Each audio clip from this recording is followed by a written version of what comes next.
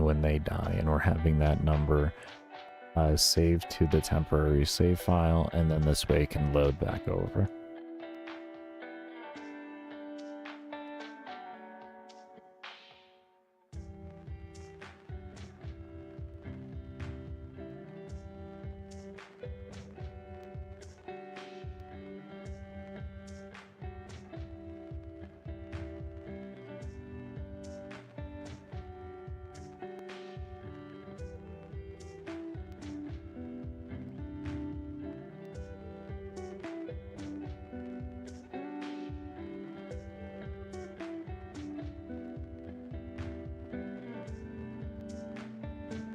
Let me just double check. Auto resets on, and we set the mob count.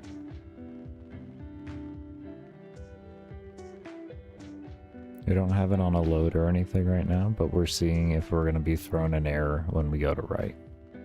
So it matters for us right now.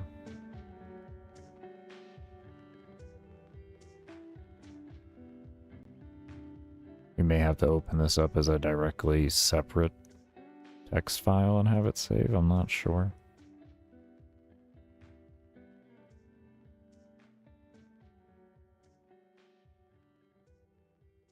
Or even if I...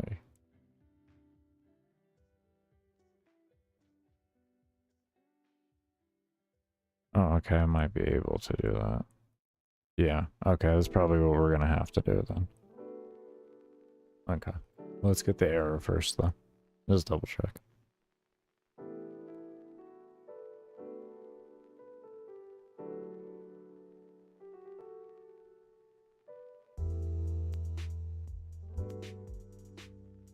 Oh.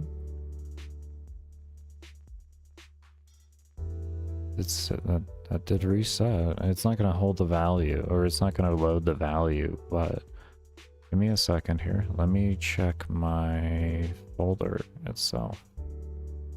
I did not expect that. Reset. Here we go. Mob value 78.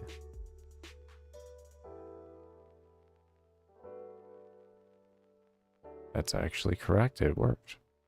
Okay, nice. Good. That's unexpected. I'll take it. Okay. Alright. Good. That makes things easier in my life. So now what we're going to do is we're going to come over to the game load. And in game load,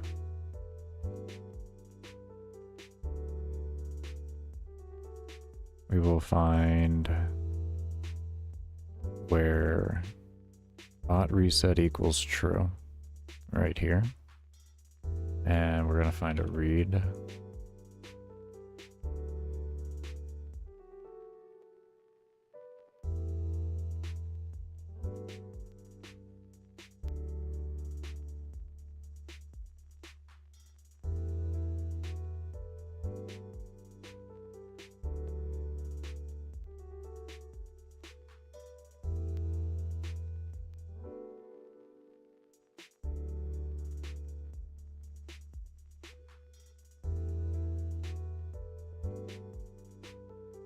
Okay, that should hold it now.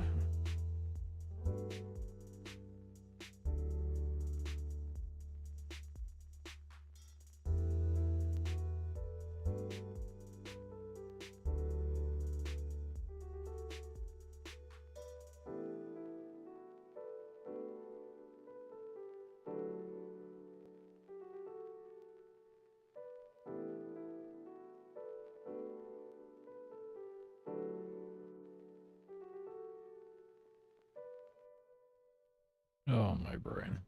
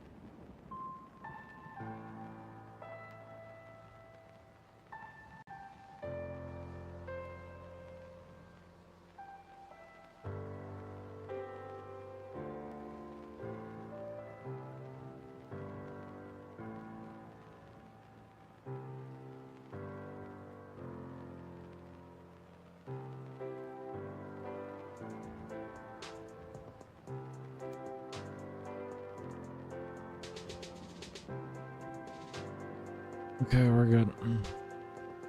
It works. Awesome.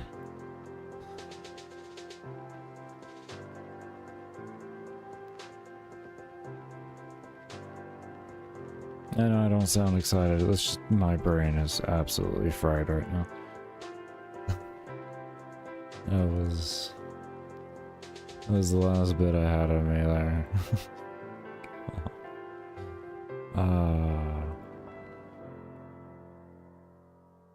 Alright, let me save up this project. Let's go ahead and jump back on into this.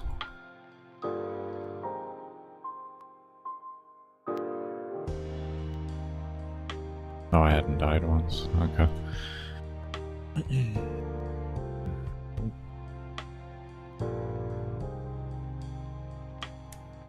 There we go. Forgot about music for a moment. We're good though. Alright, so... where do we send you? Do I just send you here? Could I just send it here? Maybe that'll update it everywhere.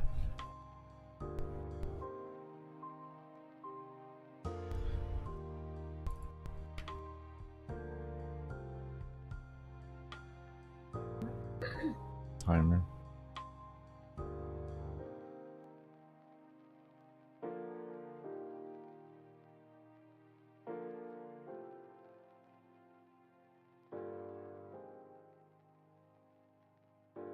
Okay, let's see here.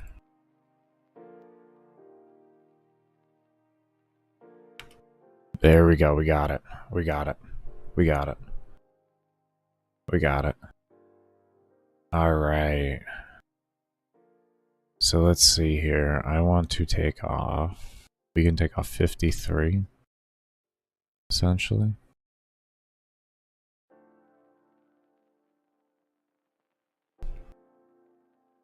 Oh no, we can 80.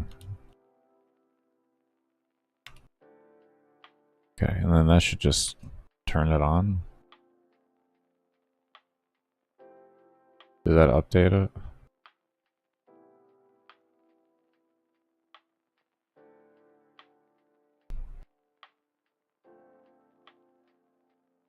Well, no. Let's see.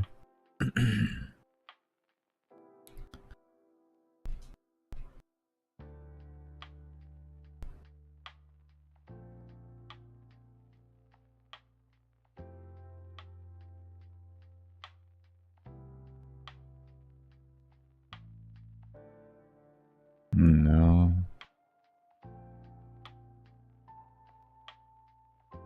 Okay, let's see here. Where can we view this value then?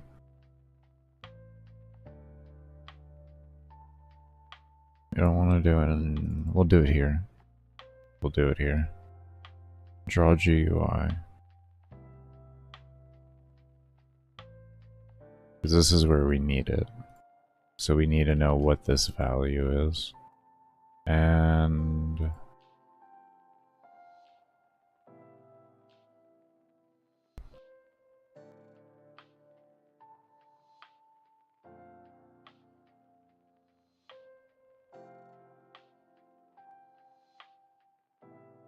$30, 37, 45, 12, 19, 37, 45, 12, 19.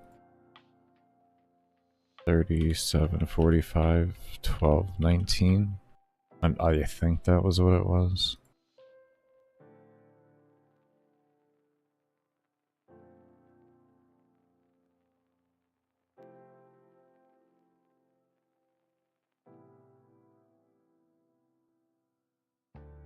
Okay.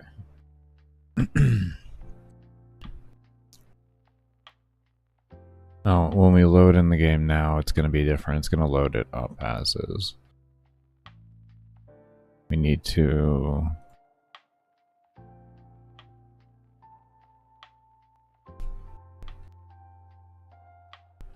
Okay.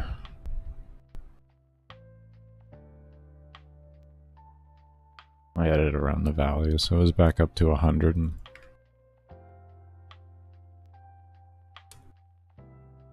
Okay.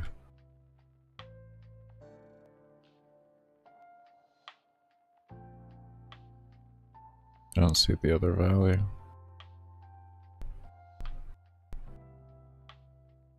I don't see the other one.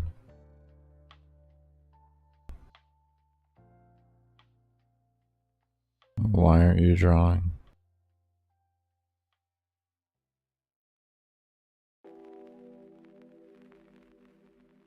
Oh, why aren't you drawing?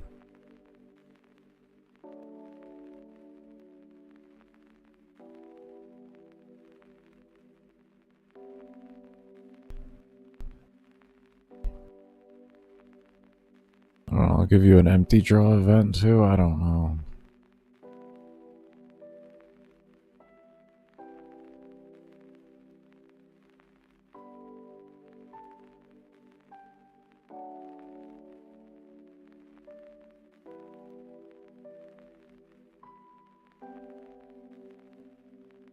Just draw this thing on my GUI. Like, why aren't you just drawing it on the interface? Can we talk about this? I'm not drawing it anyway. Let me just go up here. No, I literally don't see it at all. I have no movement speed on this build.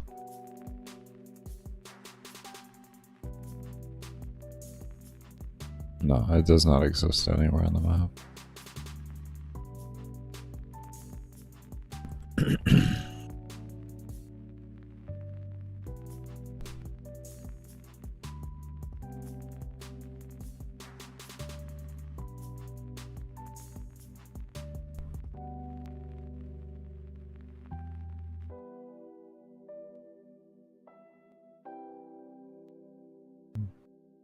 Why?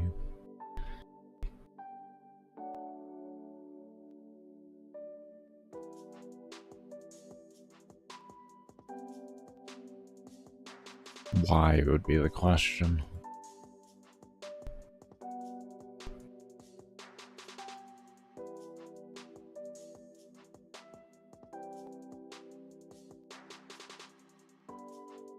Oh, maybe it's way off.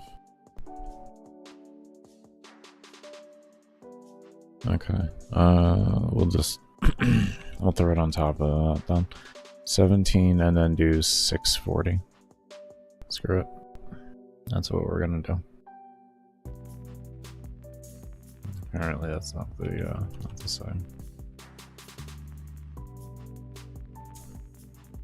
340 is not this.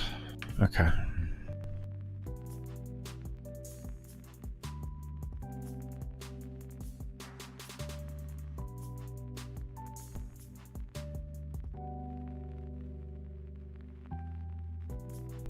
There we go. Okay, I'm just stupid. That's fine. Let's give it 100. Did not update, see? Did not update. Did not update.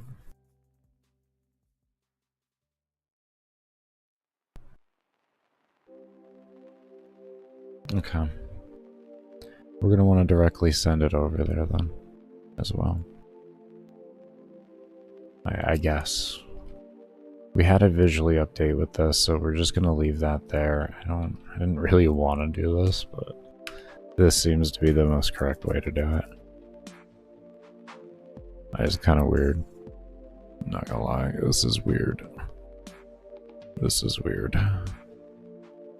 Actually, before we do that, this is weird. This is some game maker unreasonableness. That's what this is being. Because I sent it, this is sending it to the parent, the original one I made. So if it sends it to the parent, it should send it to anything that's allocated within it. Which it is. So, yeah. But, oh, it's still not updating. Extremely interesting. Now that's interesting.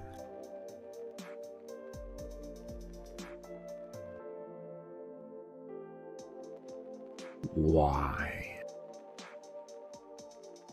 Why? That is interesting. So the issue wasn't this. Interesting.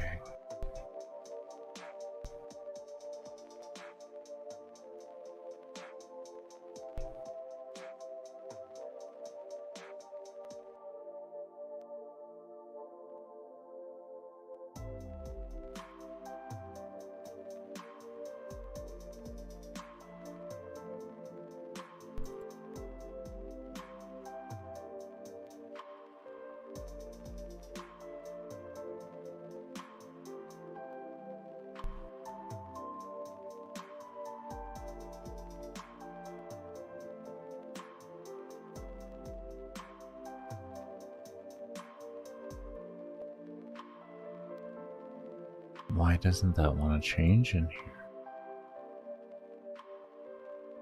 What would be the reason why you don't want to change?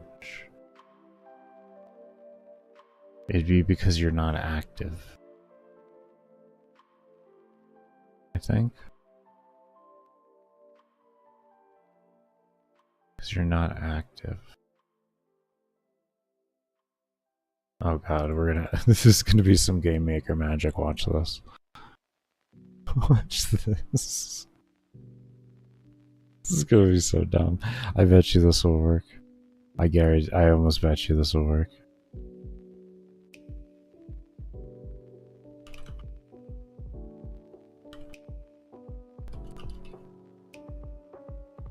What is it? It's a layer.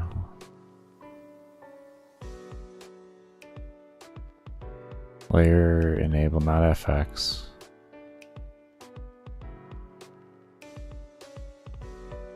I can just grab it from somewhere else.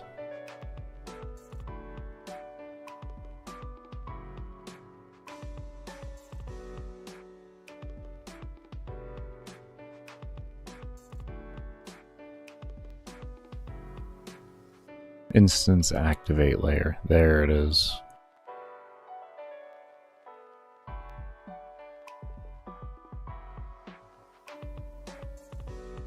Maybe we'll be closing it up after we do like the workspace and opening a new one.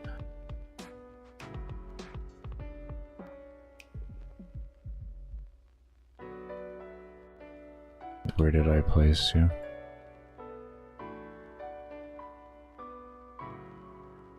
Player.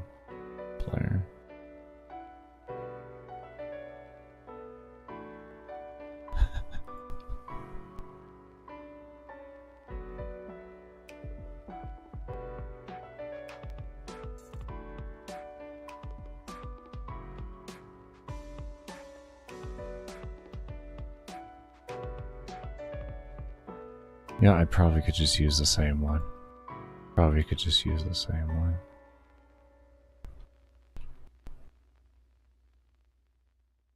How much you want to bet this works? You want to bet this stupid shit's gonna work?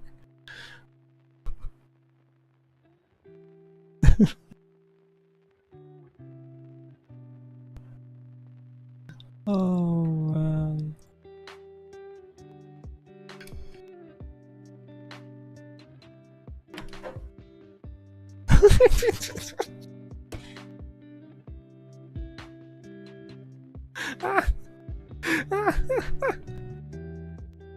Oh no. Oh, it fucking works. Oh god, I'm crying. Oh, I'm fucking crying. That's great. Oh, that is so dumb. Oh, that is so dumb. Oh. The player doesn't even know what happened. Doesn't even know what happened.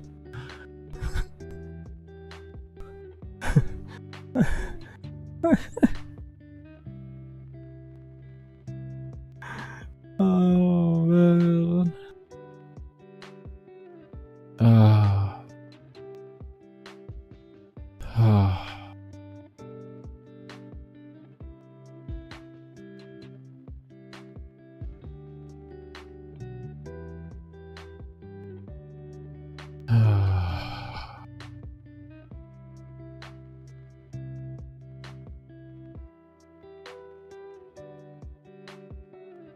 Let's see if it holds on reset.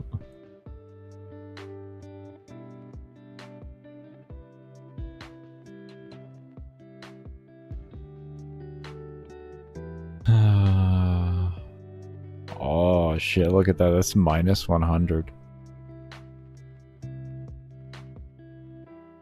Why is that minus 100? Why? Well, that's interesting.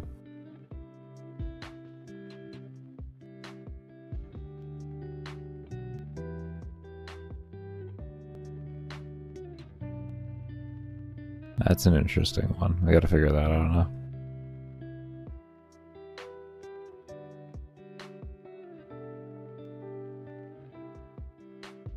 Let's see what happens with 2 deaths. Does it keep going up? I need to know that.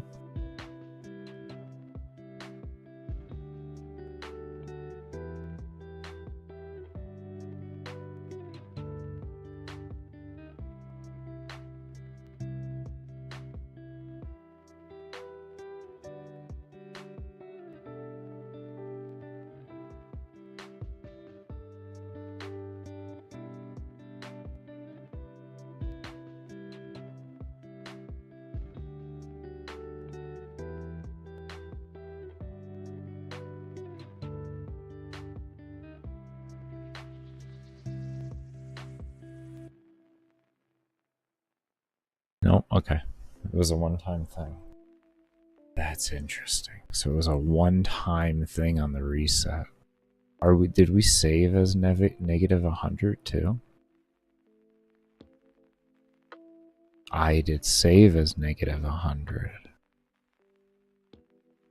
Interesting.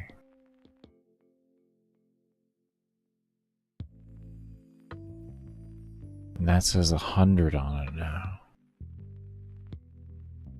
That is very, very, very interesting.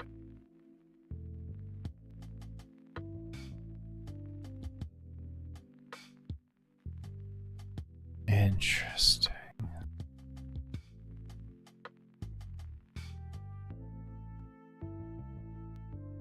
I find that interesting because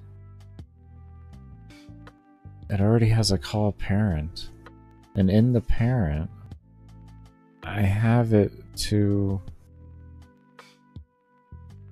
open and read the file, so it automatically should do that on creation. It sets values default, and then it loads values from a save.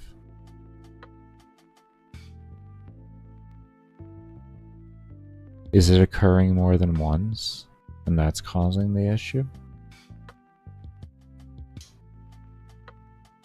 Ooh.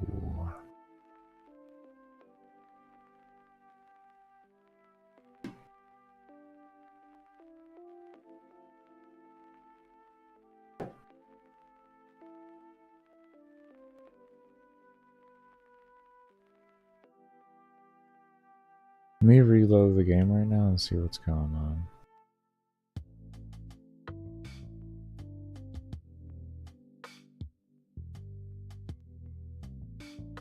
I want to see what it looks like now. What is it loading? Still loading 100. We're still loading 100 there.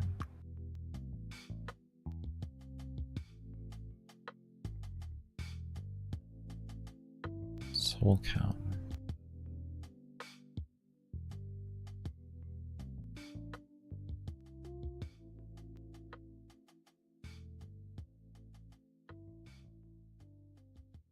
Why are you still doing that?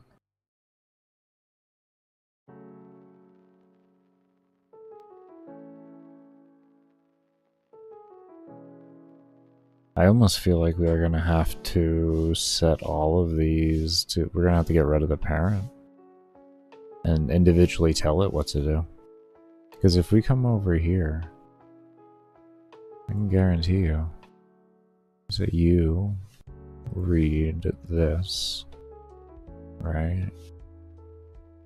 We bring this as well. What else?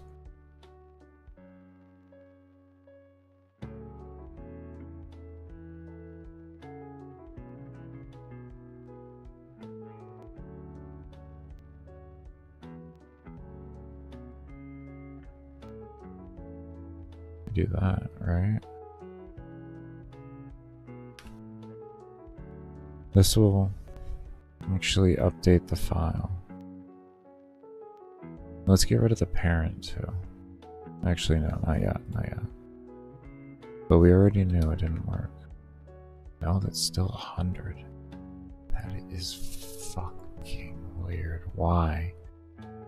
What did we...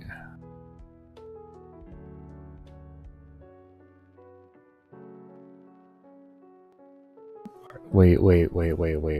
It might be a visual thing. Hold on here. Let me do plus... Let me look at it real quick here. We may not be able to see the 50, the minus, because of where it's located. I might be looking at it wrong. I might have to adjust its position because we didn't make the box large enough. See, that could... We can't see the negative there. We don't know if there's a negative there, because the box needs to be a little bigger. So...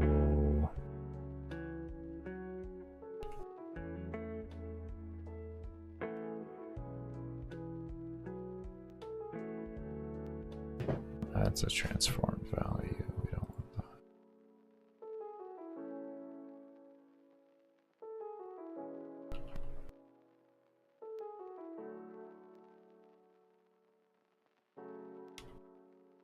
It could be working. It actually could be working. We could be overthinking this. So we're also going to take out this to this. Okay. So we gotta figure out one thing at a time here now. Now that I just saw that, there's a good chance. It's like, oh, right where a negative sign should be, your white border is. No, we got an error. Okay. It was in the draw. You didn't like that? That was not the, self was not the command you enjoyed. You did not enjoy the word self.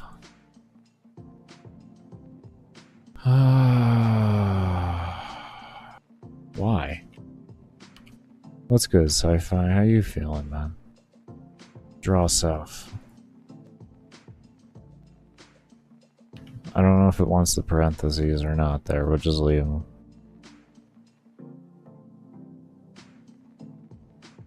Maybe it'll be happy with that. We may just have to put the individual sprayed in there.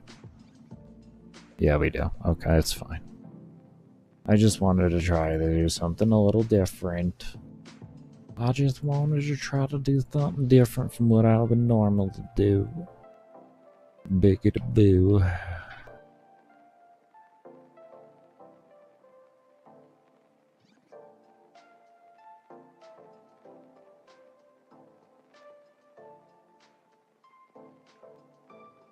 Come on.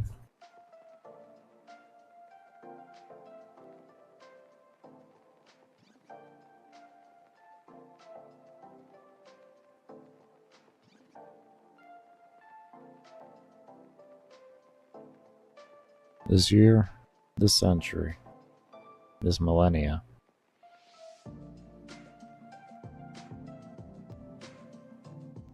"70 handwritten pages. Why didn't you type it? Are you a faster writer than typer? Jesus, man. I would have just notepadded that. Okay, the minus is showing up. Alright, we're good. We're getting there. We're getting there. Okay, so now we know visual is right. Okay, so now we gotta figure out why when it reset there was a problem. Maybe when we reset we have to adjust things. Maybe in the reset.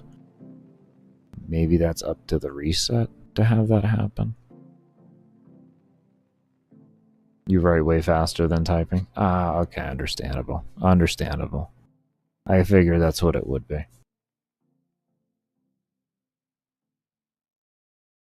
Crazy though. That's amazing though. 70 pages. 70 pages. College rule or like...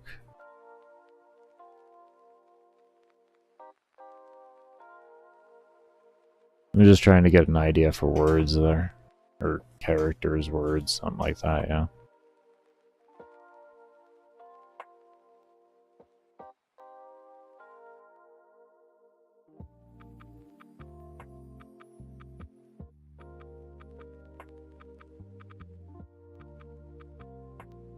Senjin already called it metal.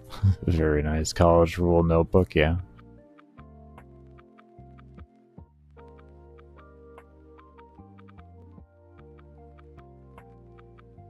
For college rule per page, you're probably gonna get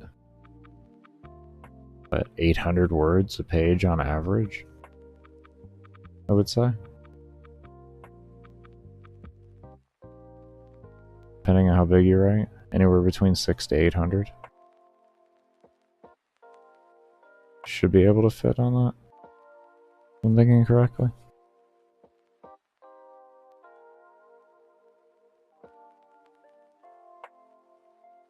That's wild, though. That's wild.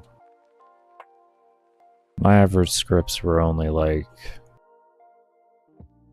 for videos... I don't know. 12,000-ish words at most.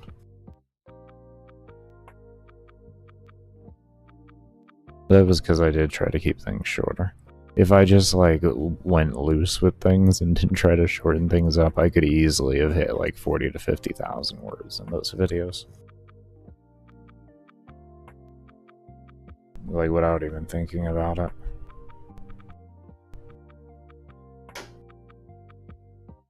That's the thing about Warframe. When you know a good amount about something, there's a lot of depth that can be explained behind it. Because there's a lot of like little systems that work with everything and all that.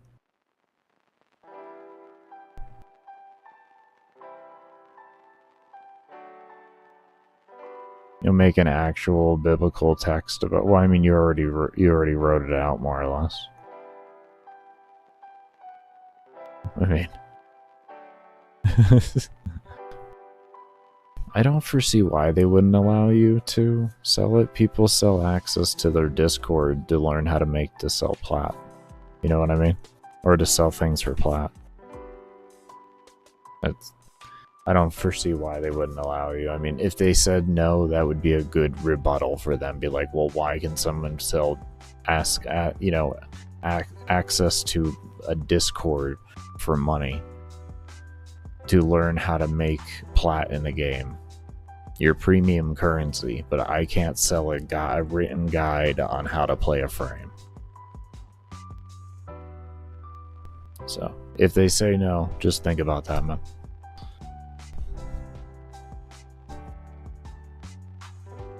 Fan fiction? Oh, you'd be doing lore and everything. Oh. Yeah, I don't know so much about lore. That actually could be copyright problems and all that. Okay, understandable. Okay. Yeah, no, I get you there. I would definitely highly ask, and there isn't much room for rebuttal from what they say. They're going to be giving you permission to use at that point. Yeah, no, that makes sense, man. I didn't know you were just going to do lore. Oh, so you're taking the whole Bible thing that you did, the whole thing, and you're going to essentially have it in a nice written form in the way of like legibility and all that. Okay, you're going to transfer it over into something that... okay. Okay. And I assume then you're going to probably include like pictures and stuff like that or something? Or is it just like literally straight word and like that's it? Like you can include diagrams in there or anything like that?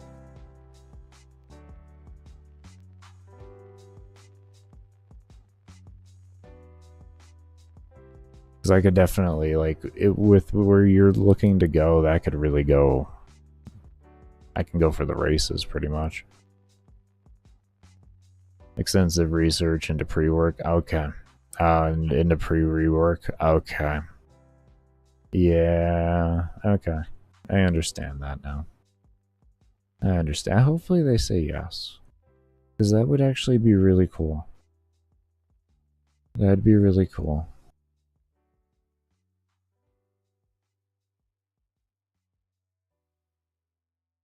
Ah, no pictures? Ah, okay. What are we gonna do here? So essentially we got that figured out.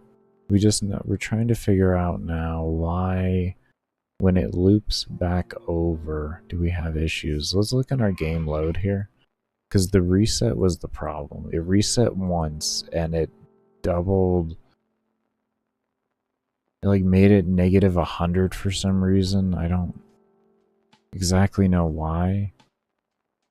And I'm thinking maybe what we may have to do is just like we did here. Maybe we have values held in here, and then when the reset happens, the values are going to get read through here. Because this is what my bot reset looks like. When the bot resets itself, well, go ahead. This is a lot simpler to show. When the bot resets itself, where are you? Save. Where's bot reset? Bot reset equals false. Bot reset equals true. Here we go.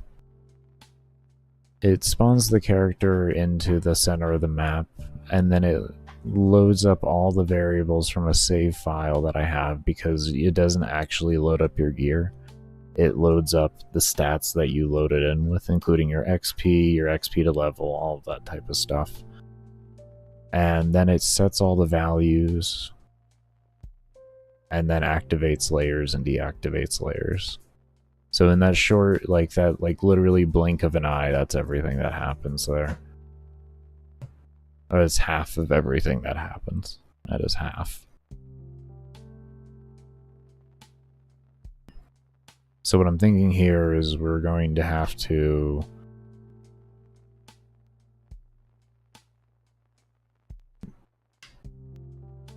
maybe save values and have them picked up through that. Which I think also means it was in here that we had... This is the issue when you add in a system into the game, that it can break a lot of things and then you gotta figure out. Like, thankfully all it did was break itself, which was awesome. And then we gotta figure out how to make it fix itself, and so, or like not break itself again. So it's not too bad.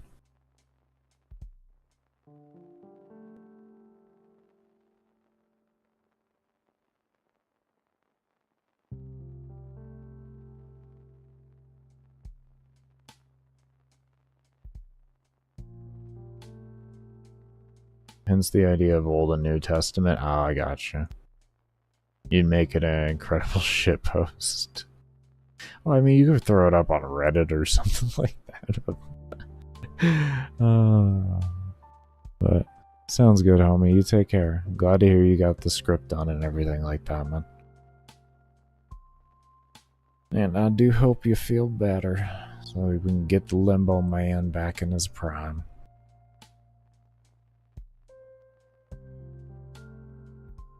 Alright, my brain's kind of frying with this. We're gonna head into this tomorrow. We got all this stuff open here, so that we know what we're gonna look at tomorrow.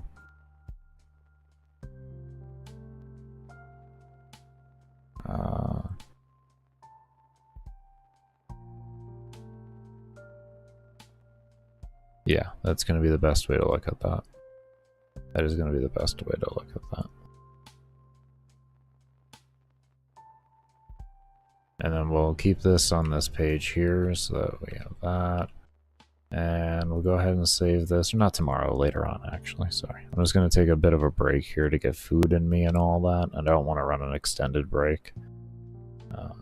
Yeah. Okay, so let's go ahead and...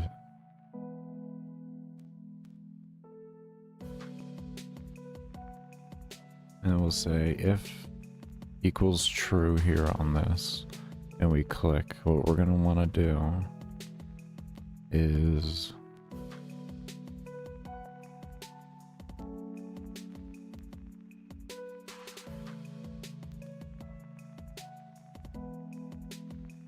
We were doing this a loop. That's right. That's right. At a loop. Repeat number of times.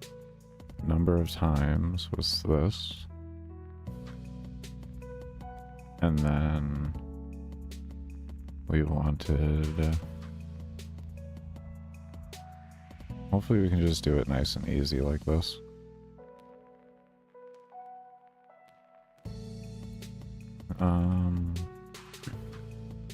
Oh, what was your name? I don't even remember. I don't even remember. Let's see. Enemies. Give me parent, enemy. No, parent spawn. What was your name? Scale steps?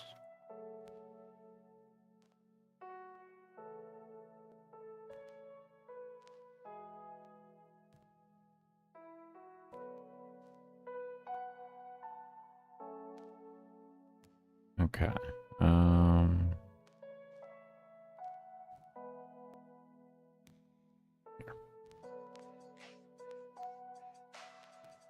Scale steps, and we need to send that over to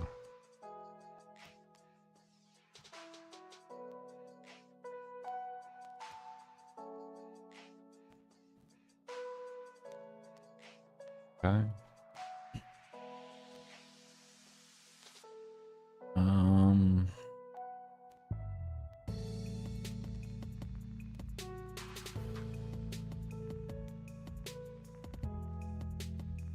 Your relative, and so can I capture the calculator?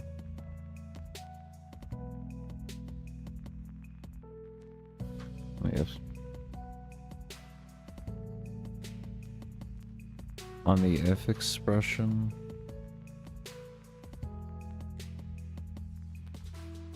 there was a plus sign.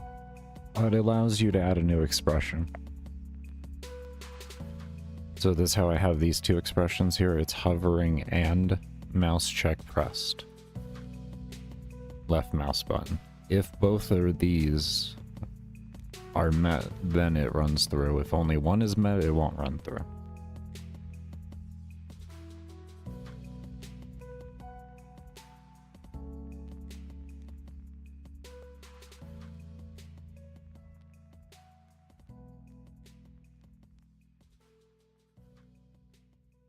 Yeah, and hovering is a value that we set over here as function. We called it position meeting, and we took our X, Y coordinates of our mouse on the UI and to the actual ID of the instance itself. So if there's multiple instances, or if we're not, or if we're just drawing it, this can be registered no matter what. And then we have it as the target of hovering. So all of this kind of ooze into hovering.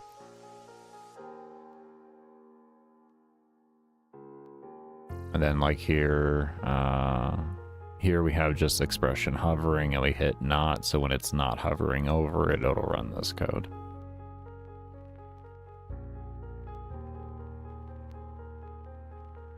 Yeah, generally in this engine, when you see pluses, it means you can add extras of that same thing onto it. This does not create, this may be a little fooling and thinking, does this create an array? This does not create an array, unfortunately. I wish like they actually made it that simplistic, but it doesn't. At least as far as I know, hitting that does not create an array easy. Wish it did.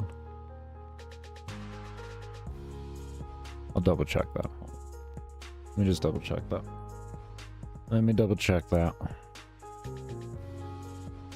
I don't think so though, because there's a specific command to make arrays.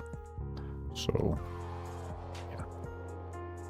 Assign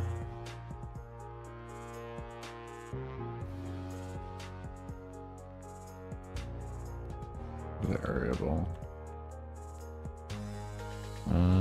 GML code, GML visual.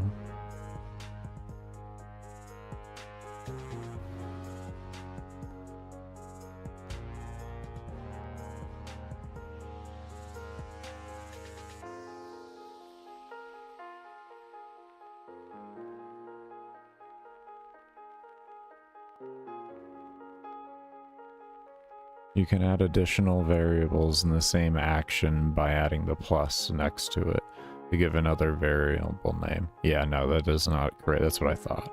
That's what I thought. Yeah. That does not create an array.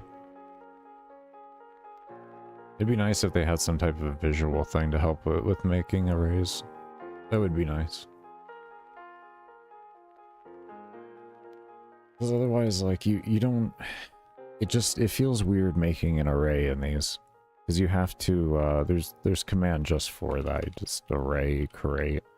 But, like, it feels really awkward typing in this tiny little space. You know? Don't you just need the x coordinate for what? Sorry, I have just sat here and just rambled on, Homer.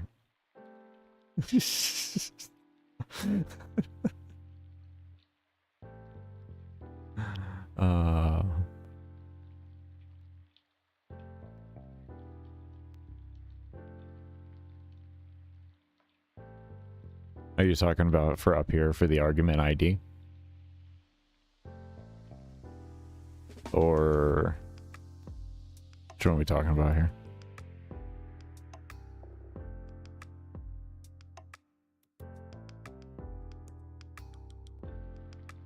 Okay, so we know we got 3. We have 100 values. We have a max of 3 and a minimum of... What was our minimum again? 1.3 seems to be. We're gonna make it 1.5. Actually, let's try 1.4. Actually, did we make a new version? When was this one made? 9/12? Yesterday? I did it with the 1.3. I was still seeing hiccups on occasion. We'll do 1.4 right now. Let me just do some testing with this. What I have running isn't going to make a difference. It's just about it staying stable. Oh, there was one thing I wanted to do too. There's one thing I wanted to do as well on here. It may help with stability. I don't know if it will or not. I keep neglecting to do this, and I need to do this.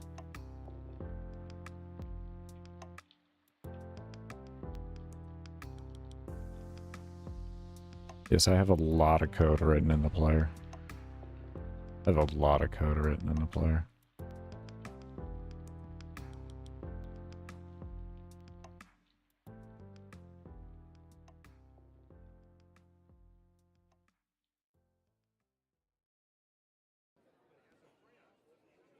Though I have been looking at kind of like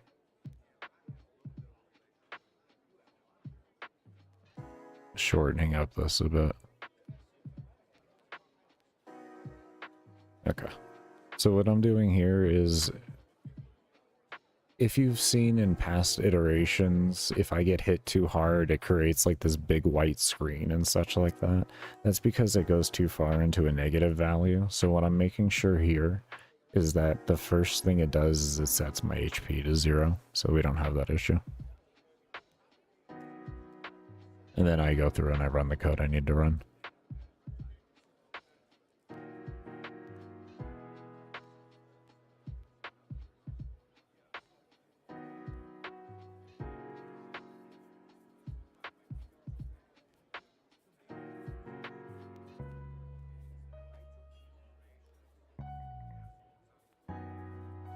Okay. I'll do it.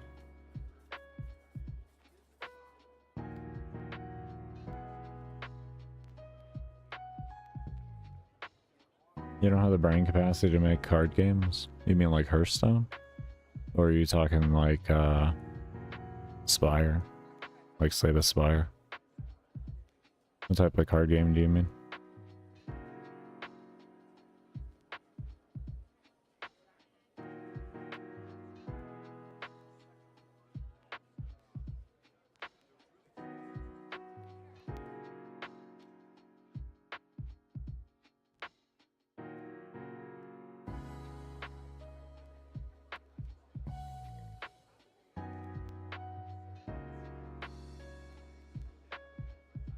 Oh, blackjack, like actual card games. Oh. Oh. What don't you quite get about it?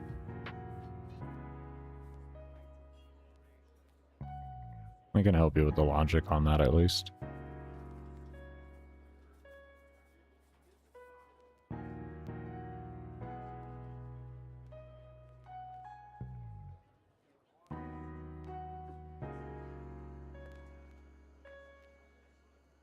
One thing I can say is if you know how to make crit chance, you know how to make a card game.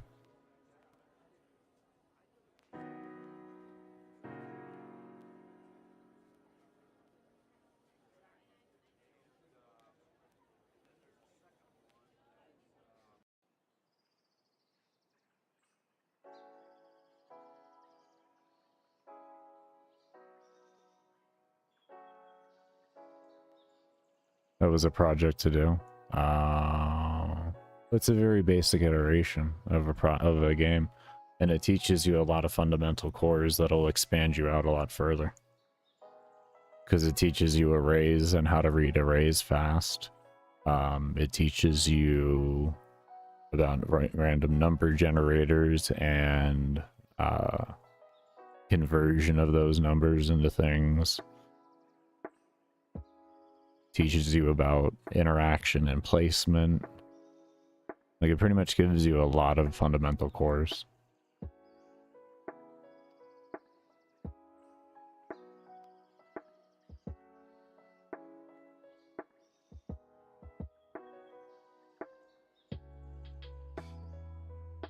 I think that's actually a pretty brilliant idea of them to do.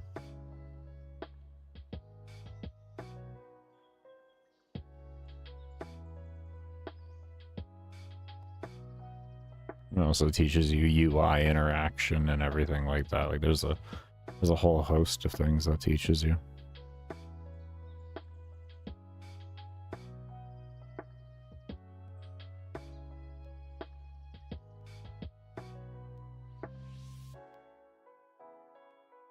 So what we're testing right now is just seeing if my number was correct on stability or not.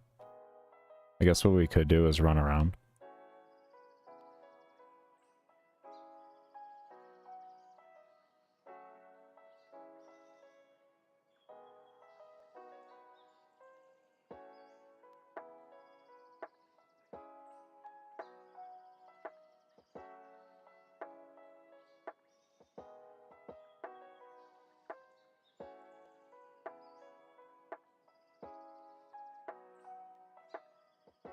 To be completely honest, though, I actually get better stability in the game when I'm moving.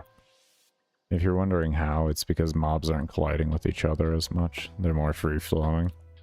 So, in my game, the more you actually run around, the better the performance gets.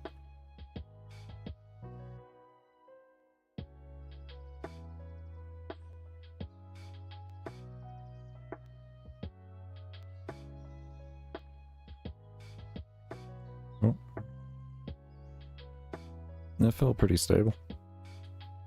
Alright, let's give this some tests here on this end.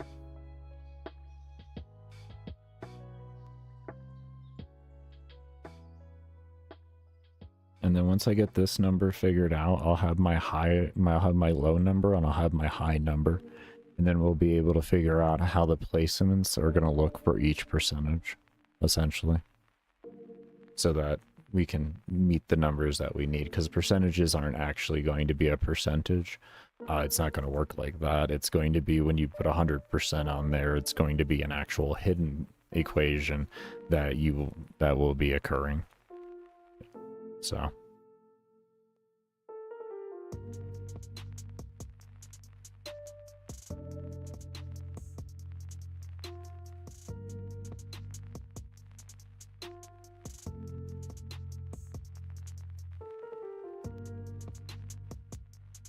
you would have it store it into a list or something like that for cards already drawn. So it would be a separate thing. And they would draw out those values from the array, essentially, more or less. Or you could have, like, a false on them.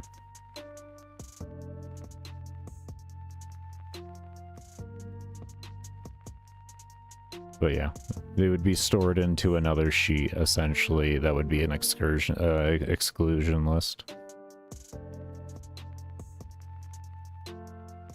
It's like a map or something, like a DS map, a grid, or something of the sort like that. Just something that can hold the values there I've already used.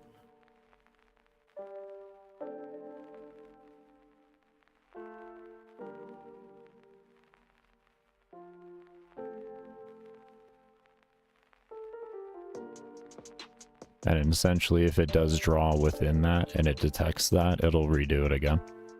That's pretty much what you're getting, what it's getting out there by the end of it. So you have it repeat until meet of not used within that list that you have there, and then it'll draw that card out and then add it to that list and then repeat.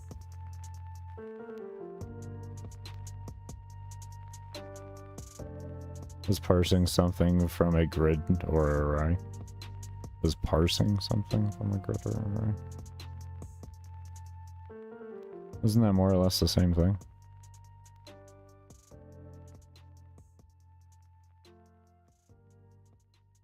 More or less the same thing.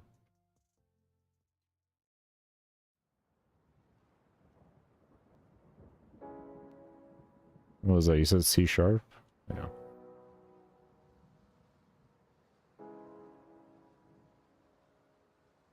Oh, to convert a string to a floating point number? Or a... Oh. Well, no, actually, yeah, no, that makes sense. No, that actually makes sense. Yeah, no, I didn't think of that. That makes actually... No, yeah, that's logical. That's so much more efficient than what I was thinking there. Yeah, that's a lot more efficient, because then it won't read it. It'll just skip over it. Yeah, yeah, you know, that makes sense. Yeah, that makes sense.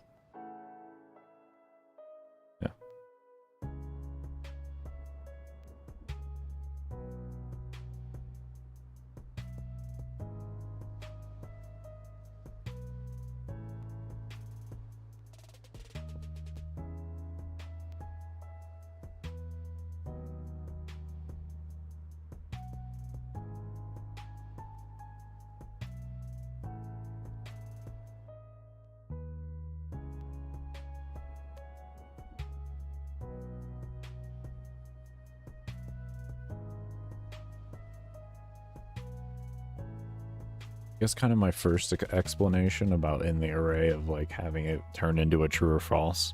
I guess that pretty much meets the same thing, to be fair. Because you go from a whole number to a string or a string to a whole number.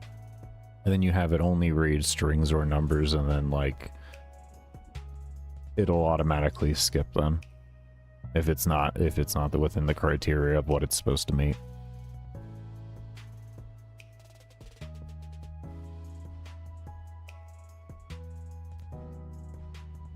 Just as to what it was exactly called, that's where the lost went for me. The last time I worked with any other language that wasn't gamemaker or AutoHotkey was like 15 years ago, and that was C++, so yeah. I don't even... Hold on here.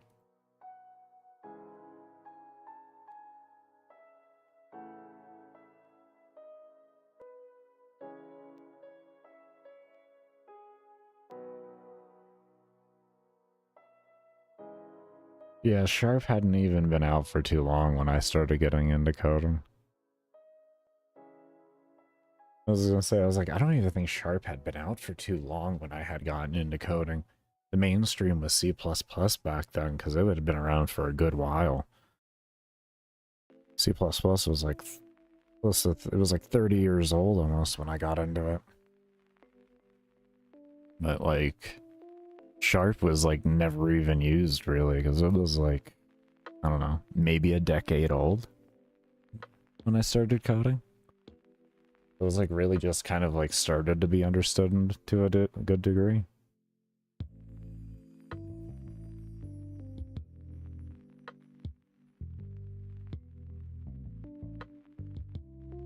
But it was actually switch cases. Oh, okay. Okay, so what it does is when it draws the card on a switch case, say like on gamemaker, if that's how they worked it then. So let's say I'm gamemaker here. So let's pull up a blank template here. I can actually show you exactly what they're more or less meaning there. Give me an object. We'll just do it in the crate. So actually this has a function on it to where you can have, you have a switch, you have a default, and then you have a case, more or less. Here would just be nothing but cases. And you would have a value here that would be always set to true, more or less. So you have like, you know, let's call it card rotation, right? And card rotation is true. And then you'll have constants down here for other variables that would actually read it as a false. And if it doesn't do that, or then as a true by matching this, and then it'll actually switch to that. And if it doesn't read that as that, it excludes it from the read. That's more or less what they're looking like. Yeah. Yeah. Like 100 lines of if. It's 100 steps just going, man. Just 100 steps of just going before you get to the end. But yeah, what that more or less is going to help you do and everything is, especially in like servers and everything, server steps and saving steps in servers are the most important thing. If you can save the computer 1 to 2 steps, you could save a company hundreds of thousands to millions of dollars type deal, you know. And if you can rework a system to save like 10 to 15 steps, you can literally change the entire dynamic and how the company like looks at their profits every year and everything. So that's where an like teaching like that would, why they taught you that and everything really came into handy there, or would come into handy. Because it helps teach you the basic logic skills of, okay, there's obviously, I can take 1,000 if statements if I want to, and then I can make this work, or I could do this instead, and it works significantly faster. Both are inherently almost instant eye fast, you know, but one works significantly faster in a actual like counting of milliseconds time. Me, with a lot of my code, I don't worry about it too much, only because as long as it's human eye instant for me, I'm typically going to be good because I don't have a game that's going to be online. You know what I mean? So I have less of a care of looking at how to minimize the steps as much as humanly possible anywhere that I humanly can. Anywhere.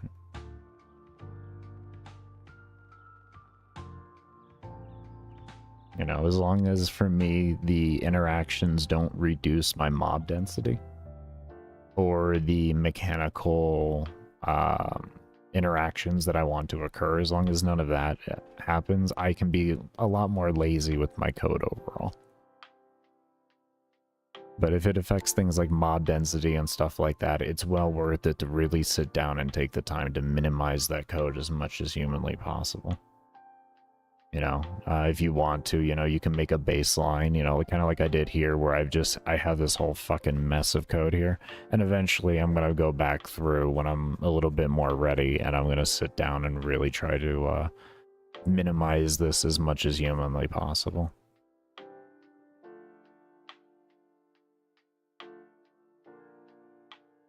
But yeah. It just depends on what you're really working with there.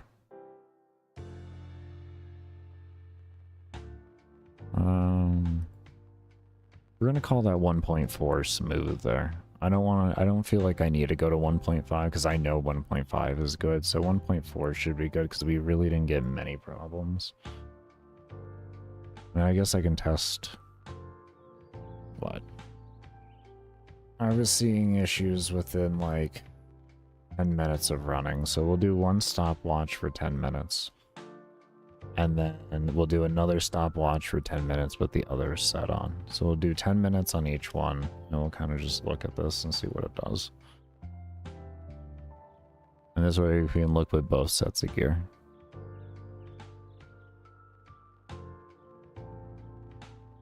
This will be the one that will cause more problems than anything else. So, you know what, actually let's set it to 1.3 where we know problems occur, and then what we can do is we can set a stopwatch to figure out at what time we saw the problems occurring, and then we can send that back into relation when we actually go to test the higher numbers. So we know 1.3 caused issues. It did take a little bit, but it did cause a little bit of issues. I don't want the player to have any dips in FPS, like into the sense of like performance degradation from what their desired FPS is. I don't want things to feel, you know, like you're actually missing frames or lagging or whatever. You know, whatever the player may want to say, they're blaming right there. I want the game to always feel smooth. Oh, let me start my timer. Yeah, there we go.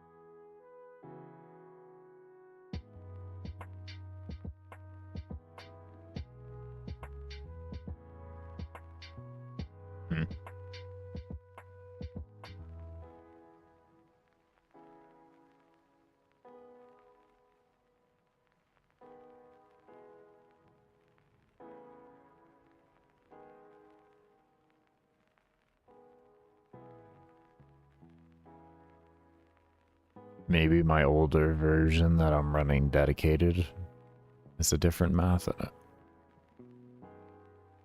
I'm not seeing any damn problems. Maybe that one was set to 1.2. Maybe that one's 1.2.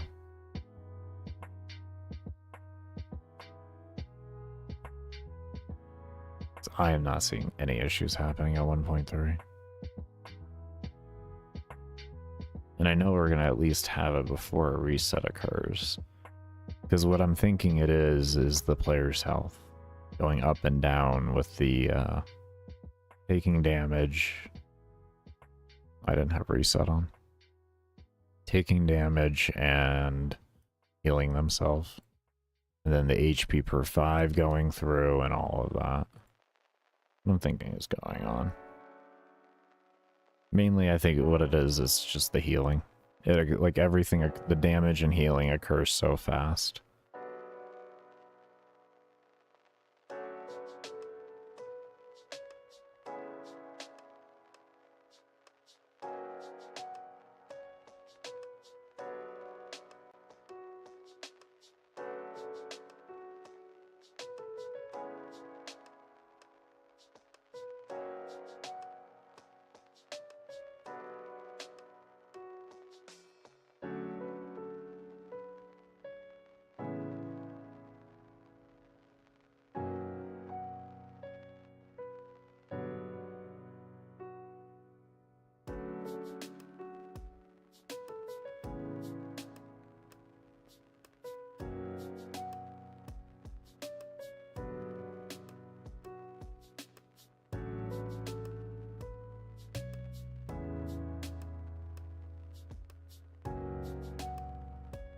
I'm gonna have to like test on a breaker. Let me load up the dedicated version here.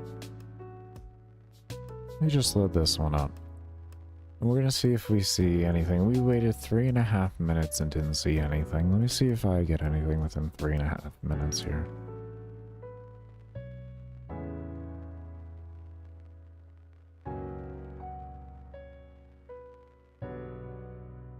So maybe I already changed this.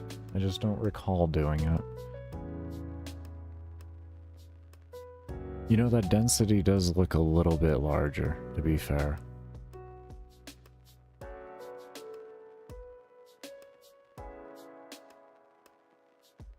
It does look a little bit more dense.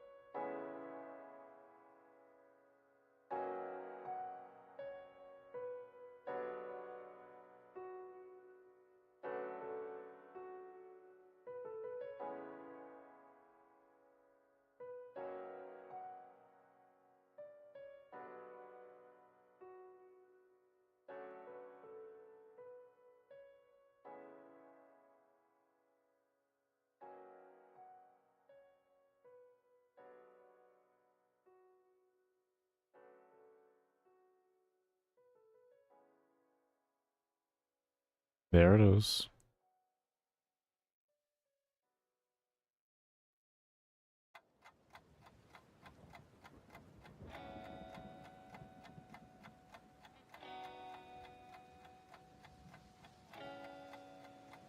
It's very, very subtle.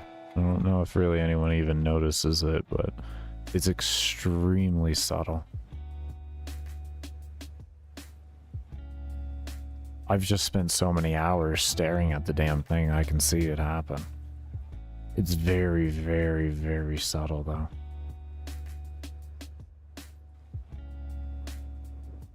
We've only had one so far. We had one within 2 minutes.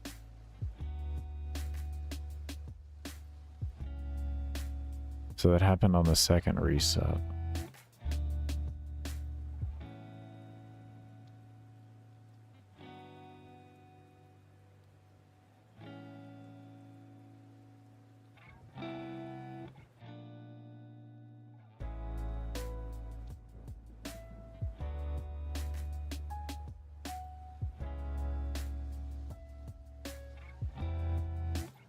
Let's see if that occurs around the same time with this reset.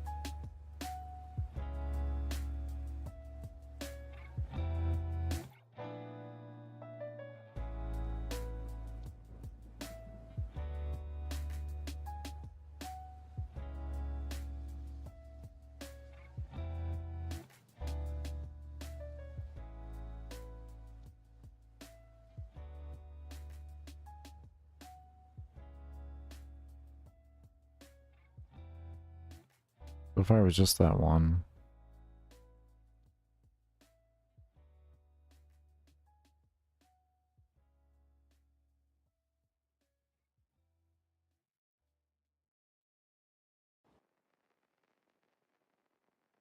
You know, we'll leave it on 0.3 right now. 1.3. It was 4 minutes of testing. Okay, we'll leave it at 1.3 and we'll kind of figure things out here. The highest it's going to go to is 3.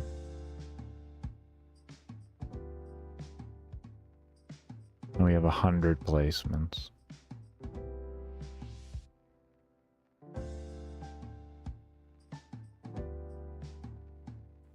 We we innately divided by 100, we're gonna come out to 0.03. But we need to take out... The issue is that goes to 0, not 1.3.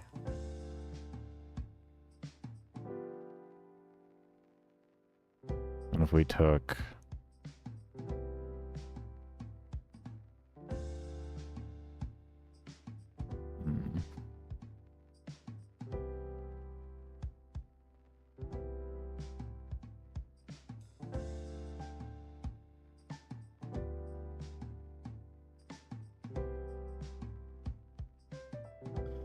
3 divided by 1.3 is 2.3.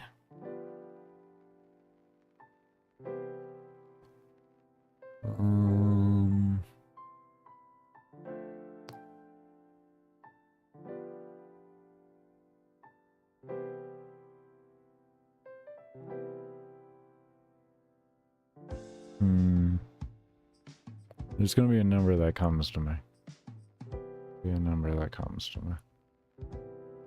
I've really already been coding for 38 minutes. Jesus. All the testing. It's fine.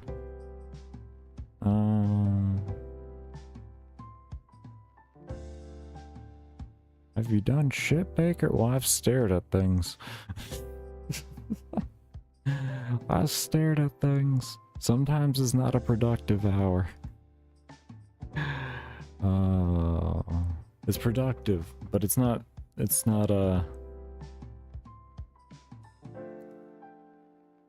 completion productive. Just we're kind of getting somewhere.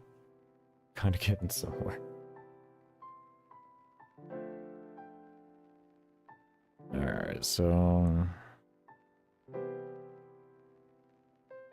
what is the difference here? We have 3. Oh, here we go. My brain. I'm so fucking sometimes. 3 minus 1.3. We have 1.7 as a gap in between them, right? Okay, so we divide that by 100. So that, and it's 0.01 fucking 7. And then that there, if we take 0.017 and then we multiply it times 100, then we go from 1.3 to 3. God, you're dumb sometimes. Ugh.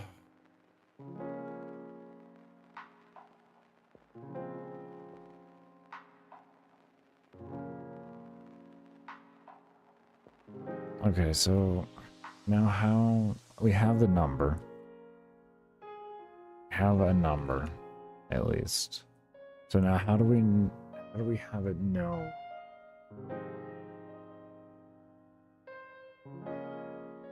whether to add or subtract?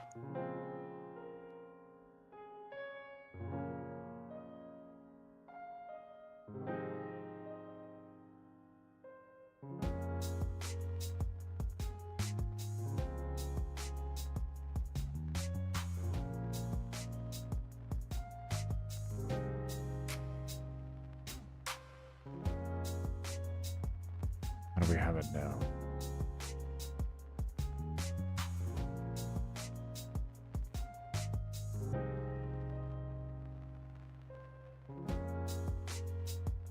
I guess we can always just have it start at one value and then have it just go back from that. We'll just have it a value that's always set defaultly, and then you have to set it every time. It's not a saved value. Because the player doesn't have to invest into this, so we can just have them set it every time they enter. Kind of a good idea, yeah, actually. So we kind of set this up with a minus. Because logically, to be friendly to PCs and everything like that, we're always going to set it to the minimum as a base. So 3 becomes our baseline, right?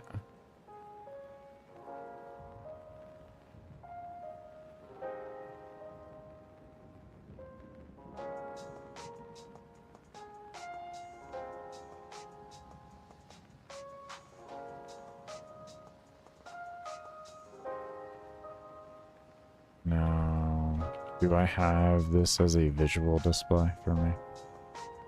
Am I showing this? No, I'm not. Let me draw it on my GUI here.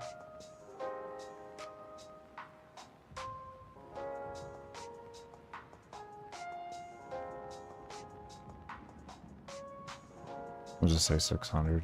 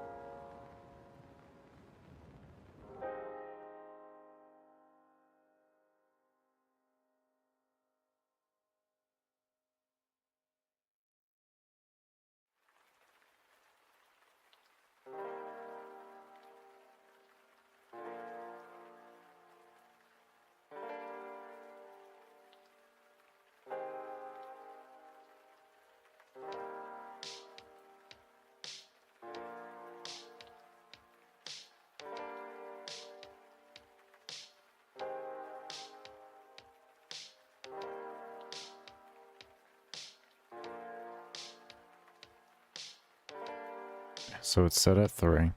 We have that confirmed. We can see a clear difference in mob density here. Massive difference. Okay, good. Set this up.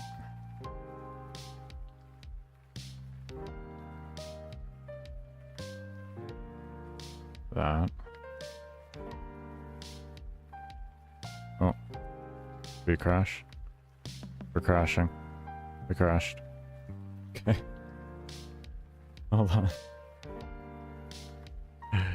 I need to make it break. I didn't break the loop. Hold on. Can you... Do I need to... What if I stop through here? There we go. Okay. Alright, hold on here. I didn't make a break for the loop, so it just kept looping infinitely. So, I'm stupid. Don't worry about it. It's fine. Just say break here, and then we say if...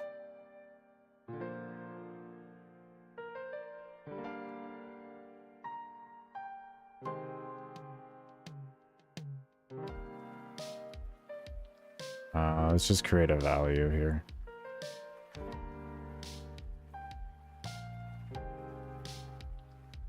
I would have thought it would have...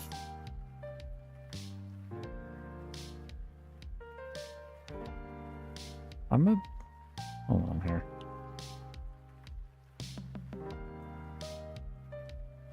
While loop, repeat number of times.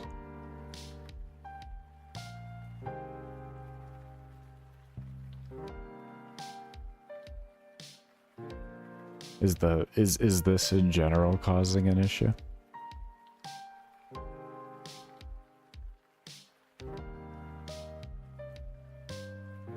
Okay, I got it. We don't need a loop. We don't need a loop.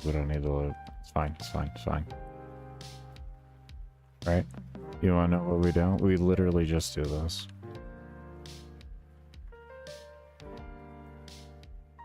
I'm just stupid sometimes, okay? Well, I get there.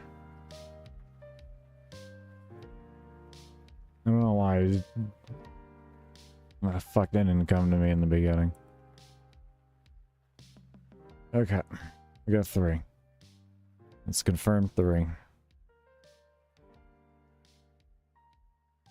3 has been confirmed.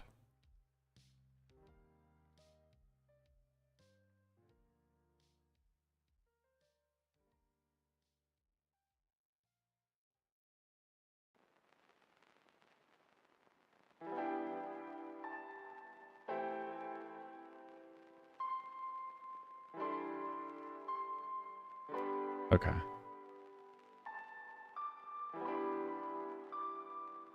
I don't know if I needed to do this or not, but we will. Deactivate instance layer. There we go. And we need... Which layer would it be? Who are you with? Parent spawn. We need enemy. Enemy.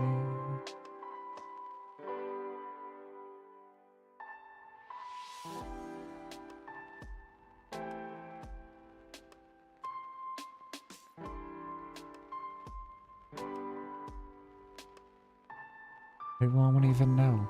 They won't even know what happened. They won't even know that we enabled the enemies. They won't even know.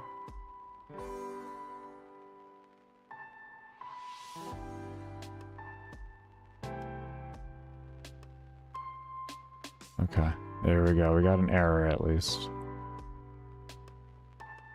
Unknown object, mob spawn value.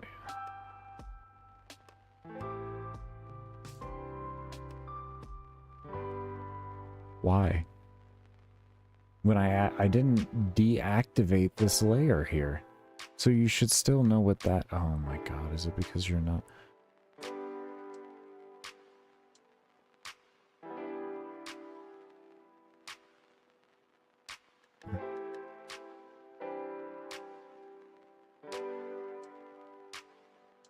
Okay, how do we send the value?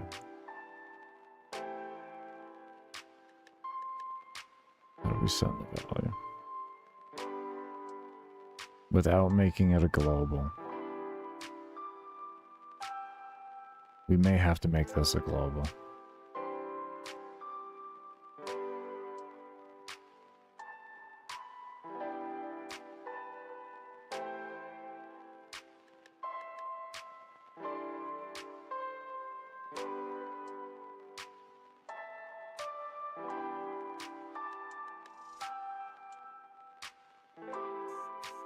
Yeah, we'll make it a global.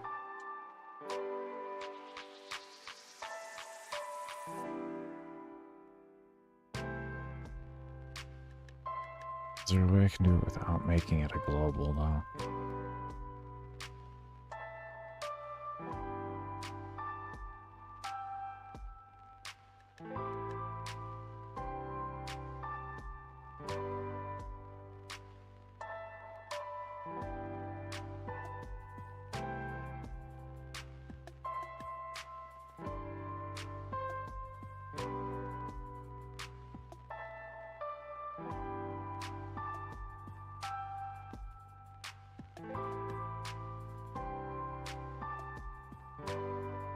Do I create a system where they're all parents of each? No, then you're not.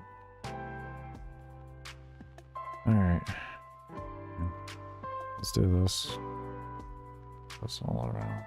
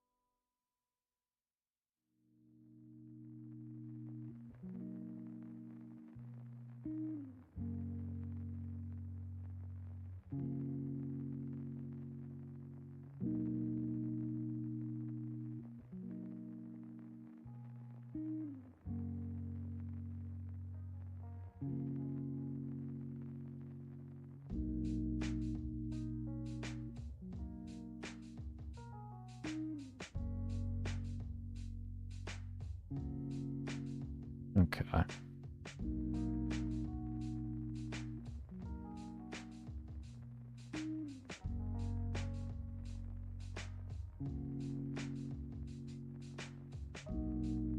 Let's confirm here. I got 3. Okay, good.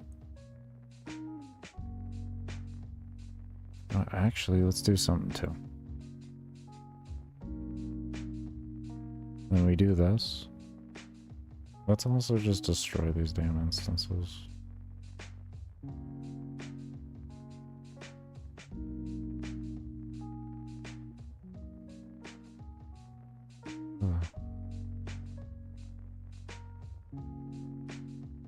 I'll clean things up.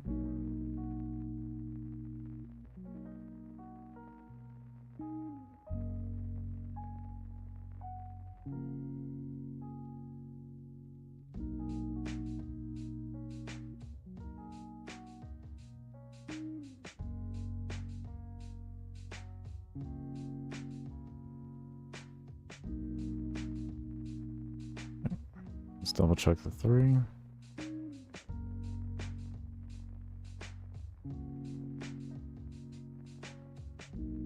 Yep.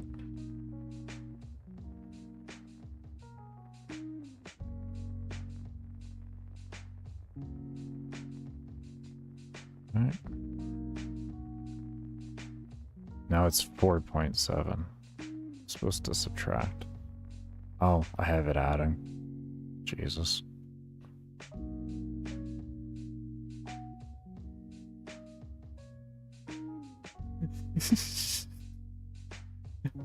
We're getting there. We're getting there.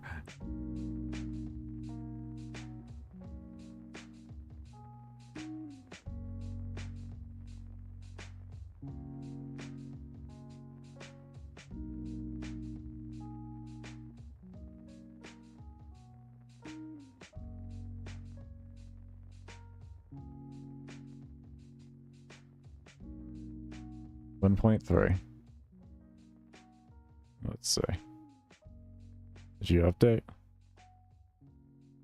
Please update for me. Why don't you update? Why didn't you update? Am I not... Is that not the right number? That has to be the right number. Isn't that the number? Oh, please don't tell me that wasn't the number. I would have, like... I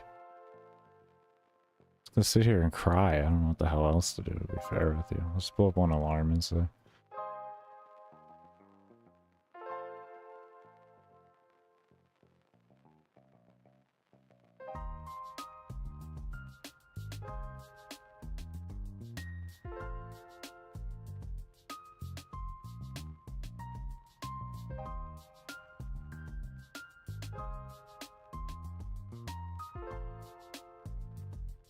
Upset. Correct.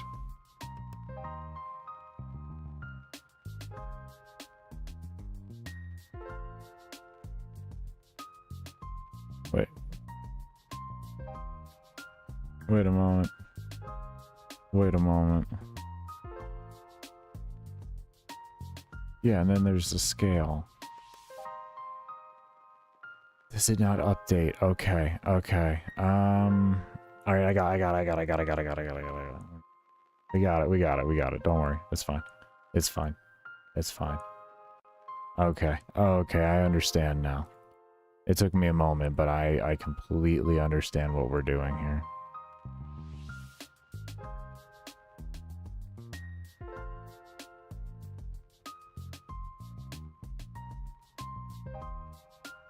There. Okay. Alright. Take care, Nip. Thank you so much for stopping by, homie. Did you ever get Unity? Oh, you can talk to me tomorrow. Let me know if you ever got Unity working on the Linux. Anyways, so we have our 3. We'll guarantee it. And then we'll check here. And then this should work.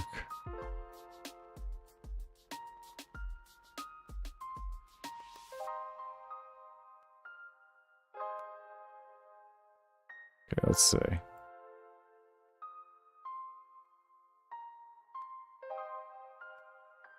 There we go. There's adaptive mob spotting. Right there. Good shit.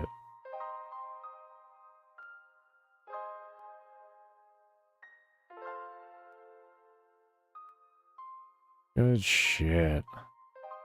No? Oh, that's unfortunate, man.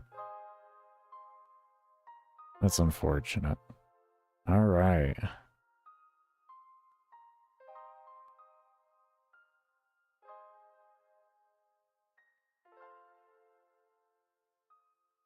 Okay. There's a few other things we'll have to work on for it, but we really got this working down to a pretty close science to calling it done. That's fucking awesome. We are getting there. A few other things we gotta do, but this is good. This is good. Very good. This is very, very good.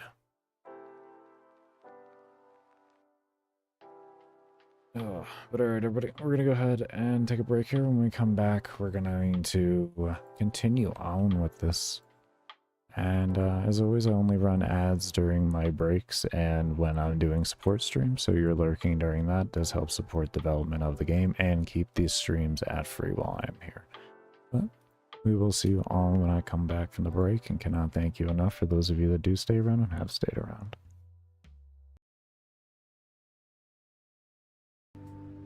Okay, so where we left off yesterday, we were, if I recall correctly, we had gotten this, or not yesterday, the day before. We were able to get this thing to at least follow my mouse exactly, and thank you, Nip, so much for that, man. It's much appreciated, homie. So where I think we left off was, yeah, okay. Okay.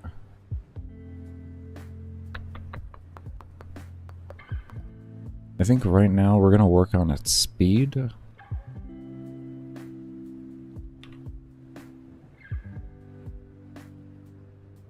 I wonder if there's a jump too. Should I do a jump too? Hold on. I wonder.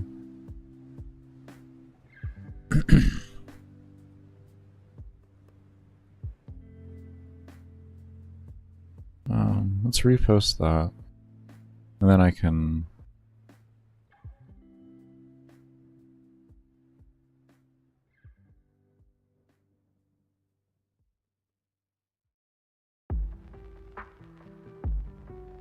I feel like that might look cool. I got the emotes.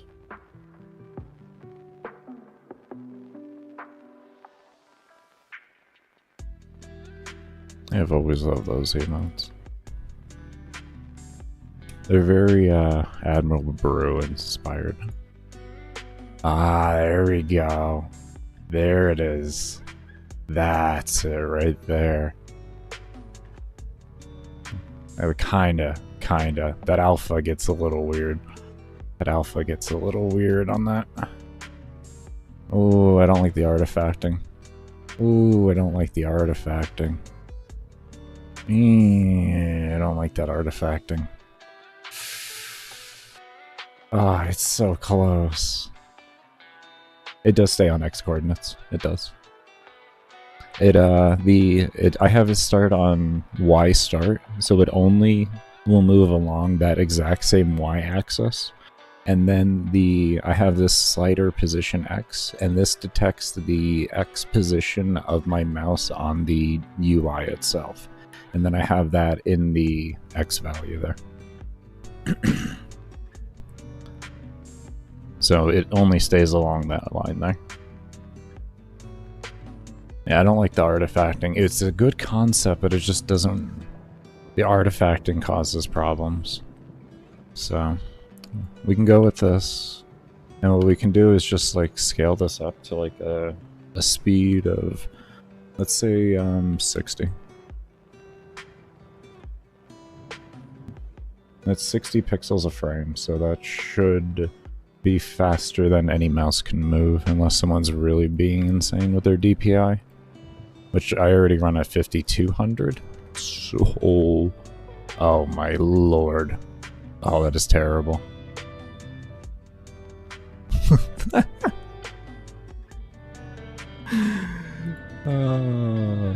Let's try 20.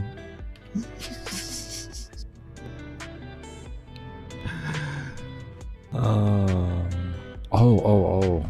Hold on here. Wait.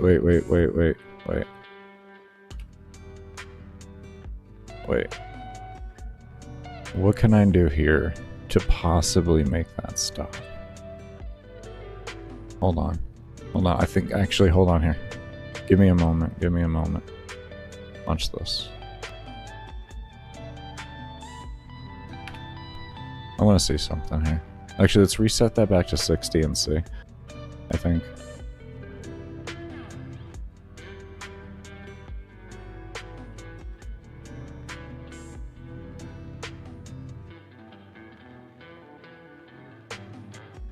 Maybe I should stay on the X coordinates. Well, yeah, that's what I meant on the jump to. It follows the x coordinates. It's the only thing that it actually follows, and it stays on the exact y coordinates there, but I need it to be able to stay, like, float on the x coordinate, because this is the scalar for the mob density. Because it's going to be, you as the player are going to be able to control that, so if you want to have less mobs, you know, you can do that on your endless missions. And this is essentially so that if somebody wants to have, like, other games running or anything, you know, and they feel like they have a performance hit, but they still want to farm and everything, they can reduce their mob density until their other game actually works appropriately. That's what all this whole system here is going to be tied into.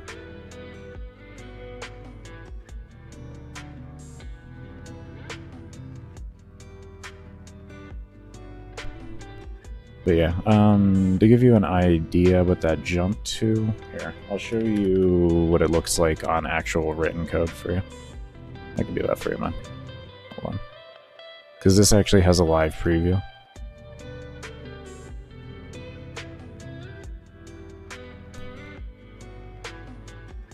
Come on. There we go. And right click, and then live preview. And then that's what it looks like.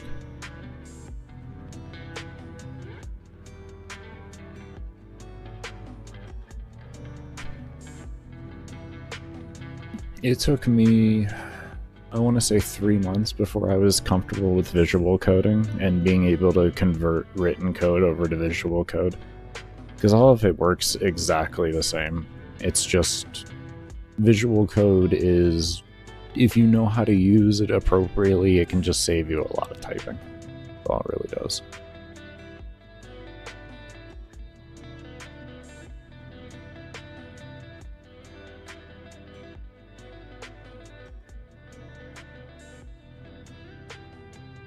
But yeah, that's what the visual, the actual written code itself would look like.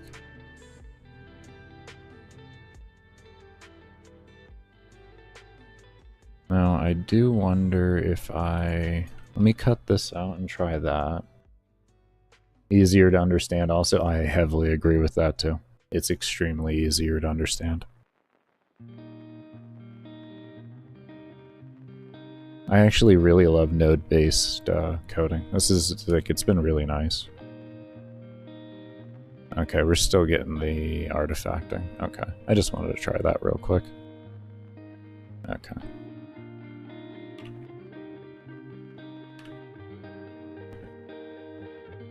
I feel it's easier to understand.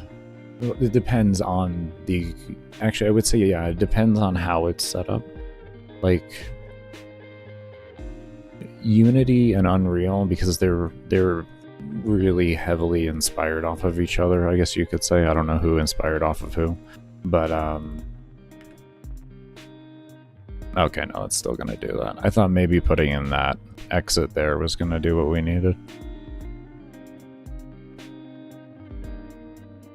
But yeah, it maybe do the slider in steps. It isn't a step. Yeah, let me show you. The events here are actually where the type of thing you have. So you have your steps. Hold on here. Hold on. You actually might have something here. Maybe I could do a begin step in there. What if I did this in a begin step? What if I did that in a begin step, actually? Hold on. That might work.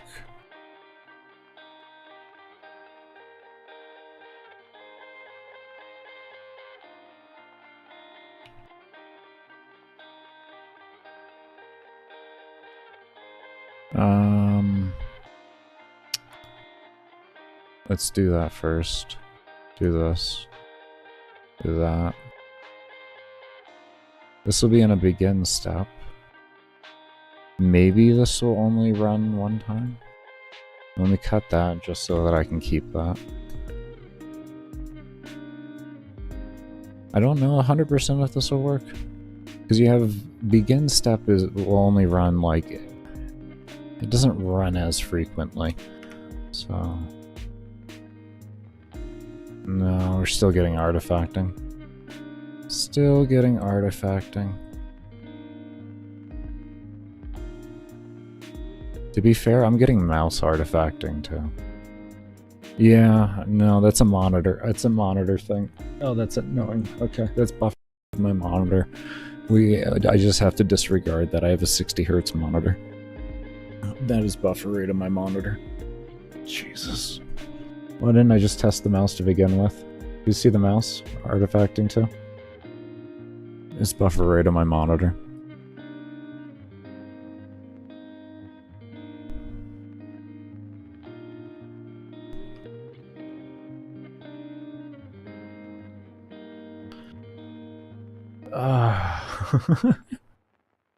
I'm gonna take a sip of some water real quick. Because we can do this here too. See? One sec. Oh, man.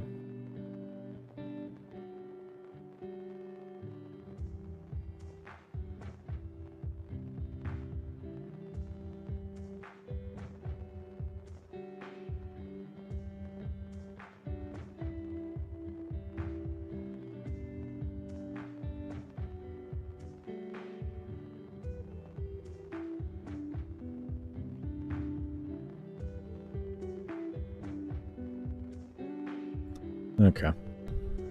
Now that I know what that is, at least.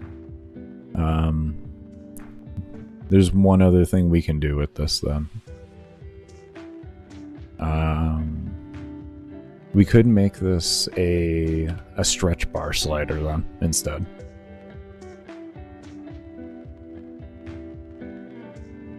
Watch. We can do this.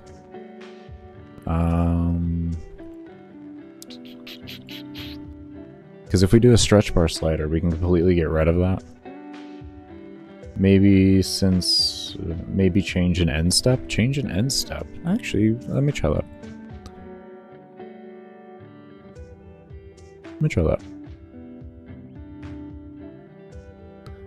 But yeah, if we still get the artifacting there, what we're going to do is make a stretch bar.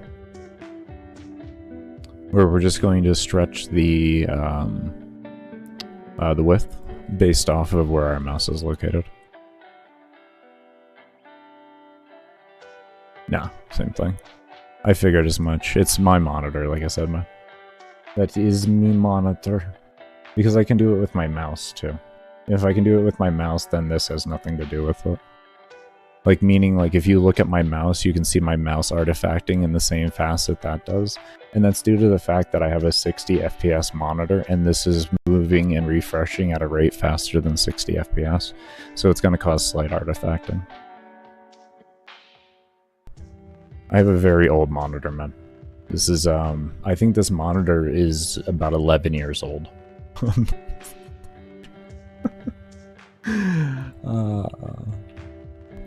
I lived in California with my ex when I got this. It was a good Black Friday sale. I was like, fuck yeah. And just like, I'm not actually like a heavy and like...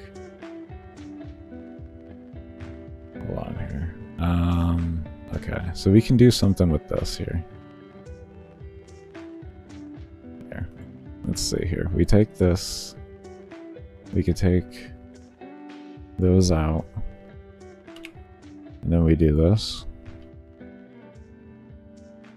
I think this is gonna work. Oh no, we're gonna have to...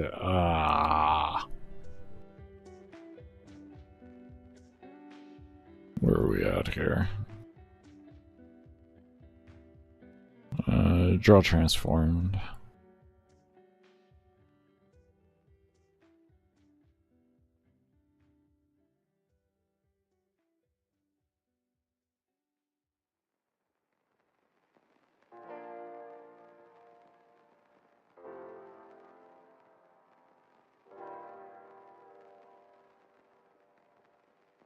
Do I want to do this?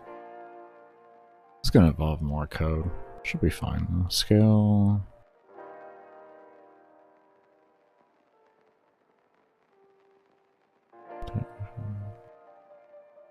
We're scaling X.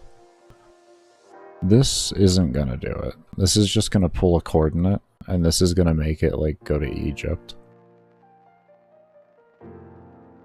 I'm, like, pretty much 100% on that. You don't need it to draw itself. Having it draw itself like that. Okay. So let's have this one fail here really quick. Yeah, let's have this one fail really quick.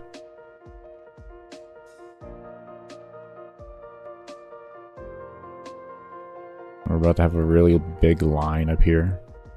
Which I guess really isn't failing then if we know it's going to happen. Oh, we got an error instead. Oh, that's impressive. What did you give me the error for? Not set before.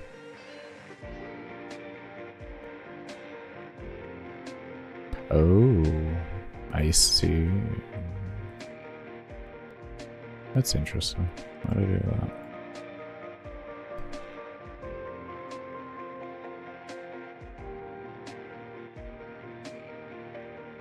You just don't really know. Yeah, I don't.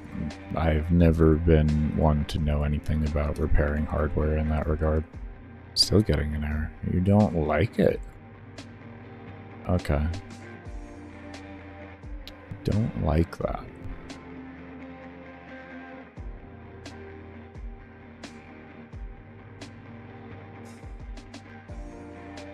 So we're gonna need a max value then for this. And we're gonna need a minimum value. And they're gonna have to be based off of the size of the slider bar. So we have... So we can do something with this here. So we take this.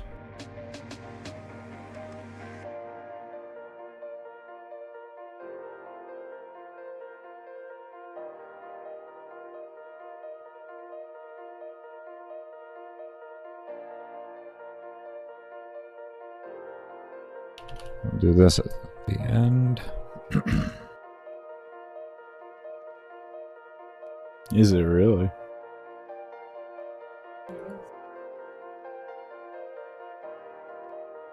Why is it categorizing my frame as games? My actual game? I don't have any game. It doesn't show a game title for me. Why are you... Why? Because I put it in my title?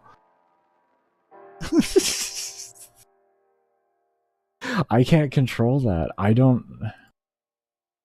There is no game. Let me show you all of this. I literally don't have a game selected. Where are we at here? Studio YouTube. That's the chat. Hold on, which one is this? Live streaming and one more page? Yeah. Yeah, look at this. See? No game. As you can see, you can't hit the save button. So I didn't edit out the game or anything. I don't have a game selected, I can't. That's YouTube, not me. Yeah. Yeah. Okay, well, whatever. That ain't my fault. What's good, Nightsoul? How you doing? Watch your video from 9 months. Warframe? Take gaming off? No, it's considered gaming. I mean, game development's still gaming at the end of the day.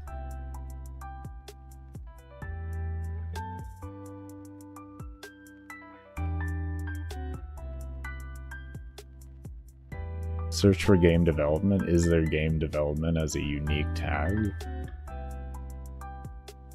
Let me see here. No, there isn't, man.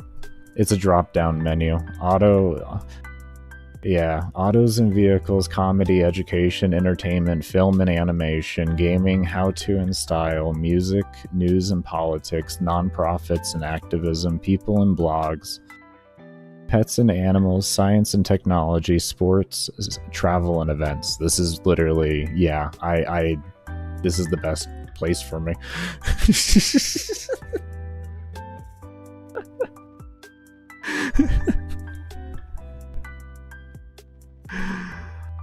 Oh well, I'll take the algorithm boost, man.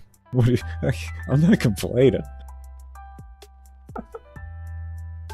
That's called an algorithm boost.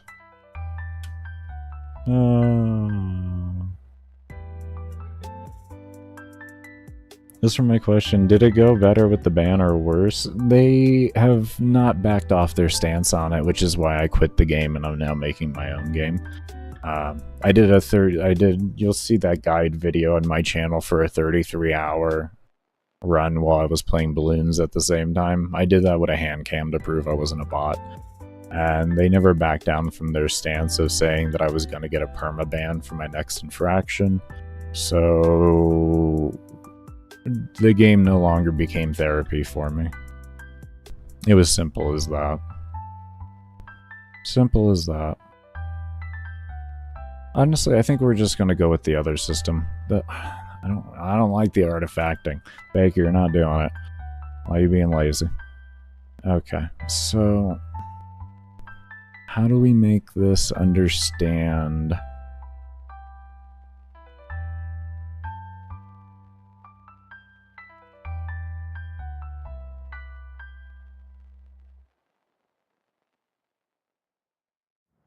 Yeah, it's life, man.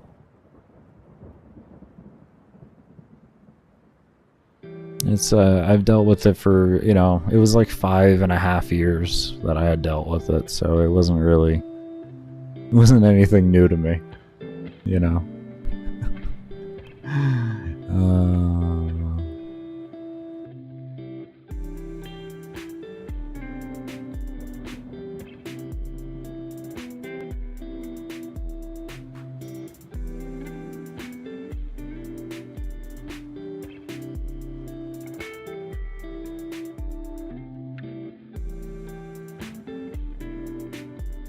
What I can say to people is don't, it probably wouldn't be a good idea to try to get a job through DE by breaking the game and then telling them how to fix it. Probably not a good idea to do that. Probably not a good idea. I don't think that's how they look for their employees. I tried that and I, you know.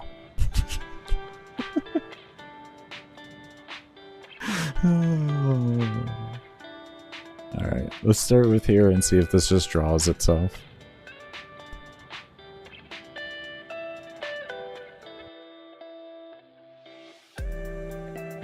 Okay, good. We got it to draw. Alright. Where does this... mouse slider bar... Oh, these are sprites. I thought I was looking at something wrong here. Objects... mission 1, pause. Where's pause? Here we go. And mob count. Come over here. What kind of game do you want to make? Right now, essentially what we're making is a... let's call it an ARPG with game modes influenced by endless modes in Warframe, raids / Mythic Plus in World of Warcraft, and boss fights in Final Fantasy.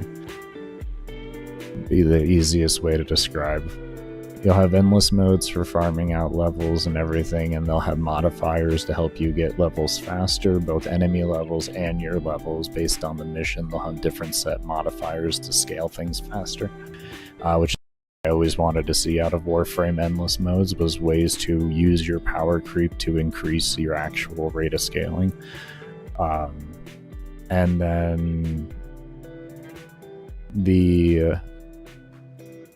then I'll have like dungeon style things, which will have more of like mechanics that are inspired by like World of Warcraft and stuff like that, but they'll be taking place in a much faster facet than you would find in World of Warcraft due to the fact that WoW has global cooldowns and stuff, and it's naturally a much slower game due to that. And then like individualized boss fights that will be inspired by Final Fantasy, because I really like the rhythm to Final Fantasy boss fights, and that's something I would like to be able to replicate. Not so much replicate, but do to a style that fits within the bounds of this 2D game and such.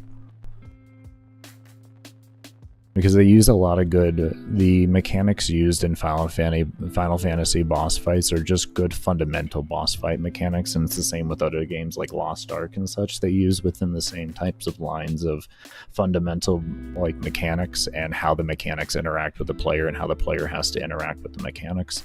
And I think that for me, at least, out of all the years that I've been playing video games, like 25 years and such, I've found more that like Final Fantasy has been my like most enjoyable replayable boss fights. At least Final Fantasy Online, I should say. The role-playing aspect, or the turn-based one for Final Fantasy, that I like the mythology behind it, but the mechanics themselves wouldn't work well. That's a different story there.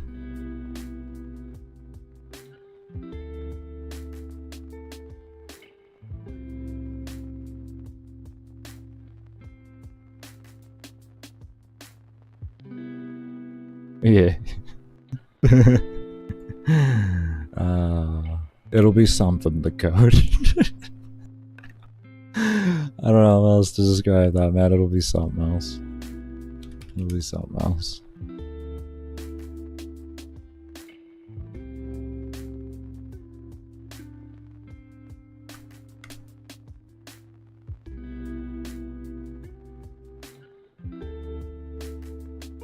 We're gonna have to figure out, if we do this, there's gonna have to be a way for it to detect when we load it up the value, unless we just want to default the value every time and then have the player set afterwards.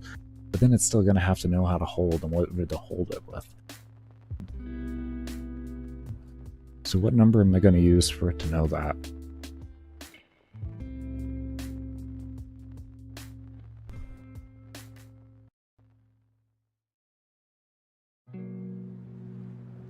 I guess we'll have to store the extended value. And I guess we could just store that into a simple init file, to be honest. That's our standard stuff we've stored everything else in. And because that file is extremely light right now, isn't it? Aren't you a light file right now?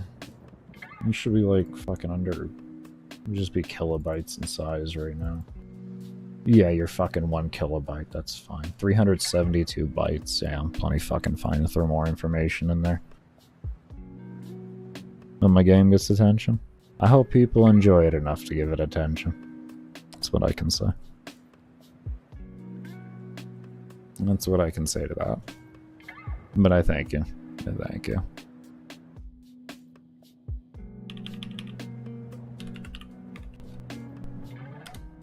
$93.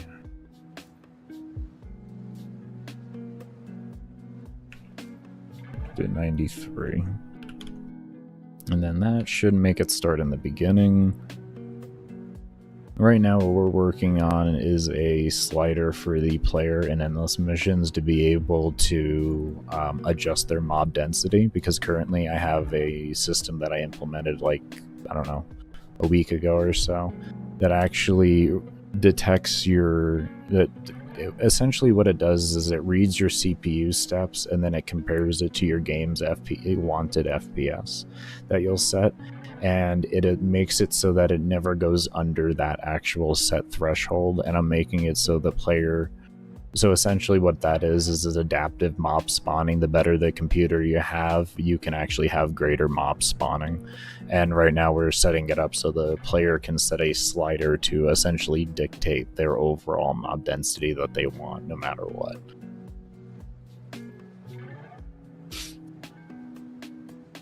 But this is what it looks like on cap for mine with a 2060 and a 10400.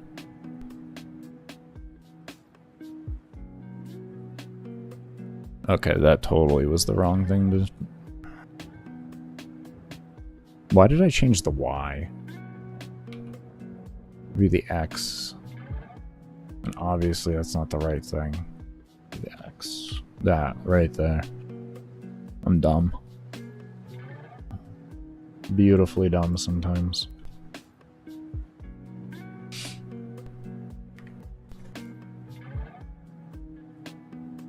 I don't know why I selected that.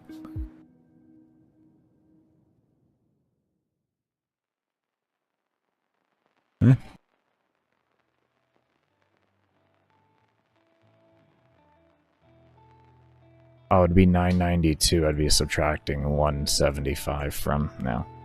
That makes more sense to me. And that gives me 817, which then gives me my coordinates I need there. I guess I could just have it even...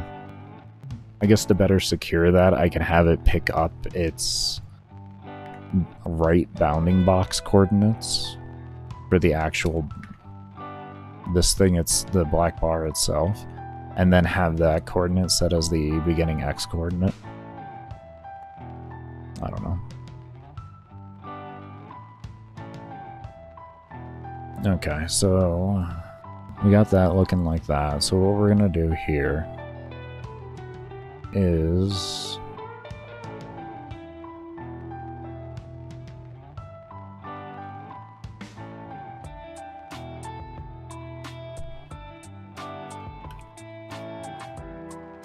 should you have an enemy unit despawner that destroys enemies that have been knocked back by other enemies to corners?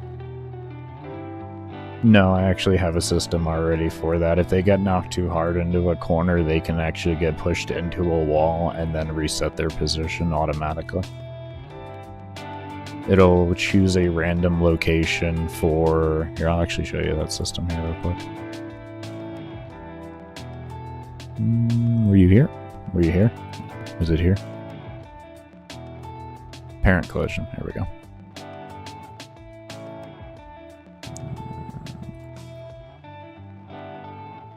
Fairly convoluted code, and I'm thinking of throwing a couple, what's it called? I'm thinking of throwing a couple arrays in here to shorten up code and everything, but yeah. Essentially what it does is if they have their actual center XY coordinate interact with the wall itself, so it has to be like right in the center of the mob, it'll then run a code where it just says random 11 because I have 11 spawn points within the map. It'll do that, and then it'll check, and then whichever number that lines to, that's the number it'll run to. And it'll spawn them to that location there.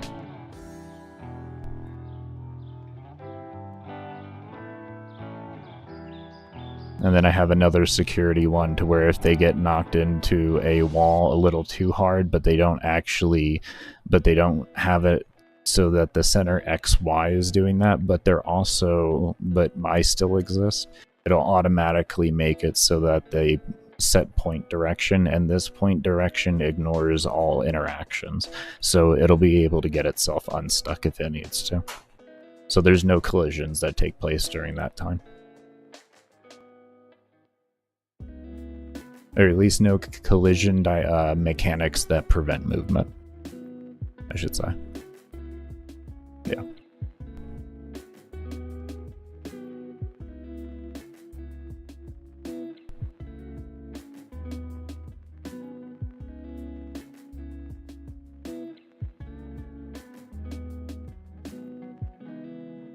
Yeah, I coded that into a parent enemy, and then I made all, because this engine has a way so you can make things a parent, and what that allows you to do is actually just automatically pull variables from other, from that, so it essentially saves you time on coding and stuff like that, and it just makes things really easy to do at that rate. Because all you have to do is you come over to, say like this one has a parent of that, and as you can see here, there's the parent code right there.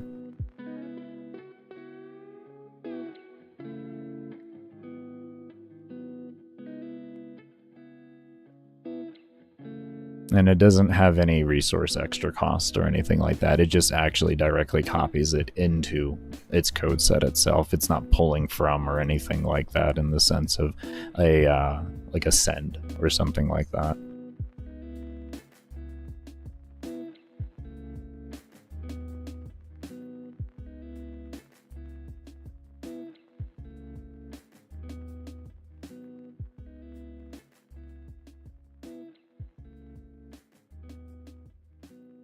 Okay.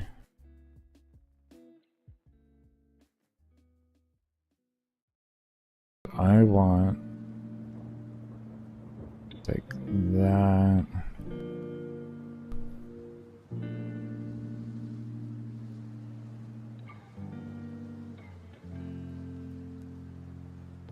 I wonder if I could make it so that it stretches until it meets with the mouse coordinate.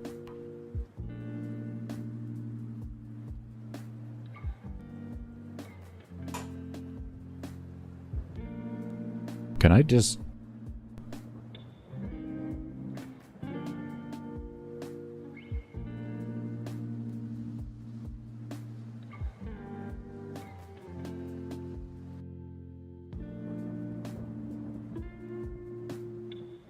check if one or more instances intersect a point. We could possibly use something with this.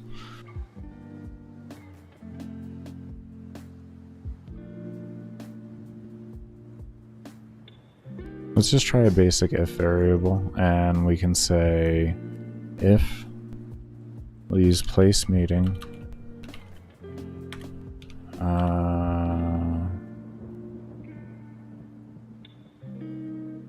Should I use place meeting?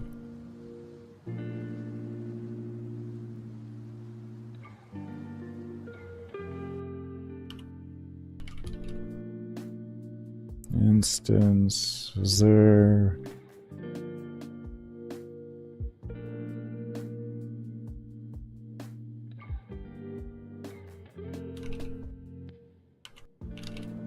I cannot spell place to save my life right now. Place free, place meeting, place empty. Let's try position. We're gonna probably use place.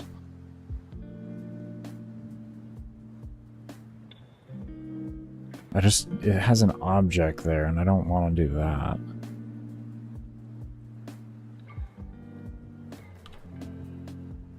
Oh, wait, I can just tell that to be the object. Shut up, stupid.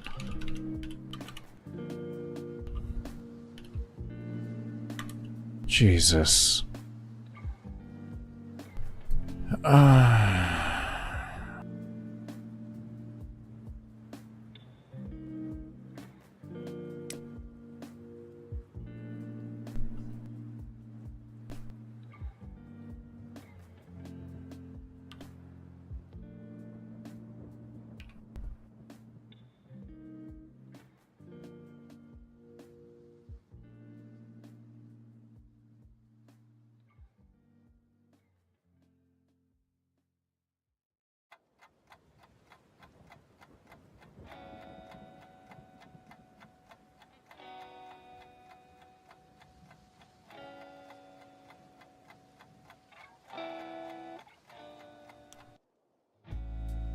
You have trouble with terrain collision in Unity 3D games. If too stiff... You mean steep of a cliff? You go towards... You'll clip through it.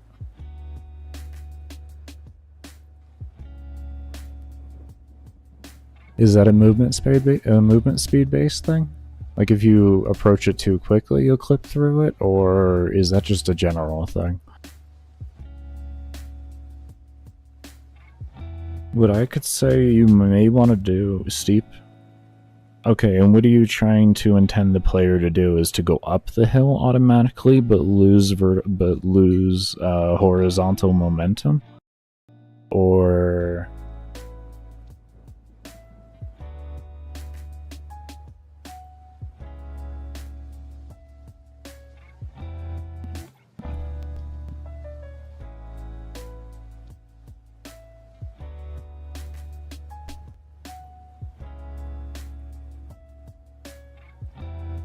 let's try mouse. Let's just try like mouse X and Y X.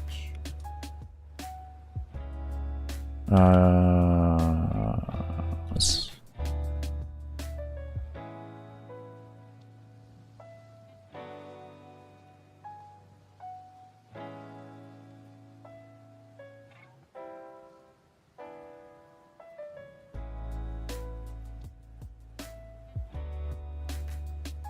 Yeah, we could do mouse Y too, because we're only going to be... And is there a way to just do self? Actually, we're just going to call it the thing. Actually, we might be able to do self with it. It's a constant, so it should equals false. And then...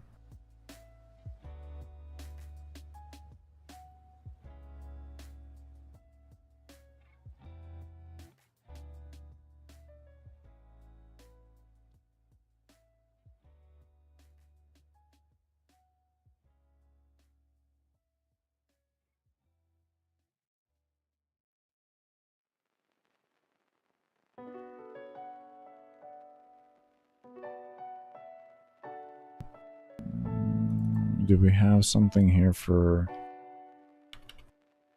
Let's just try bar stretch for right now. And then we're going to call it 1. Right? We want to scale X, so we call that to that, and then that to that.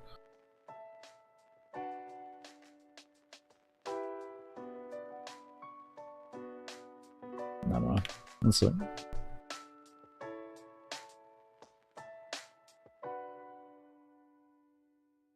But yeah, what are you looking to have done with that?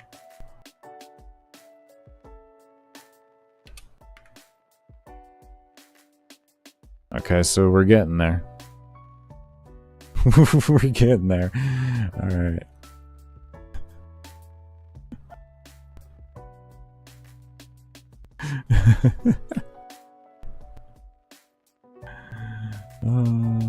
We're getting there.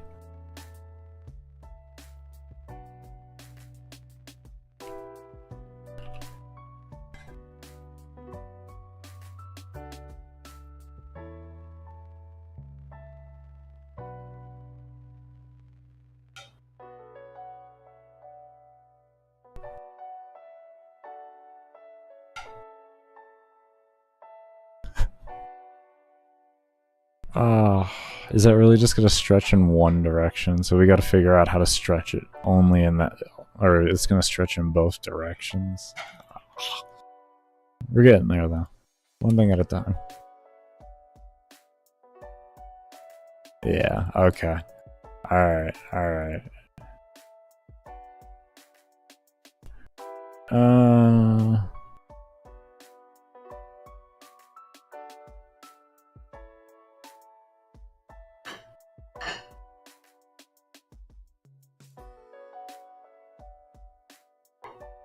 Why? Why doesn't this stretch only in one direction? Maybe there's something in a draw here that'll do that.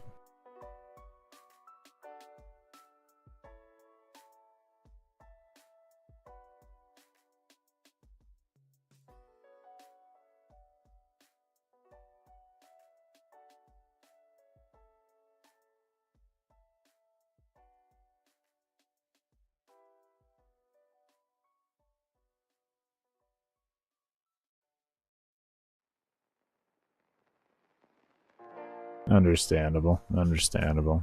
Yeah, I don't know how well Linux runs with, or Unity runs on Linux.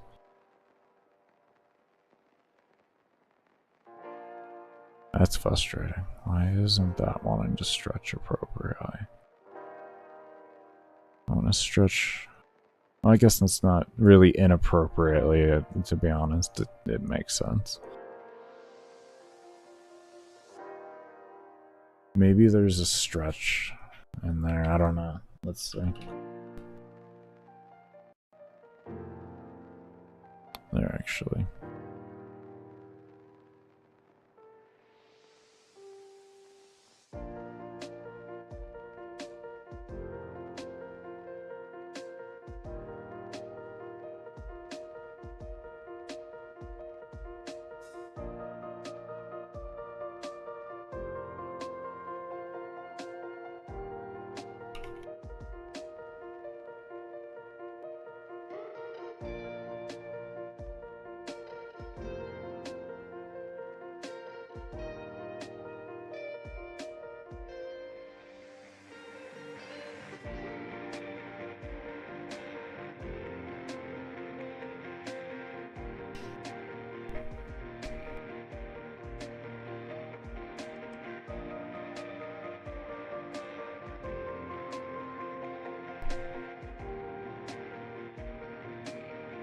Oh god, this would be a really crude way of doing it, but I think it might work.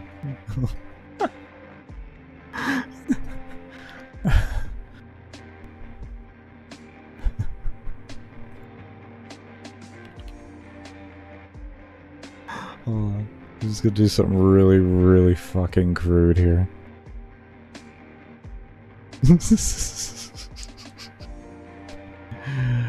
Oh god.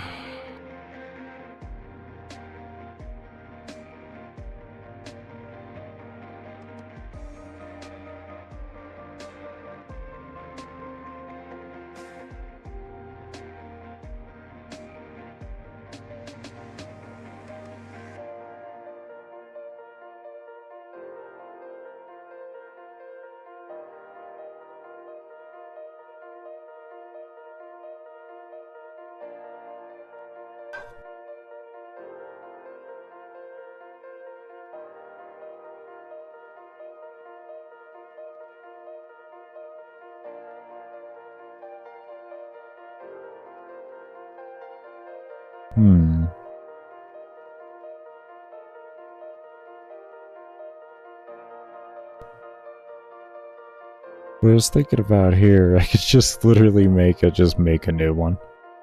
Literally just make a new one. I don't know why it's not stretching. Maybe there's something with bounding box I can do.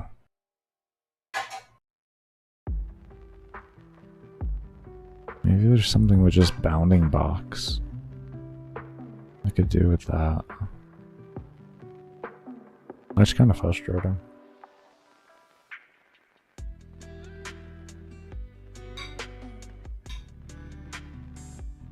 Well, then what's stopping you from doing it? If you're able to get Linux over, or get Unity over on Linux.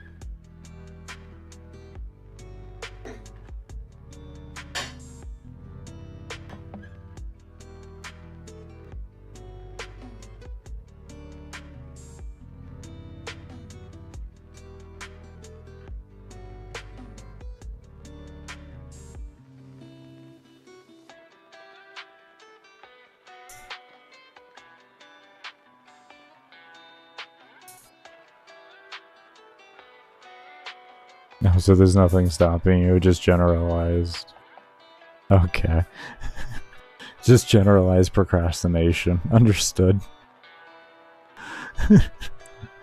Understood, sir.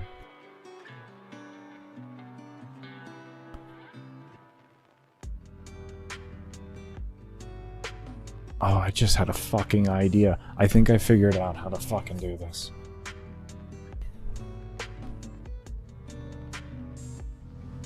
We're gonna go back with the other one, but I think I figured it out. I think I figured it out.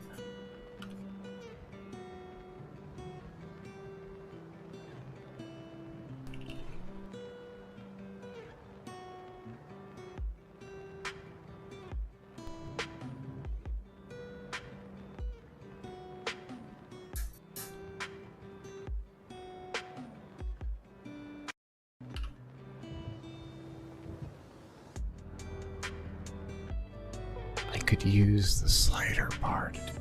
Fucking right we could. Fucking right we could. Fucking right we could.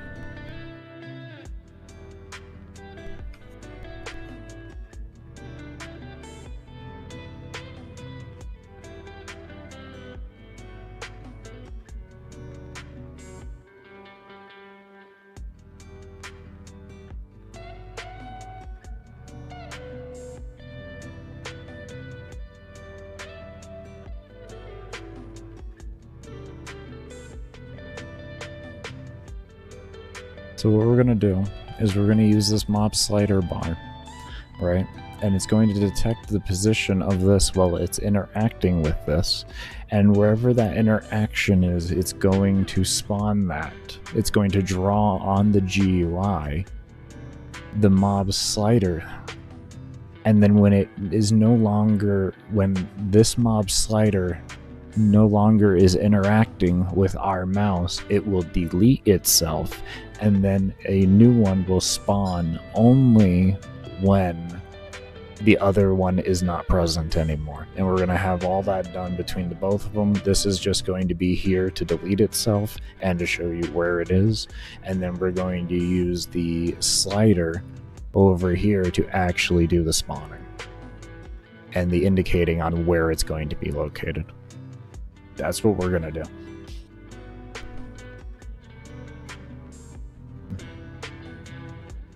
Give me a moment here. I'm going to get some caffeine in me.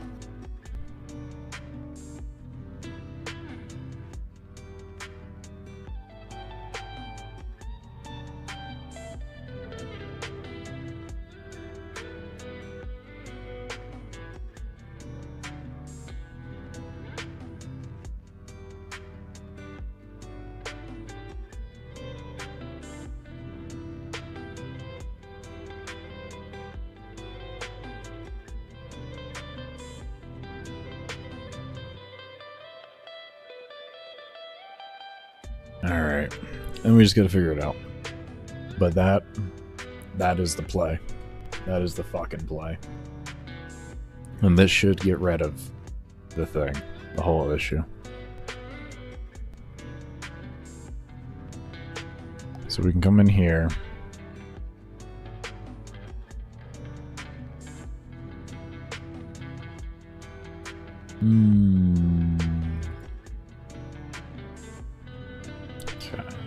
We'll have clicked, and we'll say, we'll get rid of this, and we're going to drop into here and say, if clicked true, right? Click true.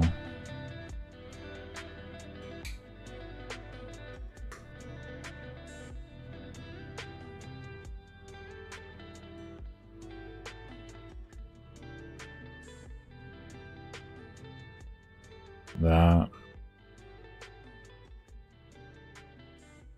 And we say if instance exists, object mob slider, yeah, equals false.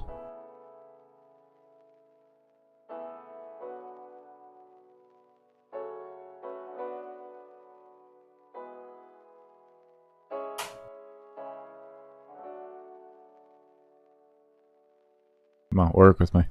Come over. Listen. Oh.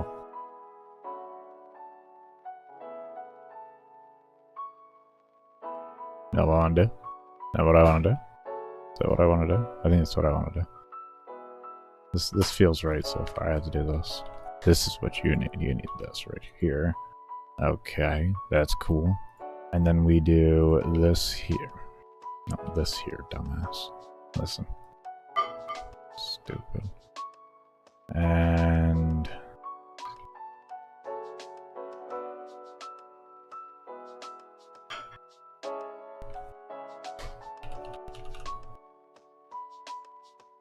let's just do that. That.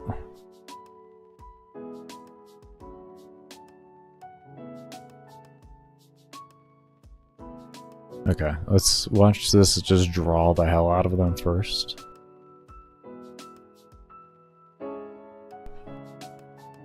Just double check we're heading in the right direction before we continue on. Okay.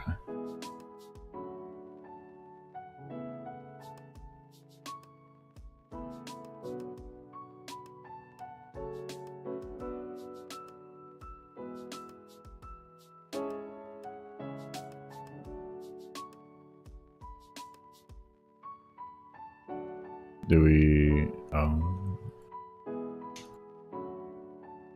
That's weird. We just threw you up on the top. Like that. Huh. Huh. What if we just did that? Alright. Boom. Just like that. What if we did that?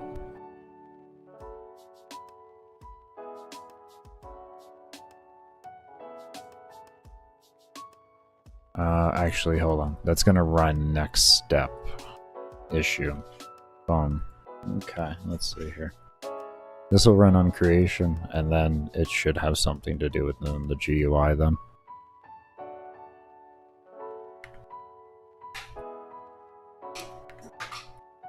No? You still don't like it? Unknown object? Unknown object. What are you talking about, the unknown object? You talking about the slider? Draw event for mob.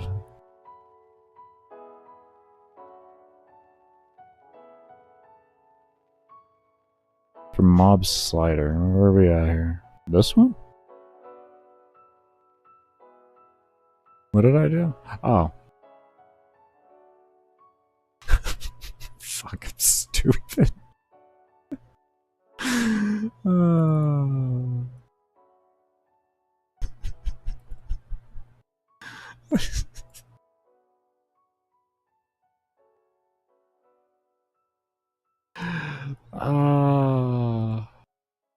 Yeah. I'm a winner. Alright. Are you streaming on other sites? No, no. I was thinking about maybe Twitter, but I don't know. And Twitch, I'm just not gonna really take the chance of streaming on there and getting banned. Because I've already been banned.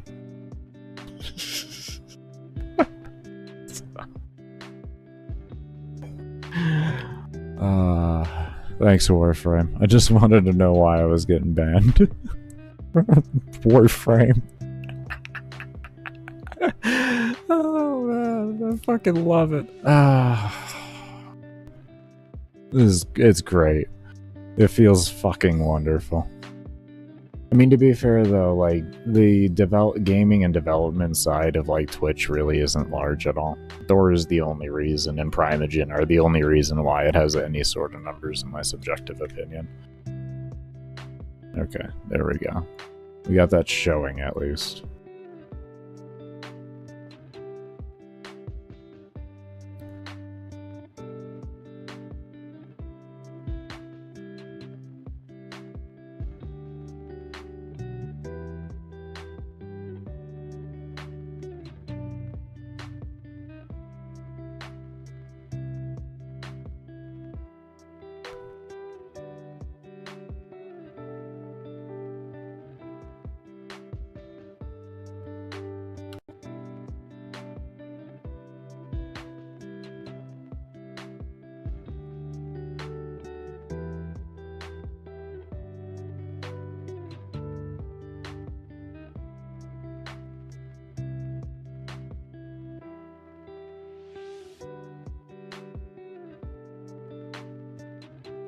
If expression hovering equals false,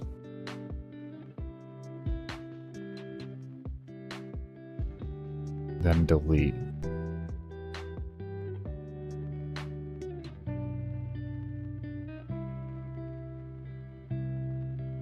Not hovering.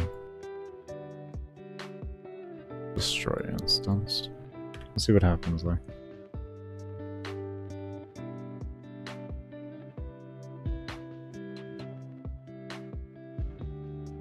In there though, I mean, like, we've remade the same system in a different way. Fuck.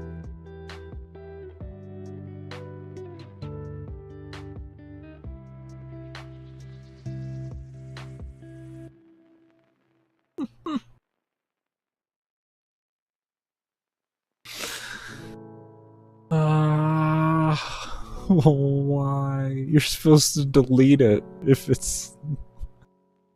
Fuck.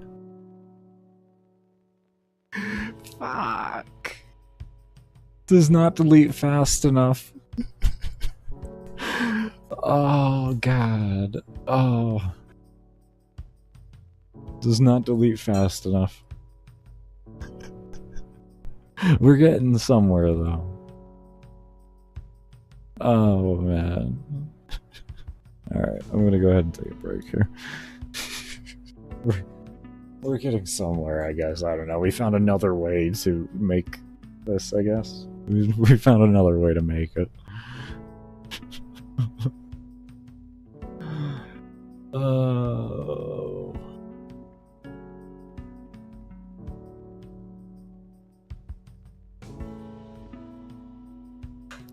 We can probably use something with this though to detect on the XY coordinate on here, or the X coordinate, in order to know what value to set everything to. So this is probably the better direction to go into, is using this in order to spawn it, because then we can read the X position of this and where it is located in that, and then use that to dictate the number of the multiplier that we're going to have for mobs themselves. So regardless, I think this is a good way to go about it, in a good direction. Because either way, we would have had to use some type of detection on this slider in order to do so. So using it directly within the slider itself is probably just going to give us a better result overall. Nice, I like when that doesn't work. There. Anyways. Alright everybody, we are back. I do want to thank y'all that did stay around for the break. We'll go ahead and get back into this.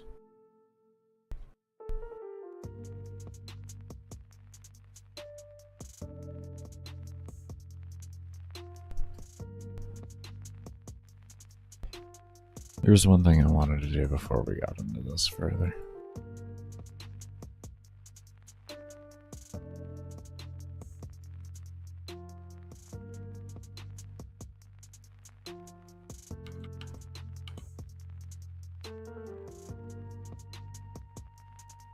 What we're doing is we're going to create a value here, and instead of having that number constantly scaling up that's being read, it's going to read a number every second, and it's going to be the value.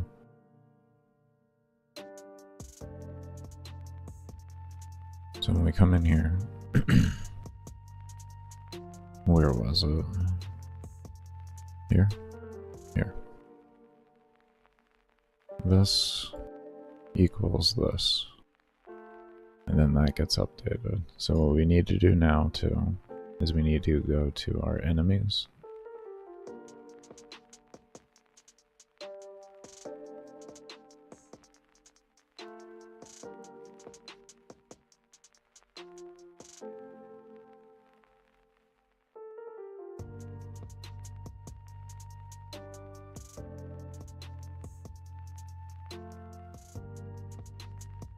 Very easy change.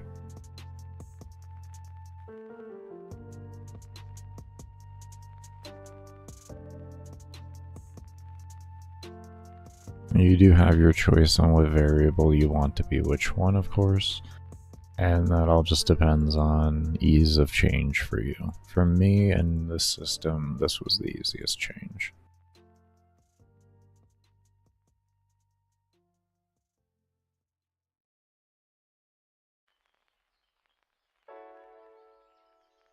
Oh, hold up.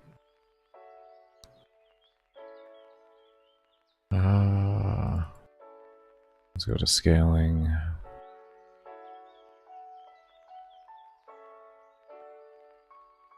Correct. Okay.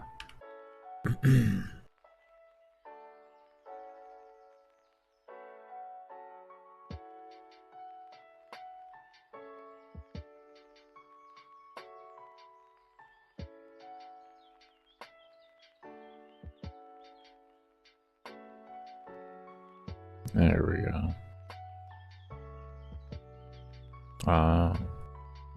Okay, hold on.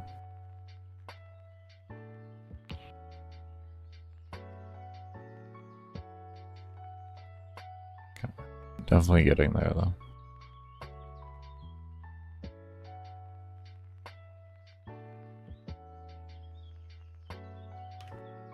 Just do that. We'll set it to 0 and then the new value and then alarm. 0 new value alarm. This way it doesn't add. I don't know why it was adding to it. That's kind of... Wait. What is it that... Oh, hold on. I know why. I think I know why. I think this is actually fine. I think this is actually fine. I think it's not here that's the problem.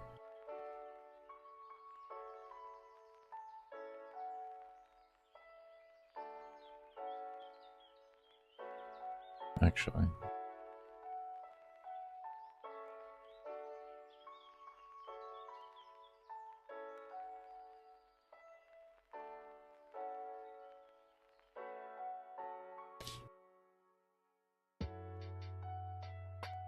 Okay, yeah.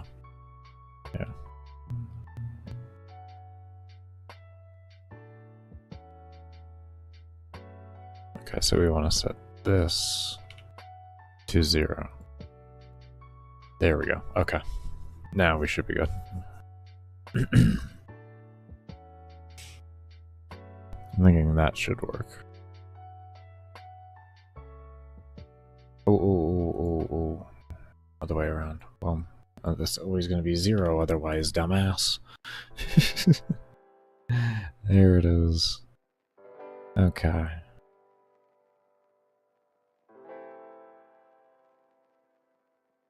This way it'll be a more steady number. See? Much more steady number. Alright, let's experience how this feels now, because this does change things mechanically.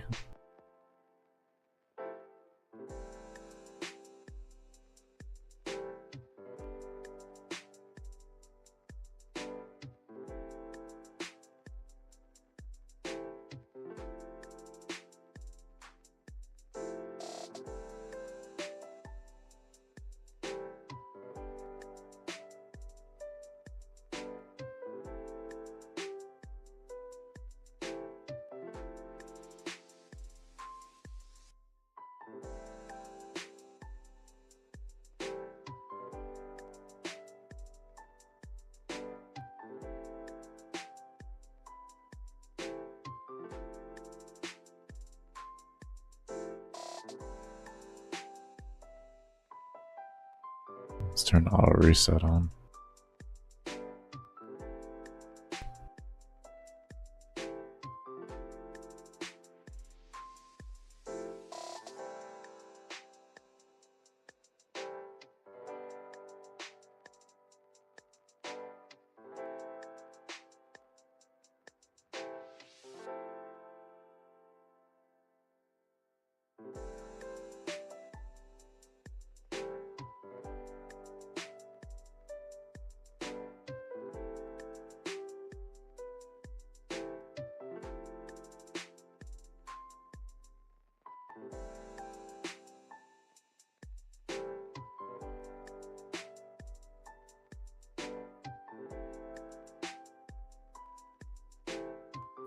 Looking good so far.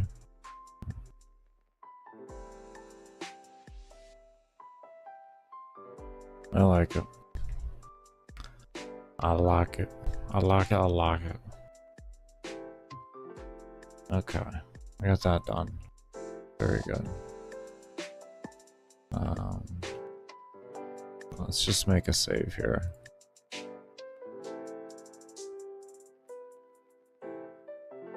And give me a moment here. I'm going to reopen the engine. It's faster than loading a new project. It is faster. Give me a moment.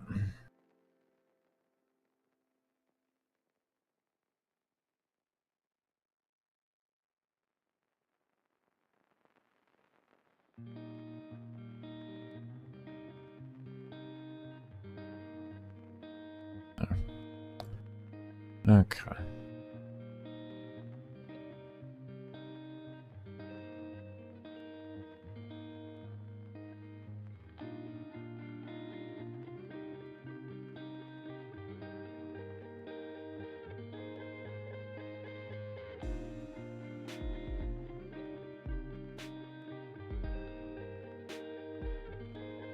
Okay, so we got that done.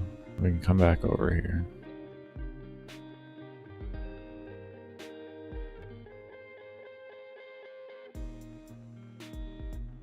Okay.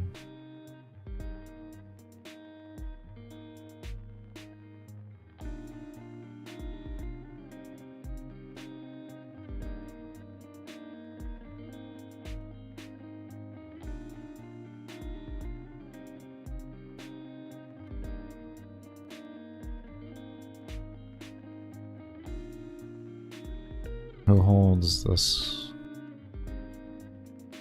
You're gonna have your own level counter. It won't be global.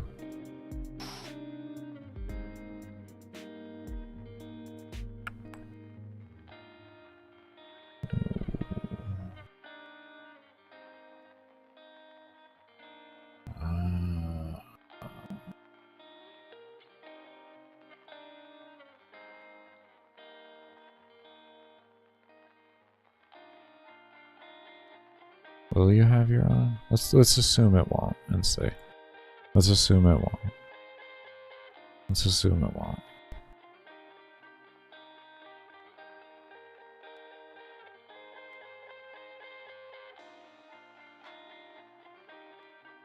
Maybe we get a pleasant surprise, you know what I mean? The fact that it's... oh, actually, yeah. If we're gonna assume that it's not gonna get its own, we gotta do this. We gotta get rid of that, alright. And we gotta come over... No, it's 100% gonna get its own. I know that for a fact. Global is shared. Non-global is unique. Oh.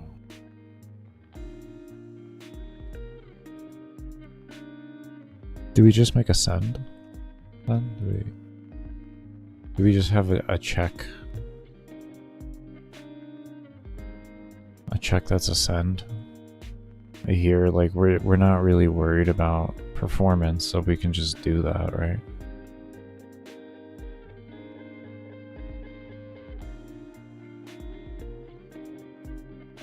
We check if level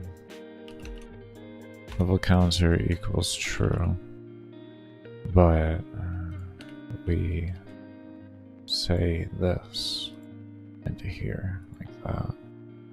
Then we do that, right? Then we say level pause and we want to do 1,000.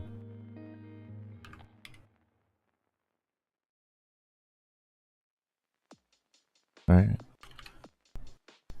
What do I want to do with this?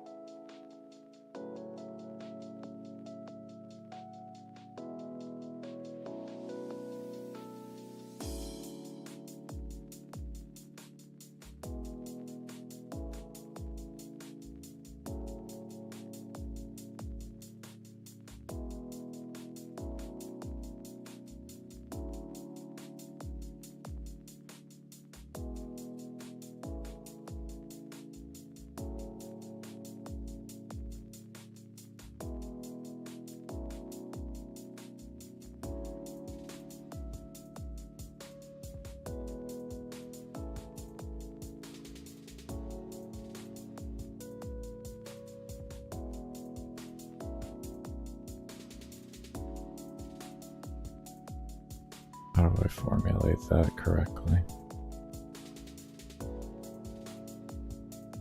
How do I add the values to that correctly? What I'm trying to do here is make it so when the player just presses one key, like 1, 2, 3, 4, 5, 6, 7, 8, you know, it'll just kind of like automatically fill. You know what I mean?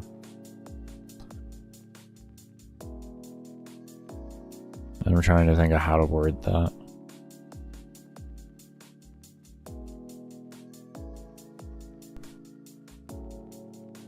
Because I still want keyboard string to be part of it, but I want a value to get added to it dependent off of what they clicked.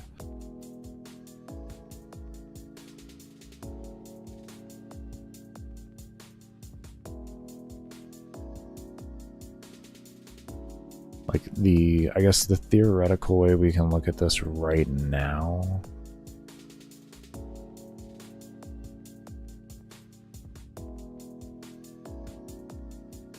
is we can do something like this, right? If it hits 1, I call this like temp out, like temp level increase. I don't know. It doesn't really matter what we call it. Call it Cambodia if we want. Alright, and then we say like plus that.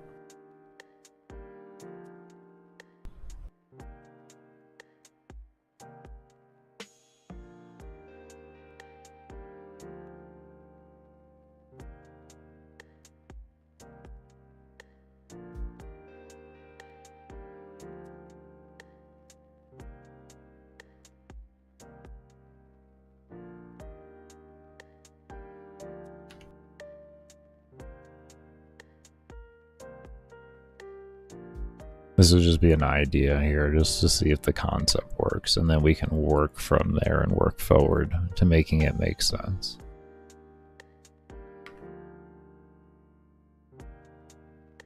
That straight gave me an execution error. That thing said, I have no clue what the hell you want me to do. What did you just tell me? You literally. Execution error. That said, I cannot do add. Oh,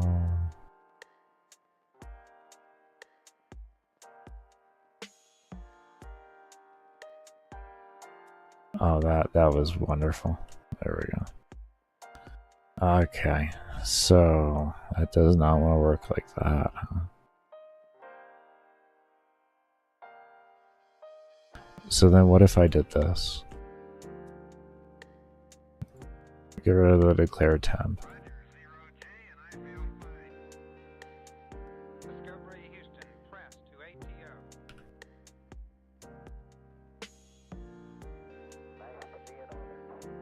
This might just make it go absolutely fucking crazy. We might be able to attach an alarm to it to make it automatically do it as well. That is another option.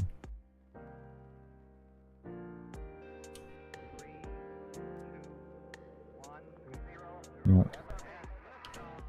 Okay.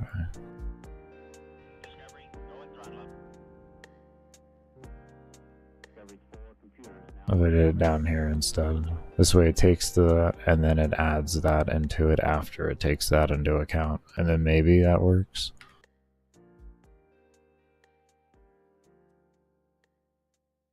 Then we get an error. We get an execution. Okay, so not plausible.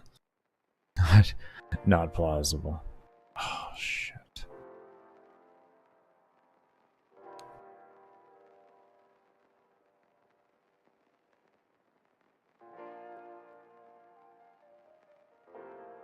I guess we could make...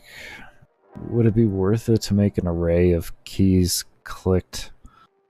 And if you press it...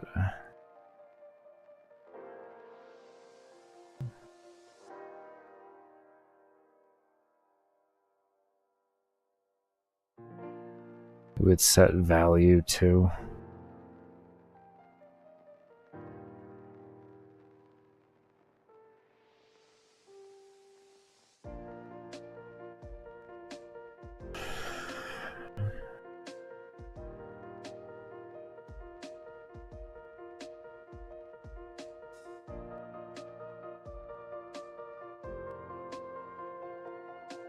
I want the player to only be able to enter in increments of thousands. I'm trying to figure out how to make them do that while still being able to just type. So they just type like 1, 2, 3, 4, 5, and literally as they do that, it just changes to 1,000, 2,000, 3,000, 4,000.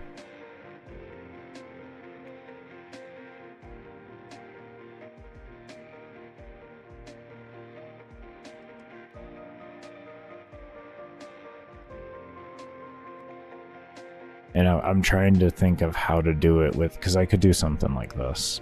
Here, watch. We could do something like this. Okay, and then we just do this. And then input level equals 1000, essentially. This would be like an extremely crude way of doing it. And we can create an array with like 1, 2, 3, 4, 5 and have it check for array and then number on that and then have it do thing with that. Or we could create a switch as well.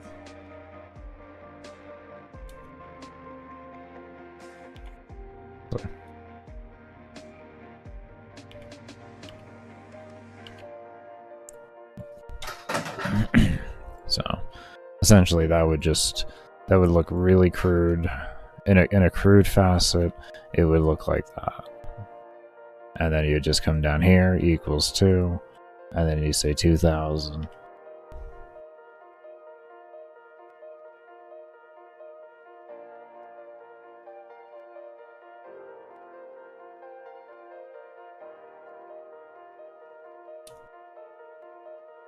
Yeah, 1000, 2000.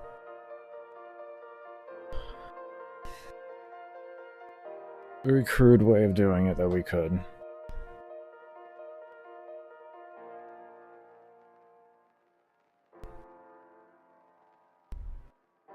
It's just when we hit 10 is when it becomes the problem.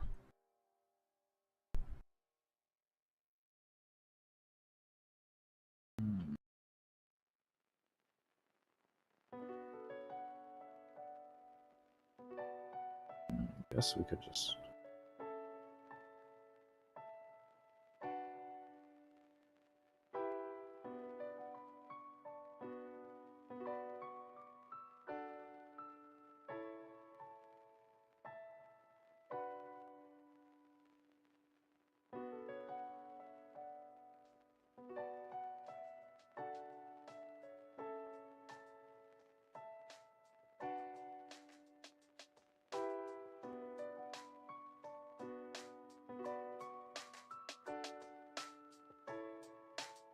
Otherwise, we just allow them to enter in the value fully. It'd be a tiny bit more work on the player, but I guess it really wouldn't be a worst thing in the world, but...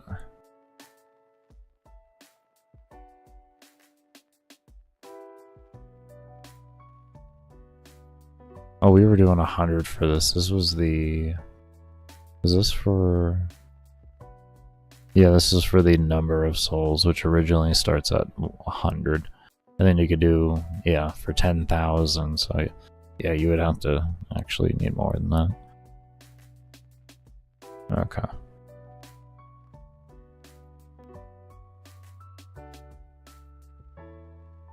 Well, I guess knowing the cap is only going to be 10,000 really isn't terrible for a player to enter in 10,000 as a value.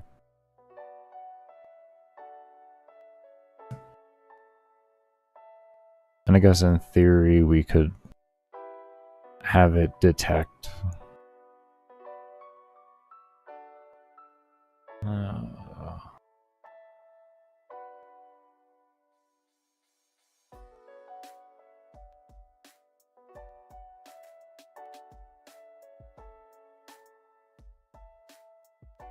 Yeah, I guess it's fine.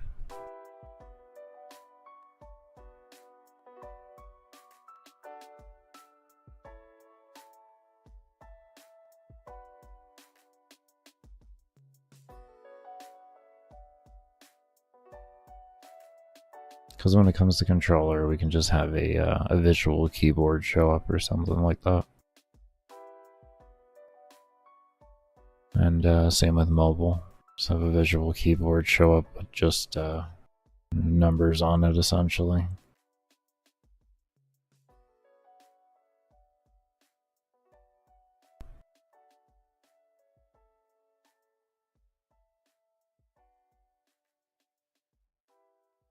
I'm just grabbing one line of code into here. It was a string. There it is, string delete.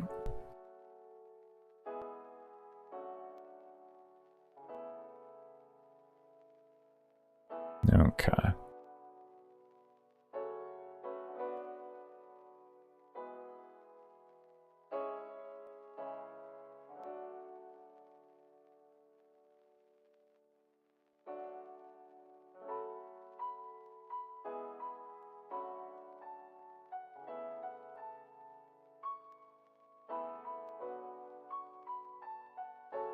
We got that to work then. So we know that we could send that over to have a simple check. So that's good. Very good.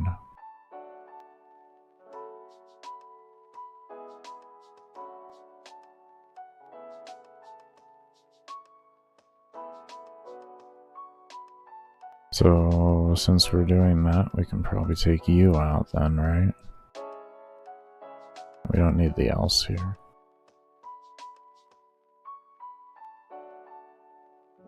What was the main thing I was trying to look at here is like, okay, well, we're scrapping that whole thing there. What can I get rid of and all? What do I need to add before I proceed forward?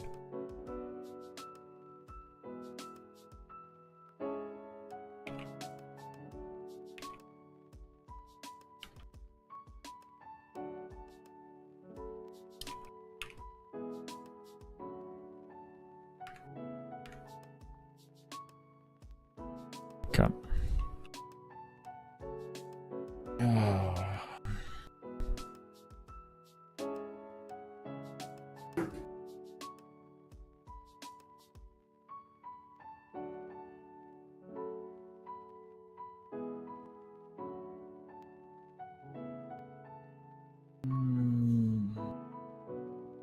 Okay.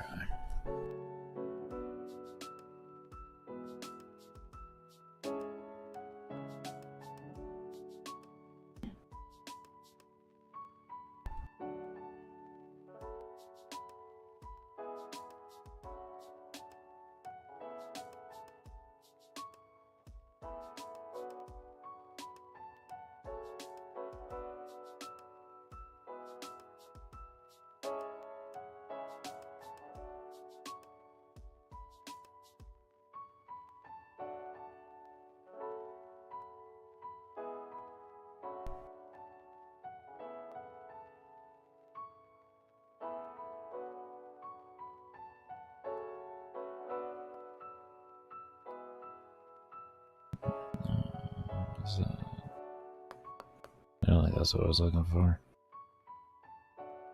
That's what I was looking for.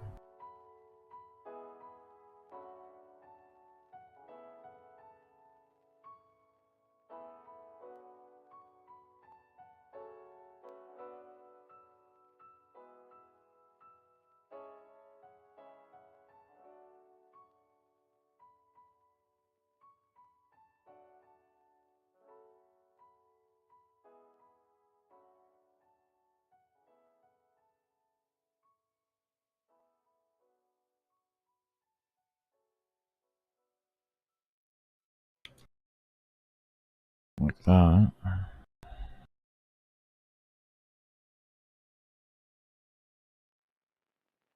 And destroy instance. And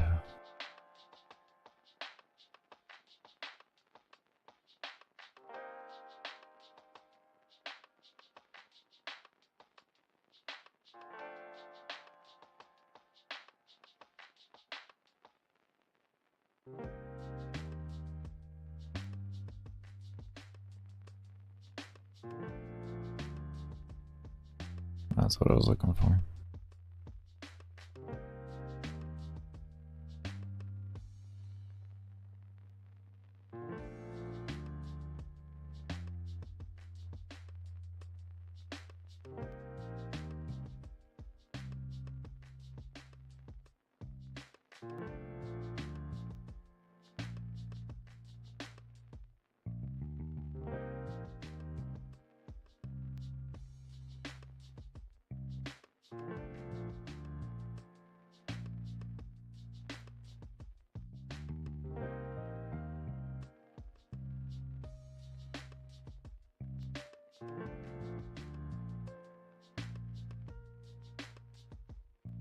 Instead of minusing, we're going to set 2. So you'll just say what number you want and it'll set it to that.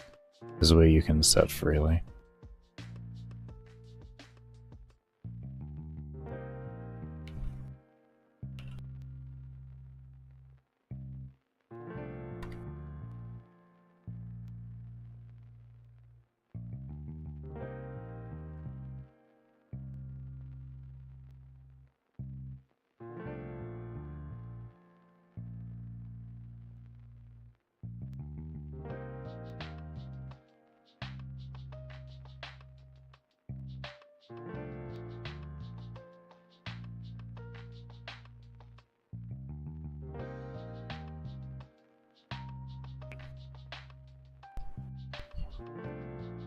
We'll do this first, but I feel like there's going to be a little bit extra math I need to do here.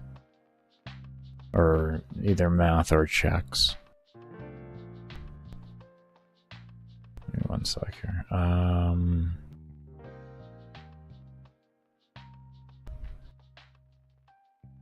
Where is the player file? Hold up here.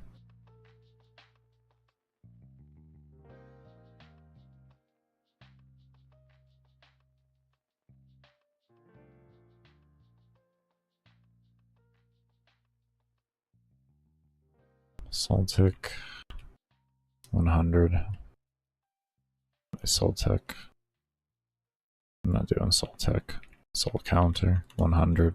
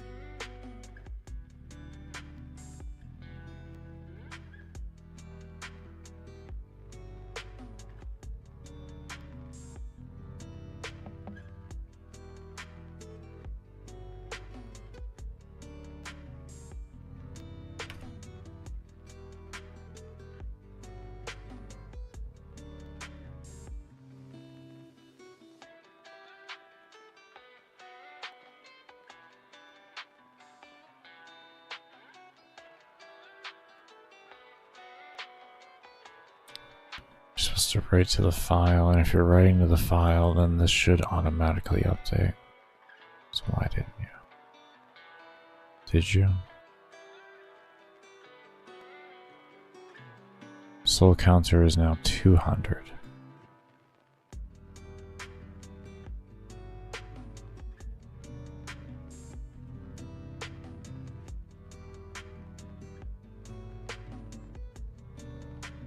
Oh, I relatived it. I didn't set it. Ah, Jesus.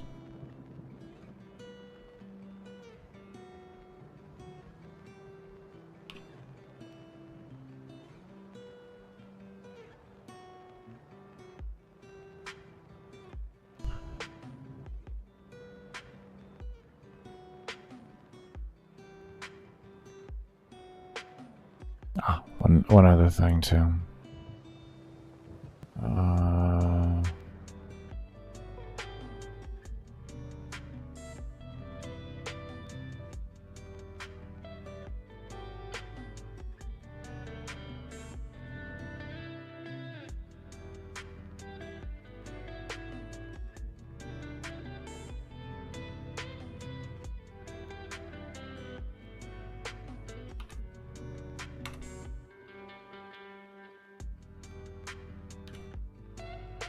It's not gonna update the level if they if I don't tell it to write the updated level. You know that typically happens. That typically happens. Typically.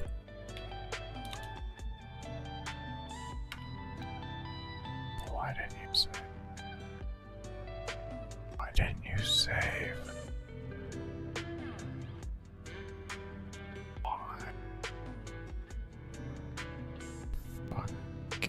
Saving.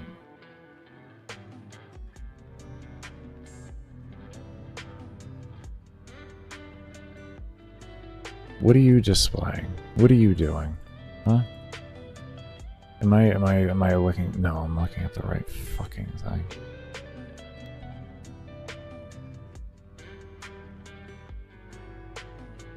Why am I not getting you to update then?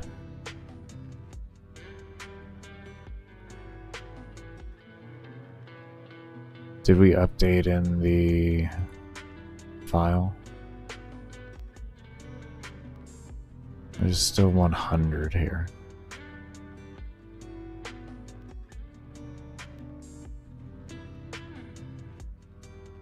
Okay, so we need to relative and minus then.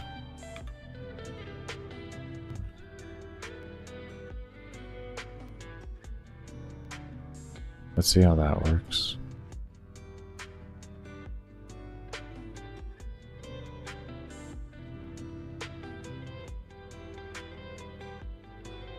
Did it save my levels? 65, 75. It did save the levels.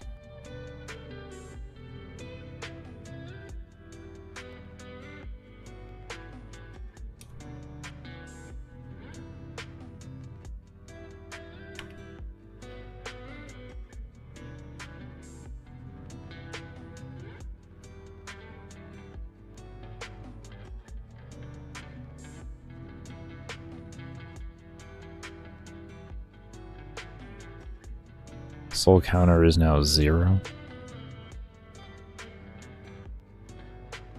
Huh?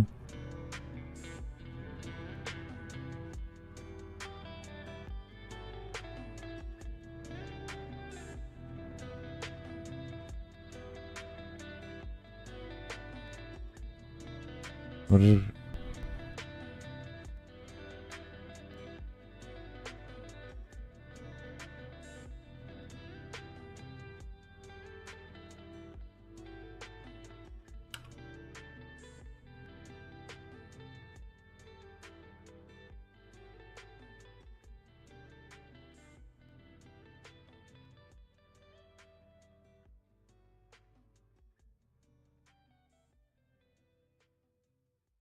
Is that same... Is that the same number?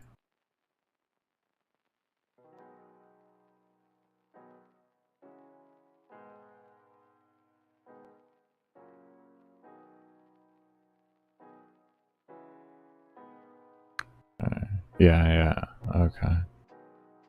Give me a moment here now.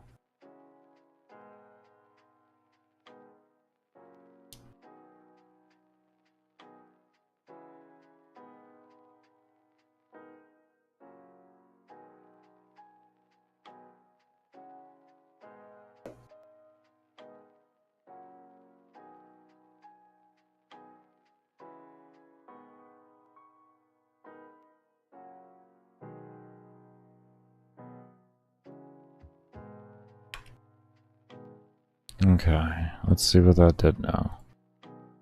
I know we still gotta do a visual update. Okay, so we did get it to... The soul counter is at 90, so if we reload the game, we should see a 90 there.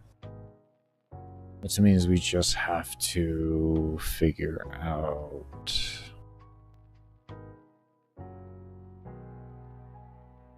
where we're sending that. I think we're going to be sending that to our level thing. Yeah, see, we're at 90 now. Okay. Alright. We're going to go ahead and take a break here. When I come back, we're going to continue figuring this out. I am getting very close. Very close. But you remember, I only run ads during my breaks, which I'll be running it when we go on break here, and then I'll also run it right before I come back. And outside of that, I won't be running any ads unless I'm also doing a support stream. Lurking during those times keeps the streams ad-free, so it is much appreciated.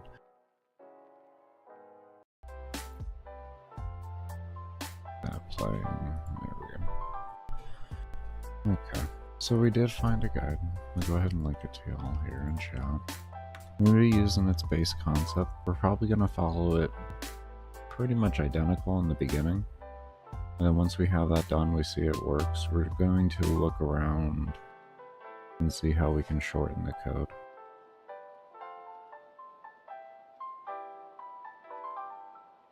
Make it more simplistic and easier to run. But he does a pretty interesting concept. He draws both of them all into one object, and they don't even, it doesn't have any initial sprite. So I'm gonna try something with that. I find that very interesting. I didn't even think of something like that. I've never been much of a UI person, so that's kind of the consequence there.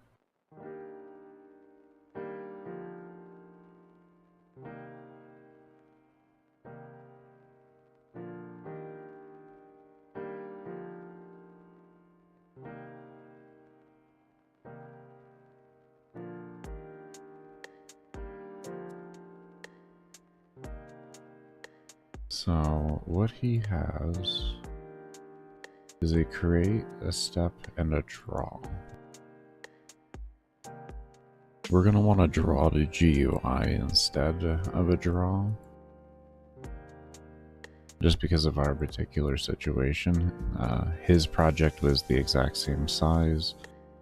And if you don't have the exact same size and your menu is being drawn somewhere else than what's actually those coordinates on the map, because it's just appearing wherever the player is because the map is larger than the player's actual perspective, then you're going to want to do draw GUI instead. You do an empty draw value, this way it doesn't draw it on the map, and you do everything within that you would want to do in draw, you do it in draw GUI.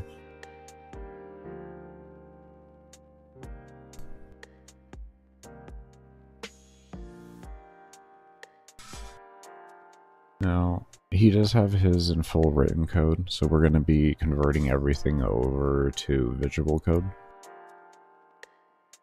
So essentially the first thing he does is he signs in a variable here for a mask index, and he sets that mask index to the slider bar, which, hold up here,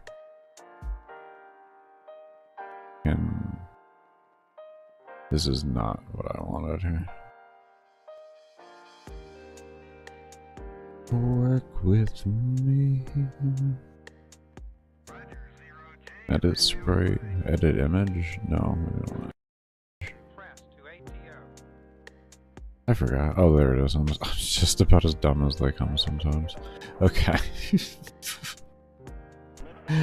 Anyways, so he sets it like that, and then we set the image to what the initial sprite was, which was in Gear Interactive?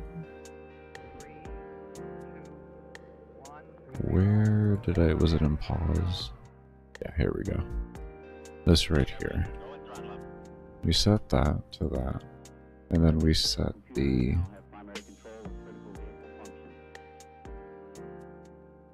Then he wants to set the slider position. So we'll call this mob bar. Let me get rid of that capital M. I only do that with making objects, not naming things. Mob scale slide X. Slider mob X. There we go.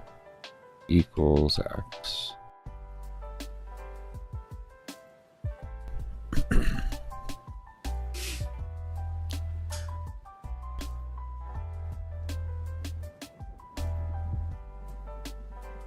I know, I did the X variable. I know.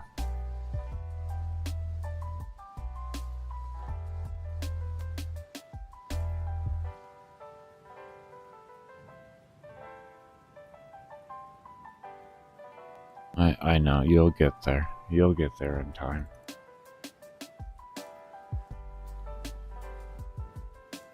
You'll get there in time. Oh, I didn't switch that from top chat to live chat. I hate when I forget that.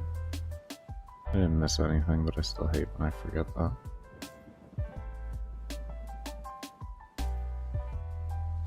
We are waiting for the X to clear because I have a really slow computer.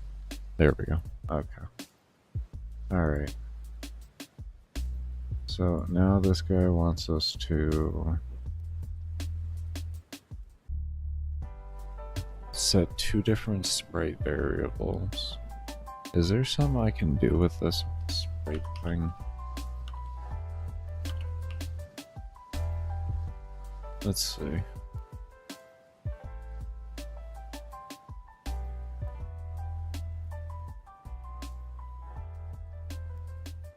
No, okay. I just wanted to double check that there may have not been something. Let's see.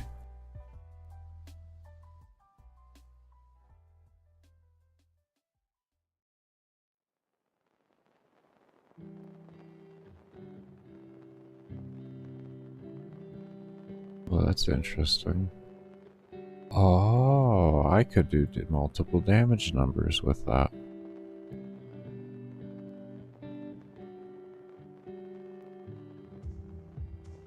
I'm gonna remember this. Like, we may have a way to effectively see incoming damage. We'll see how it goes, but I think I may have figured out a way there. Ah. That's cool. Thank you, Game Maker. I really just didn't feel like having to figure out the math with that or something. I knew it was probably simple. It's like an XX or something like that, plus XX. Like its original coordinates plus XX, and that adds to it, and then you can keep it going like that. But I think this has like a limiter on a number and everything. Okay. Makes it so you don't have to set up as many variables with it and everything. That's cool.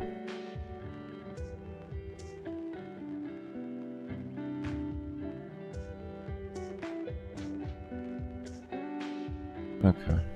No, we don't have anything there for that.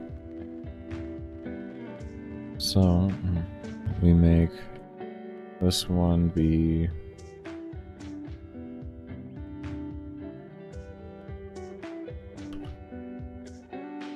Oh, we don't want to call it Sprite. We don't want to call it Sprite. That's gonna...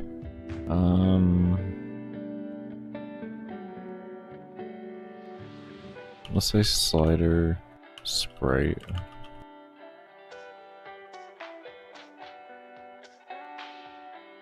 And then we'll grab another one here and we'll call it slider bar sprite. And go ahead and set these to these.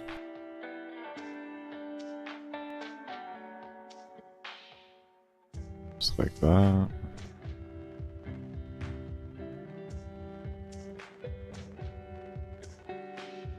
And I already have a false click thing and all that, so that's fine. Oh, actually, didn't he have he had a step with me?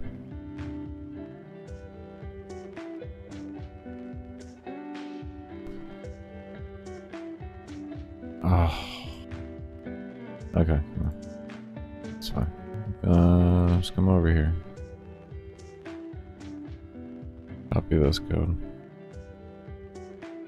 Doesn't matter, just grab it all. You know what, just grab the step. Grab the step while you're at it. Just grab that. And just bring it right here. I like that. Boom. Look at that. Okay, so you have what you need there. That's good. We have the clicked false thing and all that. Just copy these variables over. Hovering and clicked.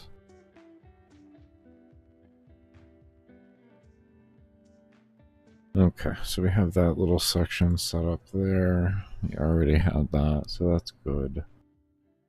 And what's the width?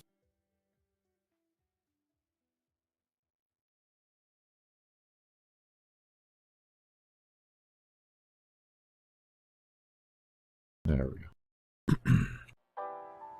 Okay. So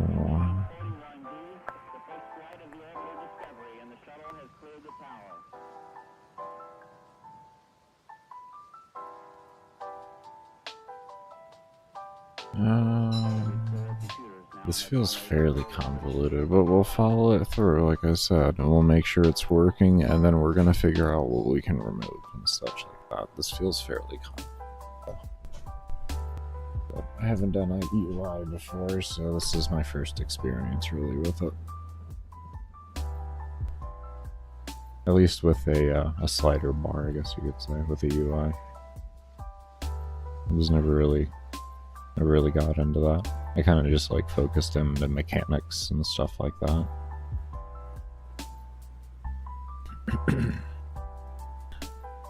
Regardless, we'll get it done. Slider bar width. Did I spell width correctly? Am I stupid? No, I spelled it correctly. My brain just doesn't want to see it. Spray. Get width.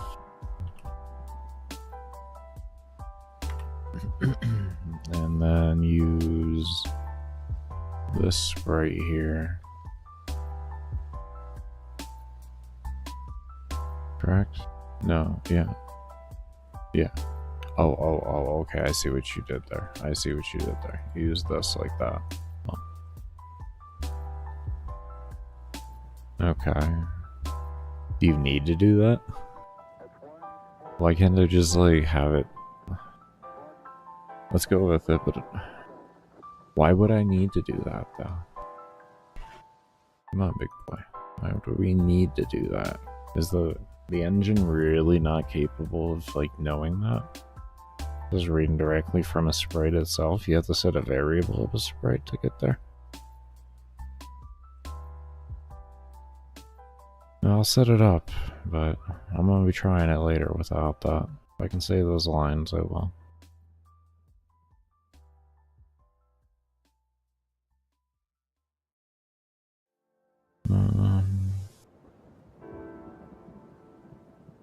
And then we have slider bar X.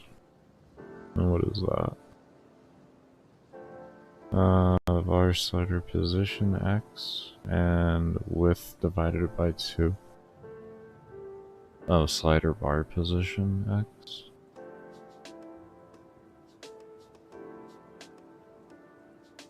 Slider bar position, slider bar X.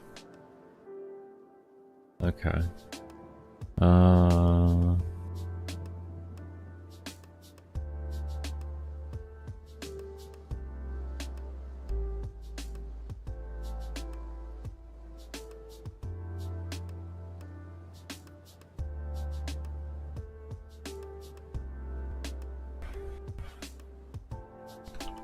We want to put mob in here, just in case, because my OCD.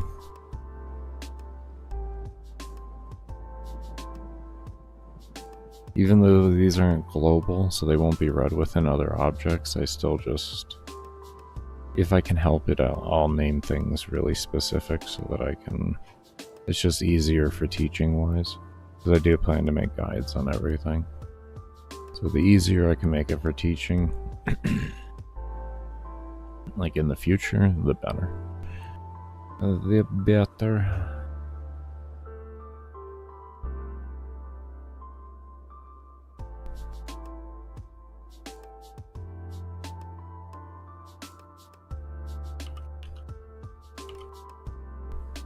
Was that bar X? Okay.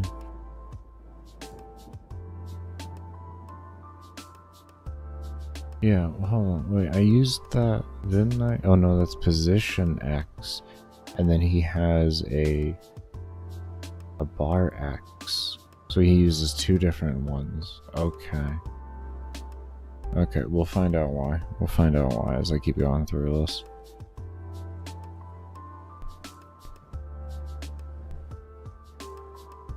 Out of all the code that I looked through like forum threads and everything. Like his code was the one I liked the most. It was already it looked like the shortest for what I was wanting. So it's like, okay, well he's already got the shortest amount. It looks like it's very simple reads through everything.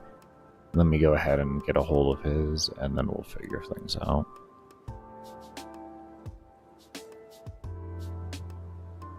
I've never used someone's directly, but I've always at least started with theirs as a baseline directly.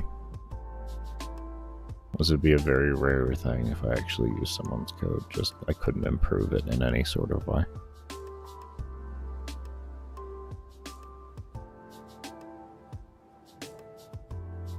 I feel like there's always ways, and plus it's like a 3-year-old guide. They did slider bar position X, so they used this variable up here. And then they did a plus parentheses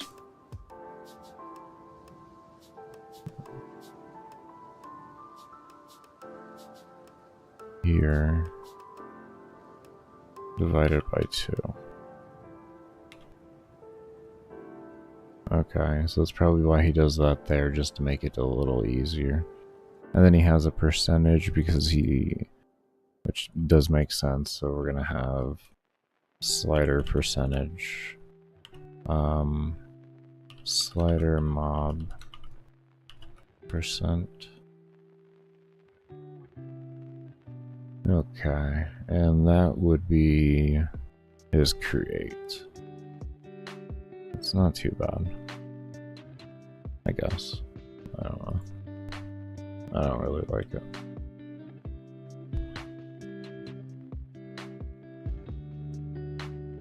Okay, so what are you drawing now? You're not drawing self anymore. That's quite obvious. Draw.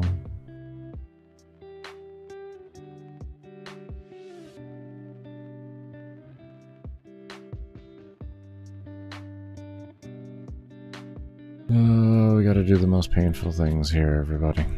We gotta do X, Ys. We gotta do X, Ys all the way. Like, we're just gonna do it twice, actually. We're gonna do this one here, and then we're gonna just copy paste. That's what we're gonna do. That's what we're gonna do. Oh, that's exactly what we're gonna do. Oh, man.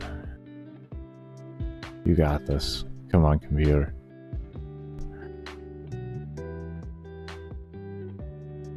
Today will be the day.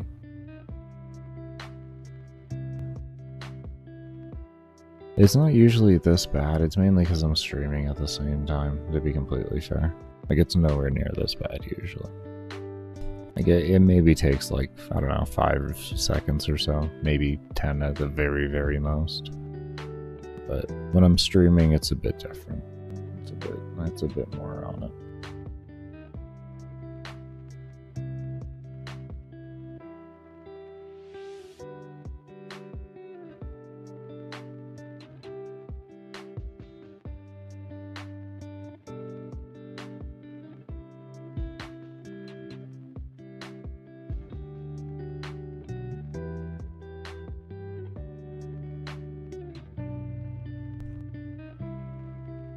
I wish I was fully comfortable enough with the engine to not need that drop down. But I'm gonna be completely honest, I am not. I wish I was though.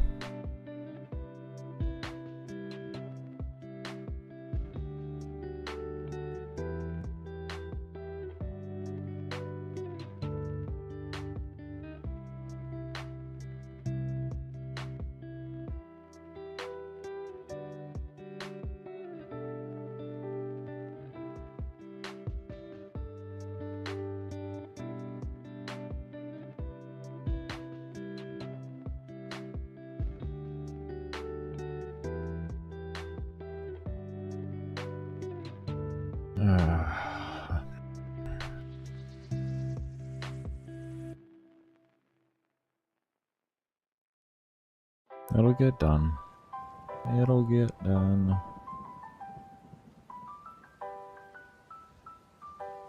There we go. Okay. Copy that, paste that. Awesome. Cool. Okay, so the way he draws, his draw order was bar slider, right? I would assume.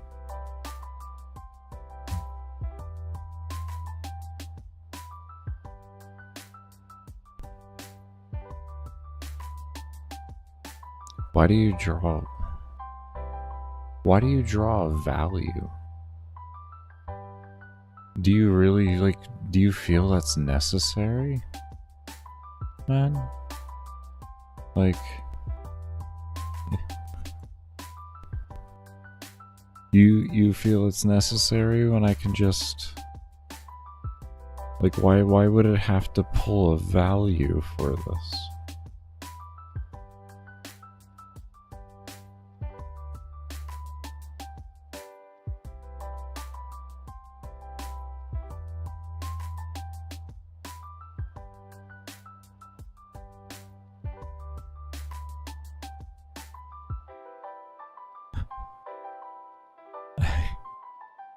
Hey, we're gonna go with it, and I will edit it later.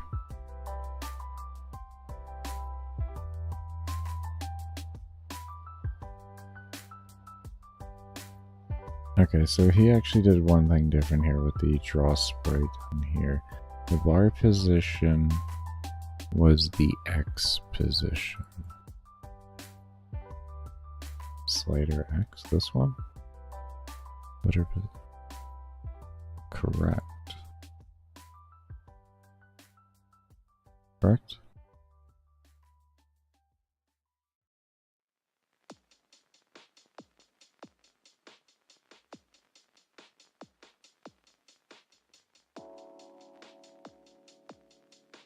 Yeah, that one.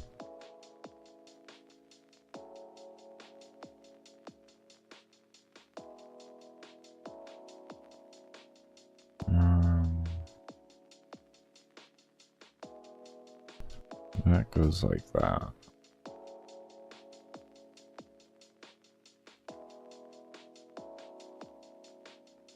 And then is a draw text for, we'll worry about the percentage later and all that, but that's a whole different thing right now. I don't care about that.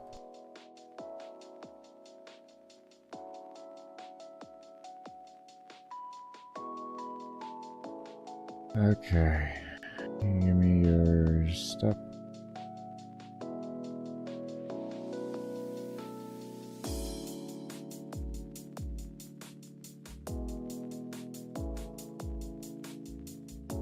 Yes, I got all that.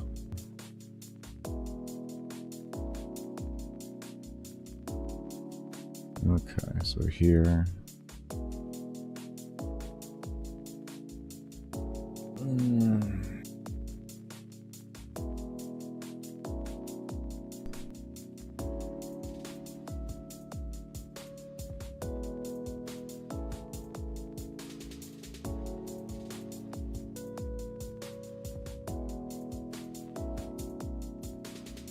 Used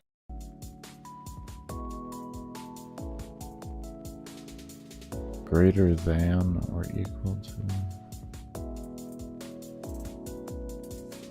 Where's that last? That's less than or equal to. It's a less than there.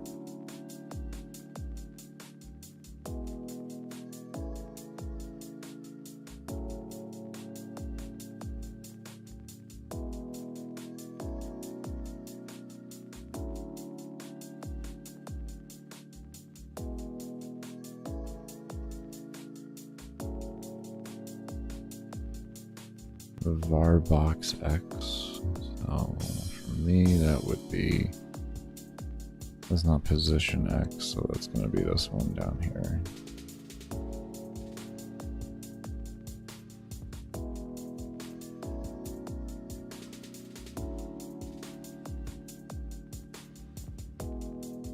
That's the correct one.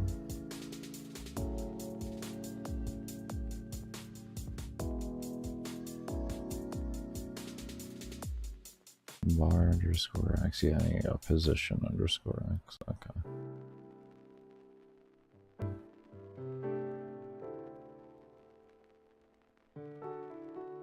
Okay, so that's gonna be this one here.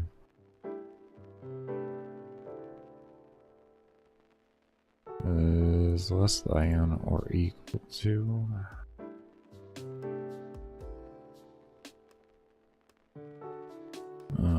We need this one up here.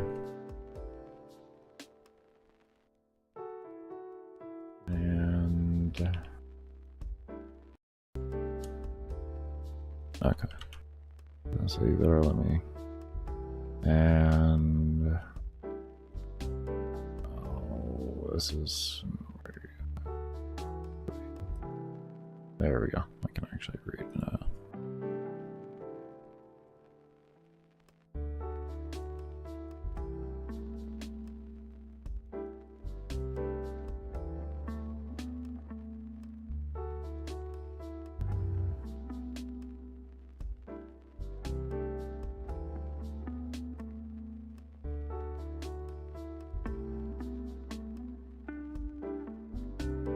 Is this just like? Yeah, okay.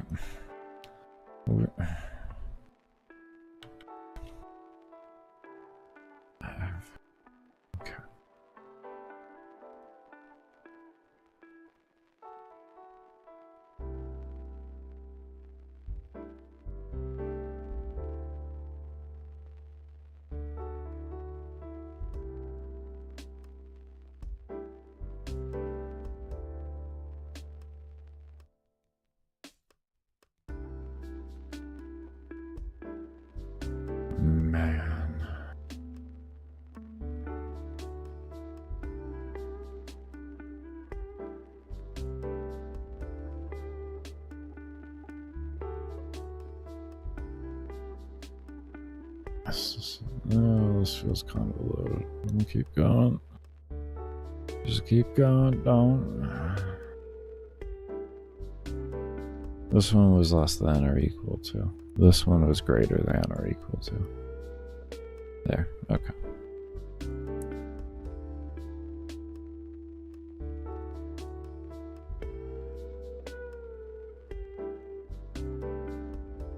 To bar position X. So that would be not the same. Okay. I say with that. Plus width. Okay, plus our width.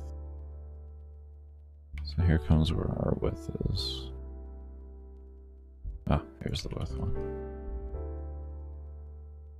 Plus width.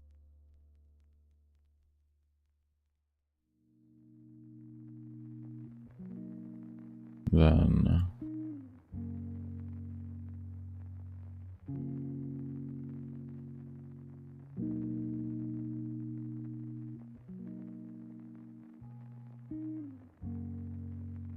equals mouse X.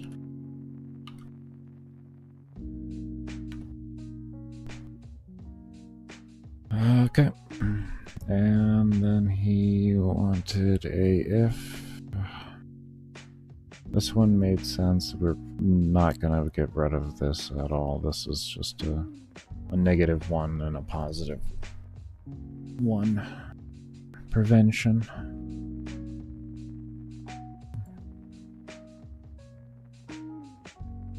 Or I highly doubt we'll be able to shorten this up because this is a very simple check.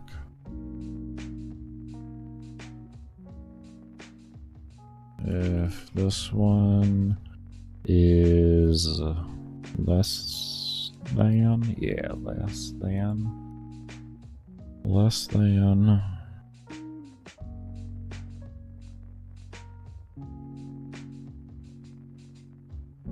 right?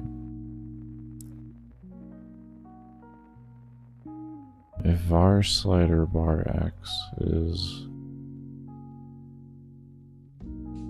the slider bar position X. This one to this. Okay.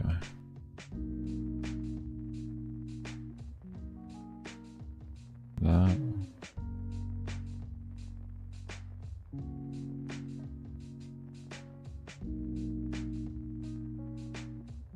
We do.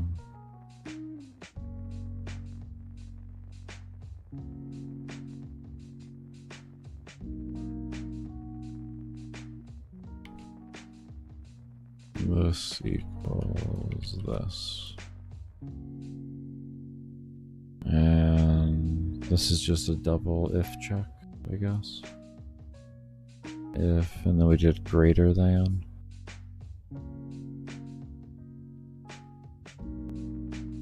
Right.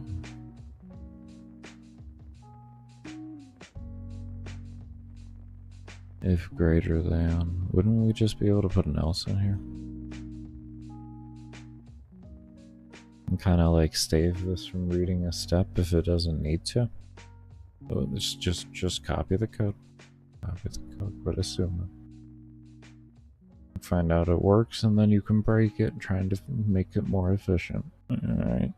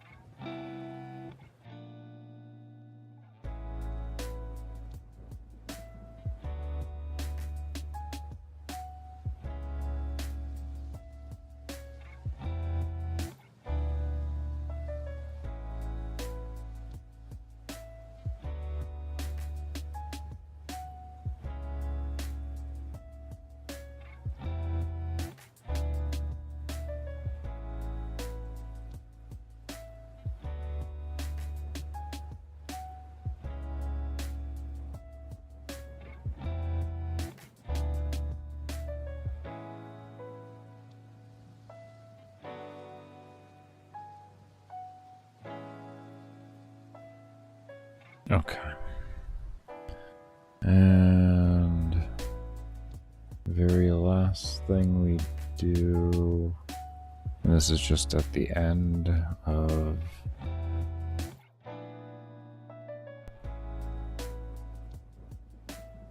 okay. And this will just be over here. This was one thing I was missing, was the X to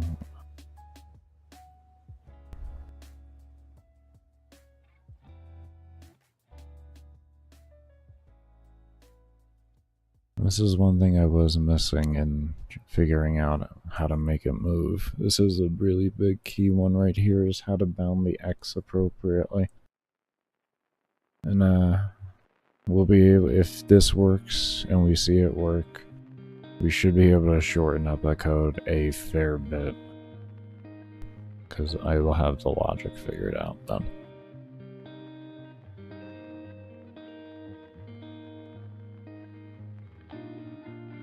I know I hit the X button, I know, oh god, the X key. Not the X key. How could you, Baker? How could you hit the X key? Okay. And we want this one to equal U. Huh? So it creates and then it up.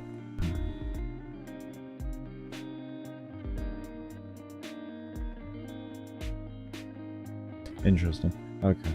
So now he's resizing from there. Okay. Well,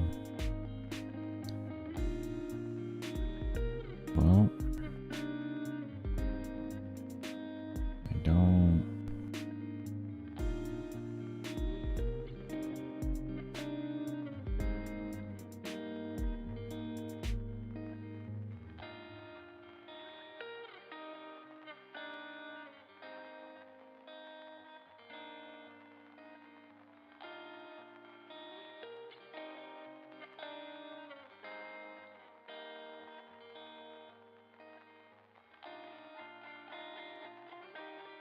I guess we'll give it a tilt-a-whirl. I don't know. We'll see what happens right now. It's probably gonna break right now. I feel like this is not the play right here, is the create instance. But we'll see. It actually should be the play still. That should still be the play. Hopefully things work. Oh boy, hopefully things work. Alright. Nice, I got an error. At least I tried to do something.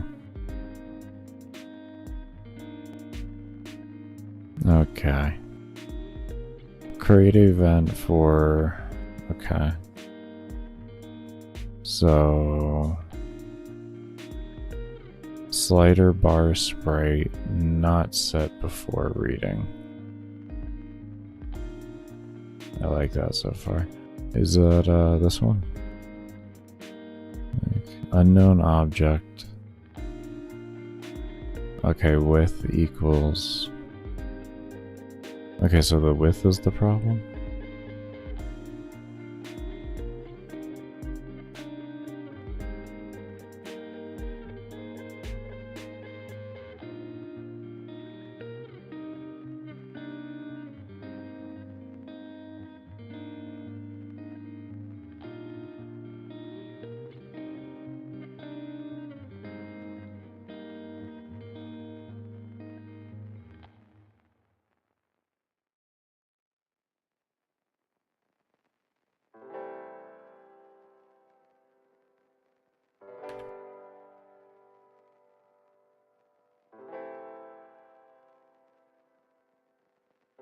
Remember earlier when I said the whole thing about the sprite thing?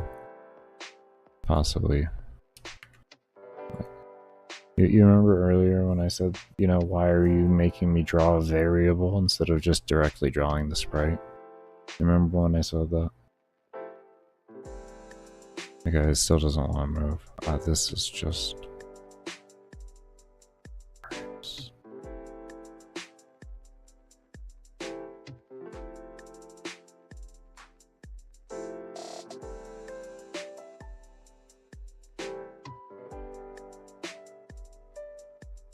Old ass code. Old ass code. I was just hoping it would work. Oh, that felt good. Crack my wrist.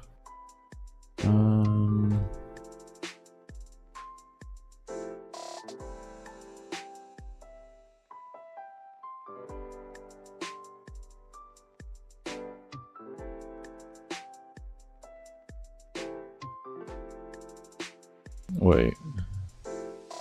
Is this like that?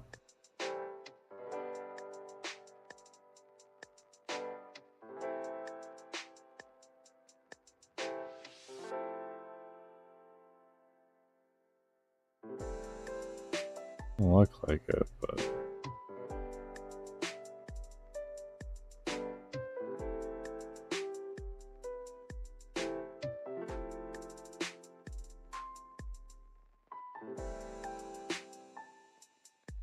what's it?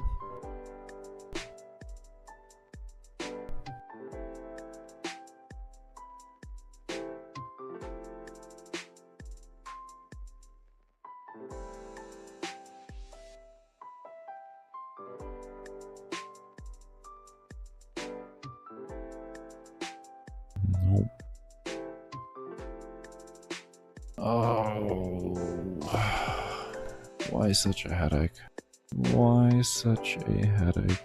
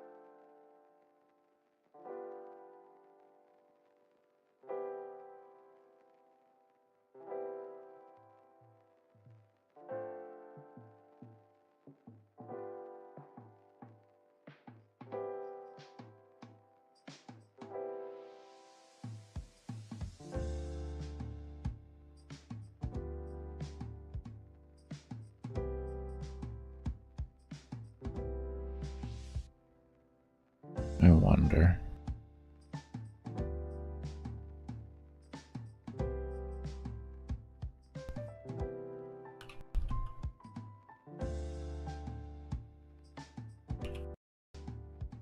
I wonder if there's issues with this end of things. Let me take that out.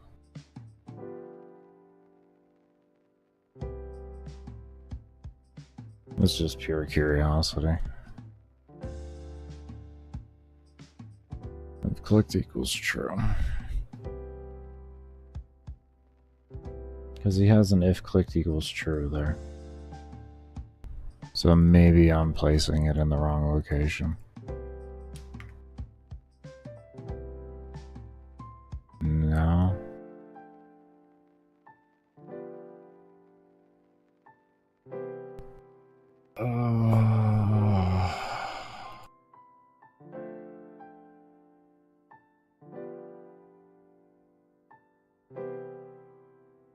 Am I not converting it correctly? Is his guide out of date? Lord, if I know. There's really not enough resources online. For gamemaker at the end of the day. Alright, you know what that means? That's back to screwing around.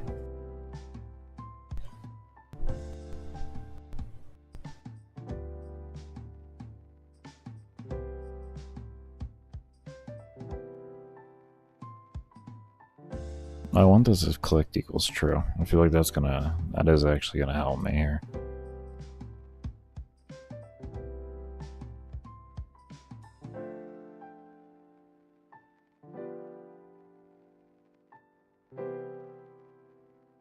Alright, any of these values I want.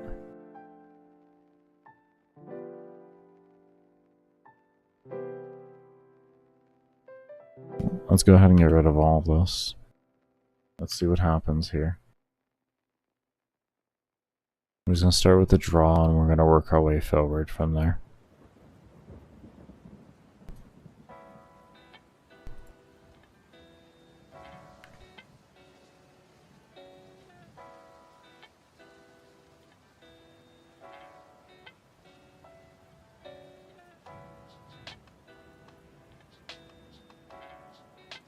Okay, where was that error? Draw. Draw event. Slider mob X. Okay, that makes sense.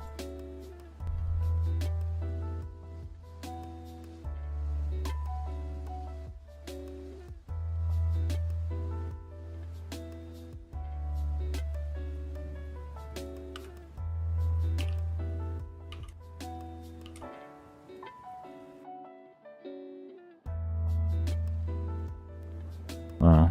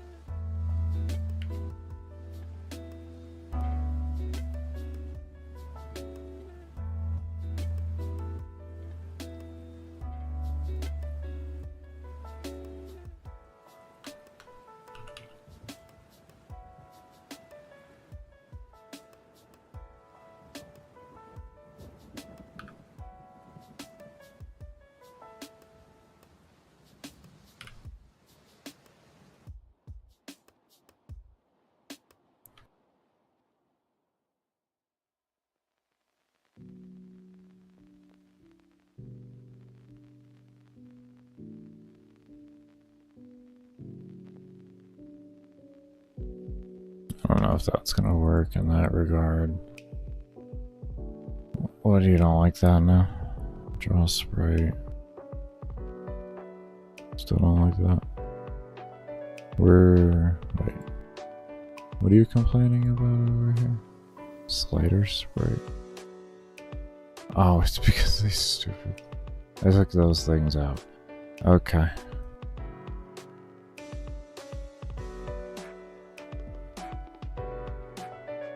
Let's just draw the straight sprites like that, please.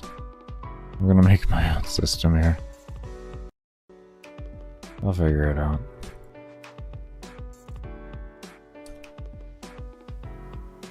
Okay. One error at a time here, I'm working through. What do you want here? Mob bar X? You still don't like that, do you? You really don't like that, huh?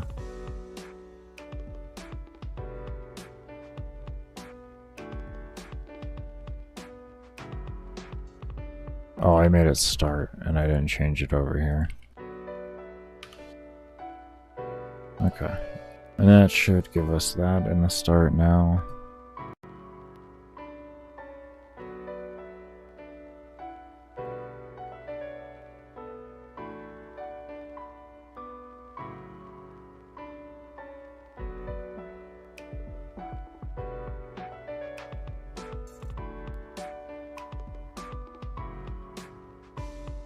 Mixed them up. Mixed them up.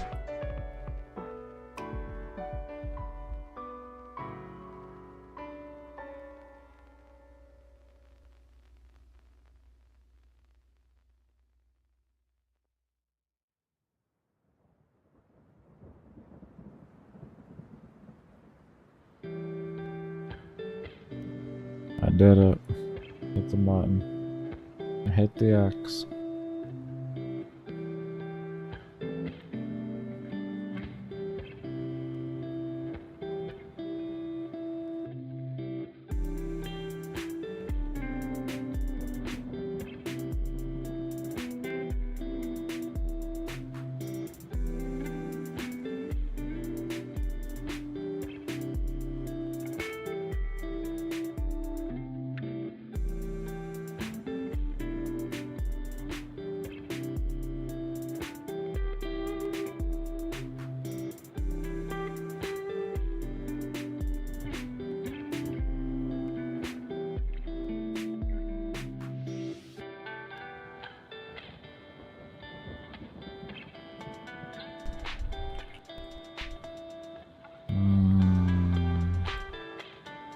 Realistically, probably could literally just do that.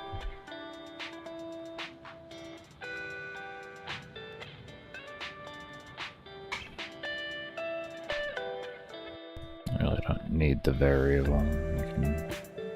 The engine isn't stupid. You can kind of run that, but I think it would probably be a little more efficient. Okay, alright, we're getting somewhere now.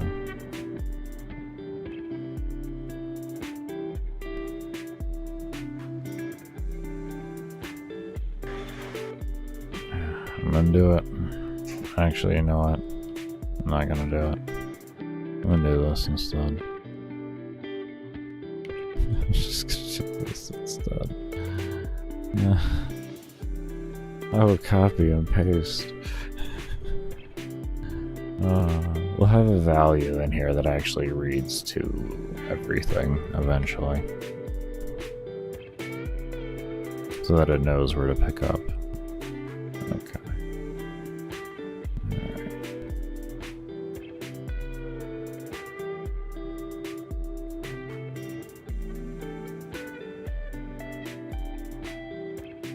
So there's one thing too. I don't. If he wants it to start in the middle, you don't have to set up that division thing and all that. Like, you just X, Y, and it's the center thing.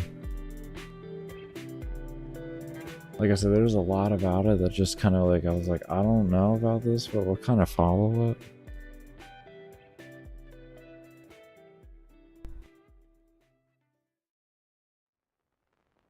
I didn't really like it.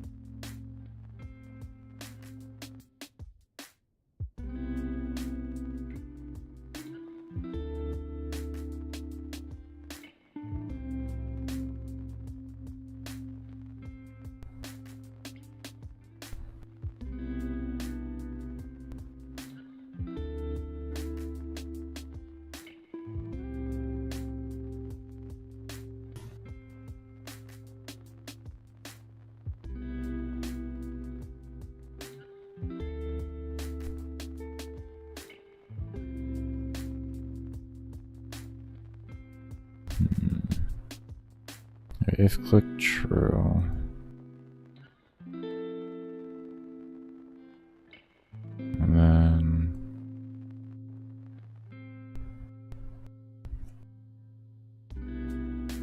mouse.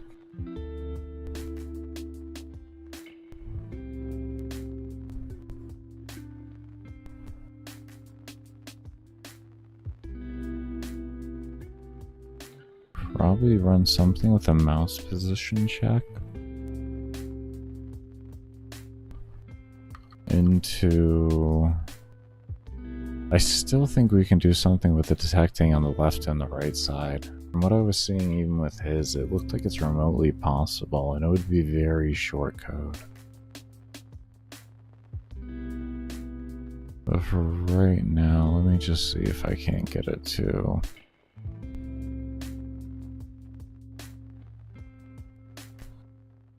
Maybe start with a bar position.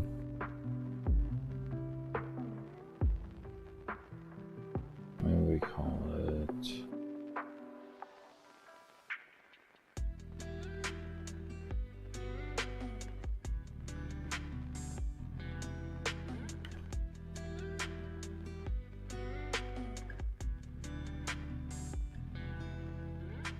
Maybe part of the issue is the GUI that we were having before.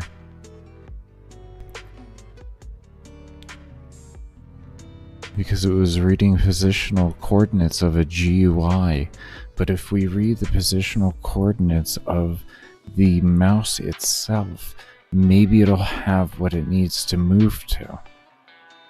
I just thought, I don't know why the hell I didn't think about that earlier. Oh, shit.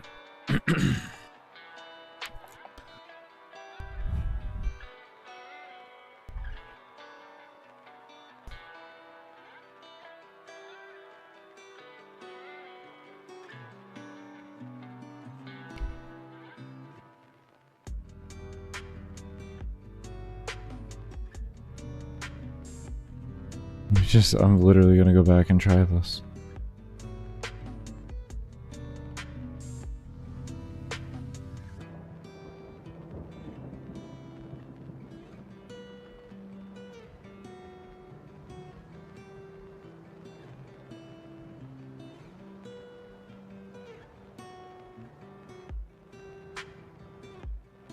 Oh god, I gotta do it, I gotta do it.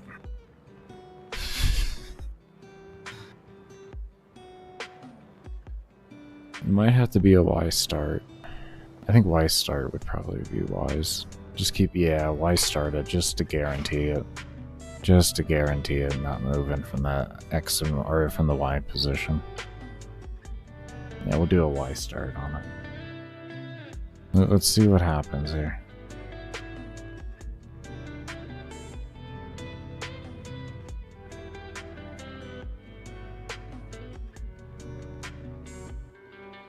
Oh, besides waiting.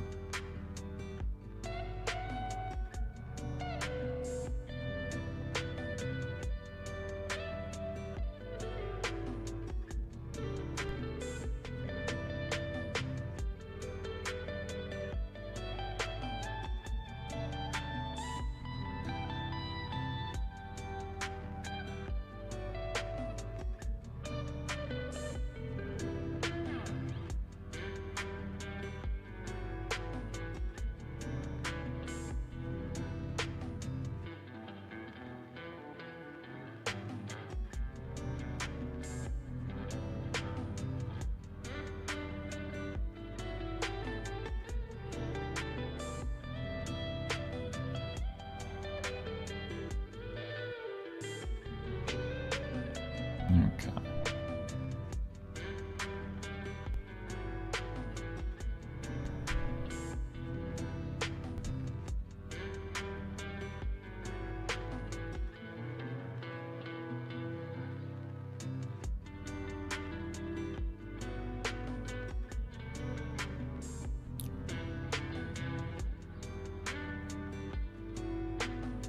No? Oh, I could have sworn that would have worked.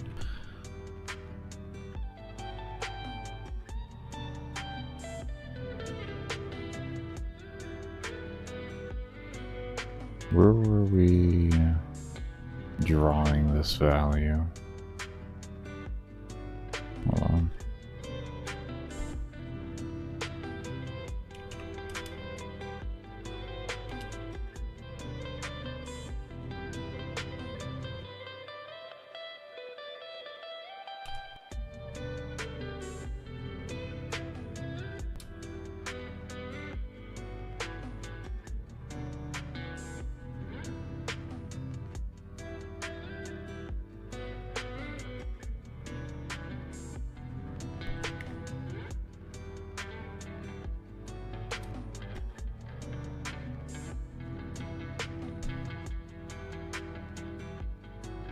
Okay, that's not updating. Okay. Alright.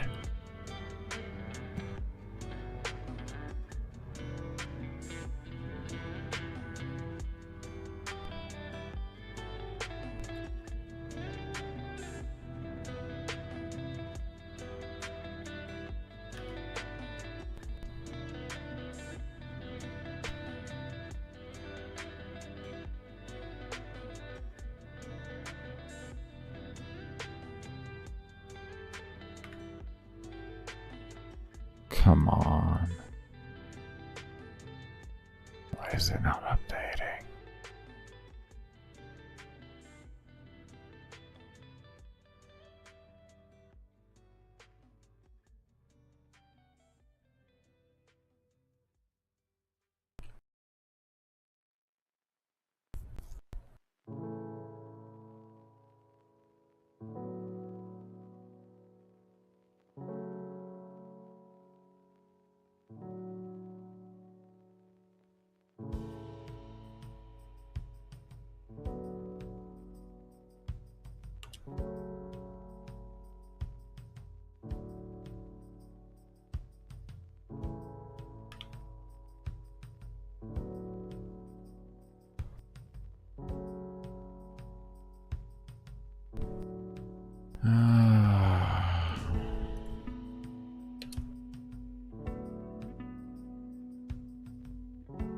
But you're just...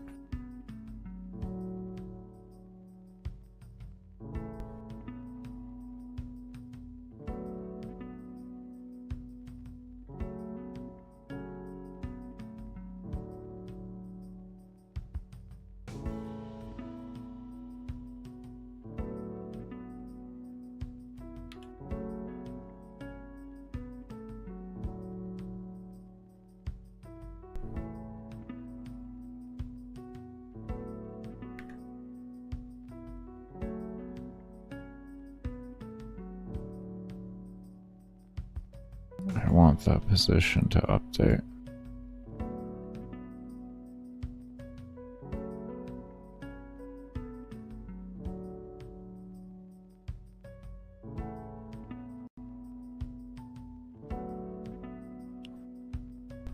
Maybe throw it up there, so it's always updating.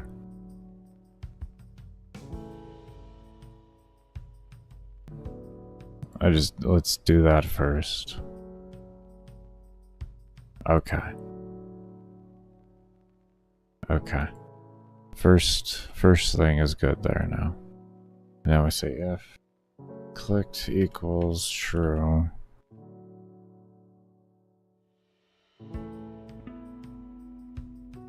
Right. Welcome home, Columbia. Beautiful, beautiful. Discovery's 4 computers now have primary control of critical vehicle functions. Liftoff of mission 41B for the first flight of the orbiter Discovery, and the shuttle has cleared the tower. Discovery, Houston, trim to ATO. Why? Why don't you want to do it? Why don't you want to do it? Beautiful, beautiful.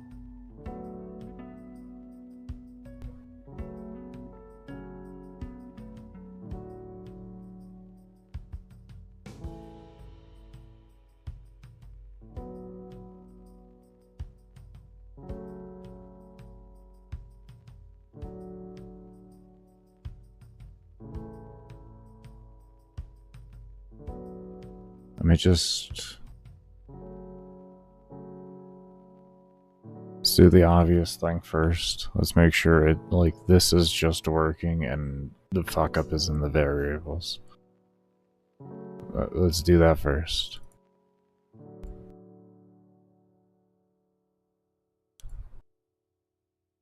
There we go, see. Okay. Okay. Okay. Okay.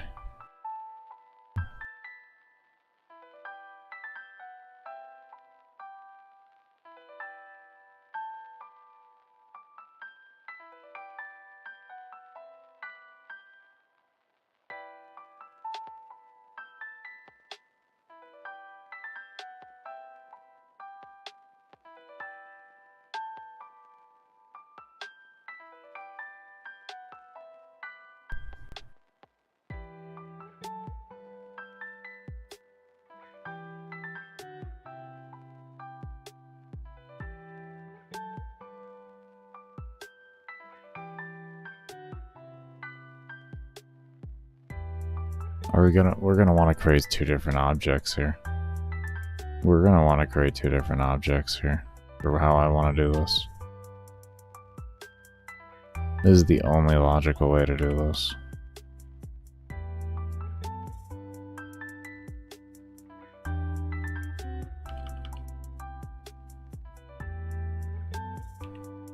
it's going to be shorter code.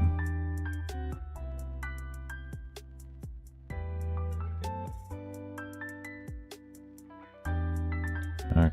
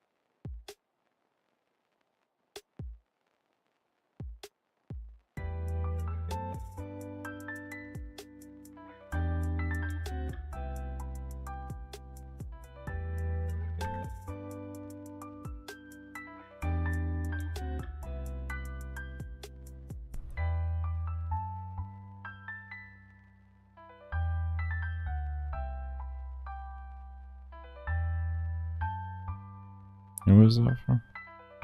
You? Undo you?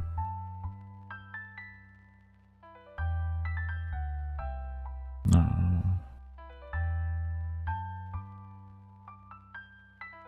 What? What are you going? What are you going on about?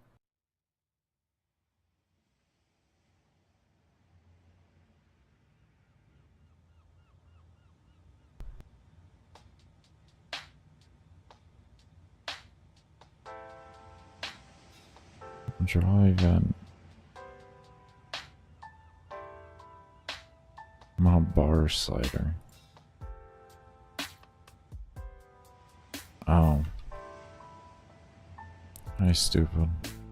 Obviously, if the code's over here, it's gonna need to be here, man. Can you just not be stupid?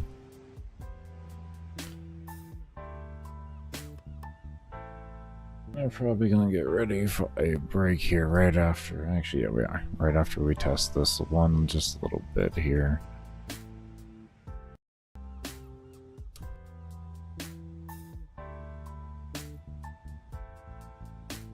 Okay.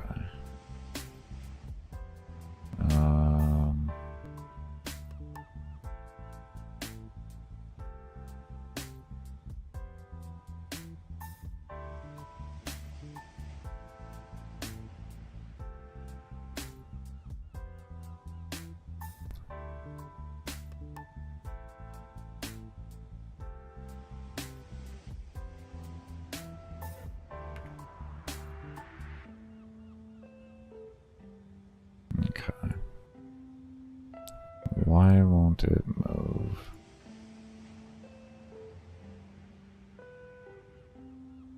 If clicked equals true. See, that didn't work in a baseline there. But if we come over here and throw this up there, it should work after we click it. Maybe we have to give it a sprite. Maybe we have to give it a sprite. No, that did work now. See?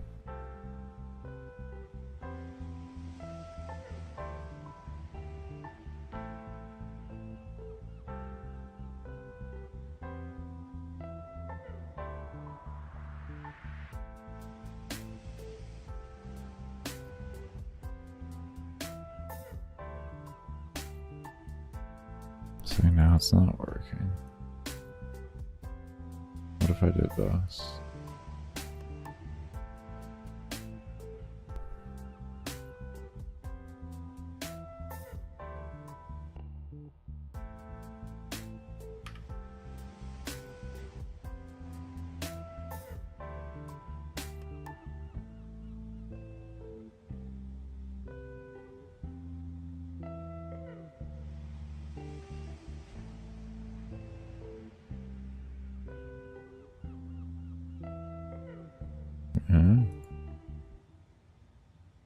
Okay.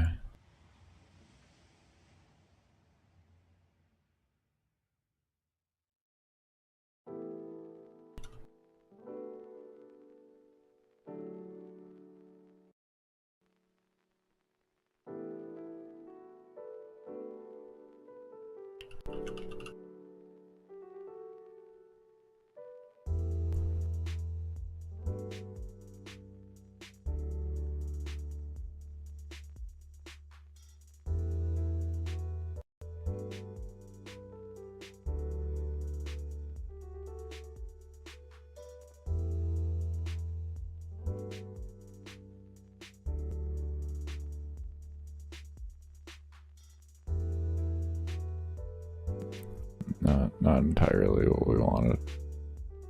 Okay. Well, when we come back, we're gonna continue screwing around with that. We're getting there. We're somewhat figuring it out. I'm gonna keep messing around with things. I'll eventually find the right thing for to detect the right coordinates. I'll find it.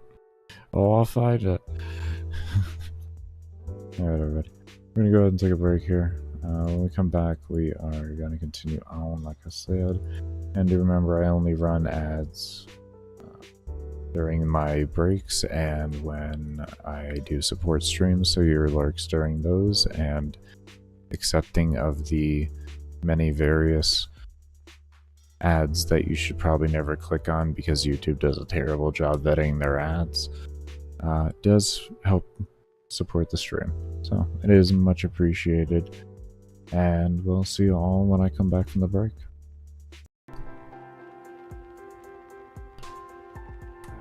Okay, we should be back now. That was it's an issue with my engine for some reason. It only does it with gamemaker up. It probably has something to do with why it's not picking up the game every time. It probably has something to do with that.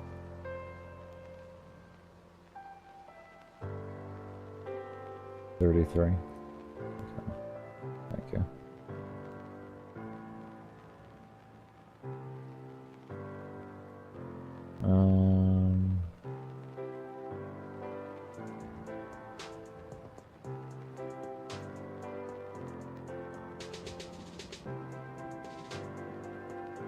Okay, there isn't even a capture source. Created with gamemaker. There we go. There's a real. Okay. Engine just gets all sort of finicky.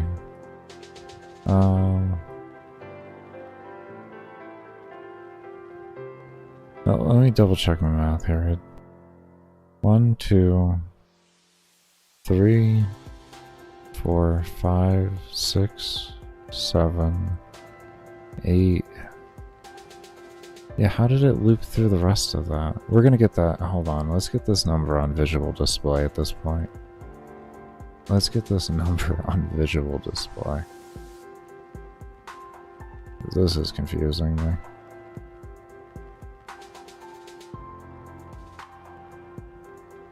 I didn't. What did I do over here?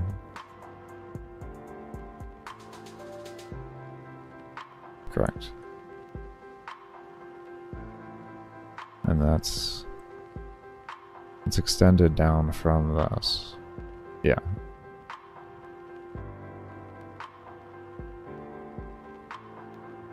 Okay.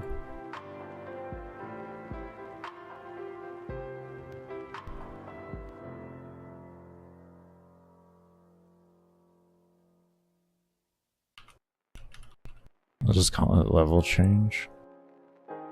And 1700 620.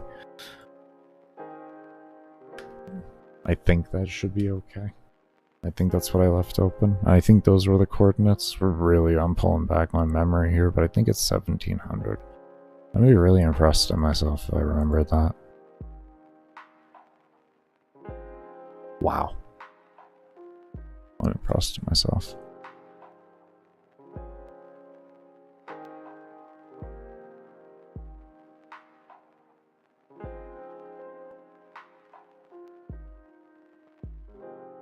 Huh? Why is that number going up? And the enemy level isn't like that. What is... Wait, why?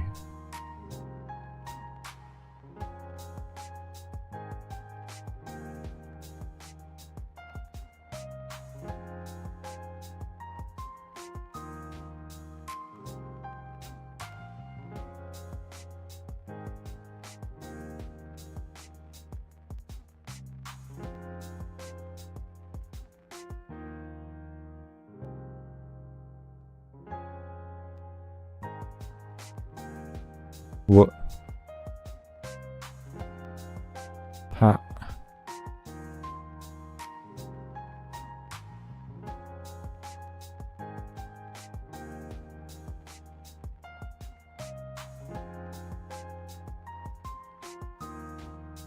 Ha.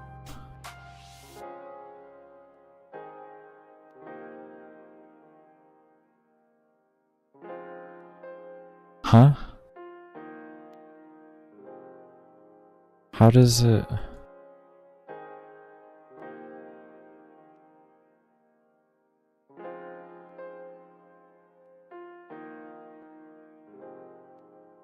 It doesn't... But it doesn't hit the...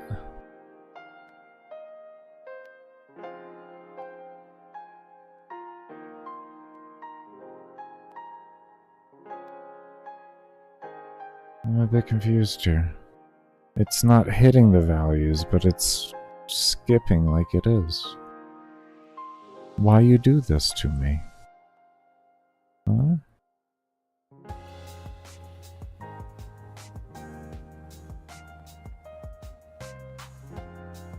Yeah. Yeah. We only like we were like 280 and it switched.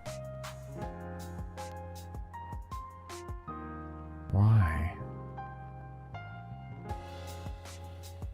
Why? Maybe we gotta make it just like a straight greater to, and this it turns into a less than or equal to.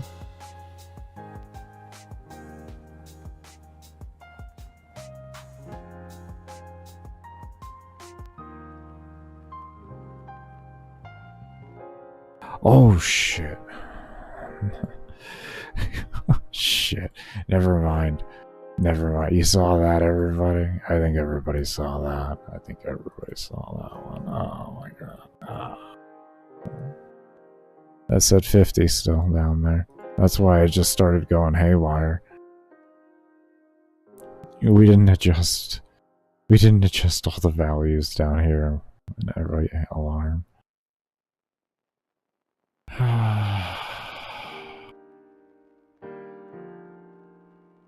Look at that.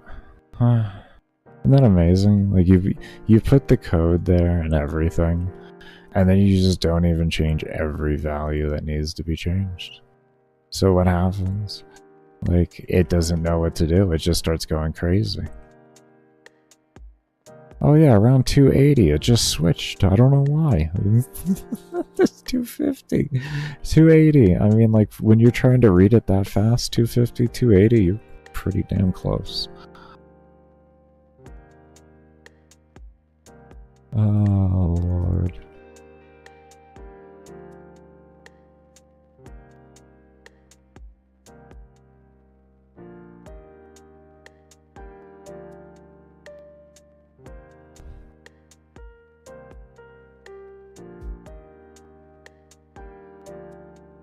I definitely think going by 2 is going to be the best option too, by the way. Actually, let's make a value here just so I can freely edit this stuff easier.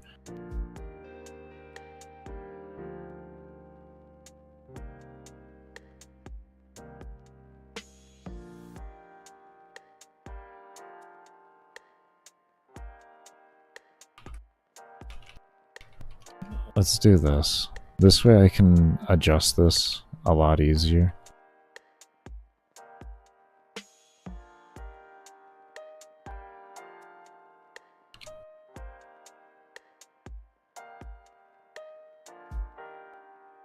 This way I only have to adjust one variable every time as I'm messing around with this.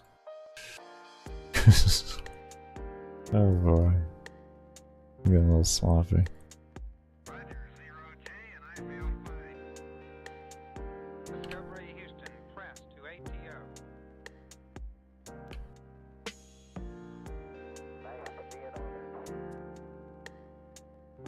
Liftoff of mission 41D, the first flight of the orbiter Discovery, and the shuttle has cleared the tower. There we go. That's gonna work better for testing. This way I can change all the values that I need to change.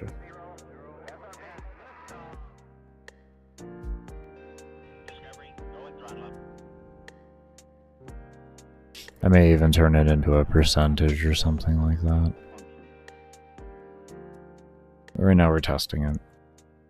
There we go.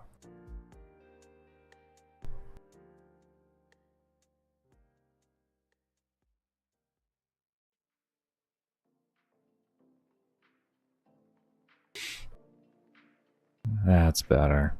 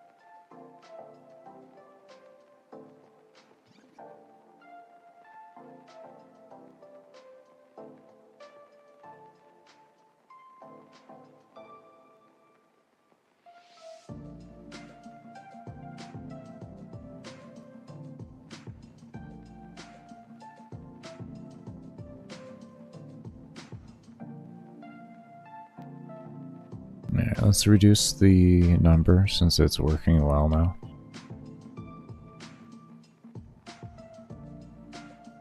And this way we can see it loop faster. It'll probably end up working better to leave it at like 1.1 though, to be honest. Just because of, like, it's gonna keep going up.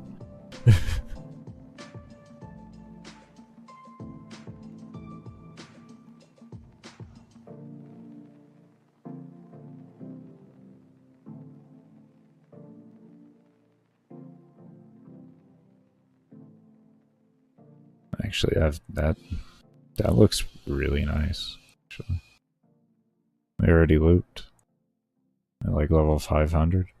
That's pretty good.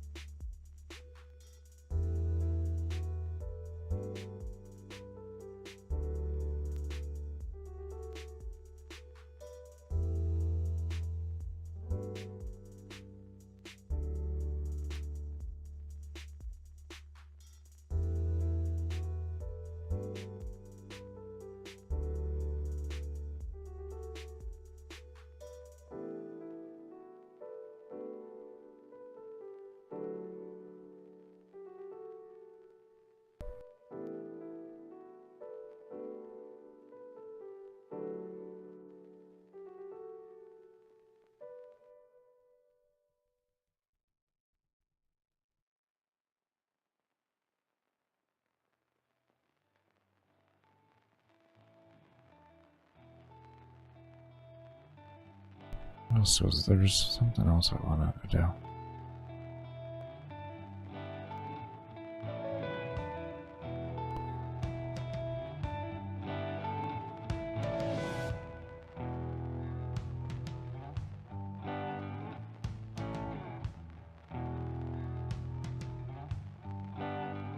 Oh.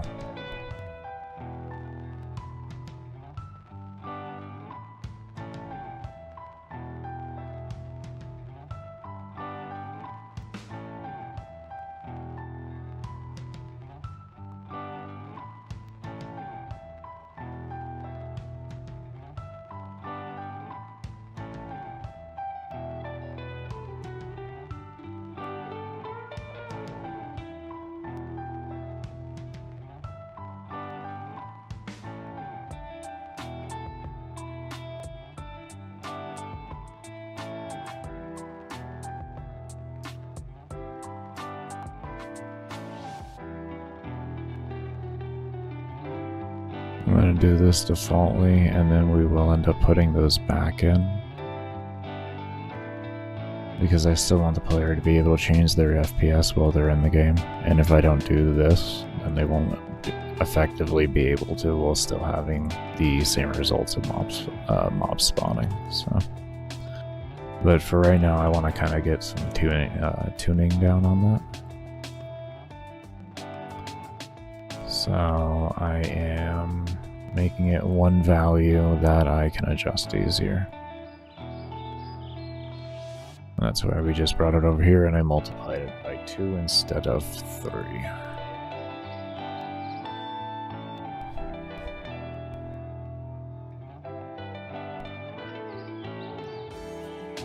FPS real though, we need to update constantly and always be red.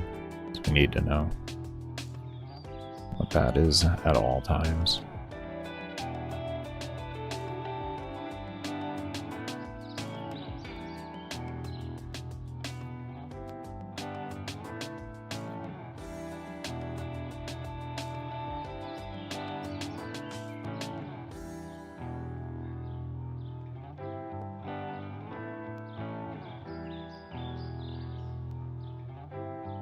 That's good there. I'll let this sit through and loop a bit.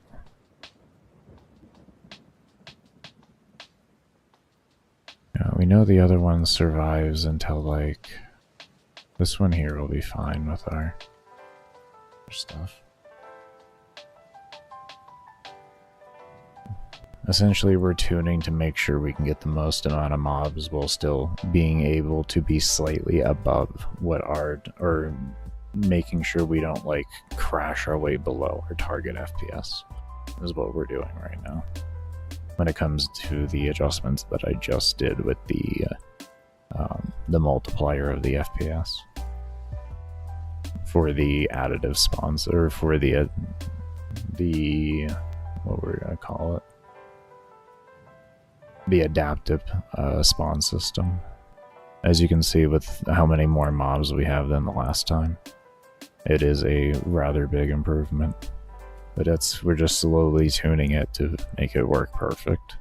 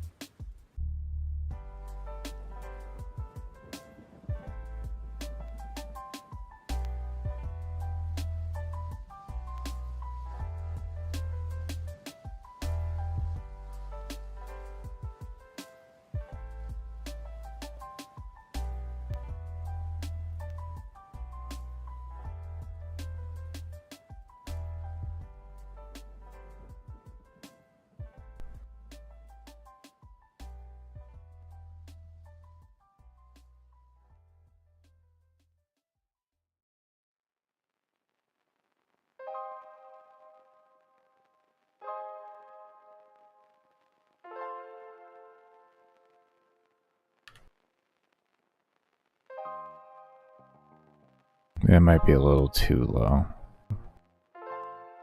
Might be a little too low. 2 might be the very safe limit.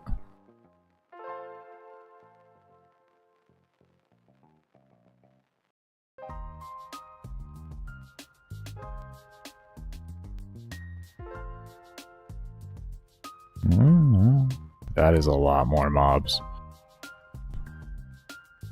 That is nice. Damn, that's nice.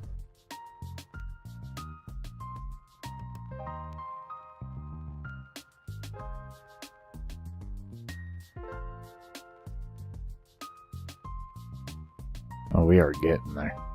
Oh, we are getting there. This is gonna be a good system.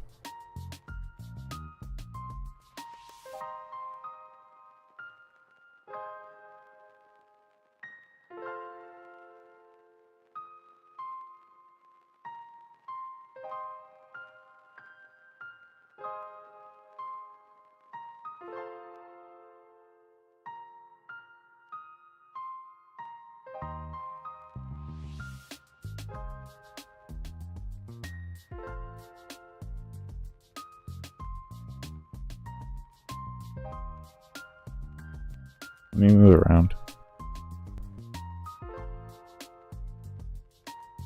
Oh, okay. We'll go ahead and move around this one.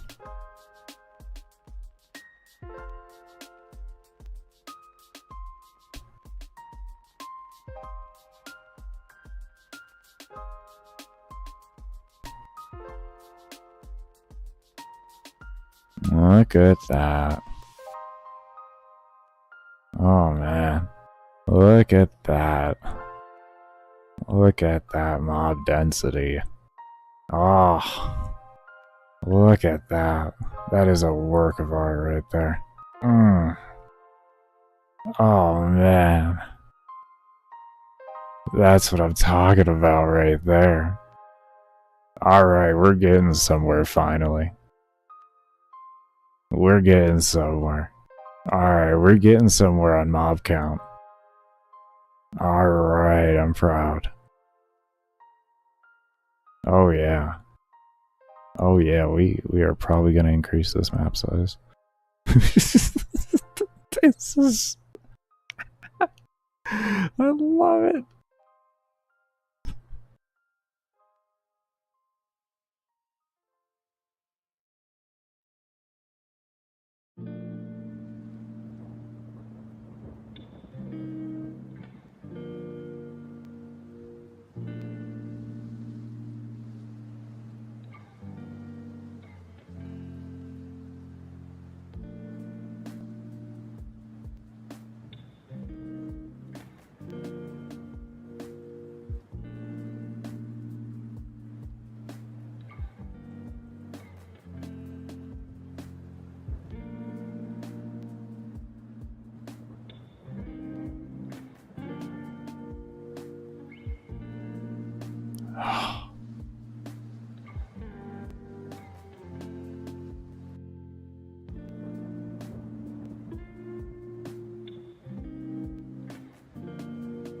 Oh yeah, I'm just gonna try it. I'm just gonna go straight on FPS. We're gonna see what this looks like. This map is going to be filled with mobs. I don't think there's going to be a bit of open space.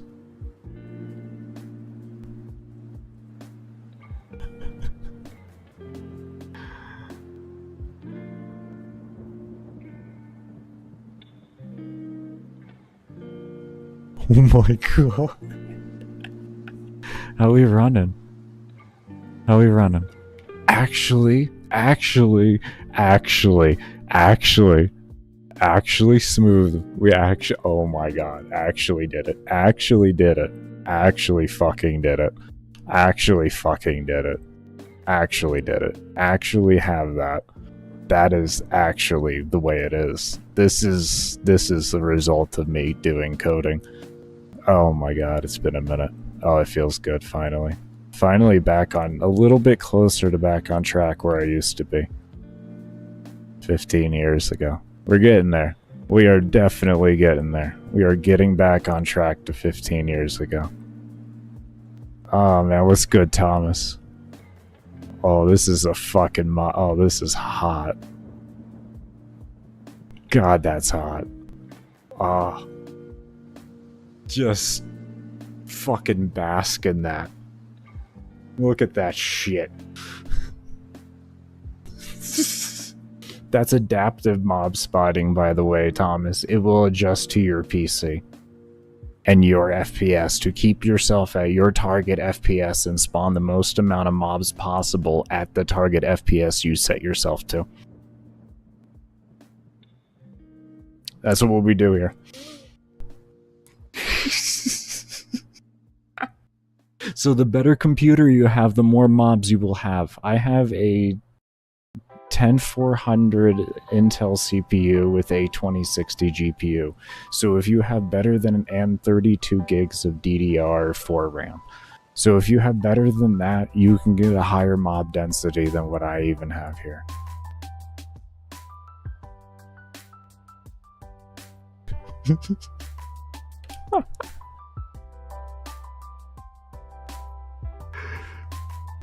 That is fucking majestic. You're fucking right, it is. You're fucking right. God damn, I'm proud of that. Holy shit.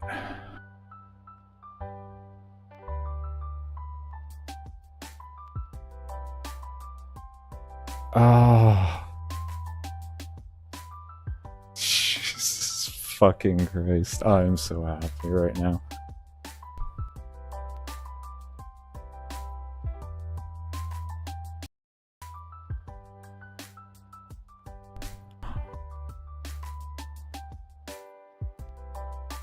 Oh. God damn. Alright. How you doing though, Thomas? I'm gonna be getting myself ready for a break, but it's because my brain's kind of fried from figuring all this out, but we did it. And we also set up so that the spawn system itself on the rotation of like the alarms on what mob sets you get loops around constantly. So it'll like the number, like this level change number up here is whenever a new alarm is active, and that number keeps going through, and it'll just keep adding through and looping through the alarms as it needs to. So it'll go to 1 with that value, change to a new value at 2, go all the way to 11, repeating that, and then loop it back around. Once it hits that value that it achieves at 11, it'll loop that back to 1 and then continue that through again. And it does that infinitely. And it's all based off of enemy level, and it's all fucking easy calculation.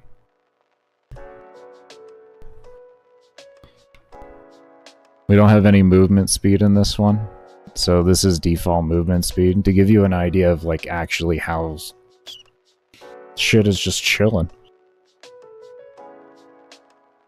There is no issues. Like if I want, I can go a little bit higher and do like 1.1. If we want like true security of this, we do times 1.1, right? Just 1.1. And what that'll do is just give us a tiny bit more FPS onto it to allow for a more stable 60. Because right now we have it set at 60 FPS, but the player can set it whatever the hell they want it to be.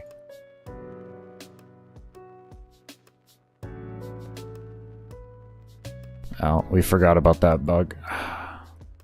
We're gonna be fixing that one. Trying to perfect a build in Soulstone Survivors. Soulstone Survivors, why is that familiar?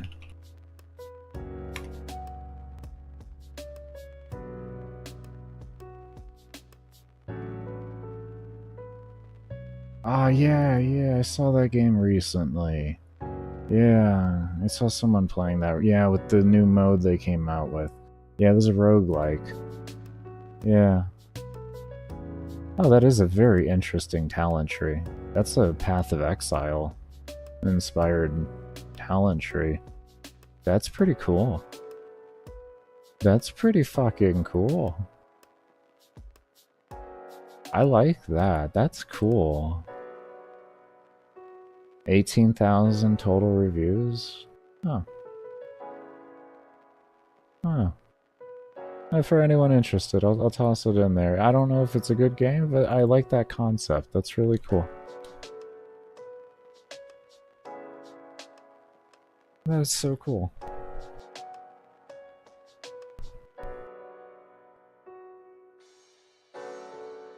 I could definitely see why your brain would be firing looking at that that tree. With a limited amount of points, you really gotta sit there and think.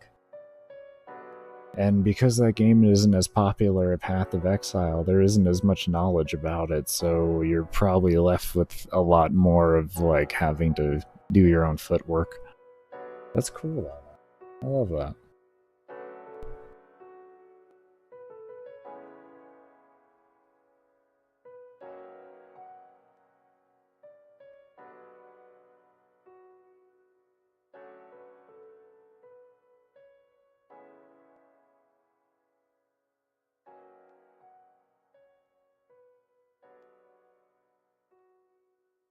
Ah, that's beautiful.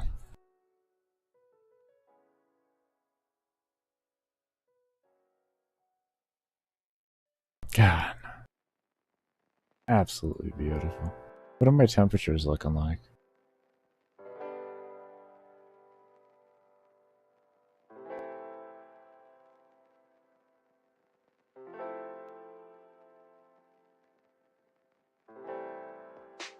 That's not bad with everything else currently running right now. GPU is at 98 Fahrenheit. The CPU is high. It's like 140-ish. It floats between 135 and 140. But that's because I have, like... If I stop my streaming software, because I'm also recording and streaming at the same time, while I have like a bunch of windows open, while the game engine is running, while the game is running. So like, yeah. Where's my RAM usage? The last time I still don't see my fucking RAM usage whatsoever. I'm still using under 100 megs of RAM on the game. That is fucking beautiful. 8% of my CPU. I expected that increase there. That's about a 3% increase from where I had it previously. That's actually very acceptable for doubling, or actually tripling the mob count. So that's very acceptable. 3% increase for tripling the mob count. That's fucking good.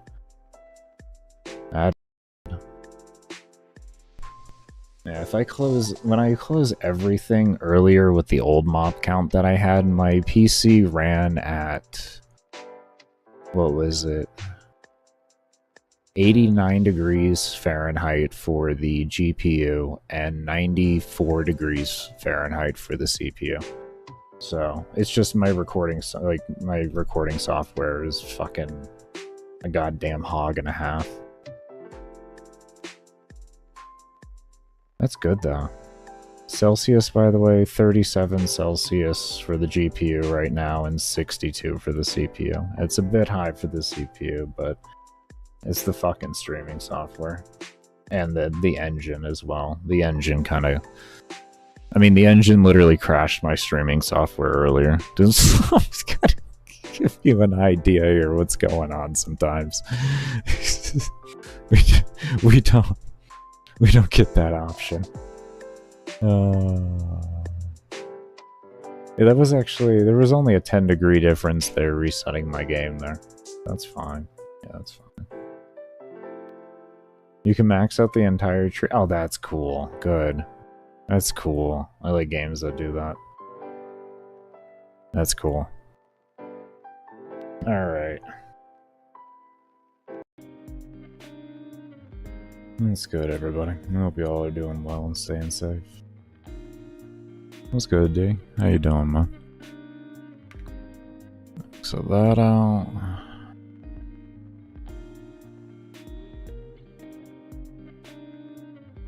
I hope you're doing well, homie. Alright, so... If I remember correctly, where we left off here was we were working on making the player leveling system actually detect if they were over leveled by more than a whole %. or more than a whole times, and then it would actually loop and continue to give them the scaling through until it no longer looped. And we were implementing that into the enemy thing. Why do I have this second if here? My timer. You know what? I didn't change over. There we go. Okay, there we go. Vibing, man. Vibing. Just been tearing my hair out doing this. Coding's gotten significantly easier since the last time I did it 15 years ago, but just because the UIs got easier does not make the coding easier. Been doing good though, man. Been doing good. Just been working away at this. Don't do that? That's how I feel sometimes. Now, why do we have player base in here? Did we copy over this whole system? Okay, we copied over that. We have a how many check there. And then we take, let's see. Okay, we had player scaling over here. Okay, so this was faster player scaling. This was faster player scaling. Ugh. Okay, now I know what I'm doing. That issue when you haven't done any work in like a few days because you've been doing other work, and then you come back and you have to try to remember where the hell you left off. Yeah, man, we've just been grinding away trying to get this to a point of being more releasable. With the coding taking me a bit longer than I would like it to. And I will admittedly say that's predominantly due to the fact that as I'm coding, I'm learning this engine at the same time and a unique code set. Like this is a complete, you know, a custom-made code. So learning all of that at the same time has definitely slowed down my overall progress. So that's why I've started to actually stream my coding and everything like that.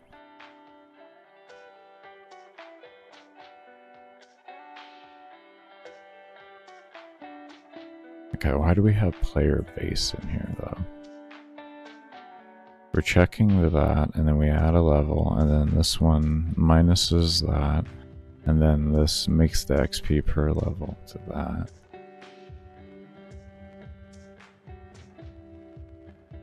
We don't need player base in here then, so that is a worthless line. This loop is okay there, and then I want to run a... Do we not have an if in here anymore for the division to not go under 1?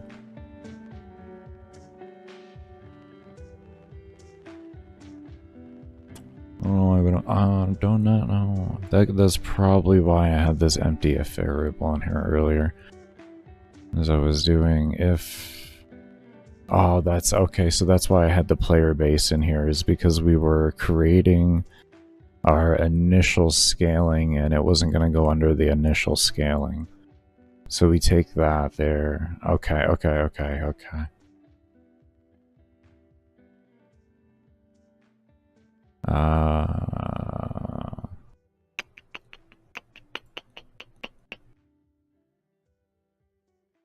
guess the easiest way to find that will be coming into here, and I have the initial creation. Where are you? Here you are, actually. Yeah, you, the holder of it all.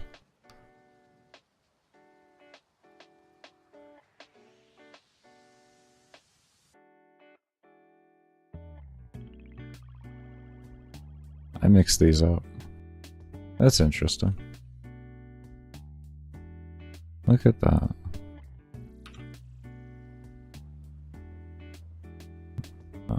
Oh, I hate carpal tunnel. Please work with me. I just want to do the little button right there. There we go. Okay, and then we put that over into here, and then this, paste that into there. Okay, well now that's actually correct. it didn't really make too big of a difference because it's just on the first level, but I'd rather that be correct. Okay, so we have... Let's bring you over here, just so I can look at... Oh, okay, good, you're right underneath it, actually. So I could just look at you. That's wonderful. Okay.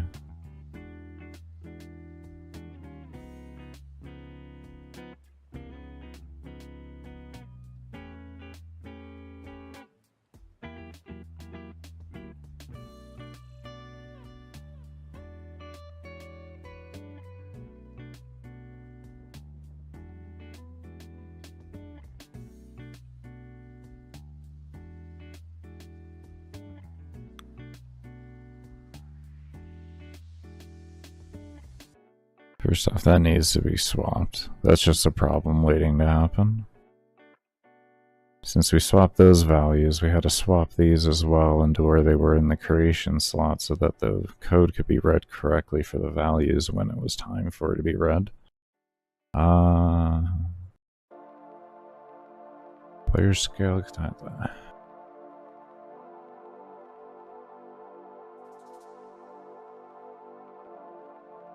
So I guess we just do ×1 then.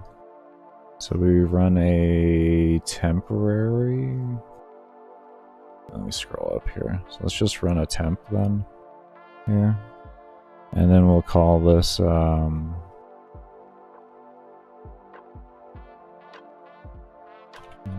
max... We'll call it min XP? Yeah, we'll just call it min XP. But having a stroke on me. They had an update today, and it is working a little bit better. The engine isn't as laggy, which is nice. They cleared up a few memory leaks and such. I still have a few things that are going to cause me problems. Predominantly,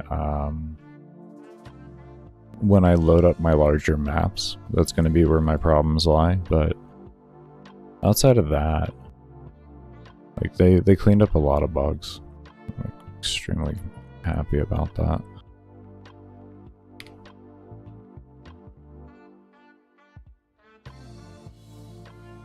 Say if player XP to that, boom, equals less than. Do we want to say less than? We'll say, yeah, we can say less than. We can do. We'll do less than or equal to, screw it. And then we'll just throw in another variable here, and then we'll make that player XP to level be what we have over here. This is player base ×1. And then this will secure this from going under that value. And then we can follow down into our how many check and have that loop over for that.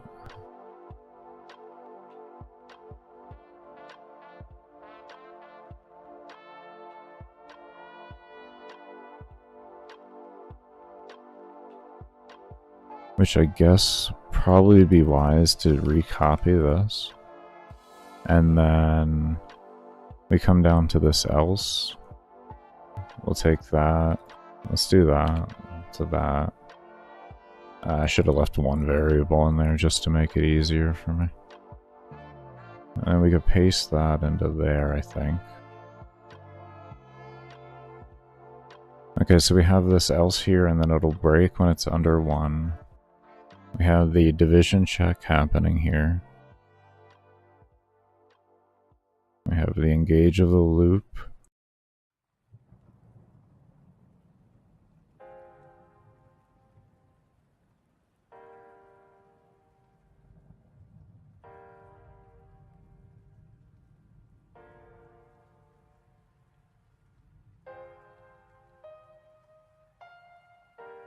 Alright, well, we're gonna crash or we won't. I don't know. We'll find out. Let's just see if it crashes.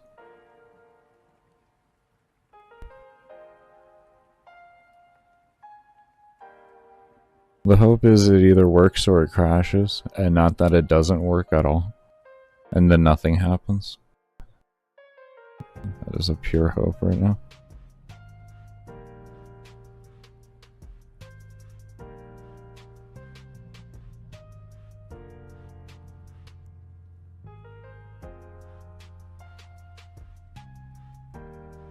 Okay, there we go, we're dividing.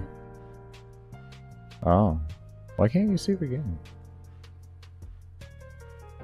Can we talk about this? What am I... Okay, I am on alpha. Can we talk about why you're not displaying alpha?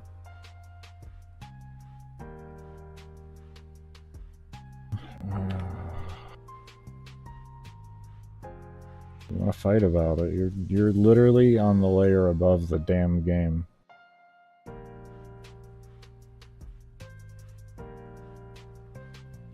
Windows the initial source is not available. What is your mouth even saying? Is that it? Definitely not it. That was the same window. You? Okay.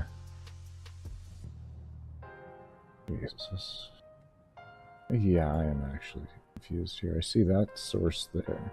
Okay, well, I'll just delete you. And there's the new source. Congratulations, look at that.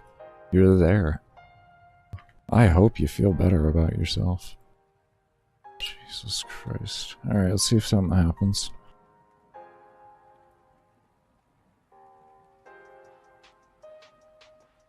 Okay, XP is going up as normal.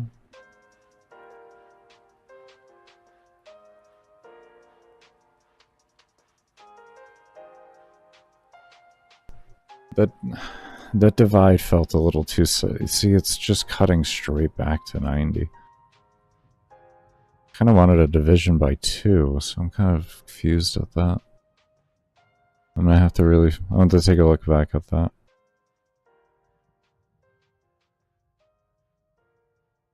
Everything seems to be working, though. Yep. What was that, Baker? Listen, we're trying to figure that one out still. That literally is a new bug due to the scaling changes. Pretty much it's from my health going under 0, and then it not... Like, the damage happening so fast that even one step in the game, even though it's a 60th of a second, isn't fast enough to pick up my character dying, so my health goes into the negatives for a second. For like a 60th of a second. And there's just that much damage that occurs during that, to where it causes that. And I'm trying to work around that there. That's something down the line for me. Now, anyways...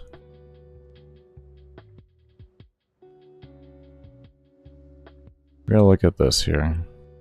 Okay, this divided by 2, and then if XP equals less than or equal to this, is player base getting adjusted or something? No, player base can't be, because player base is, that's the base, not scale. Scale gets adjusted, base doesn't. So why are you having issues detecting...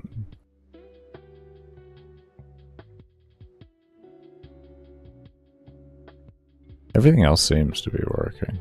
It's this one thing kind of bothering me. And it might be something to do with the loop. It might be the loops, or it could be the fact that we have alarms being triggered over here. And maybe we need to figure out combining this alarm system into these here. Still haven't worked on these yet, but these are our enemy scaling. They don't count as much right now.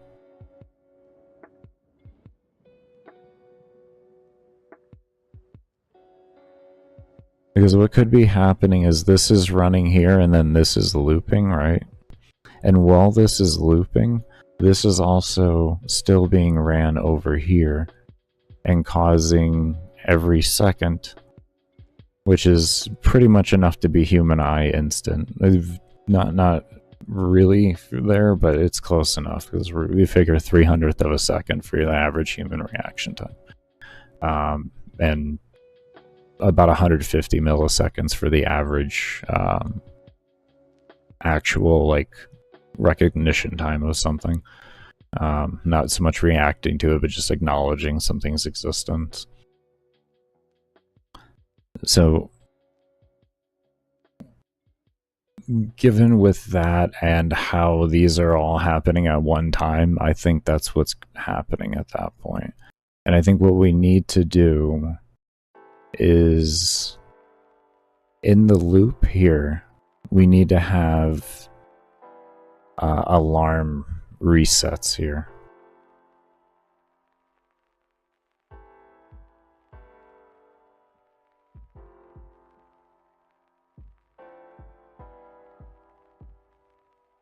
And I guess what we'll do as well is we'll take these if variables here, and these will be the initialized triggers. It doesn't sound like a good idea to me.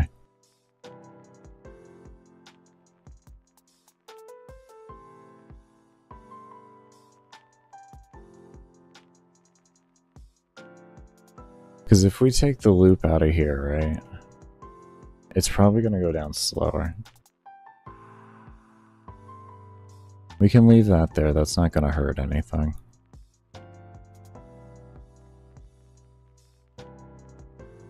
I foresee it happening slower now. Let me just make sure of that before I start actually reacting as such as it is.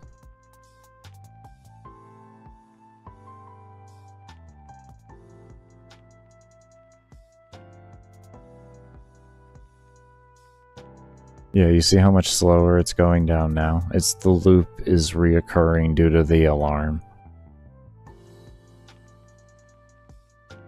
That's exactly what it is. See how it's actually gradually going around now? Yeah, okay. And yes, we're going to work on scaling that there a little different. What's happening there, why the enemy level goes up so fast, is I have a system here to actually just straight take enemy XP and then feed it right into enemy level. It's just a little test there. A little messing around. Just a little messing around. Okay, so now we understand what's happening there.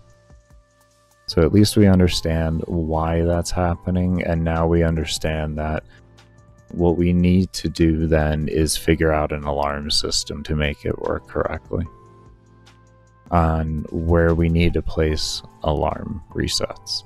Alarm resets need to take place inside of the alarms themselves and not externally, and only can one or the other alarms be procced by one of the alarms procking the other for initial trigger.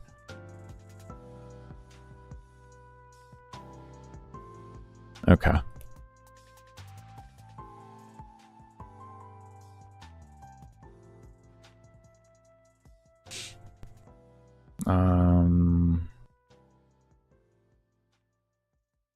How is that gonna look there, Baker? How's that gonna look, you stupid ass? Okay, so we got alarm 0. Let's just, I want to copy, we're gonna do copies for right now.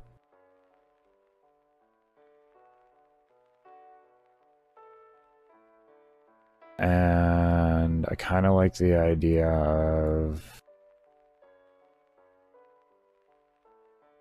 what is that, like free per second that I did? Yeah, no, it's souls free, stupid shit.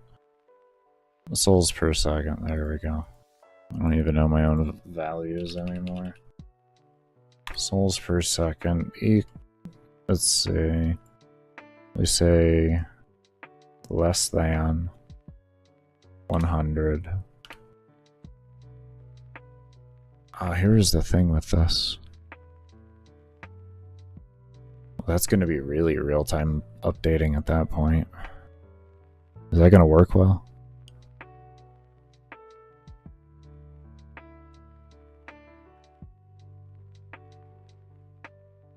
We want it updating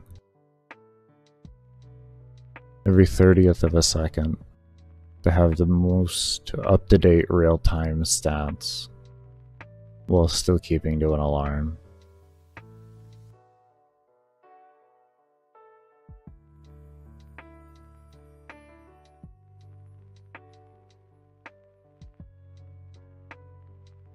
I guess we could just allow, as long as the loops don't occur in...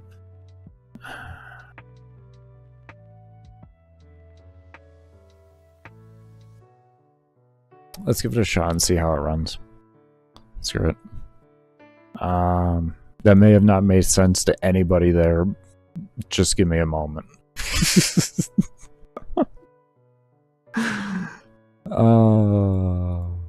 Okay, so we got less than 100 on that. Okay, so that's cool. And then we want that. You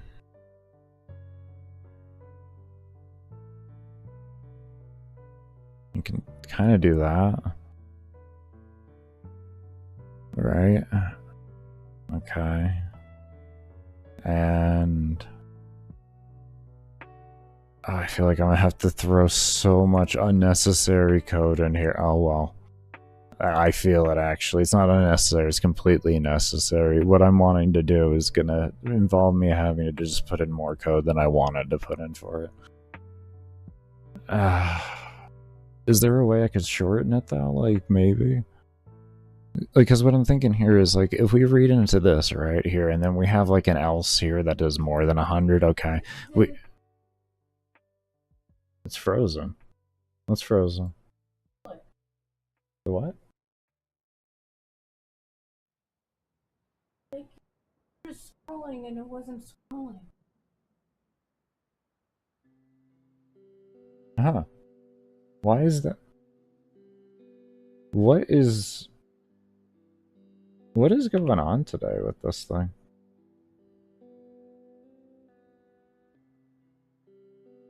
Are you good? Oh, it is totally not scrolling. Alright, well. Okay, so the health isn't loading on reset, so we gotta figure out why the health isn't loading on reset.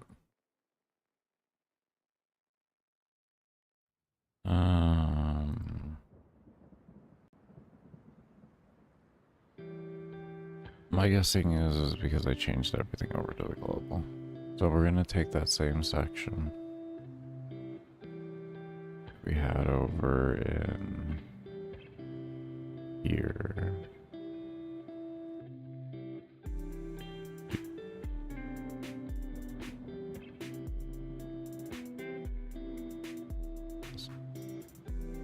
You can fit there. Your script. I truly don't want to hear it. And what we're gonna do, just copy that along. I don't 100% know if I actually need to do this. I remember I had to for some particular reason. At the same time, I feel like I don't have to. I don't know. There's probably some other way around this if I sit here and work on it.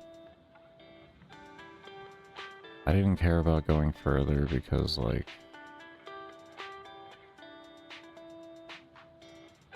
hold on here. Where's the rest of this?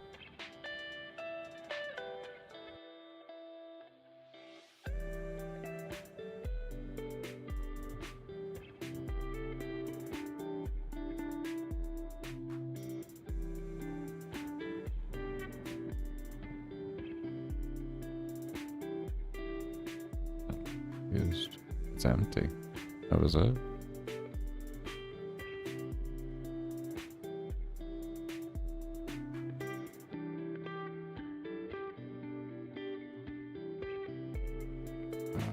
My brain says it's not correct. Oh wait, I gotta tell it to run the script.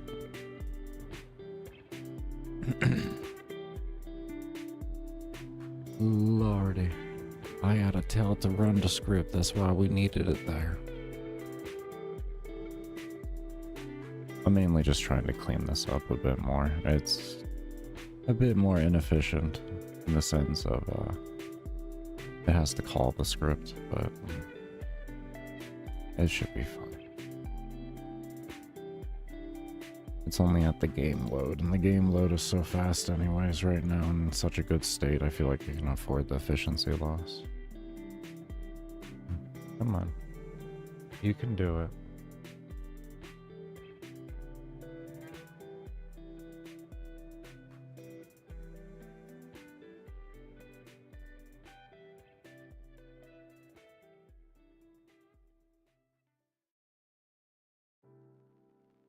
Oh. Okay. I was... oh god. Ooh.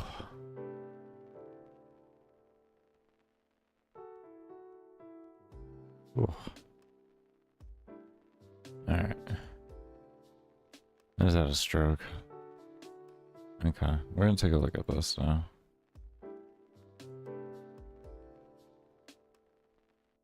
Should I load that into there, or should I load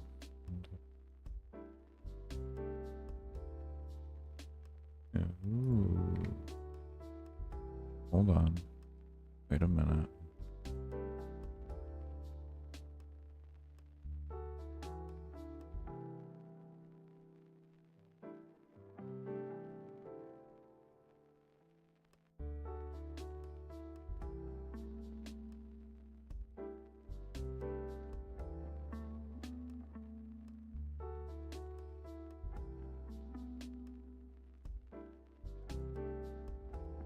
Okay, let's see what that does.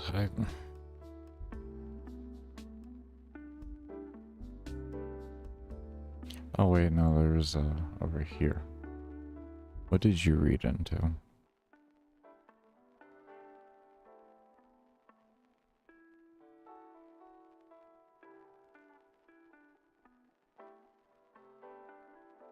Where's health? I'm blind. There it is. First the default's 1. I guess I can change all that later. It's under there. Let's see what happens here.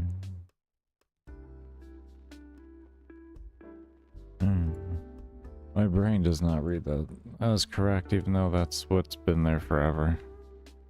I don't know. I remember when I was making the system, I had to do a bunch of shit that did not make any sense to me. So that's probably why I'm reading back on it, like, why? Why? Why? I kind of get it, but why? Why can't I just do this? I gotta keep telling myself, like, you did that already, bro. You did that. You actually did that.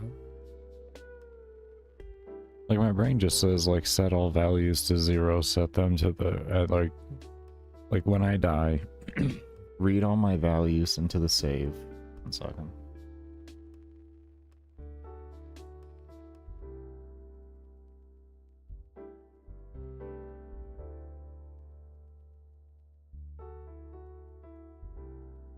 Okay, had a frog in my throat. And then read those and add those to that, and then we should be fine. Like, I don't...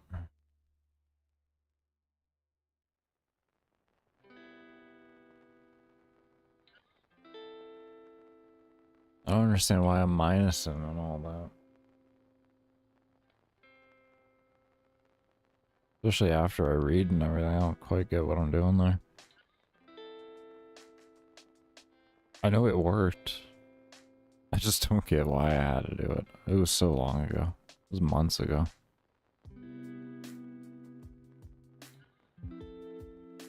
Mainly, I just don't remember. The lessons didn't hold, let's put it that way. The lessons did not hold.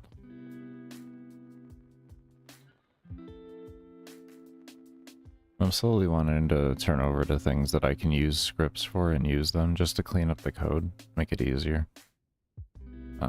for viewing and for changing and everything like that. I can just do easy calls to it where, because most of the time the code doesn't really too much matter. Well, every time that I call a script, it's not going to affect mob spawning, so if I know it's going to affect mob spawning, I'll do everything I can to code it within the object itself that's going to be running it. Because I don't want it to have to call a script or anything like that. I want everything to be on the object there. It doesn't have to go looking for it, quote unquote, you know. That's essentially that's how I view calling a script or something like that, or calling an object or anything is, they're essentially going to look for it. And I want to minimize that as much as possible, and I just want them to have it in their pockets, if you will, would be the best way to look at it. Like, it's in the object's pockets, and the object has it on hand so it can immediately use what it needs when it needs it, instead of having to phone a friend or some, you know, regard like that, I guess you could say.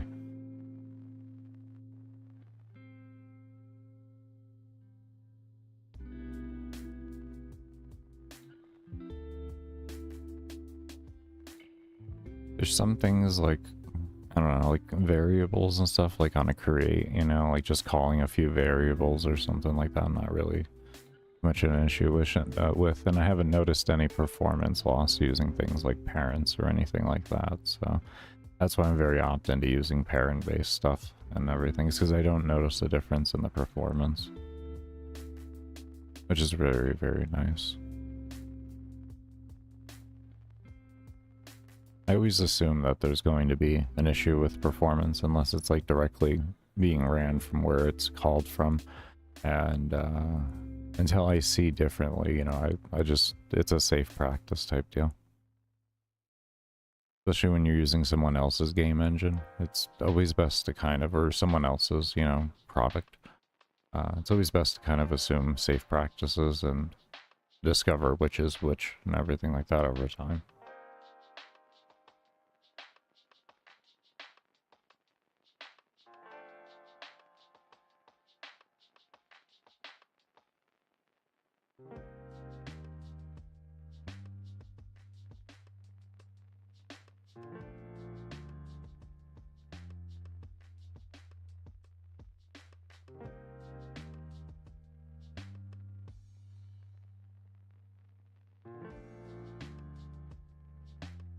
And thankfully they have a, I was drinking some water, but thankfully they have enough, like they have a good enough debugger for you to really be able to tell all of that kind of stuff and everything. Alright, good, we got our mob count here. Why isn't it dividing by 2?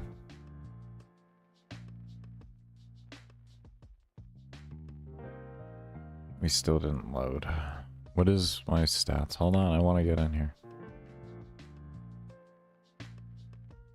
Okay, so it did not load health, but it loaded everything else.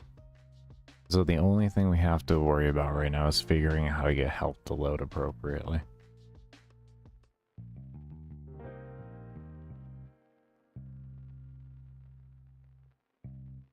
So somewhere that is going wrong.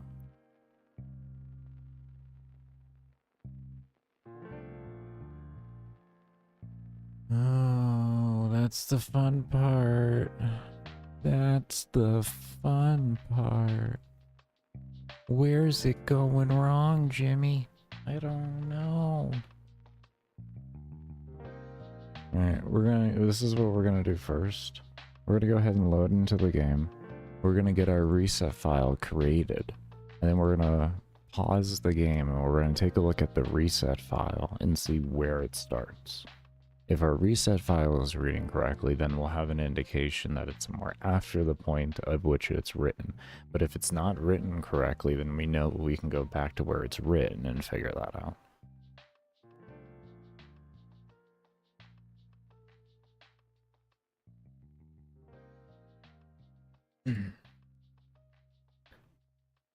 This is why I like having, if I can create little files and stuff like that, I'll always try and do that because it makes actually debugging and all that even easier. Sometimes it can be easy for you to even set it up like that, or if you want to, you set up yourself like, you know, if you're having a particular thing not running, you can use debug messages. When I find everything is running and I can't find where something isn't loading correctly, and I've like searched everywhere for it and I just want to have an easy way to do it, I'll find the value that needs to be done and I'll just create like an init file for it and then see where the issue is actually coming along and have it like read and all that. It's a slight little bit change in the code, don't get me wrong, and it could end up making you understand where the problem was even in the process, but I would use it kind of as a last resort. That's why I said, like, once you've done like everything you can to really figure it out, because it does require you to change your code, which can change your outcome, which can be a whole problem within itself. So it's kind of one of those things where it's a toss-up in there, and I usually like to just try to integrate it within a system. Because like on a save and load and stuff like that, having a little file made that's just a text file, you know, 1 kilobyte isn't going to do anything. Oh, look at that. We got auto reset off. Oh, no.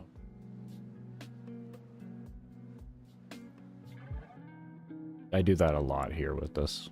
Instead of like saving things to buffers or anything like that, or holding, you know, any type of thing you could use to hold over from one room to another. I'll typically just throw it into a text file and have it run if I can. There's some things, of course, you can't, but the way I've designed this game, pretty much so far, I haven't ran into that issue. Everything could just be read through a simple init file, which just more or less is just instant at that rate.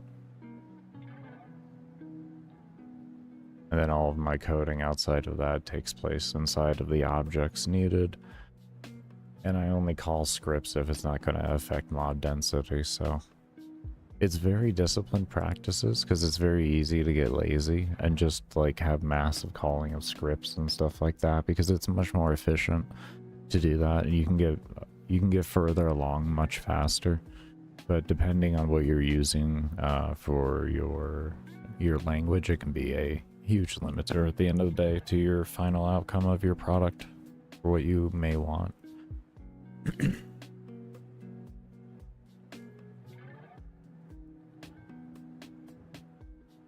It's also the same thing like coding everything in global variables too on here, where you can have them called from anywhere and all of that, but if you don't need it, it's better to not have it. I have a whole shit ton of global variables I don't need, and that is going to be part of like, you know, my efficiency run of everything, but it's kind of one of the last things that I'm gonna really worry about at the end of the day, because even though I do know it does provide it'll give me better efficiency overall, I'm not really too worried about it.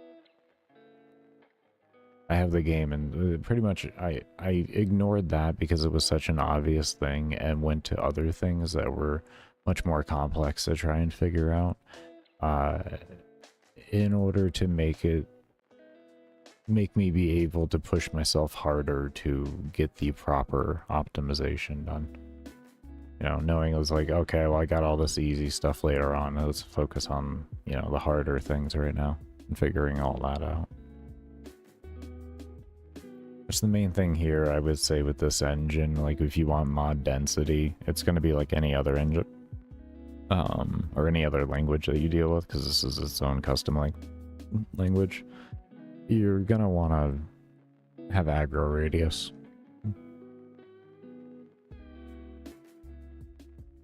Yeah, it's aggro radius and graphics and character point of view. That's about it. That's about it. Making sure you code block correctly and all of that, and have things as efficient as possible. Like, all we have here is predominantly, we have a mob spawner that scans the room, essentially. Let's put it that way. It's a random number generator. And it spawns mobs on free places. And then those mobs spawn, and if they're a certain distance away from the player, they roll a random number to see if they're going to be ported or not. Alright, let's see here. Health is at 435. So health is being read correctly in the save file. Okay, so now we know it's in our load. It's our read is our problem. Is read the problem. You read everything else but that. Why?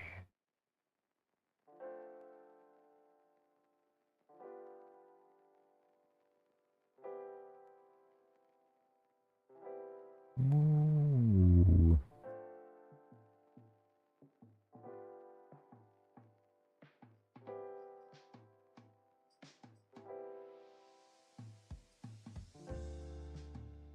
Reading the rest of the values.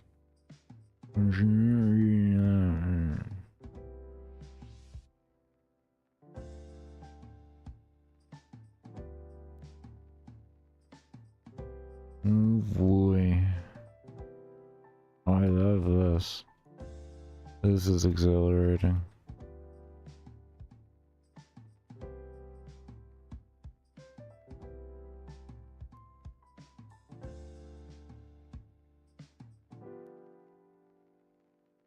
Man, I am in more excitement than I can even express right now.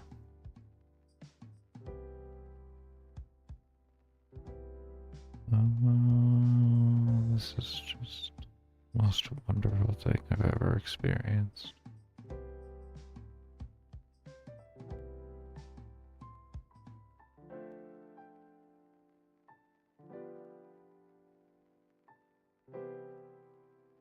This is the most wonderful experience.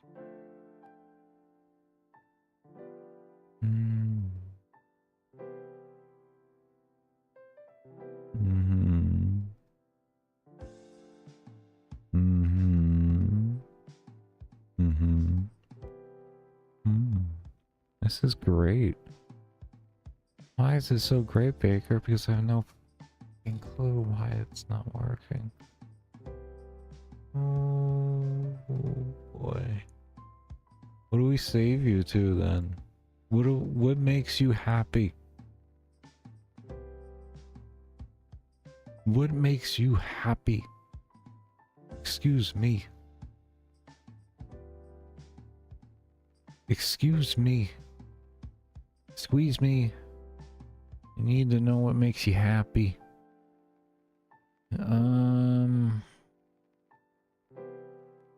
Oh my lord.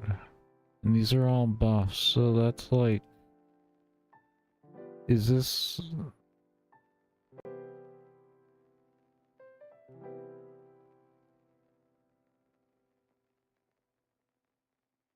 So it creates that, and then it adds the health. It reads these into here.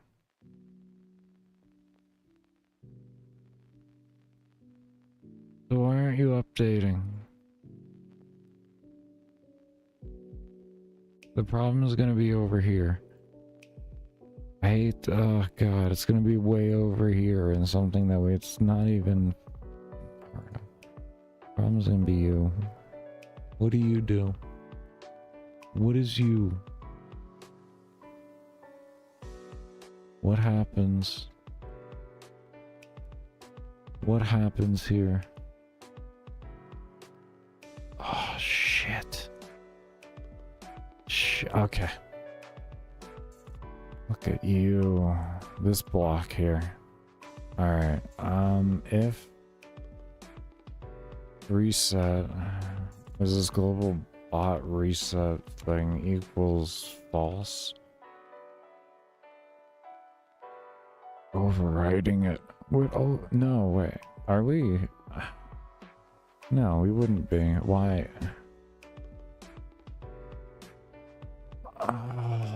Okay, let's just say.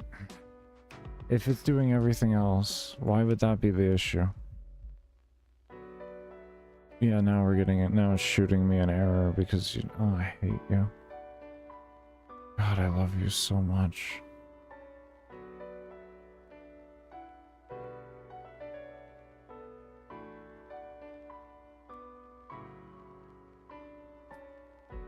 I feel like you're part of the problem. I sincerely feel like you're part of the problem.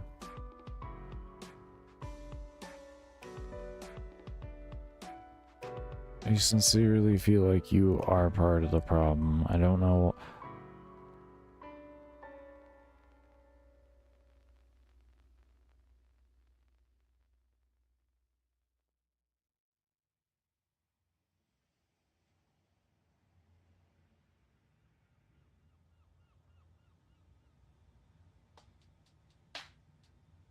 Everything else worked but this. Everything else works but the health. And the health is connected to a unique system that reads a global into a regular to display a health value on the screen as a picture. This health display, I'm going to tell you, has been the bane of my existence since I came up with it. It has caused me more problems than I can even express to all of you.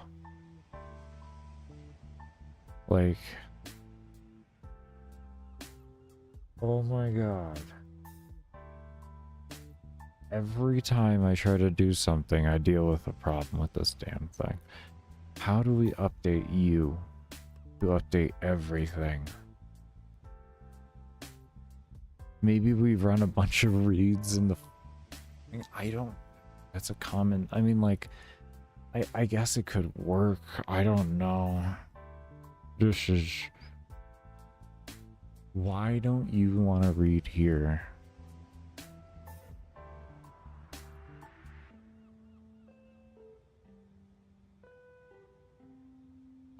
And how do you... Where are you reading this? This right here. Here we go. Okay, we found it. We found it. Alright, alright. Alright, we're good. We're good. We found the other code block I was looking for earlier. When I was like, where the hell's the rest of the code? Okay, well, I guess it's fine. No, we found it.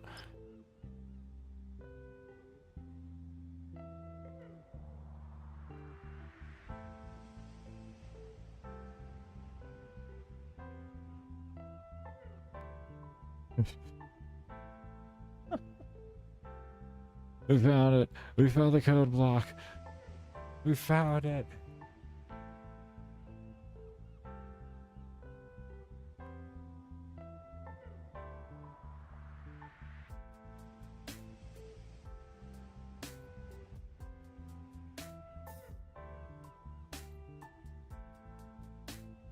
Oh my god. Oh, that was exhilarating. Oh, that was so exhilarating.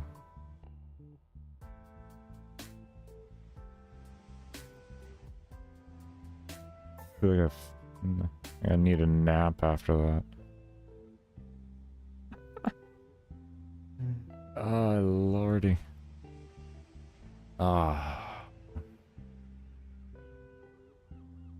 Okay. Alright. Alright. You should probably create something in there, Baker, that gives you a clear indicator of the separation between the two things. Typically, that would be another script, but you don't want to run a script, and you don't want to call a script to call a script. Like, that's just horribly inefficient. You just gotta deal with what it is. No, maybe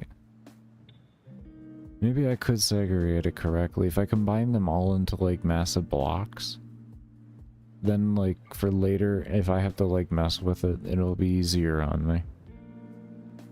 I could just create it all into two big blocks. A reset block and an add block, if you will. Yeah. That is an idea. Am I gonna do it? I have no clue. I have no clue. Probably not. We're probably gonna fix this and just move on to something else. We're gonna keep working. When it becomes such a problem to where I have to do it, I'll go ahead and do it. But it's just like it's there in my head now, at least. Sometimes it'd be like that, you know? Like, the code works. You got a lot of other things to work on. Like, are you gonna go back and just make it, like, more visually efficient for you? Or are you just gonna get better? Meaning, like, you should review your code better when you're trying to find errors, because that's really all that fundamentally came down to, was an error in reviewing code. Yeah. Yeah. And just separating them is putting a band-aid on the true problem, which is an error in reviewing. So you can use different practices to help, you know, make up for that, but the best thing you can do is learn to review your code better. That's the best thing you can do. That'll save you more time. You won't have to do stupid stuff, like extra little things to make sure you make up for your inefficiency or your inabilities to do something. So just work on being better at it.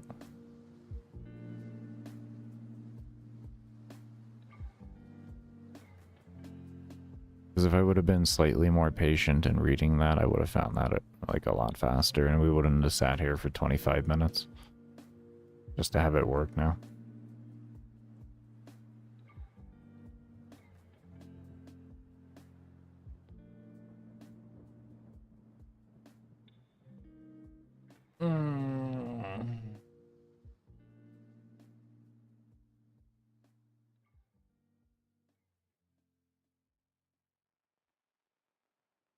Like I said.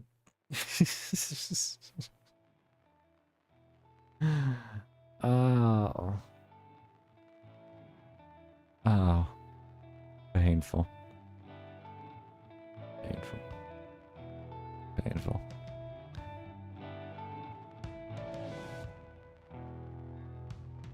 Now, how many was this to get 1 point? Okay, so it was 100 soul points per one.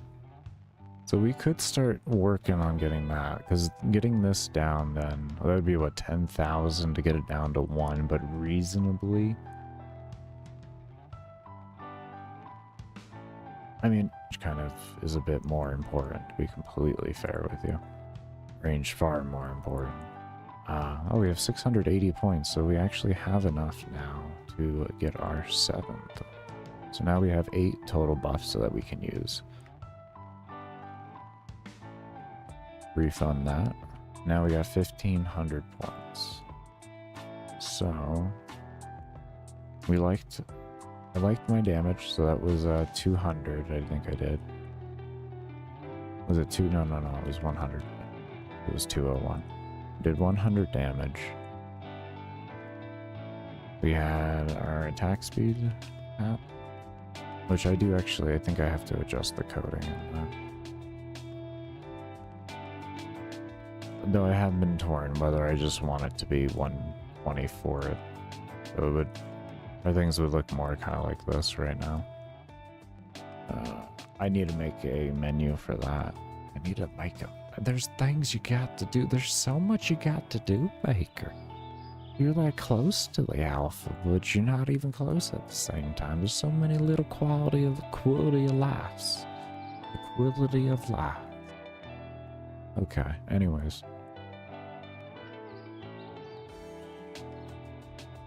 Yeah, that's where I'm at today. We're gonna reset this down to 120 here. Attack speed. Was this needed to be reset anywhere else? I think of that.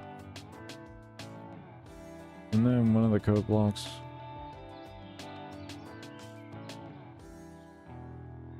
Here. I was gonna say, I know we just worked on one. I know we just worked on one. I literally remember working on one. Okay. You may ask why. Because it was my original intention for the game. The main thing I wanted was unique, though. The truth on it is I wanted base stats for the character to be very abysmal, so there'd be unique challenge modes the player can have for themselves. That's why.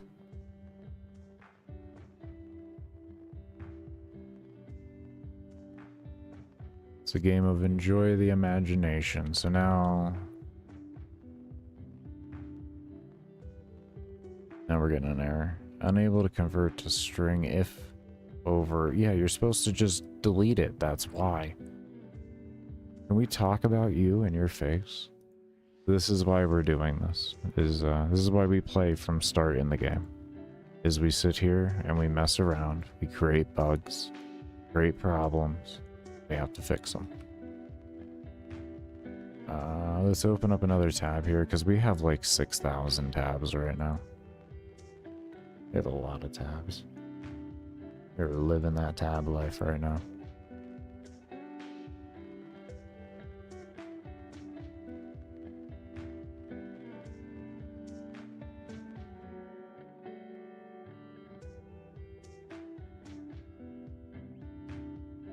And what I did there was I purposely tried to make myself go over 118 so that I would trigger the it was supposed to be it deleting it and making it a 0 value, but apparently it instead decided to shoot this error that you see down here. So this is kind of where we're at in existence right now. And I should have cleaned up my workspace a long time ago. I do understand that. And I am unfortunately making y'all sit through the consequences of it. I should have kept it clean.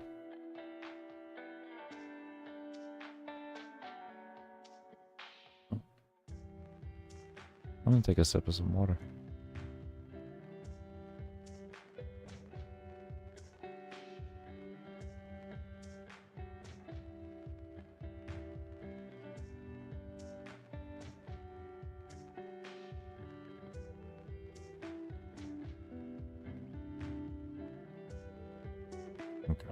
One day we'll get a better PC. One day we'll get something that can run one of the most basic game engines ever made.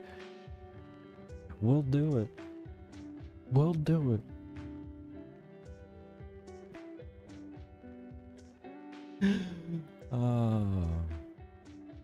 Maker, is that the real reason why you chose Game Makers? Because it was the only one that could run on your PC without having a stroke?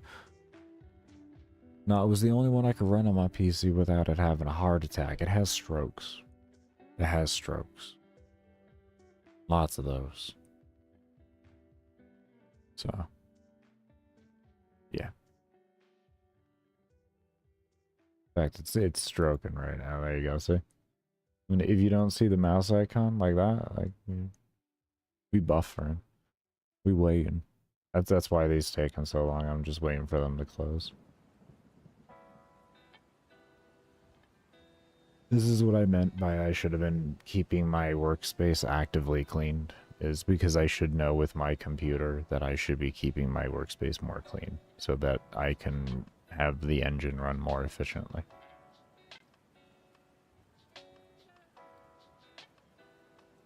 You don't want to see Unreal on this thing. You don't want to see it. Even Unity is pretty bad. I mean, Unity I guess isn't terrible. Unity's runnable. I just don't like Unity. They'll never get me back as a consumer. It doesn't take much for me to see what a company's intentions is. You know, Unity went public at the end of the day, so their main focus is making money, not making a good engine. I don't think Game Maker is, but they do belong to Opera. So I don't quite know where all that's going to go in that regard, but we'll see. Game Maker's been around forever, and they've never really fundamentally changed on their principles, so hopefully they stay the way they are. I do enjoy the engine. Has its limitations, its problems, and all of that kind of stuff, but what doesn't? There's no such thing as a perfect language. If it was, everybody would be using it.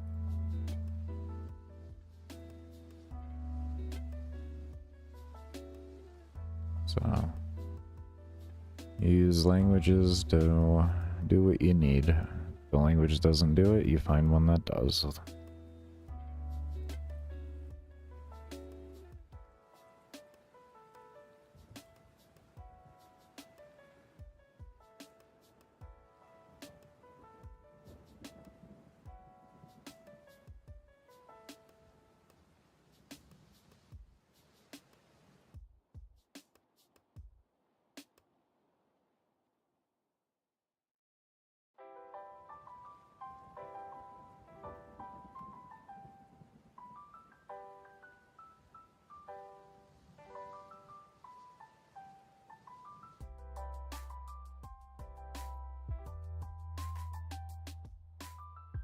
Is there VK digit?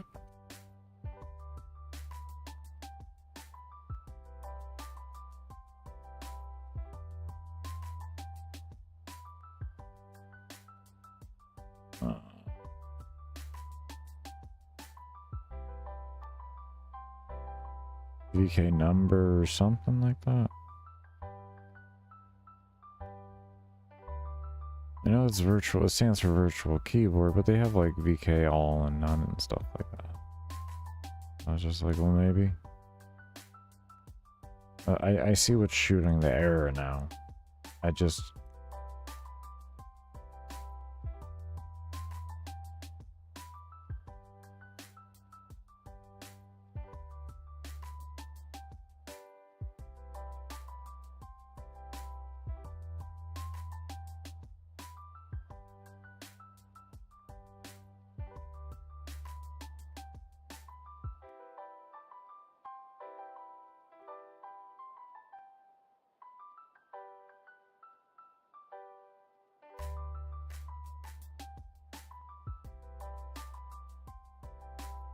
I would say any, but like if the player just wants it at cap, I mean like that's gonna screw them over. Lordy, lordy, lordy, lordy, lordy, lordy.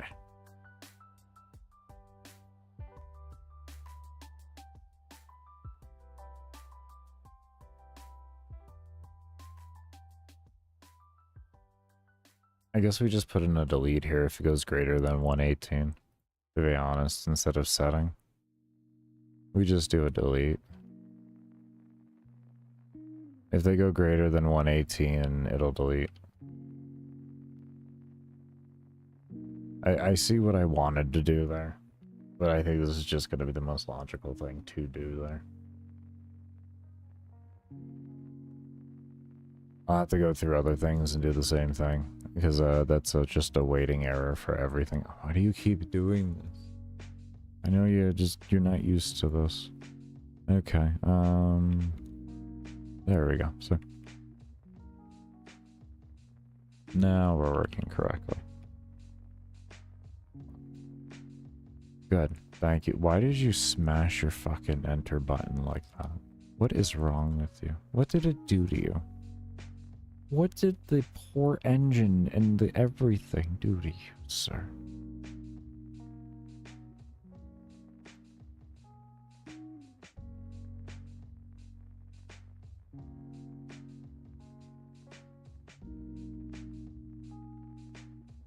What did I need here? Was it 126? That's right, it was 126. So this was our big investor so far. It was a big investor for what it was, or what it is. This one was 21. This was 20. Okay, so we got 4 out of 8. Got plenty of room.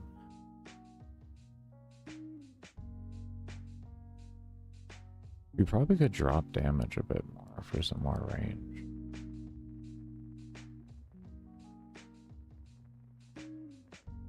Bet you we could. I bet you we could.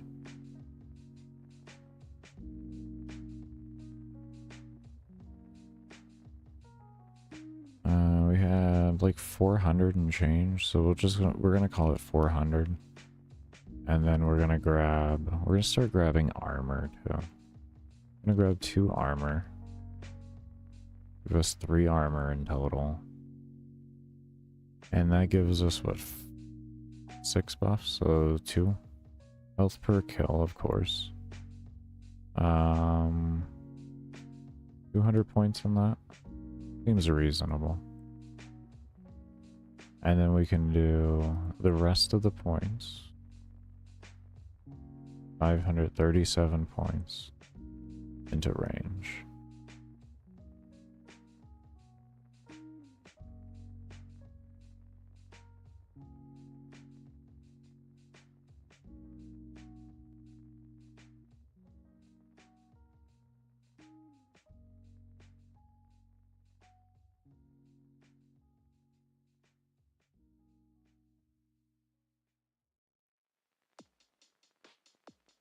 Yeah, that's a bit better on range. We're starting to see some range.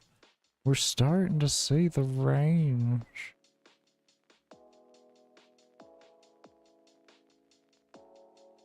Yeah, I can definitely start feeling it now. Yeah, now I can start feeling everything. Just, we needed to get some range. I don't know what level the damage will take us to, but it should net us in enough points. That feels significantly better. Not much I can say. So let's go ahead and feel how we are with destroying objects this time. It can be a lot more free with it. Okay, so the loss in damage is making the objects take longer to kill, though. Okay. Definitely notable. Definitely notable. Okay. Definitely very notable. Okay, so I would say our main focus becomes experience, more than destroying objects. Because we got nice range to help our efficiency out, and to help the fact of, like, us just running around. It'll give us a lot more safety. We can go around, take advantage of as many enraged mobs at lower level as possible to get our levels scaled up as much as possible. And we can let them destroy the objects, because we're going to be aggroing them and forcing them to destroy everything, which will be important. So we can have lower level mobs now for the enraged for those objects.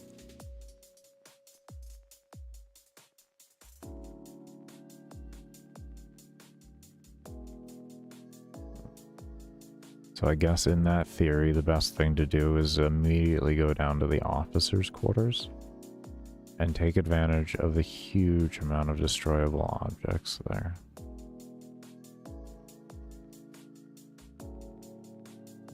If I can. There's a lot of mobs here that are big. It is amazing. It is absolutely phenomenal. Yeah, look at all of this.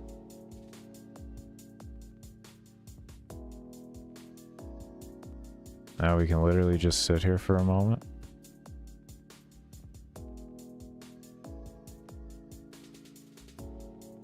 We'll let things spawn and come to us here. And destroy all of these objects. We'll make them do it. And then we'll take advantage of their boosted levels or experience while they're not doing any damage to us.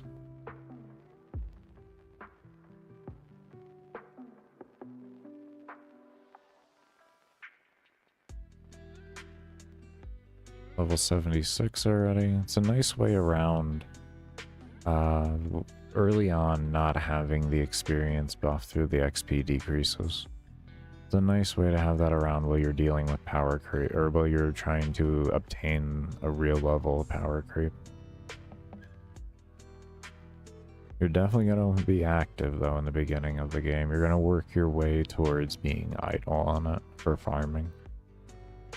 Definitely be working your way towards that. I got that inspiration actually from an idle game that I play, or used to play. It was Idle Champions Forgotten, what is it? Idle Champions Coast of the Forgotten Realms or something like that. It's a Dungeons and Dragons auto battler. They actually originally wished they would have not named it Idle Champions because they didn't, it's not really, they didn't want it to be a full idle game. They wanted it to be a game where you kind of like slowly got yourself to something like that. So I'm more like an actual true auto battler.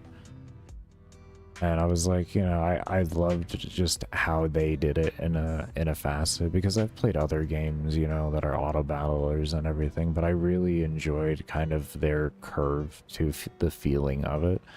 I didn't really like how long it took, because the game is very pay to win. You're going to be using an auto hotkey script to grind everything out for you, because there's an immense amount of investment that goes into things. Like one of their core characters you use for farming gems, which is the main currency to upgrade your character, or to get chests, which have various amounts of things to just, you know, make your progression smoother, i.e. like weapon upgrade, or like character upgrades, or like potions and such like that.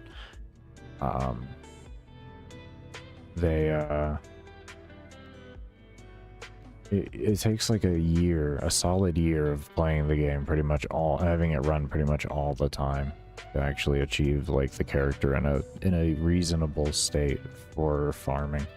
And even then, it's like best done with a script, because you're not going to have anywhere near the same efficiency, because like the character has level skips essentially. So like if it has like a percentage chance every time you clear a zone, which is what they call, you know, essentially it's a level, you have a chance to skip so many different areas ahead. They were areas, not zones, areas. And the only way you can get those stacks is by the mission before having him take damage, or there's a way, well, yeah, that's the only way around it. So you either have to have like a really inefficient like farming build that kind of does it on its own, where you just go far enough to where you can take enough damage for the resets and everything, or you can have a script and take advantage of their offline progress that they have. And if you stay offline for about 7 to 10 seconds, it'll count you offline for at least a minute, or like, yeah, at least a minute, and the character will, you put them in a zone, you put them in an area where they'll just automatically die by themselves, and you'll just get free stacks. You can get like 10 minutes worth of farming of stacks in like 15 seconds type deal. It's ridiculous.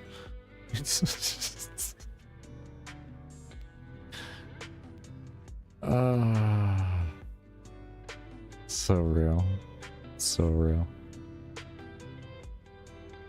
But yeah, like their overall core concept of like just slowly being able to hit a point of farming, but not actually being able to fully AFK farm the entirety of the game, is kind of where the concept came out of. Their game isn't completely endless. It ends at like area 2000, I think it was. And with that skip character, depending on how many skips you have, you can get just past that with those skips, like whatever that lands to. So if you have like a 5 skip, you can get to like, you know, what would that be? 206, I think is what it gives you.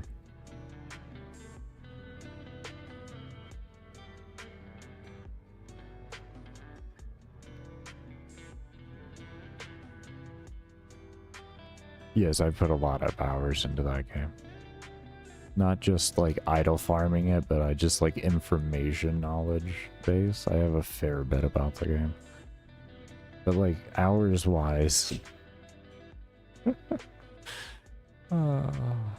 my host PC at one time was the Idle Champions computer. Let's put it that way. It literally just ran Idle Champions 24/7. I have like I don't know, 11 or 12,000 hours. I'd have to re-download Steam to know how many hours I have. I don't think I have Steam on here anymore. I might. Do I have Steam? Oh, I still do.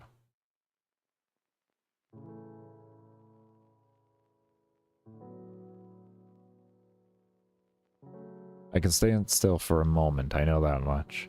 Okay, we're updating Steam right now. Give me a moment. I haven't loaded Steam in a couple months.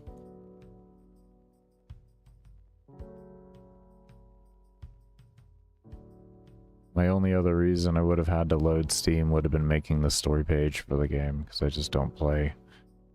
I don't play games anymore. I focus on making my game. If there's a game I'm curious in the way of like, oh, this looks interesting, I typically just watch streams and stuff like that nowadays for stuff.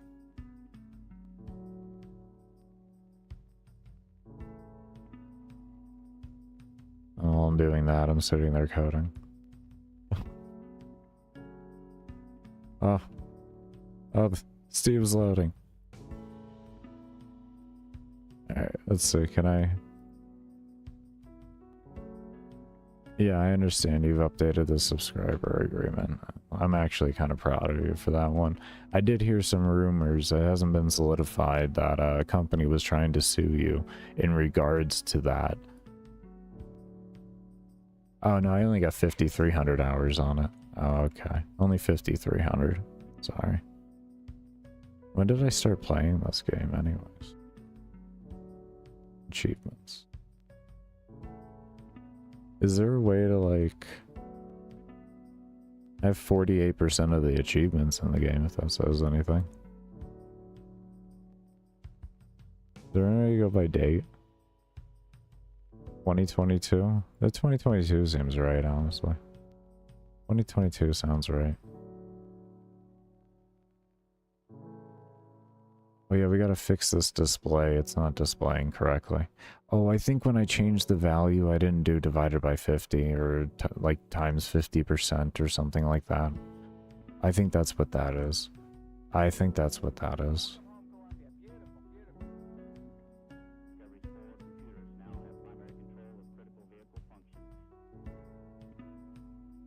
Okay, that's fine.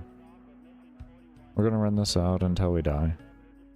Just so we can get the experience from it, because we're having a good time with it. And we just gotta fix that visual part.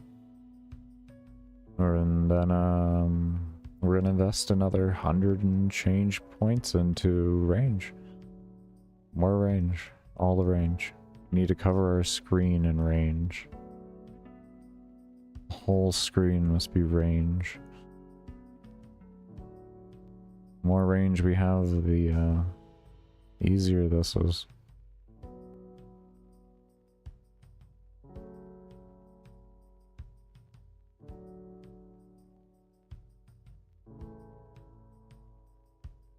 Because right now we're kind of having to get a little reckless or patient. There's so many mobs around that we are interacting with these bigger mobs, so we're eventually going to take a fair bit of damage from them. Luckily we kill everything fast enough.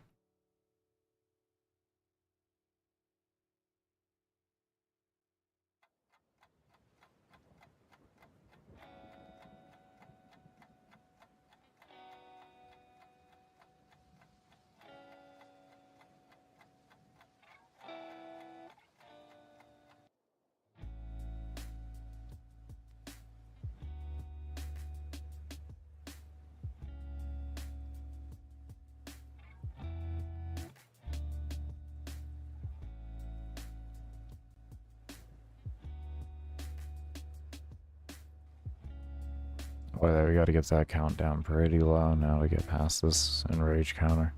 What is it, like 1,500 we gotta get this down to?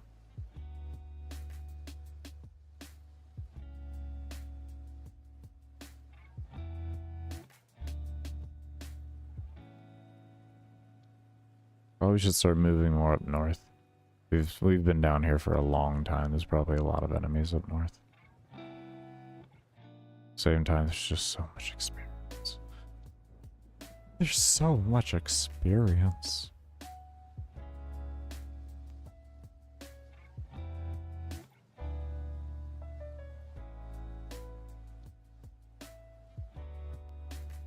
We may not want to decrease this enrage timer. I think it's not giving enough time for mob density.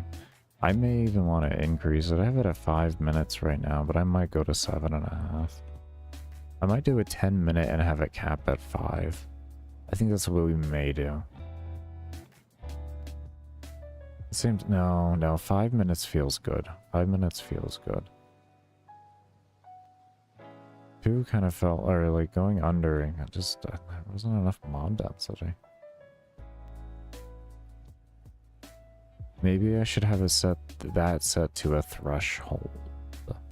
If mob density under this, skip enrage phase and keep spawning. Maybe have it set the value from the first one that happens, and then like store that value and have it compare that value to other values that occur throughout it. And then this way it's given a fundamental baseline based off of a full map. As full of a map as it will allow for the player's statistics.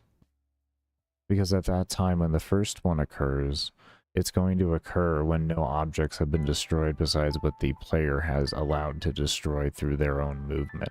Because where the player starts, you won't destroy any objects until the first enrage phase, unless you have enough range, or you move your character enough to trigger aggro radius.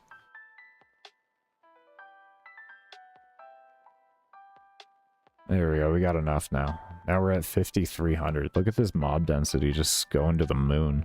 Okay, I guess this isn't bad. You gotta work a little hard on occasion with it if it doesn't happen, and then all of a sudden it all starts clearing up.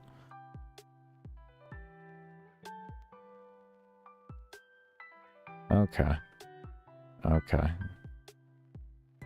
Yeah, that mob density is shooting.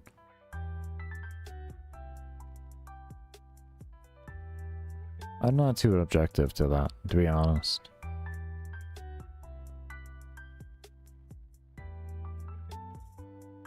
I'm not objective to that at all.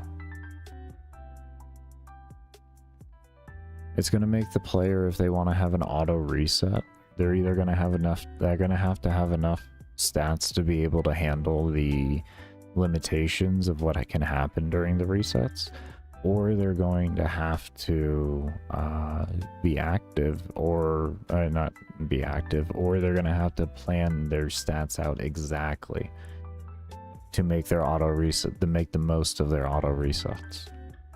No objections. No objections.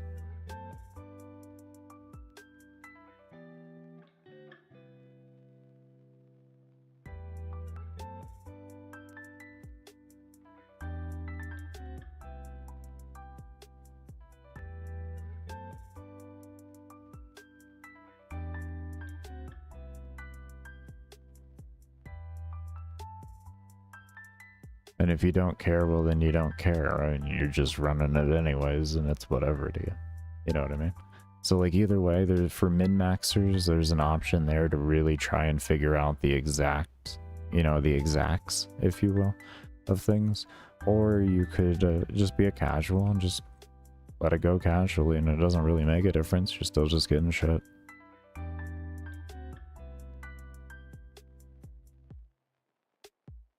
That's good.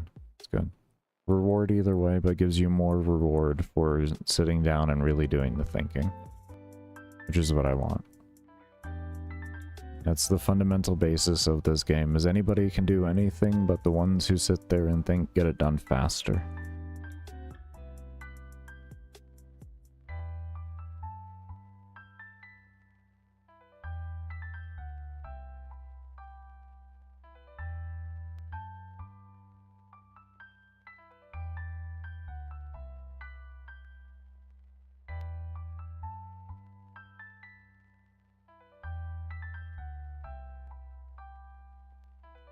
Okay, I gotta start moving through slower now. I gotta like inch my way around for the best kill efficiency.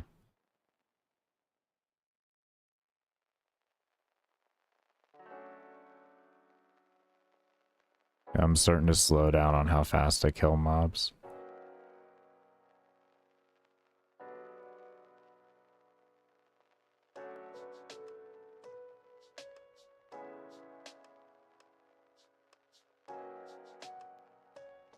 And I think we're gonna really be focusing predominantly on the little guys to try and clear up this phase as quick as possible. But we'll take whatever.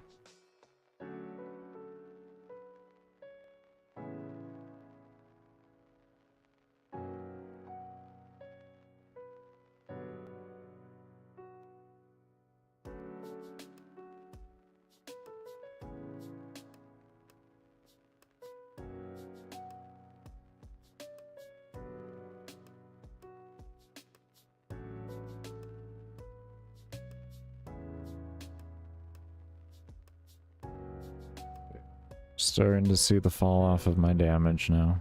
Level 38. We're starting to see that armor pay off though. We got 3 armor now instead of 1. We're really seeing that pay off. That armor is that is champion. Just, oh man. That addition to armor, or that additional armor really just brought this along so much further. Honestly, I think we're chilling a bit. I think we're chilling a bit. I think we're just chilling a bit. We did it. We chilling a bit. We just need more range. They're all just sitting there analyzing us, and we're only just taking just enough damage to survive. Or we're just getting just enough kills to stay alive. So like we're alive, but we're not getting anywhere.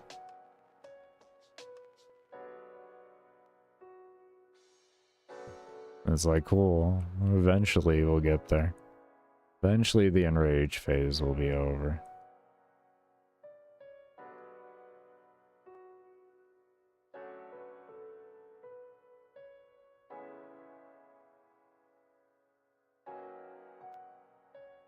I mean, I wanted to play this out.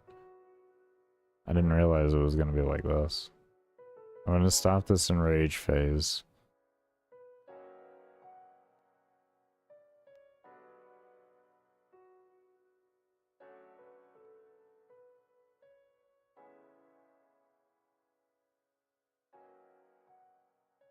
I don't know when that will happen.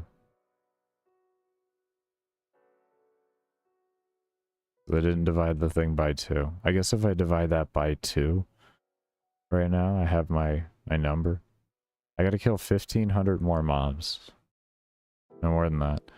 Oh, shit. 15 and 15, no. 17, 18, 1,800 mobs. Oh, lordy. Oh. Oh. Oh, that's a big number. That is a big number.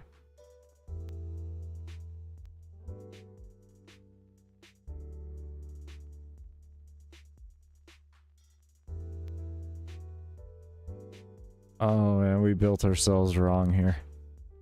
Oh, too much health. Too much survivability, not enough damage.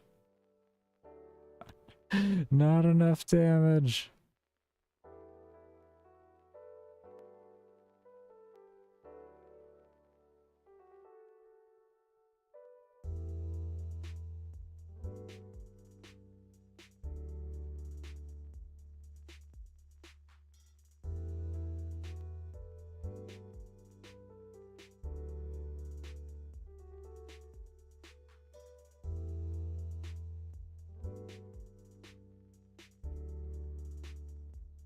Oh, we did it.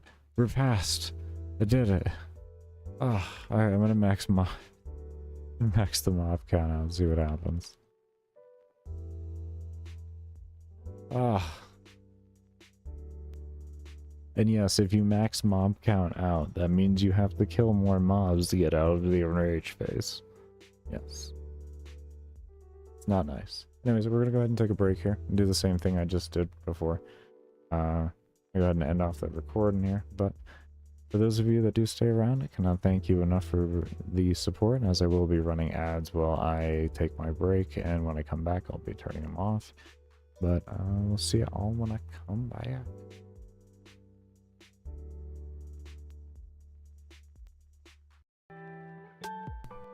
Alright, so we're gonna go ahead and jump back into this. So we finished this system here, which is great. What I want to do now is a few things that I do want to do.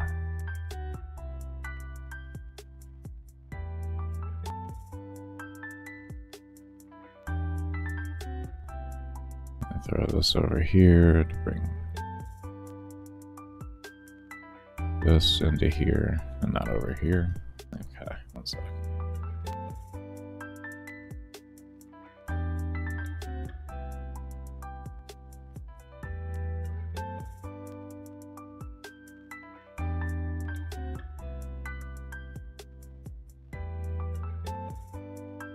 Alright, I want to see if I can mentally figure out here how we can make a looping system that scales with level.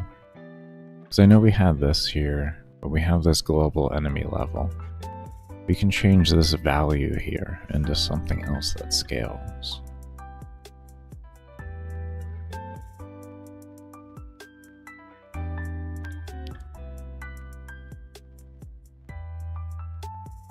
But we have to make it a number. But we have to do something with it to also be able to load every time and have it make sense.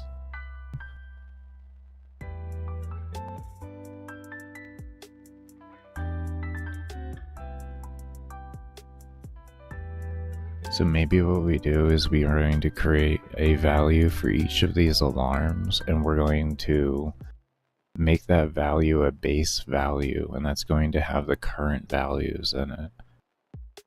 And then let's start there. Let's just start there. Let's start there.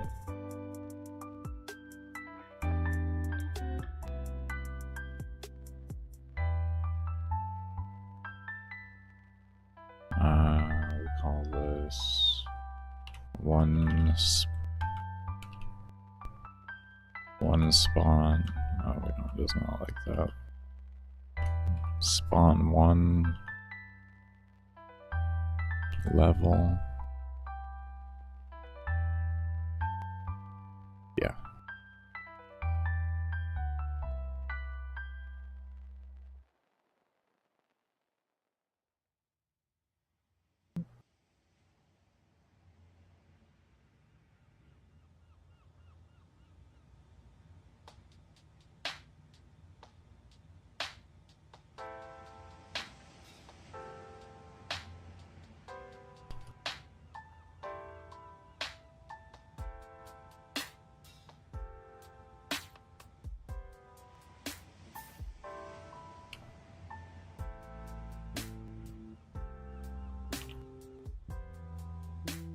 Because we have to think about if when the player loads, if they load a saved game, and that's the only reason why we need to create it in the facet that we do.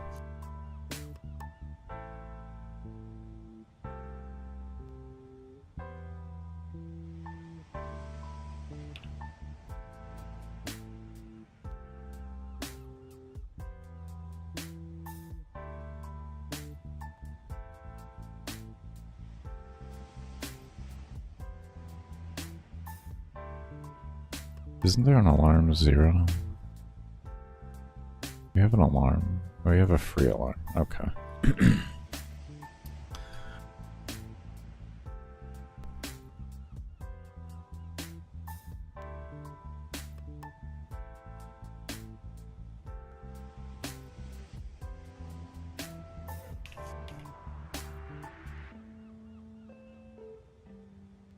Okay.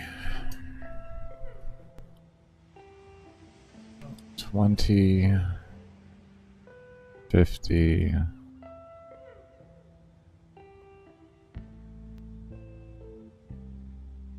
100,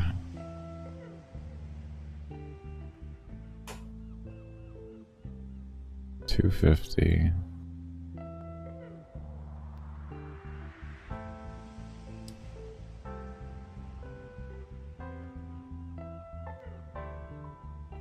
400,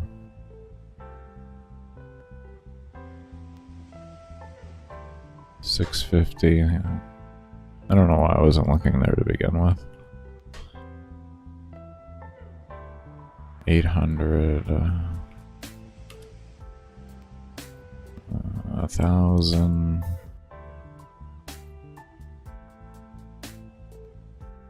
1,250.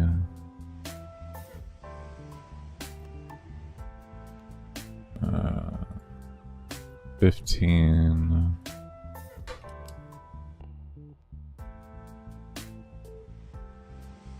And this doesn't have one.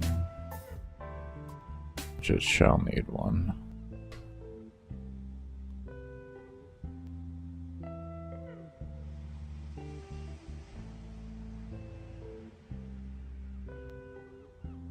$15. Let's say 32.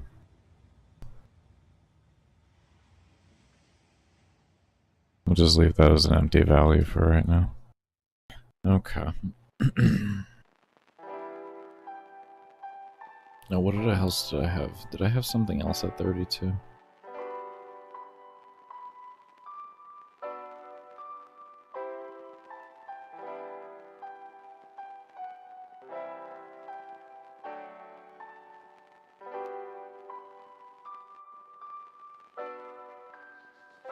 I don't know, we're gonna do 32. I like the number. It doesn't matter if there's something else occurring and scaling at the same time. It's whatever. I think it's something to do with mob spawning. I think that has to do with the cooldown cap on mob spawning. No. Mob scaling? Used to be mob scaling. We took that out, so now it doesn't mean anything. Cool. Now it means something. Okay. So that is our base value right there. And then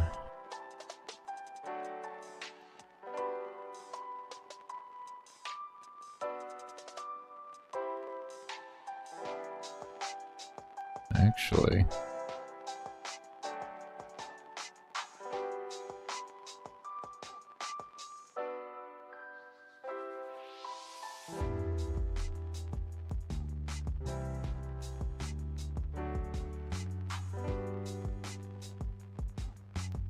is there a way we can simplify this and still meet the same outcome? Maybe we just put in a loop in the beginning of a save game. Loop could get really costly though. If it has to loop hard and fast, if to loop enough times. 50,000 loops. It'd be fucking mental.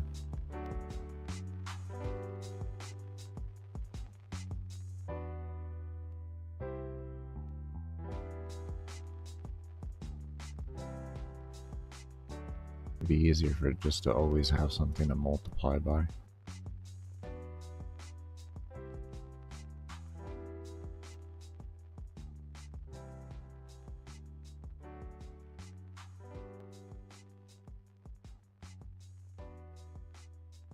What would that be?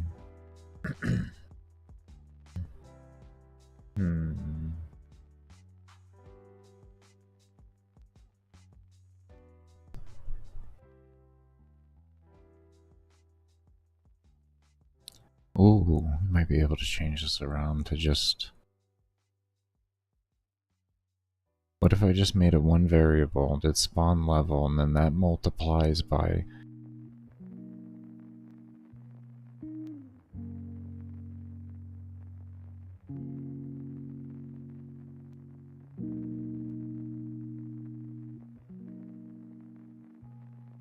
Hold on. Give me a moment.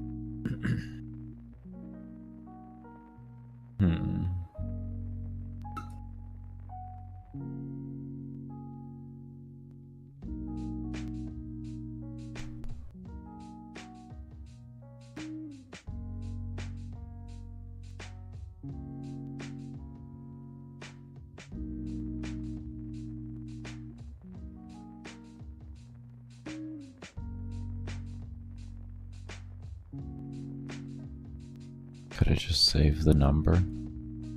Have this here, and then it saves the number when if I save the game, and then I can pull the number up easier. Then have the number ride through here, and then that's the only number that needs to be saved when the game is saved, and it picks back up with that number. But then how is it gonna know which alarm to activate? How's it gonna know which alarm to activate then?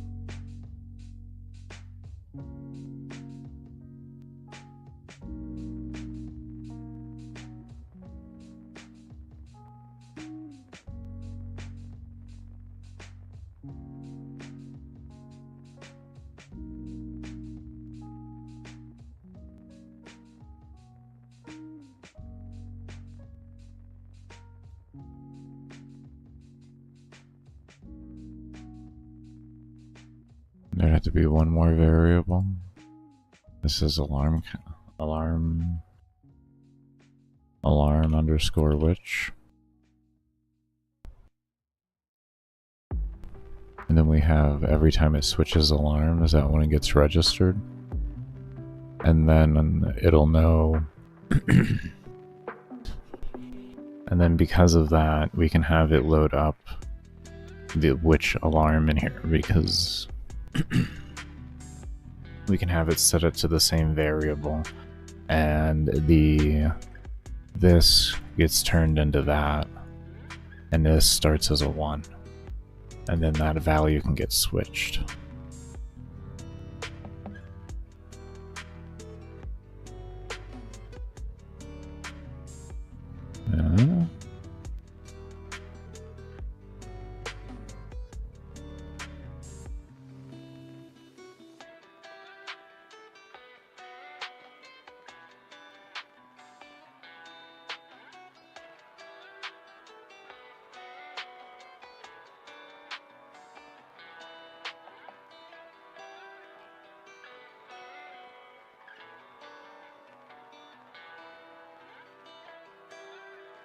For right now, we'll just set it to alarm 1, but that is because we gotta set up the save and stuff like that. I guess we can leave it as alarm which right now because it's gonna be 1 no matter what.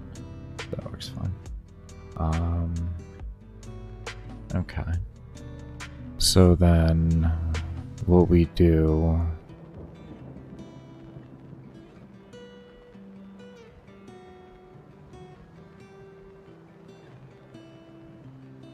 We can come over here.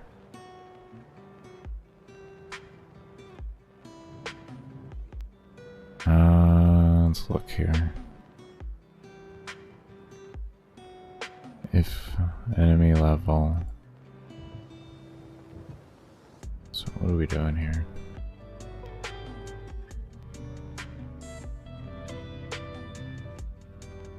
So we'll just get rid of that. Instead of spawn level 1, we'll just call it spawn level.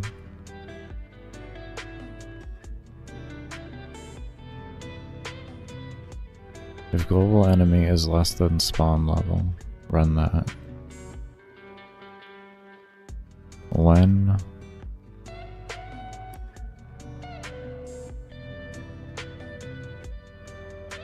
this is greater than spawn level, we come down here, we switch alarm to this alarm which to alarm 2.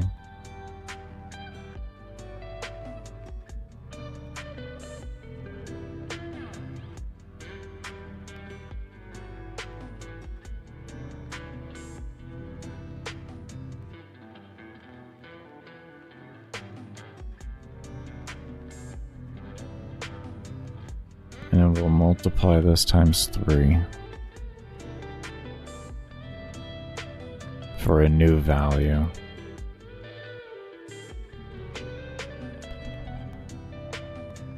And then we'll come over here.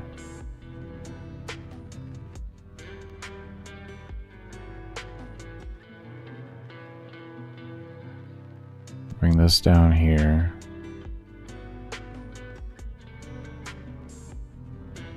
Okay, hold on. Because we need a scaling system. This can't be that. That has to be spawn level times 3. So that it actually is appropriate on the switching. So let's just go ahead and bring this back over here, get rid of that. And then do that. And then alarm gets switched to 3. Okay.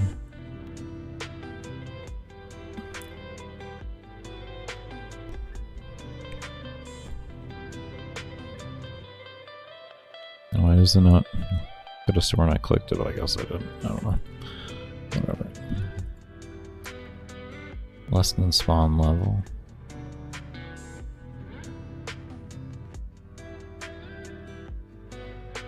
And then here, yeah, goes to alarm 3. We come over to alarm 3. Take that. And over here, that to 4.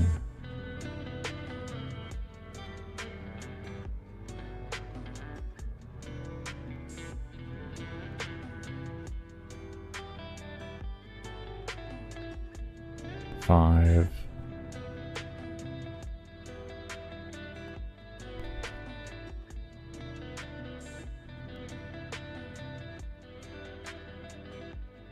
Six.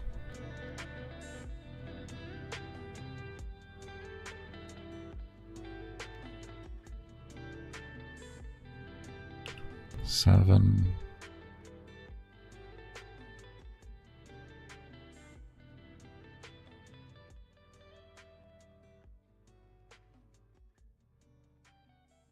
I said the only reason we have that alarm glitch there is for when we load up a save game.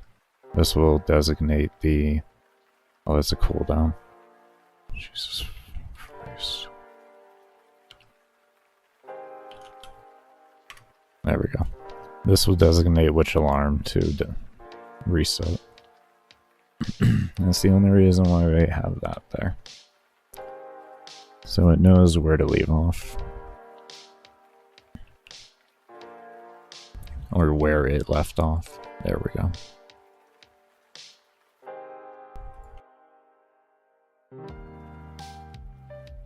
And now we have this done. We'll give it a test and we'll see if we get the looping effect that we're looking for.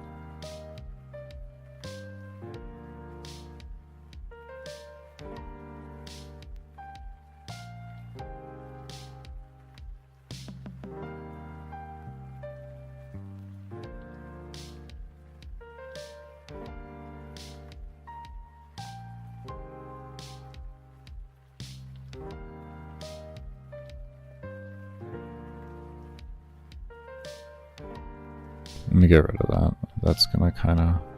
Oh, actually, no, we need that now. We need that now. So we're using that now.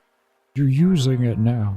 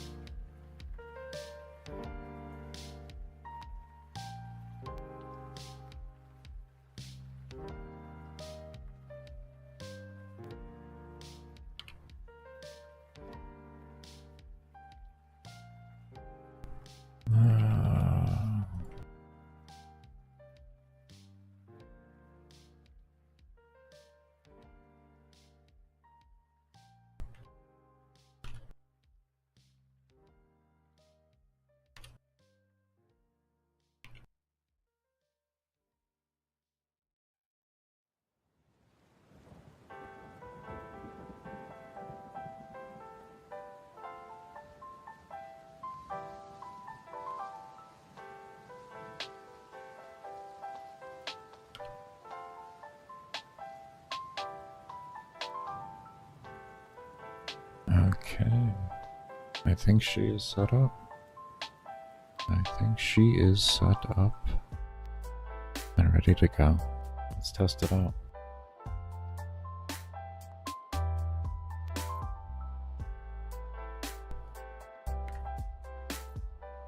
Now we're gonna put on a good set here. The one that will take a long time to kill me.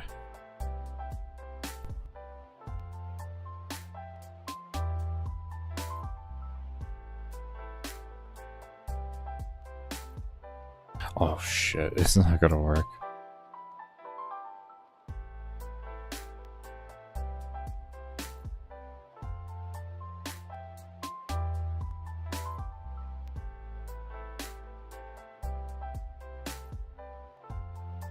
You know why it isn't gonna work like that? Because as soon as it sets that alarm, it stops the code.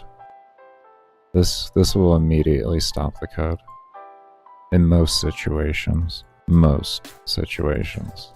Things like loops and stuff like that, that can cause issues. You're gonna need breaks and such, but in a lot of cases you can stop everything without an exit and just use a alarm cooldown if you have it in an alarm.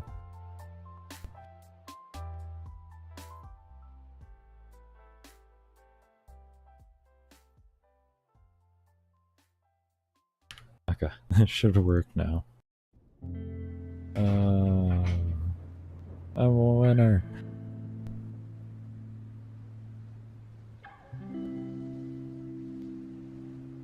Alright.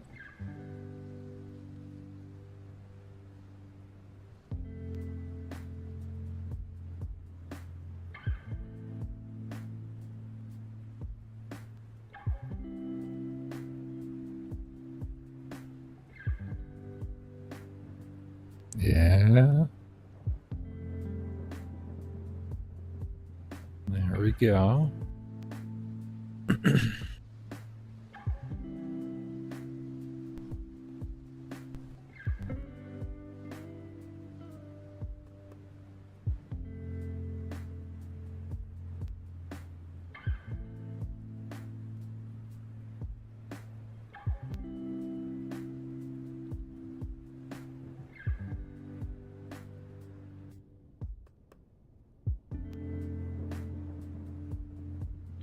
There we go. Alright, let's see the loop.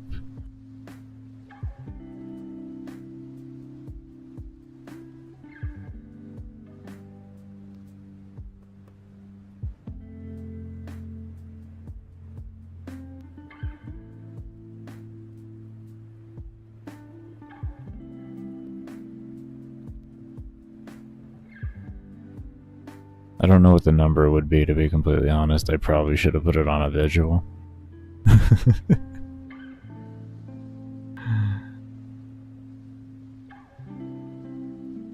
We'd have to... What is it? 20? 20 times 3 times 2, 3, 4, 5, 6, 7, 8, 9, 10, 11.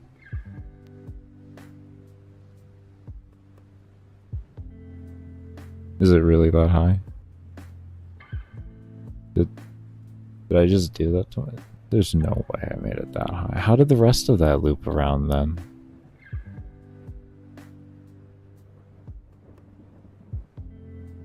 Alarm 1, 2.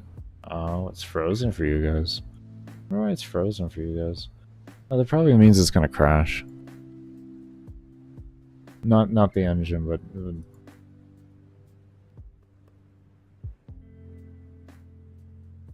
huh. Interesting. Don't know. Is this fine?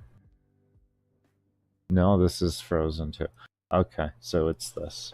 Okay. I will be right back, everybody. It's going to crash for a moment in time here, but I'm just going to load it right back up, and we'll continue. Let me make sure everything's all set up here. I'll go ahead and get into this. Bring this over here. reset that. Okay. Alright.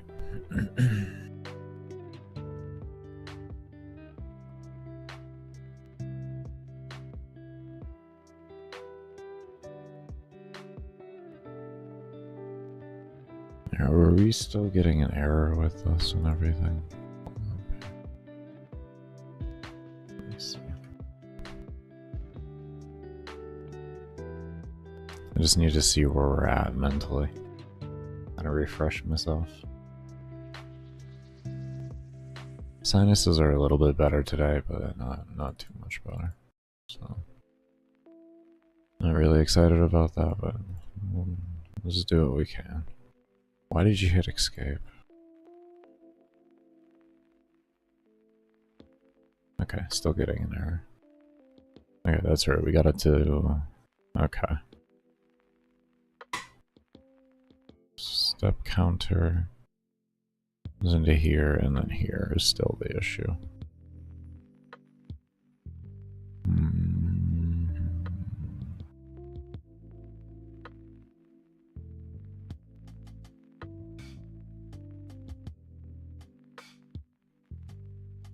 Okay, let's look at our other code.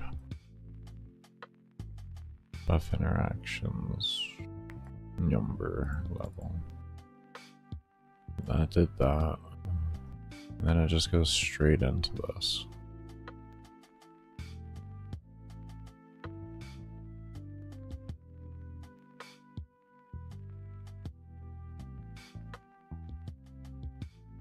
What's up, Hip?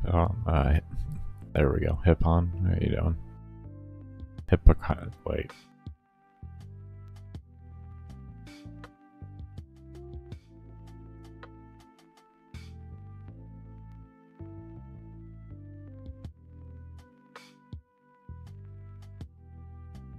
Yeah, that name is... I'm just gonna call you Hypo, homie. No offense. Unless you want to, like, kind of enunciate it out for me. I don't mind learning. I can't even take a gather out of that name. My brain just completely shuts off. How you doing, though? Okay, so we open this. This does that.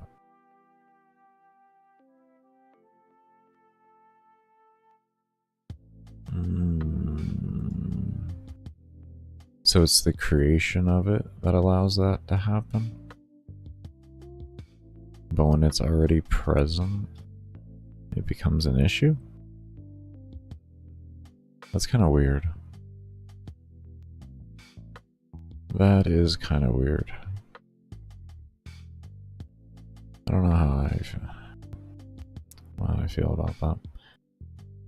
I'm doing well, Just getting started on the day. Currently trying to figure out this error here. Essentially, because this number is a string and the player can enter in whatever they want, it can't detect what it actually is, and I'm trying to figure out how to get it to that point of being able to detect it. They only have this register when there's something to detect. Oh, God.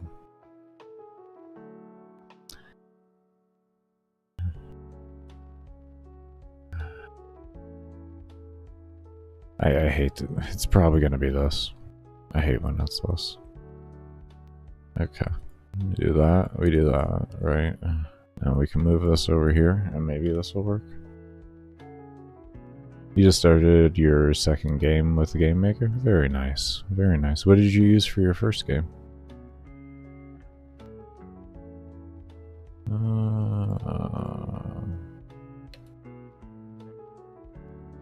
There. Okay. Yeah. All right. We're getting somewhere. We got another error, but we did clear everything up there, so that's good. Okay. All right. We are definitely getting somewhere here. We're definitely getting somewhere. Okay. We're gonna clean the keyboard string here just as a default. This way it can reset itself down to a nothing value there, hopefully. And we can go from there. We did get an error, but... Okay, that's not working there. Okay, bring that back in. Bring that back over here. Bring that back over here. It'd probably be the... Oh, it's automatically... It keeps clearing it over and over again. Yeah, I'm stupid. Okay, never mind. Was also gamemaker? Oh, very nice. What is the current game you're working on? Like, what type of game?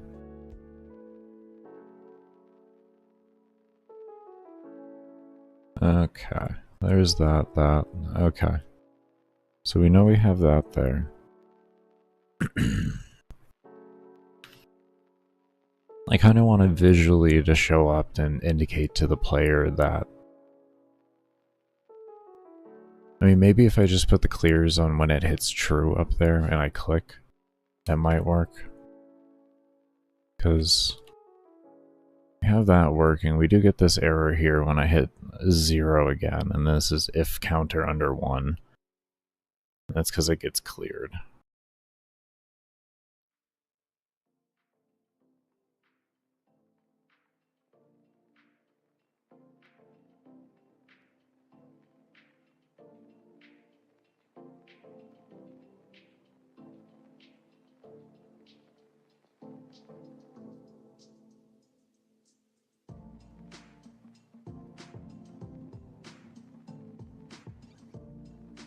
Let's try that.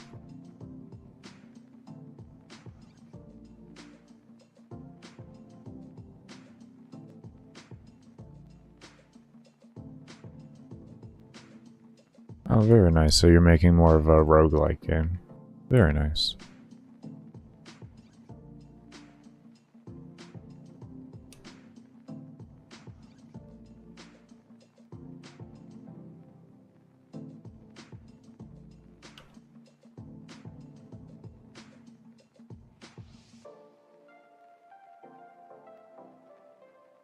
Okay. I'm essentially right now, I'm just trying to force it to break every way possible.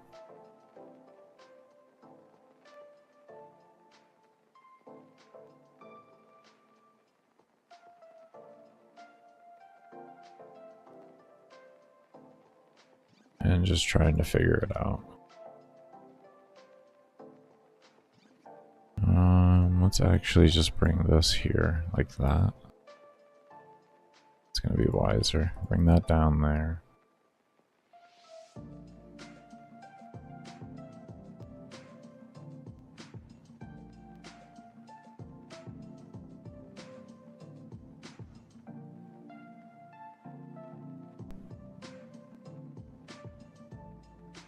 To make them not all spawn at once, you can do different things. Give me one moment to test this. There we go. Okay. Alright, so we hit an error there. A few different things you can do. You can do commands such as like place free or anything like that. Any of your free placings, if position free. You can make animations if you want on the ground and have those as a placeholder for how long you need to actually have before the thing spawns. So you can have it like destroy itself and then run an alarm somewhere else if you so want to, or parent it to run an alarm. You can also use things like instance count, which is like over here. They even have a visual one for it, where you can just set a variable for an individualized instance count, and you can set that to a target, and then this actually gives you a cap of the enemies themselves, so you don't have to worry about them like over spawning and degrading, you know, your overall performance of the game. And then you can use things like alarms and such like that in order to make the spawning happen in a more fluid way, essentially.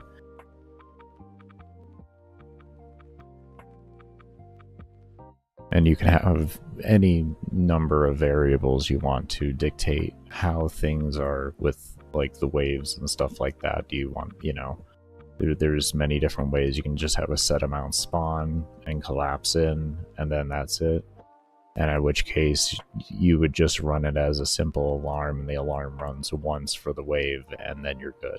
You don't have to worry about them spawning in further after that. If you want them consistently spawning in, you can make it so that if it goes under a certain amount of mobs, then it's capable of spawning. And then you could have things like set up like a total number, and then like if total number is achieved, then you can have it stop running the alarm and then switch to another alarm to have the next wave ready for you and such.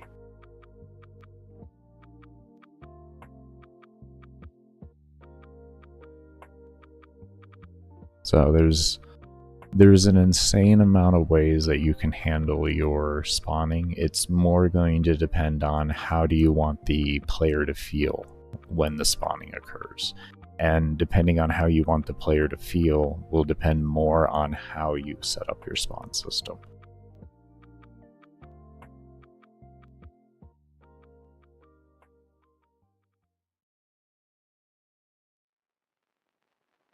Alright, so we got that value there to actually despawn and such. But when we hit...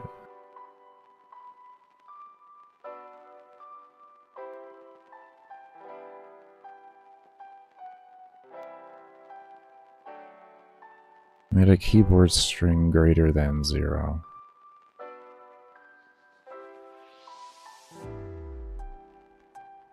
I wonder if this 0 exists somewhere else too. Like if I... let me go into my upgrade on my potions here, where I make my potions, and let me try that, actually. That's gonna make sense to try real quick.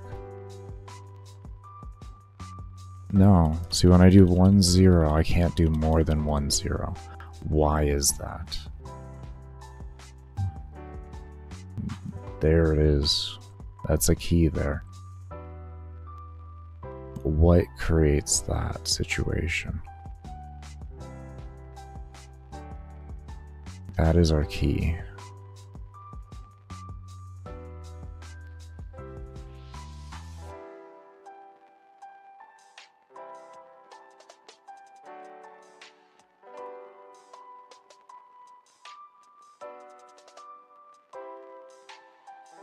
Is this our problem here? Is we need to convert this earlier? Are we at a place where you can convert this earlier? You're not going to scream at me for this?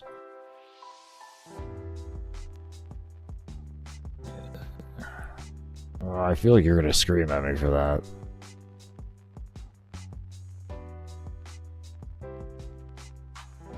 You figure out how to make a background and then you'll make enemies. What software are you using for art? I personally don't do the art, my girl does that whole thing. She uses Adobe Illustrator and she has a tablet and pen.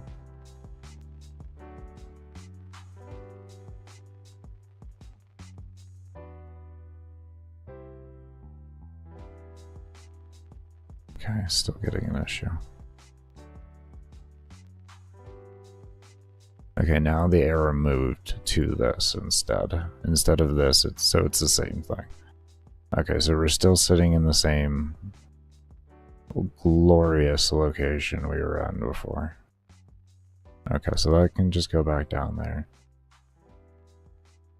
I almost feel like I need to make a generalized thing for this to allow the player to enter in values for all of the buttons themselves that we're going to be creating.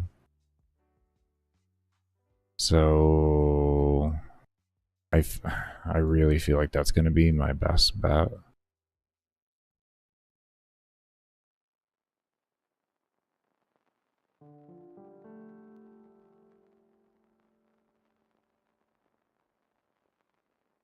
So we'll make like we did here with the levels. I think this might work the best way. And then we can just have them slot in the way of those numbers will adjust. So player enters in how many soul points they want to put in. I guess that would make sense to the rest of the system, only due to the fact that everywhere else you put in how many levels you want to put in. And it wouldn't make sense to have somewhere else, if you can put in a value, to have it put in for a different value than what the player would be used to. It would be better to let the player become used to what they always are going to put in for their values when they get the option to input the value. Keep everything kind of like, yeah, I think that's gonna make the most sense. Keep everything working solidly like that.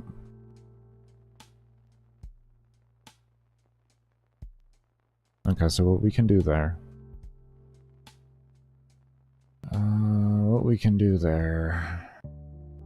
is we'll go ahead and just duplicate this thing here, and instead we'll call it object. What is this system called? What do we want to call this system?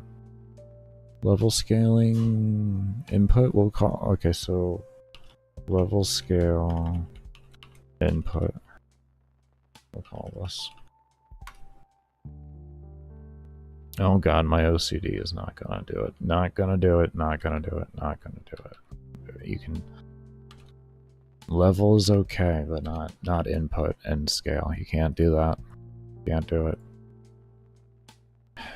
God, I wish my OCD did not make me have to do that all the time.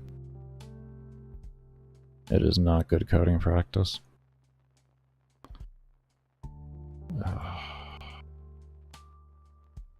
But that's what happens. That's what happens.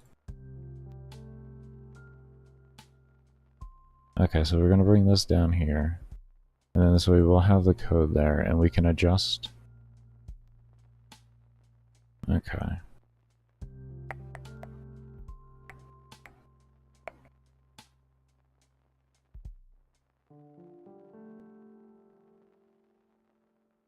We gotta adjust a lot of code. That's what we gotta do. Okay. I just want to close these things down.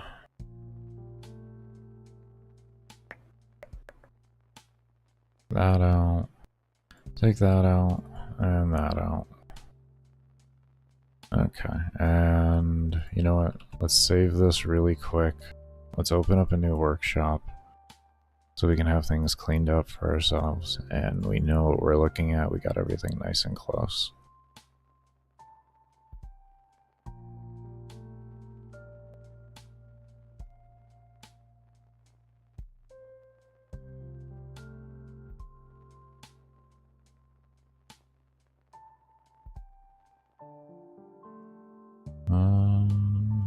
Let's see.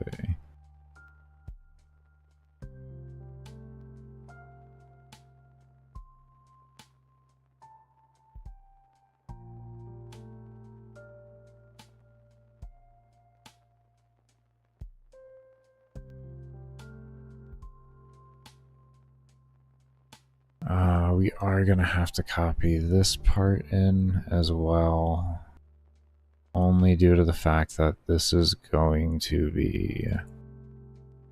And we need a draw GUI for this. This is going to be a GUI draw. We can get rid of that. We'll come over here, draw GUI, and cut that. Oh, actually, can I undo my mistake here?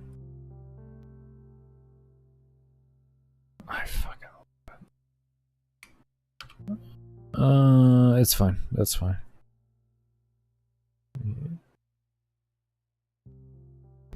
Why is it fine? Because I could just come over here and copy the damn thing. Oh. Okay. Take that. Copy that. Copy it, don't cut it.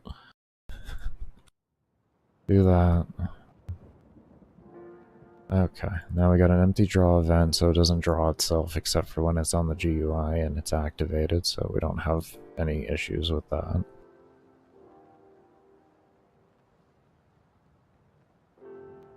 And we'll just need to adjust values over, essentially. to what we need.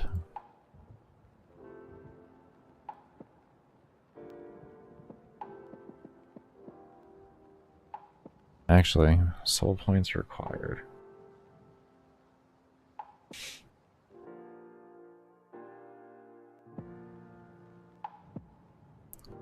Just call it soul points. I don't know, why did I call it soul points required up here? What do you mean required?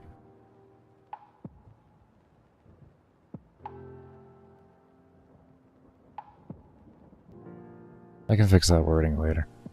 These aren't final assets, so it doesn't matter. I'm going to be going back over a lot of this shit, so... And I have to have an entire day anyways where I sit down and make sure all the wording sounds good. Sounds right, it's all correct, everything is needed. It's not placeholder stuff to make me mentally remember what things are and stuff like that. You know, just for easier programming. So... I'm not gonna sit there and worry about that. This one was pause. I remember this was pause level. That had to be pause level.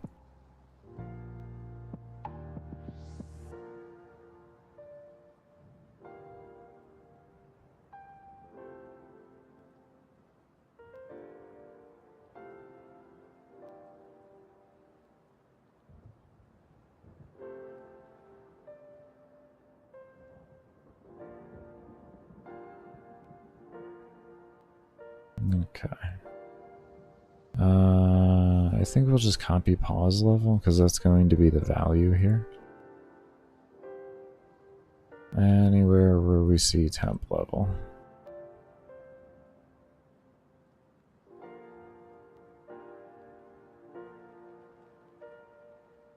This will become... We're gonna make two different values for the levels. We're gonna make them. Oh, okay. Hold up. Hold up. Wait a minute. Let me make a value here.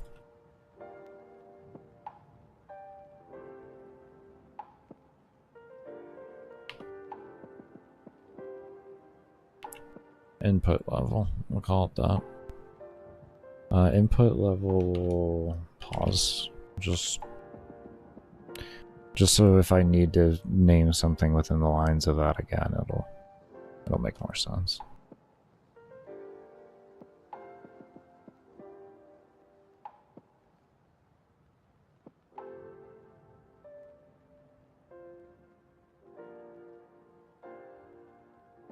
Okay, and I'm going to save editing these for when I get to them, because I'm going to use these templates, more or less, to help indicate the other buttons and which are active and such. Because they'll have different ratios and all that kind of stuff. I think that's going to be a good bet. Get rid of that. You don't need it. You're not a parent of that.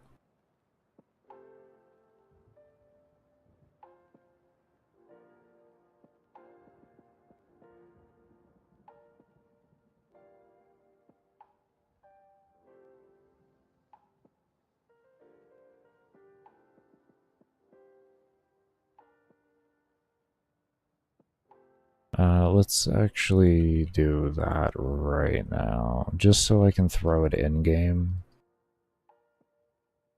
And we're gonna keep this one template. I'm gonna get rid of the rest. I think that works.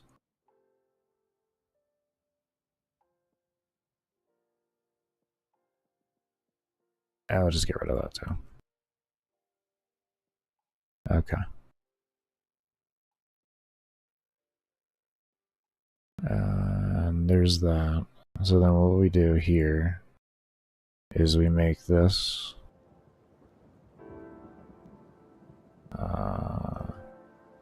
we're gonna cut all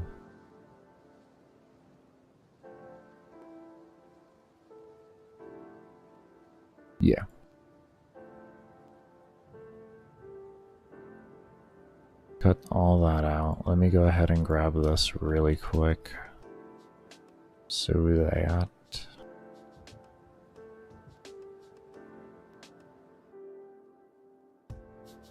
this will actually just be a step. I don't need this for. I actually don't need that. I actually don't need this. I guess I can throw it in there later for confirmation. If the player wants to so click it, I can do that. I can throw that in later. That'll be fine. Whatever. We'll do here.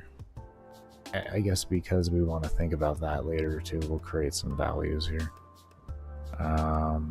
Level counter will stay as a value. And we'll say if... I know we just had that whole thing here, and yes, we're just going to reset at the same time.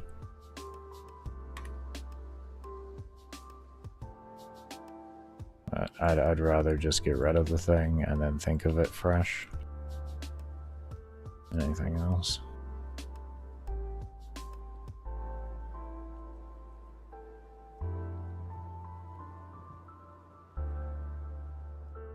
Let's do a, just in case here, a security of a destroy instance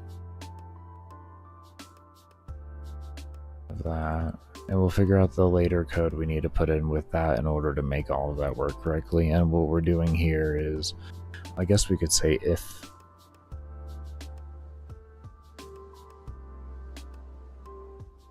equals false, if level counter equals false and instance exist of scale input equals false, then you can click that. Otherwise, you will need to escape out of the current one you're in, whatever menu you're in, and then you'll be able to access this. I actually kind of like that more than just adding in a bunch of... I actually like that more.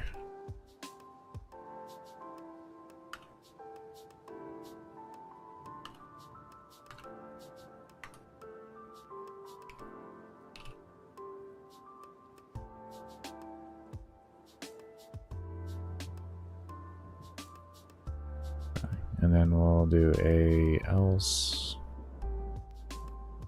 down here. And we say if equals true.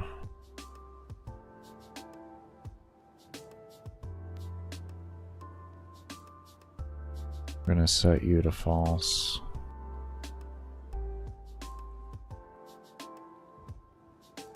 And we're going to delete that instance.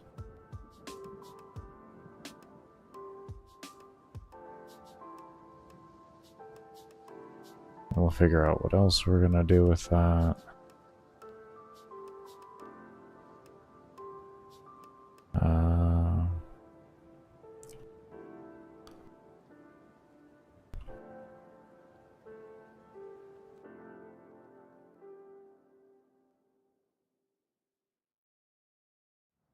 We're just going to give it a designated spot to spawn all of them. Or for all of them.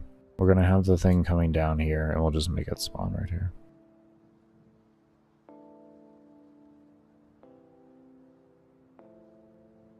Spawn right around here. Something that'll naturally grab the player's eye.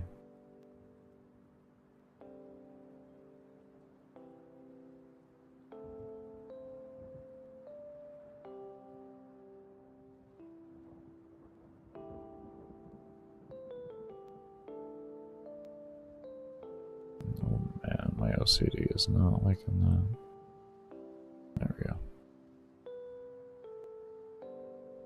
go. Okay. Go to inspector here. We'll just snag these coordinates, and this way we can use this for everywhere. Or for all the other ones too. Makes it easy. And then layer will be menu layer. Baker, even your layers have the capitalizing? Yeah, I know. Please, let's just not talk about it.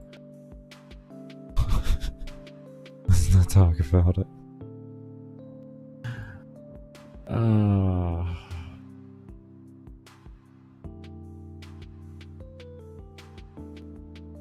Okay, let's see what happens here.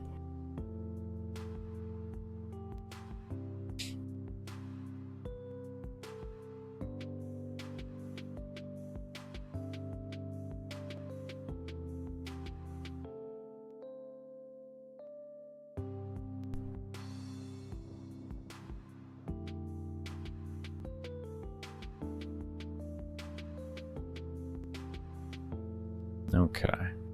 Got an error. That is insanely confusing. I'm getting the same fucking error that I was getting before. So everything I was doing was fine then.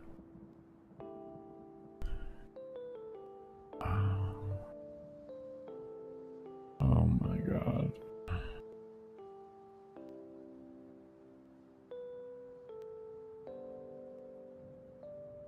Alright, so it's further back than that. Our fix is further back than that. Our fix is going to be suggested in here, maybe.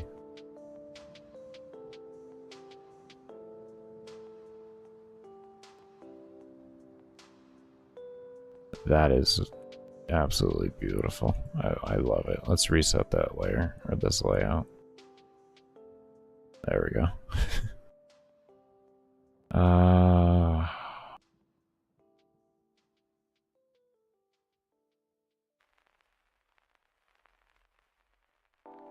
Who holds that value? I wouldn't have. Did I put the... Did I really put it in here?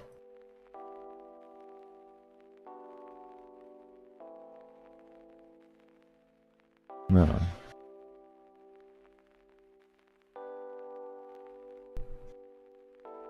Here we go. Global player level. Okay, so we put that in there, and then that...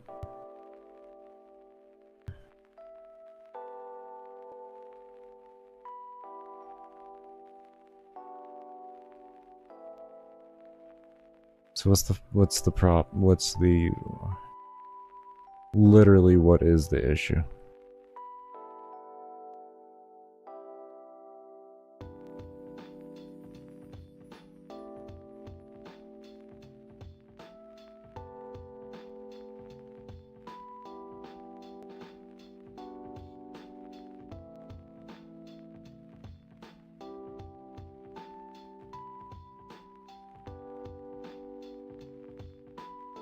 This is such a weird bug. I love when things work in one room and they don't work in another. I absolutely adore it.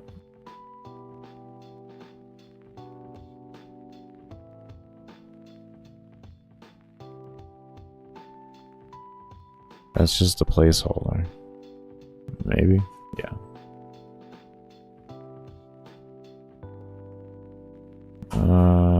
That's just a parent.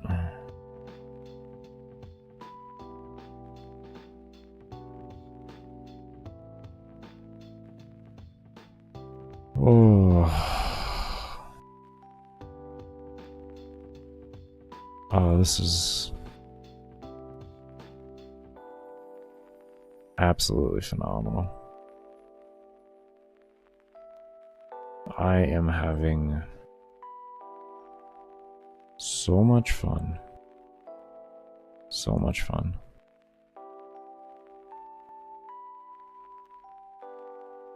Okay. Then I guess kind of let's just copy the way that was done. Let's use pause level instead of input pause. Let's just do that then. Kind of weird. How did I... What was the greater than in the step then? Temp level? No, this is its own value here. These are temp level. Yeah. Is it because it's a global? Do you register it better because it's a global? Where is temp level made? That's my next question. Where do I make temp level in here? Where did I make temp level? I could have sworn that was in this here. Wasn't it? Did I miss it? Did I scroll over it? I see level spent. I don't see temp level. Where do I initially put temp level then? Is temp level literally only a creation during the whole thing, and that's why?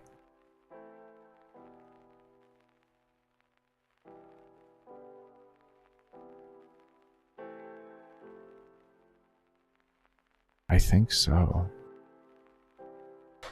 I literally think so.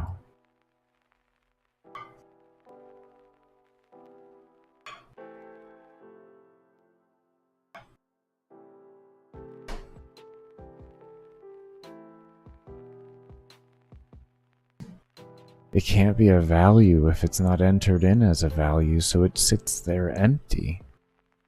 But when you make it a value before, you fuck up the whole thing? Really now? Really now? Really?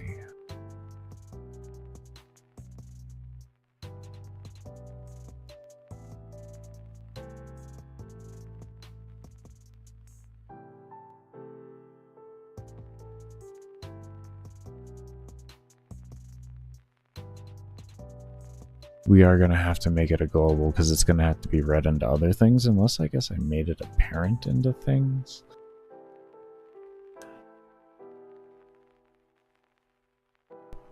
It's not a system though, it's going to be called. It's not going to affect mob spawning, we're just going to make it global. If it affects how many mobs will spawn, we would change it, but to be honest, it doesn't. It does not at all.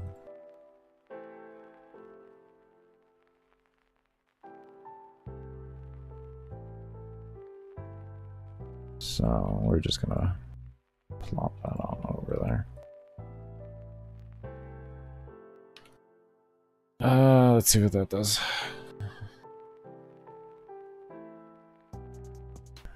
Interesting. That works. This will be interesting. Oh, we still got an error.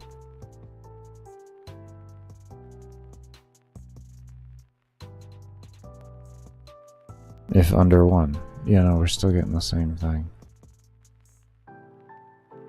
Why? What are you doing that is so damn...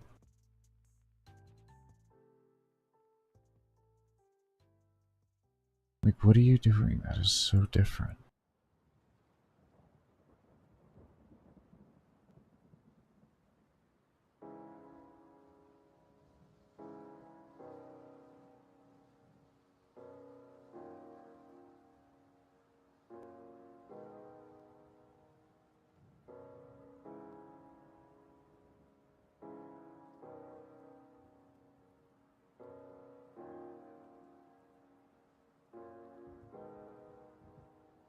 If global player equals less than 1, that's a different variable.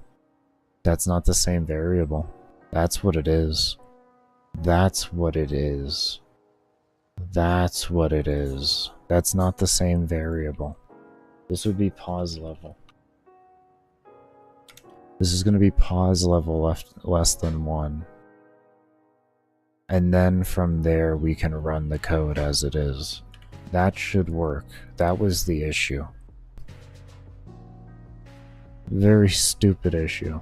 In the sense of like a very easy mistake that should have been easily noticeable. And instead it took me like fucking 40 minutes. See? Okay, I don't know why I hit 1 and that number popped up. But it did. It's fine. It's fine. At least we're not crashing, right? That's what matters at this point, okay? That's step 1 figured out. We're not crashing anymore. And we could probably take this and implement it into the actual thing and not have this input value thing. And we may do that, actually. We may do that. But to be honest, I am going to get myself ready for a break. That's a little bit early to 1. Because it is, I'll just run an ad now, and then when I get back from my break, and that'll be it. But,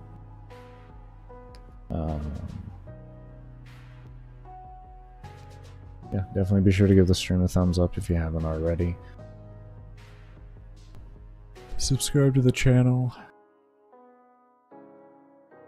God hit me out of nowhere.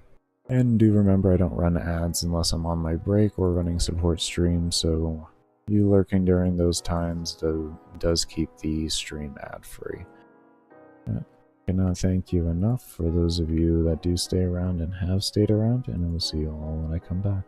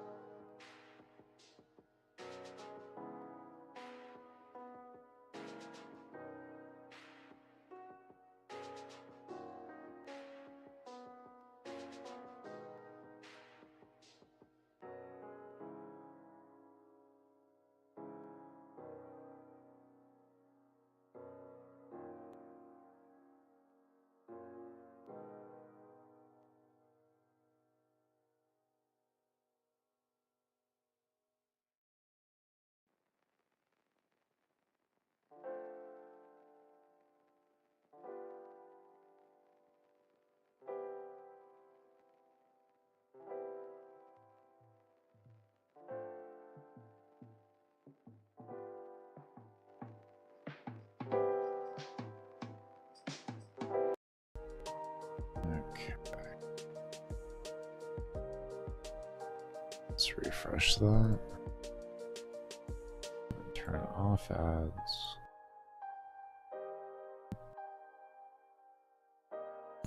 Okay. So that level scaling was pretty slow, but we're gonna get back to figuring this out.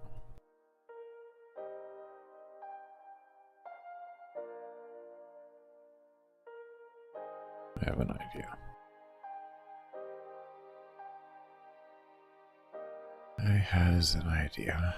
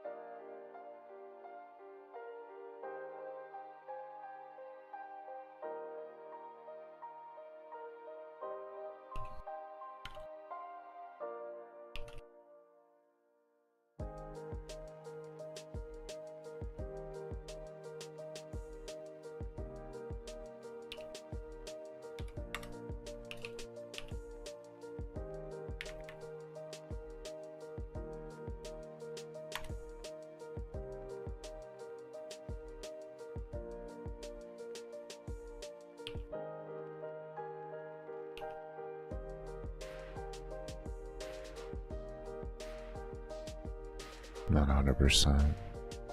This may work.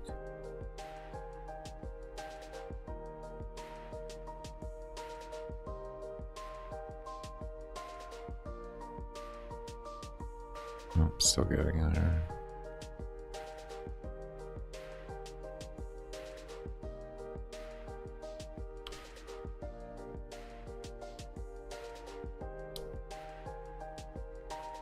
Let's just try that. We don't want the player to have points anyways, so we just do that. I'll be happy. Beautiful, fixed it. Fixed it. Fixed it. Ah, we fixed it. Okay.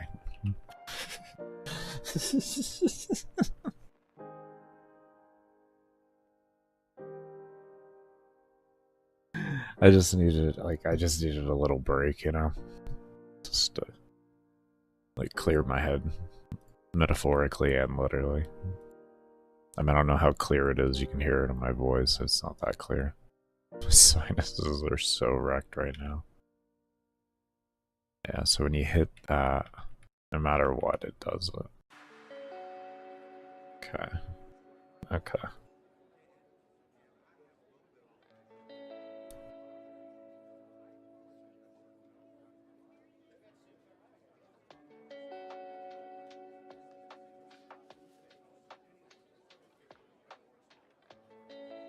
We're gonna go with it. I can work around that. We're gonna go with that. I like that.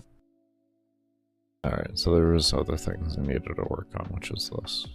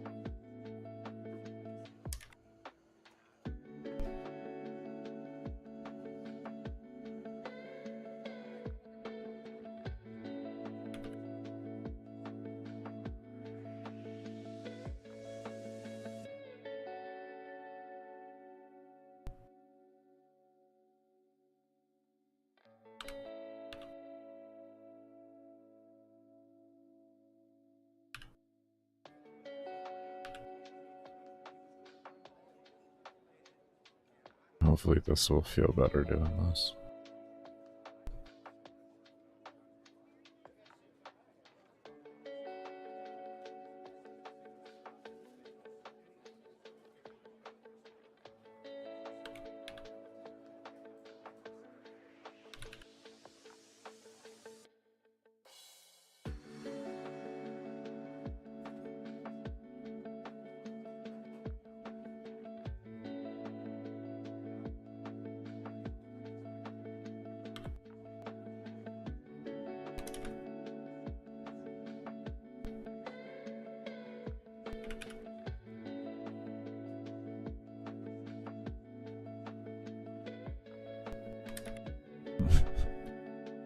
It would have been worth a lot. Okay, let's try that.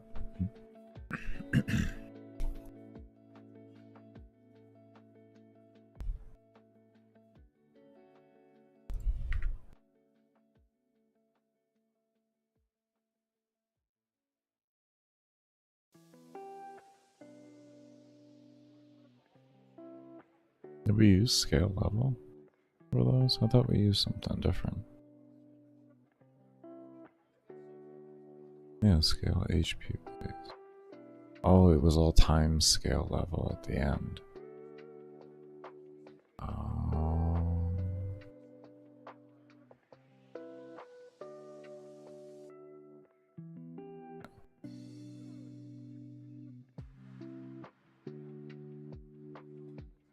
I still like the 25% number and all that.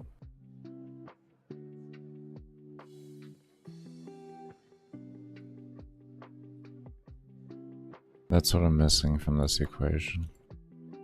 Is that?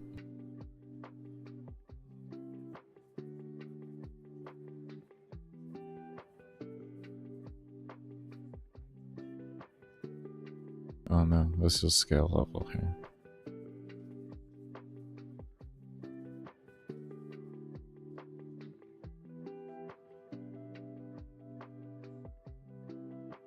Okay, let's try that first.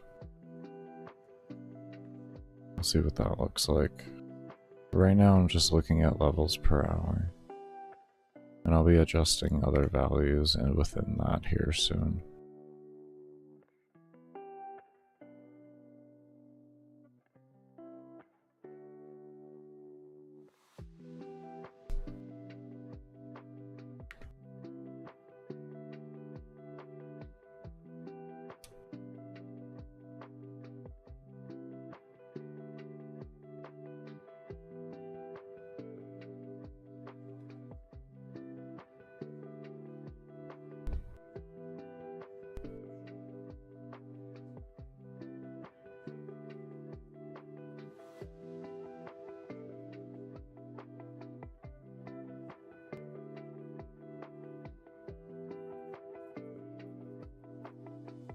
Then I am looking at a very high end of things. Very high end. So I do keep that in mind. But essentially, I'm trying to get it closer to where that becomes a reality. A feasible reality.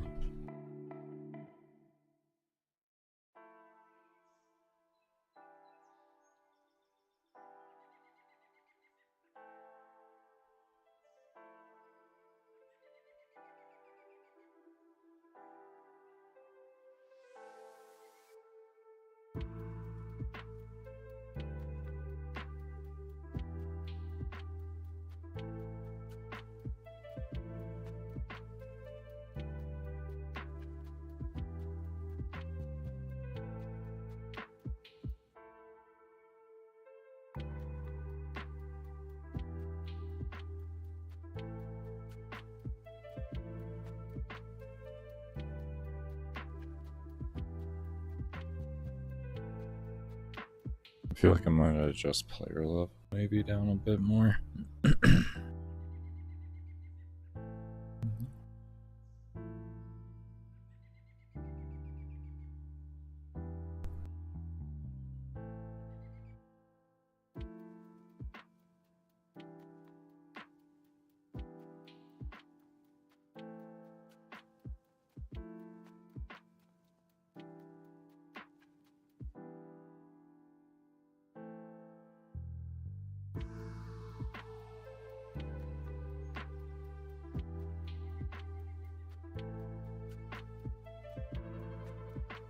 Let's see what that looks like.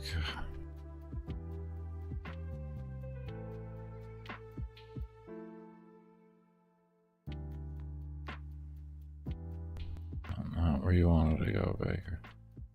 Nowhere near where you wanted to go.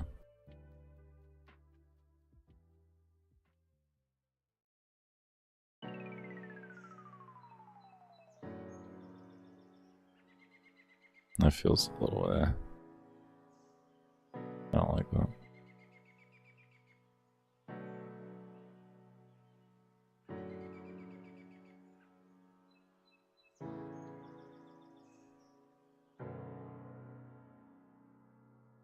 Okay.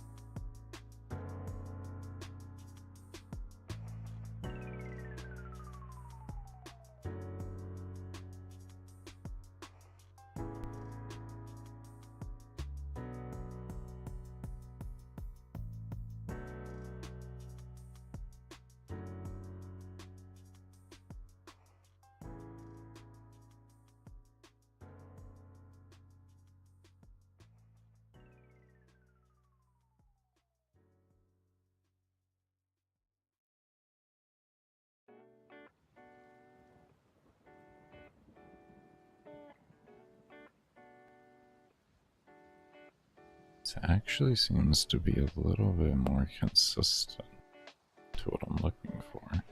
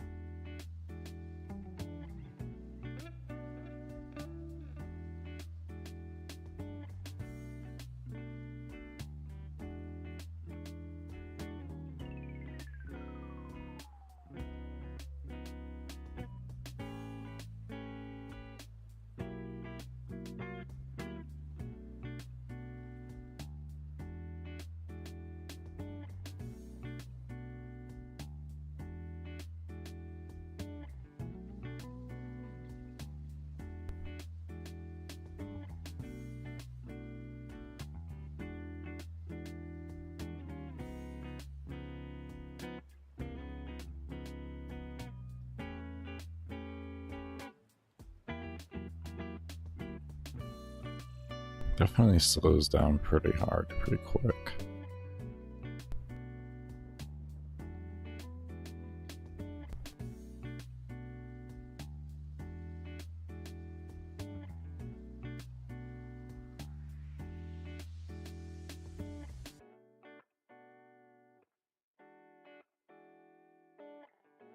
What could I artificially do to make that better?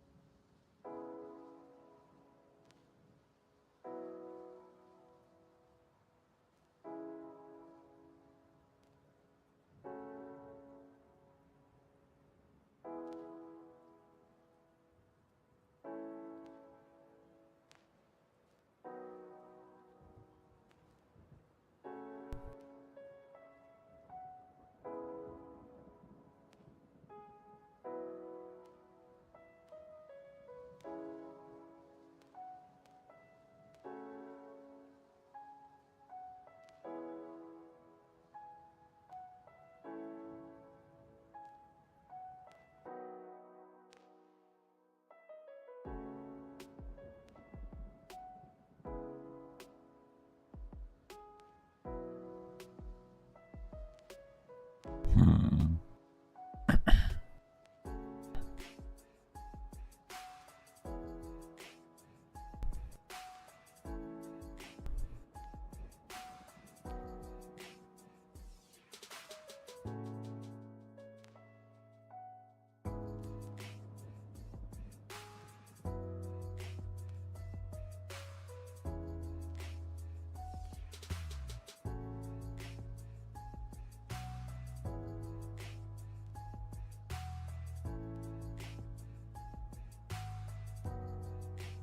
Actually,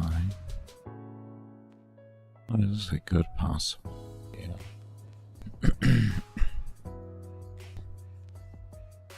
I'm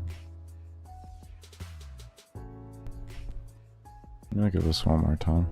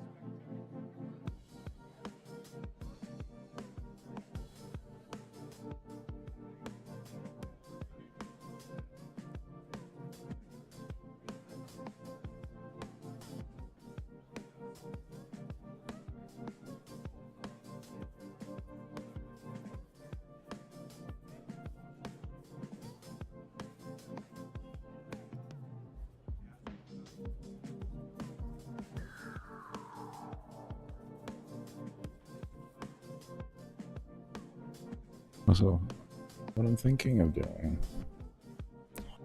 Hold up.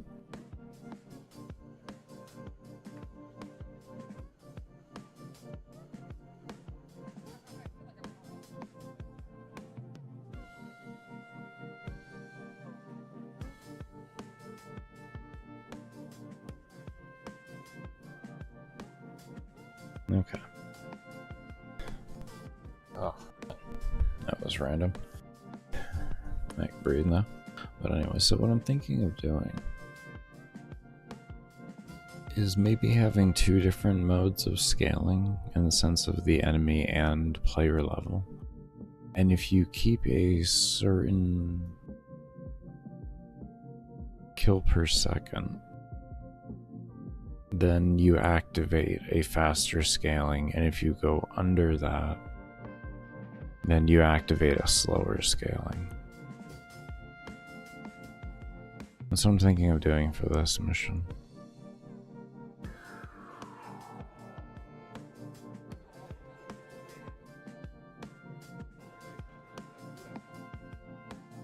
Because I was trying to think, like, well, every endless mission is going to have its own unique way of increasing the rate at which you can have enemy scaling and player scaling.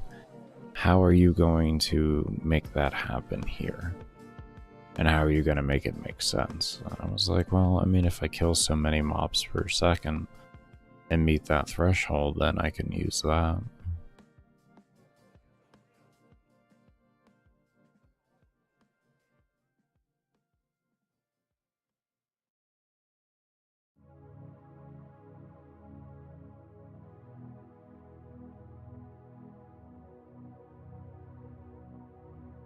It's kind of what I'm thinking of doing right now.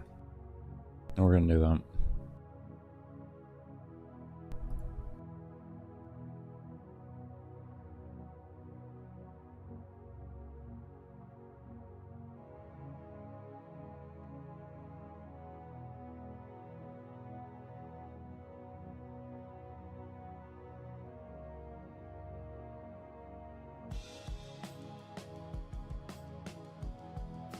Also, I'm just gonna do less.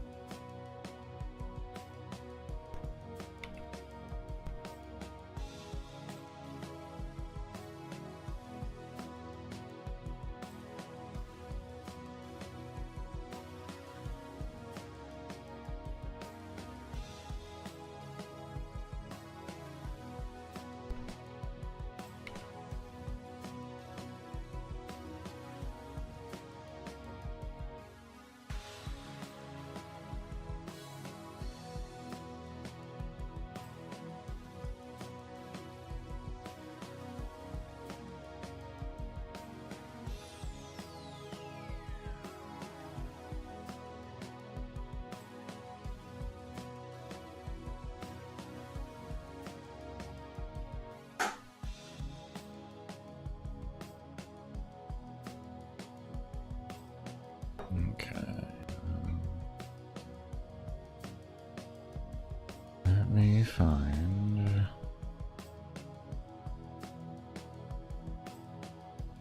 Where is mission 1? No, we didn't actually have it in scaling, we have it in here now.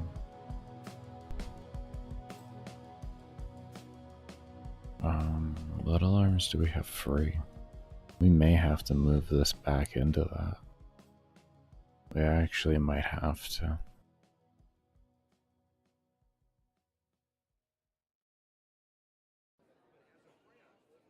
I think I'm just gonna do that right now. I'm just gonna move them back in here.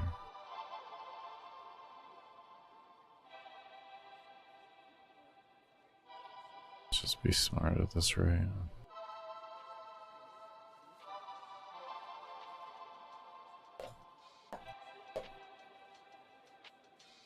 We'll adjust the alarm. We'll adjust all the things that are necessary to adjust.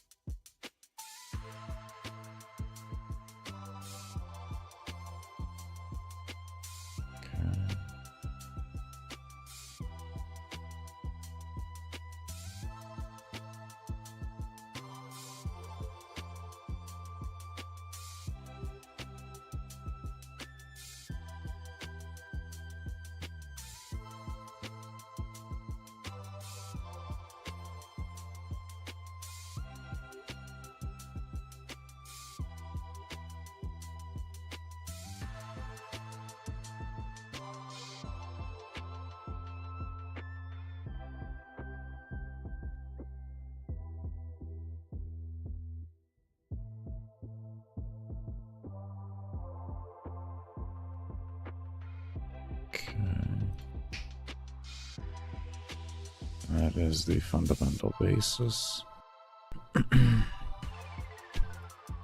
And we need to create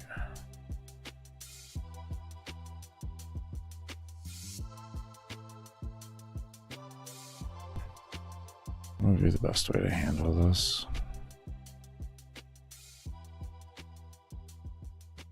Create another alarm, possibly.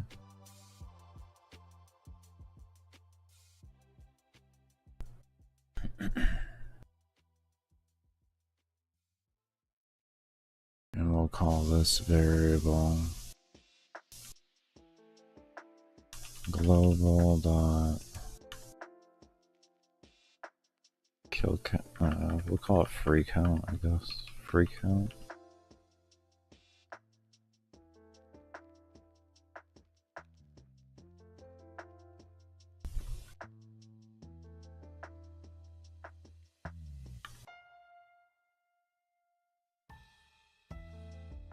Souls per second, I guess.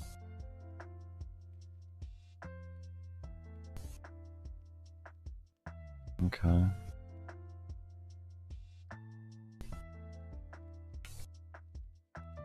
So what we're gonna need to do here as well, let's go into all of these. Do we have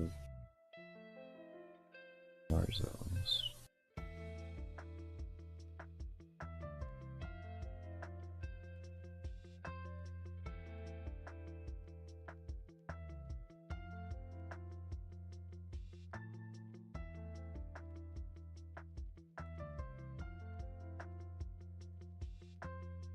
Okay.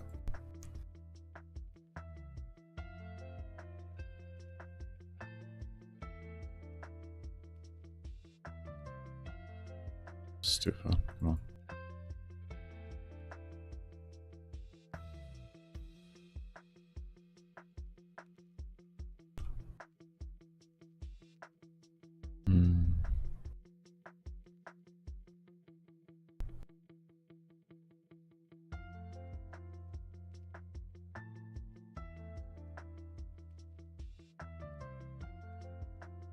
We'll probably end up moving this into an alarm at some point too. Okay.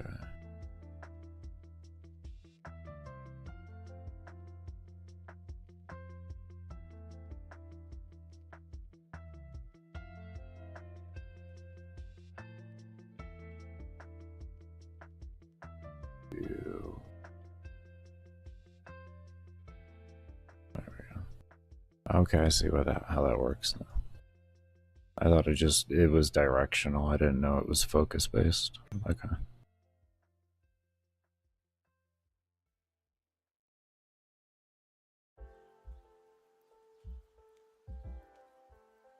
this.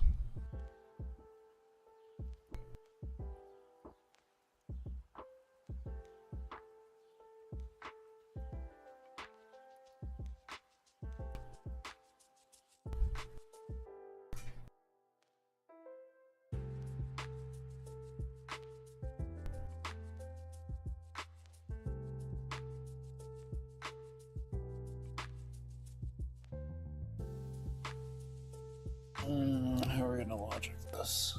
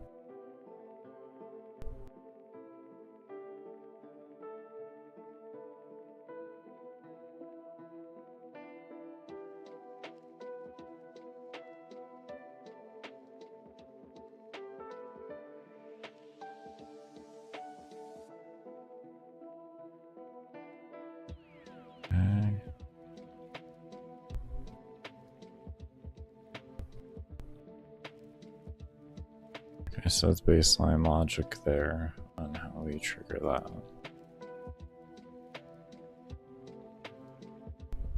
Then we come into here.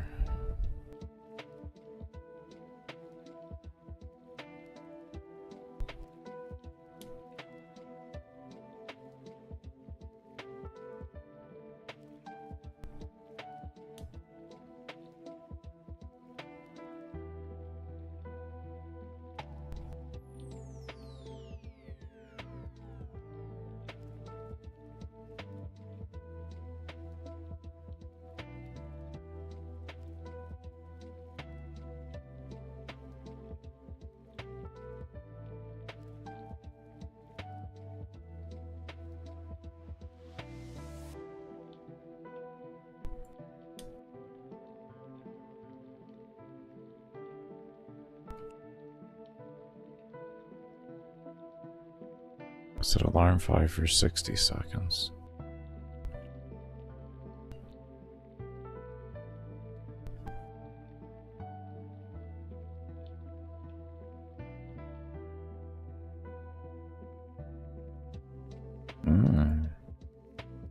Maybe just do that.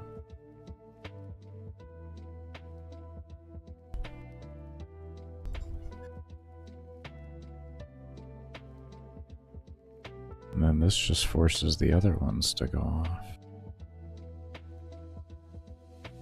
Actually.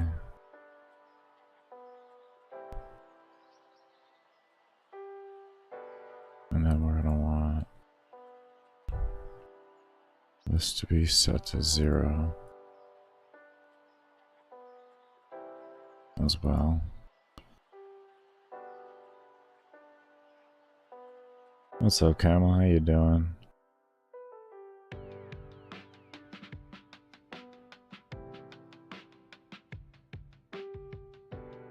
It's about room selection. It's not about a build when it comes to oxygen supply. That's a whole different field. Just because you can do the damage doesn't mean the mobs are flowing in correctly to allow you to kill at the rate that you need to. Because you can be one-shotting everything, but if mobs aren't flowing in correctly, you'll still have low kills per hour. And I don't know how the game is right now as well after, because I haven't played since February. So, I played well before the rework that happened most recently. And that build is from last year.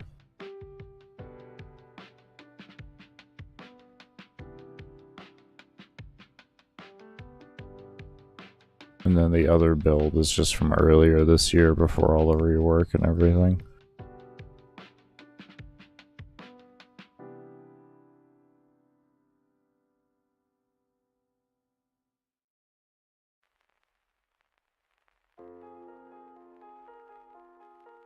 Okay, let me see something here now.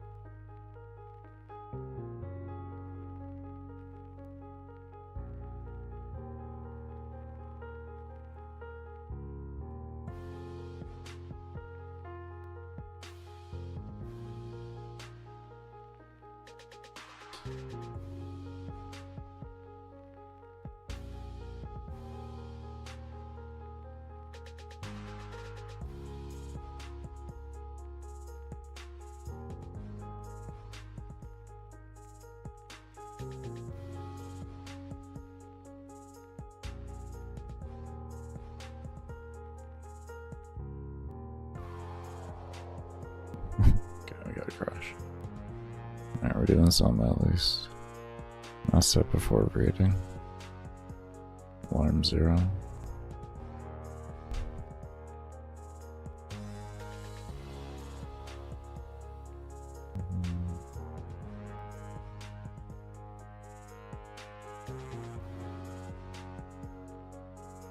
Did I make those?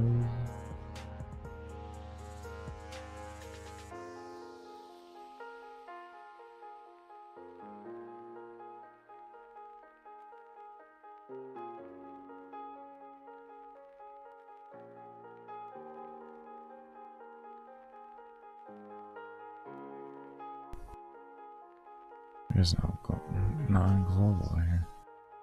What are you getting? Do you really need... You need me to do this? Alright, we'll do it. Don't worry. Don't worry. I don't know why you need this now, but whatever. Player scale. Oh, maybe that is an issue. Isn't that an issue?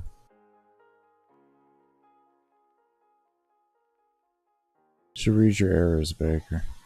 Restart assuming. It might tell you things.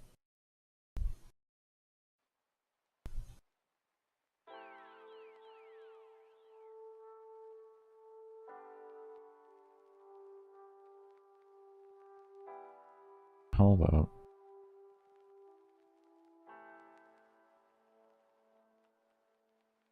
So how was it working before and now it's suddenly not working?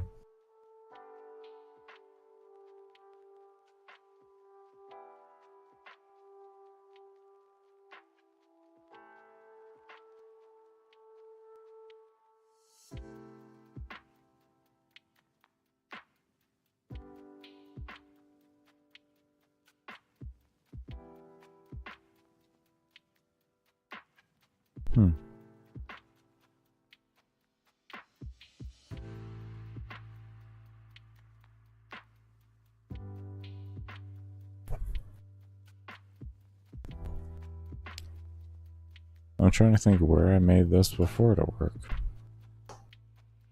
Because it was actually just working, so I'm like, what did I delete then to make that not work?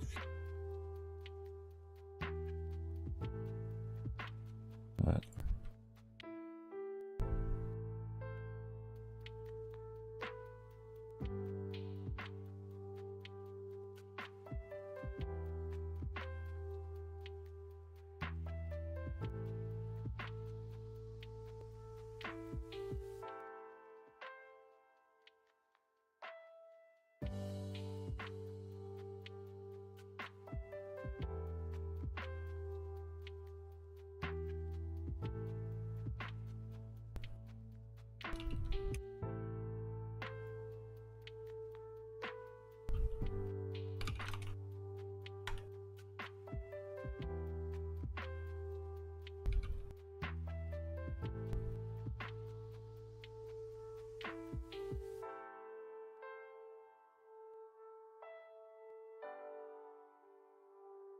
interesting.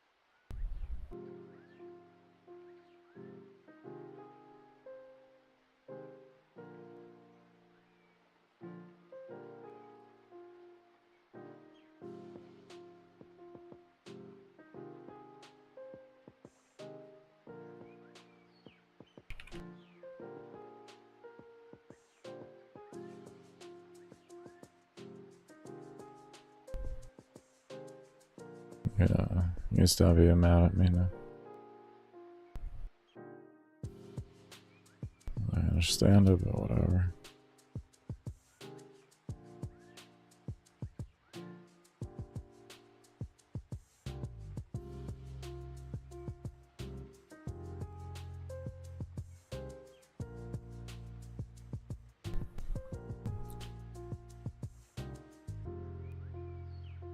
Okay.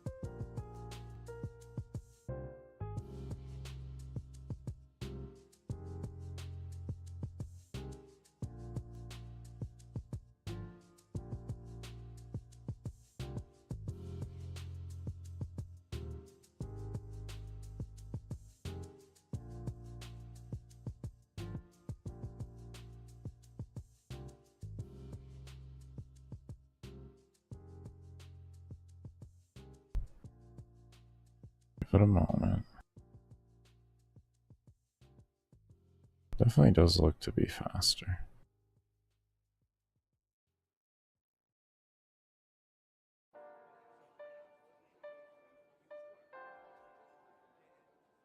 I guess we look at XP to level, right? That's what should change. Oh. Stupid.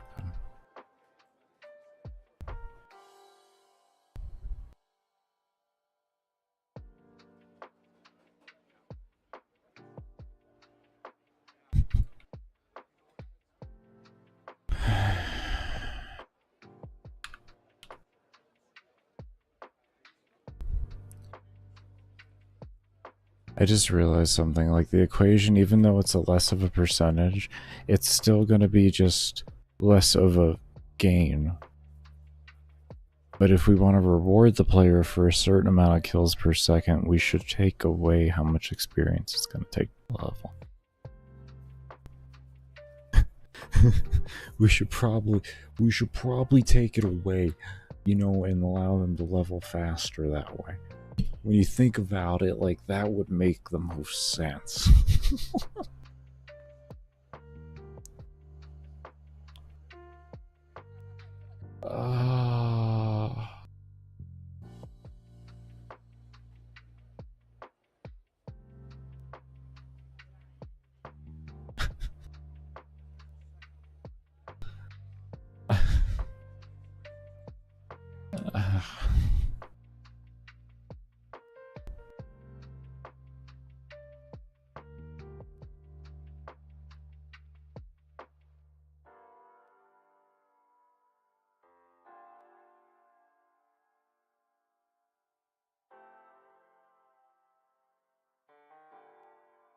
Oh, hold up.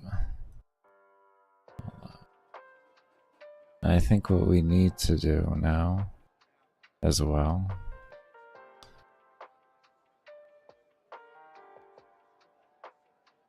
we can take this out. We can take that out.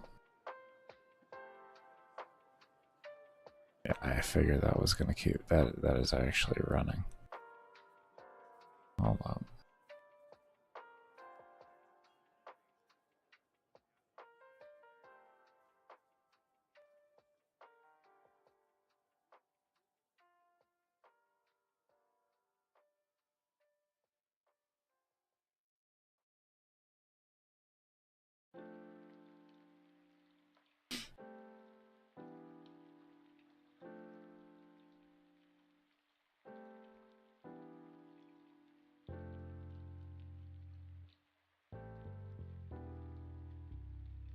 Okay, let's see what that does. That should fix things. We're getting there. We're getting there.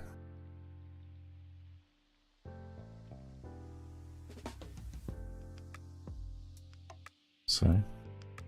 Huh? Huh?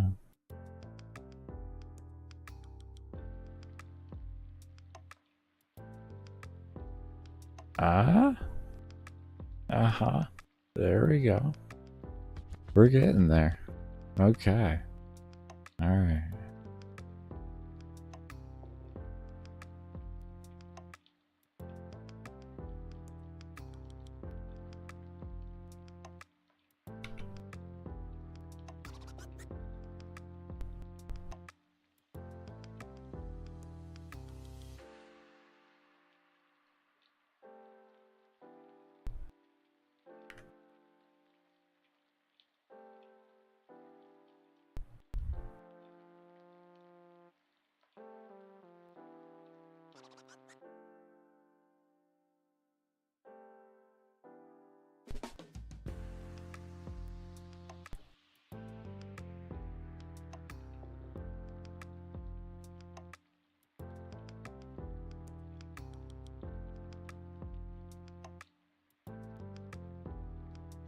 Okay. Now we're gonna try something a little different here.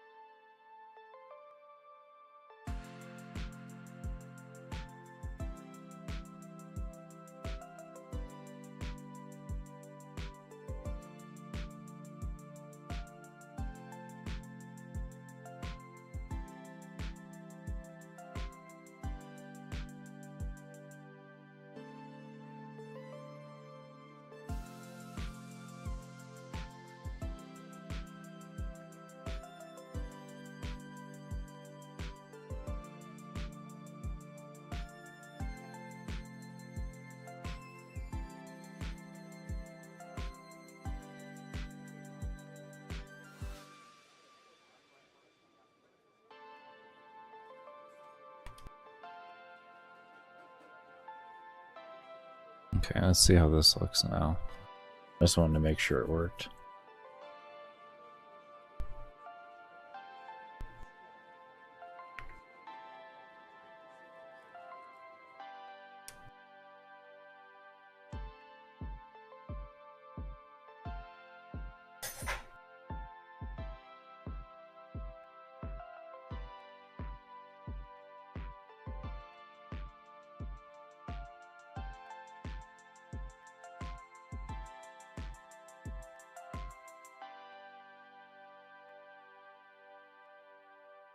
I may have to adjust spawns in order to make this a reality. I don't think enough mobs are spawning at a given time.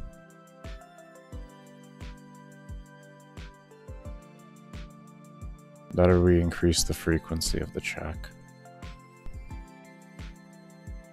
Alright.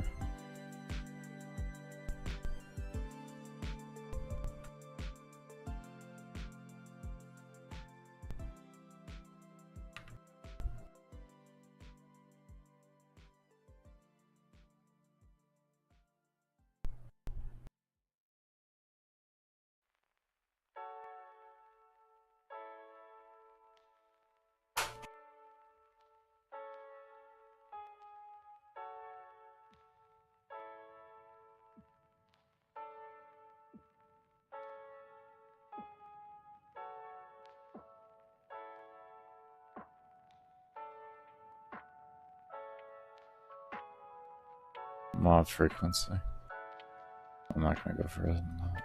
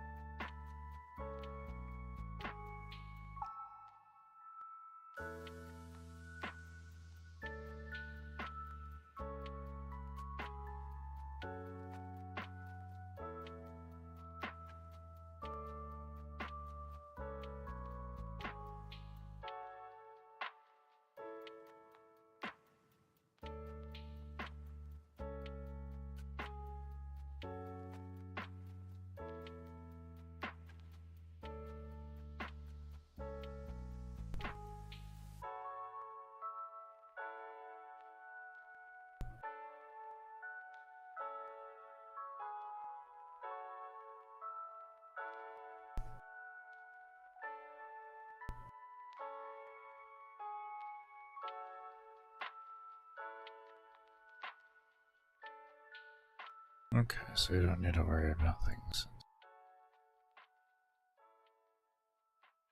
Was that 35 or was that 30? Next one should be 30, correct? We're gonna do a half second on it to begin with. And then that may achieve what we're looking for.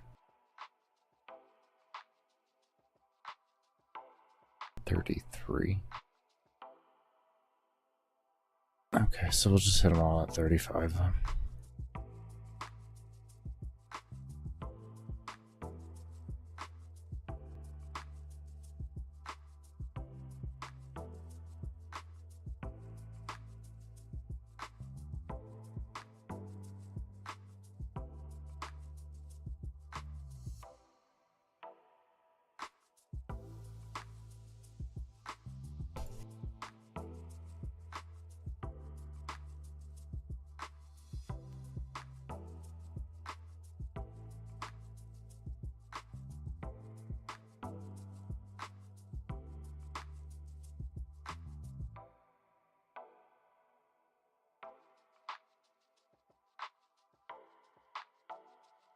Give it a year. Give it a month. Give it a lifetime. We're getting there. It's almost done. It'll do it on its own. I have faith.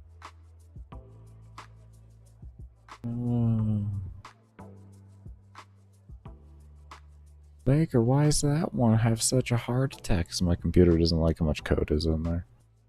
And the engine combined with my computer just don't like how much is in. Don't like it. It was a very unhappy thing.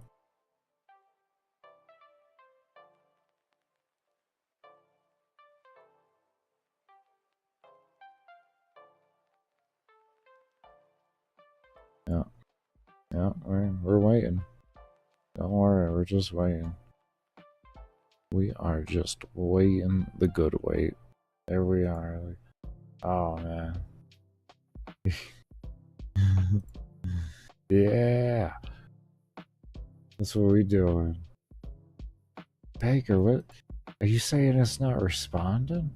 Is that what you're saying? That's exactly what I'm saying. Just give it a moment.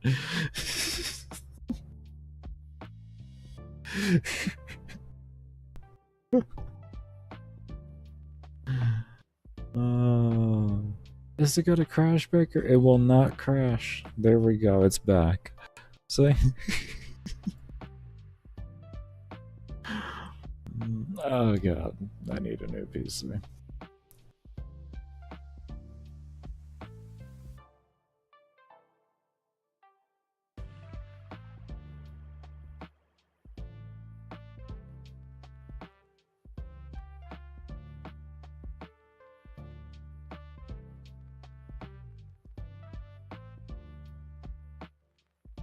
And yes, it's like that when I'm not streaming too. It's not a streaming thing. It just do be like that.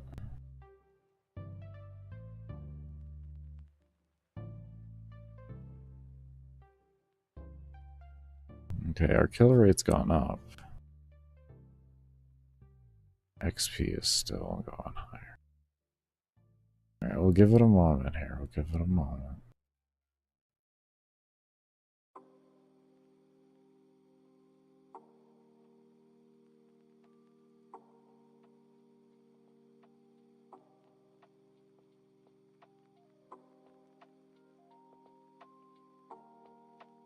$100 in a second apparently is going to be an interesting thing. Maybe like ability speed helps that actually occur. Maybe that's like where ability speed really comes in handy.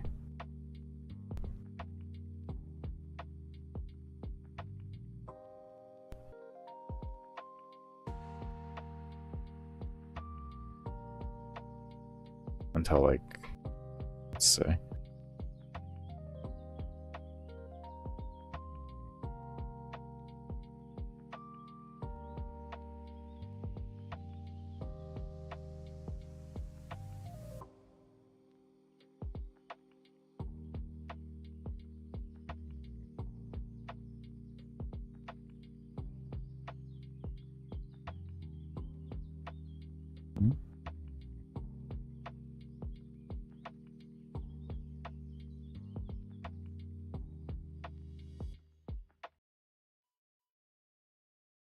Okay, so real quick to go ahead and start us off, I'm going to go ahead and update y'all on the things that I have changed and worked on since I went on my support streams, or did my coding off stream. So, to pull everything up here, as you can see here, we reworked exactly, this would essentially what the room looks like for right now. It's just placeholders, but we have how you actually navigate into missions. Can I please load the game? It would help if I was tabbed into the correct thing. That's actually me. Go ahead and get that pulled up there.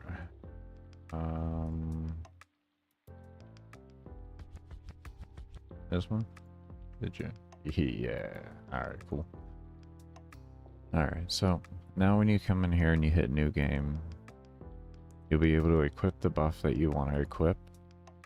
And then you'll have your option of the mission type that you want to do, which right now, of course, is just endless. And then you'll have your endless missions on there and have more details and all of that stuff in there. But this is just kind of the idea we're going with. And what we're doing here is when you equip a buff, it'll create a save file with all of those stats in it. So when you load into the game, camera angles, another thing we'll be getting into and all of that. But when you load into the game, it'll actually just load up those files and then add those into your character on creation, so you don't, like, there's no real worrying about anything happening there. We did change around how the camera works. In order to be able to pull the camera in a little bit more and not have a really bad motion blur that can happen, we put a limit on, there's something else too that you can see there. Little systems have been added, but we have decided to actually limit how fast the camera can go, and I will be allowing for different camera angles so that at faster movement speeds you can actually have more freedom overall. But it just makes the game, I don't know, it feels a little bit better with it, actually having it zoomed in and having the camera follow like it does. The motion blur, let me show you all what I'm meaning, and this happens no matter what. So like the reason why the map was so small before was because I have to tune camera distance to map size in order to make motion blur not occur at faster movement speeds. Now, if we come over here and we have, is this it? Oh, I was gonna say that was not right. As you can see here, we have horizontal and vertical speed set at 8. Now, if we do -1, which is going to keep up with it then, you're going to see how bad the actual motion blur gets. And the reason for that is the objects that aren't, or that the objects that aren't what the camera is being focused on are moving at a rate that's slower than what the movement speed is, so it causes a natural blur, and it's a blur that you just cannot get rid of, unfortunately. As you can see there, it is quite nauseating at the end of the day, to stare at that for hours and hours on end. It is extremely, extremely nauseating. So that is why we put that limitation in there, and then in doing so, I decided to pull the camera angle in closer, and then we're going to be tuning the entire game around an 8 movement speed, so that if you do want to draw the camera back and everything and have a higher movement speed for, you know, more min-max play and not more, you know, actually having nicer visuals and I would say a harder actual experience because you're being given less information. You're able to then pull your camera angle back and increase your movement speed, and then also be able to gain more information and situational awareness. So those are the few things that the camera angle thing still needs to be worked on. I have a few ideas on how I'm going to do things. I'm going to do one where you just set a slider to your own custom. And then I'm going to try to work on an adaptive one that actually adjusts the your point of view to a percentage so that it is the most, we'll call it optimal for your movement speed, essentially. So those are the few systems that I'm going to be implementing with the new camera system and all of that. So another thing is, as you could see, the map size, like I said, was drastically increased. We increased the map size by 4 times. We do have to get new backgrounds made and all of that. That's why it's squished and it looks like absolute trash in the background right now. And you have these weird spots right here and everything. We're getting the background done so that when you actually copy and paste the same background on there, everything just fits together, so no matter the size of the room, it'll actually work regardless of the fact. And what we added here so far, I'm pretty much happy with it. I just need to do a few more minor tweakings to things like making doorways or making doors and stuff. These open areas right now are to signify for me when I go back and I make a little segment, or like an actual doorway and everything. that that's where you're going to be putting like a door and everything like that. But we have a general sleeping quarters, which has all the bunk beds and everything in it. And then you have your mess hall for OCD reasons, just slightly more seats than you have bunk beds. But we'll also be adding, like, this is just we still need to add in, I guess you could call it, the rest of the assets, things on the tables around the room, the lamp or the torches and everything like that. This is just more, this is the setup I want to go with for the layout of objects that I'm going to be getting into later on what I want them to do and stuff like that, because all of these current placeholder, or not placeholders, but all these objects in play right now will have a very unique purpose that I'll be going into later, the system that we'll be working on today. And then you have a officer's quarters as well, or mess hall, and then you have your officer's quarters. And then over here we have your storage facility with all of like the backups for everything. So that's what I have currently. There's untold if we're going to be adding more things into here because we do have a lot more space we can work with, but at the same time I do want to have a generalized area that's very open. So all of that's slowly being worked into as a whole.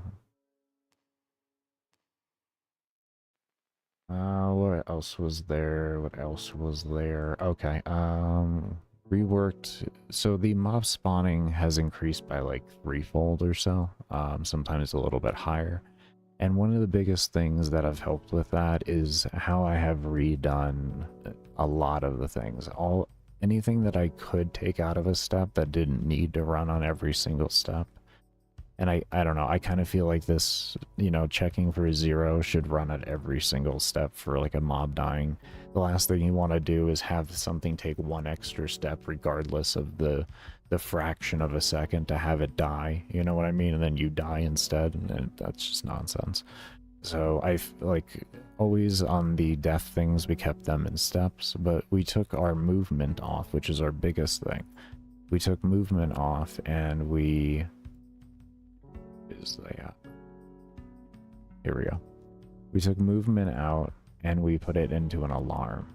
And with this alarm, I refined it down to where it still felt like it was being constantly updated to the player, at least in the way of the player's experience of the game.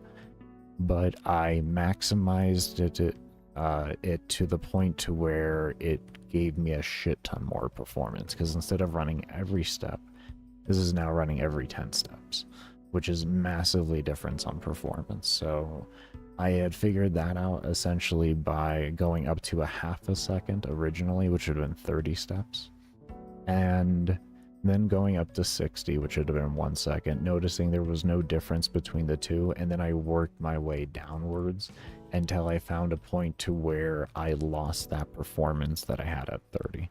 As soon as I lost that, I went up one number, and then this is where I ended up. Now, another little system that I did work on as well, you'll see this times alarm speed in here. That is actually a very simplistic way to have your alarms actually tuned to the player's FPS if you don't want to time source them. So what I have done with it is I have this right here, because we tune the entire game out of 60 frame, or out of 60 steps in a second. So we take the get game speed, and then we have the variable for that being the game speed FPS, and then we divide that by 60. So no matter what the player sets it to, outside of going under 60, which we're going to get into, I left it in just as a little fun thing for the player, actually, to be honest. It doesn't really give any real advantage, to be completely fair.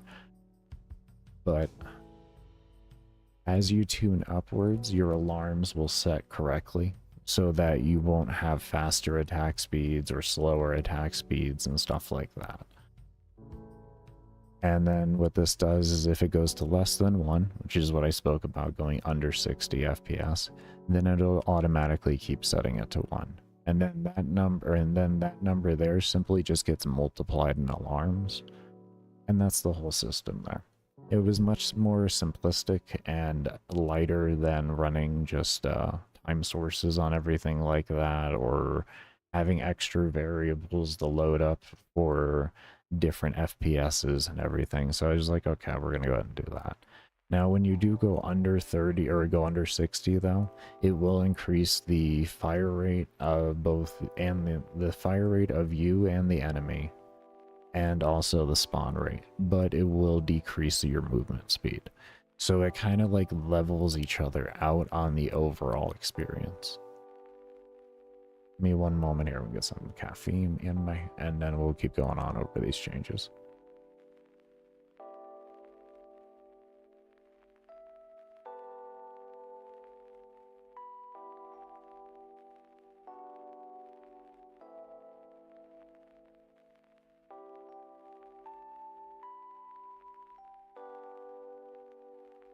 Okay, and next, the mob generation. Here we go, mob spawning.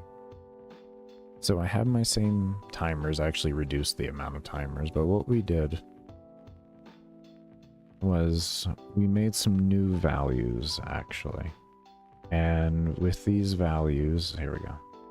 I didn't remember if I had them initial creation or if I just created them over here. So we have a where X and a where Y, and then we use an I random range, and we use the size of the room, which later on I can just create values to make this an easier copy and paste system that will automatically detect room size and stuff like that, and then I can just have the where X and stuff like that, kind of just, if it'll fit in a little more naturally, but this is slightly more efficient to just have direct numbers fed into it. So we have a I random range for both X and Y coordinates in the room, and then that comes into here and checks to see if the position is empty for those coordinates there, and we feed that into where the X and the Y is for those, and if that is true, then it'll go ahead and spawn the mob type we want. We have this repeating 4 different times in a row just to have all the mobs that we want to have spawn. So we'll have 4 mobs spawning at one given time in a random location throughout the room. And then we have our alarm just set at our very bare minimum amount that we can have it to, so that it's still actually an alarm. And same system that we would have before with the enemy level and the spawn and all of that for the registry on what alarm to jump over to and all of that type of stuff.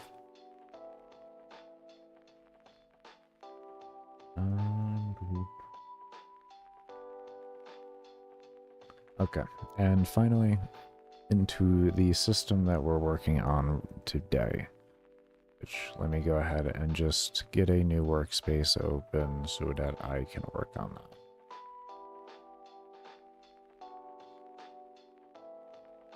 that. Okay, so the room destruction that you were seeing in there earlier, we'll go ahead and just stand next to an object and show you what I have so far on it.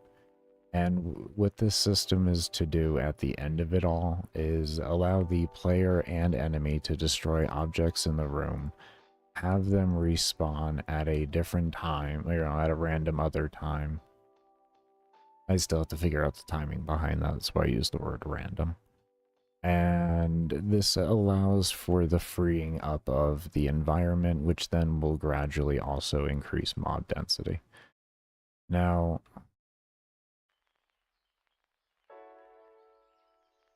one thing I'm going to be implementing in here as well is when the NPCs actually interact with it, they will become buffed because they won't be able to go through it. They'll stop.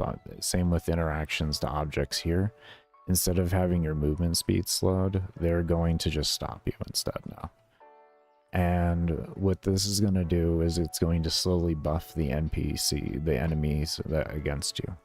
if you don't actually destroy the objects. So the longer they're there stuck on those objects, hitting the objects, the more they will become buffed, and the stronger they'll be when they actually do encounter you. So that's the system we're working on right now. As you can see, there's literally like no performance hit at all with the spawning and deletion of things, and that's even on a 10-second respawn. So it's absolutely wonderful in that regard. We'll actually come down here to the bottom. I should probably set my camera angle out for testing. Let me set my camera angle out to what I would... 5300 by... what was it? I can't remember. Do 1080 times 2, 2160. We'll just do 4K. And then we'll do 1920 times 2, 3840.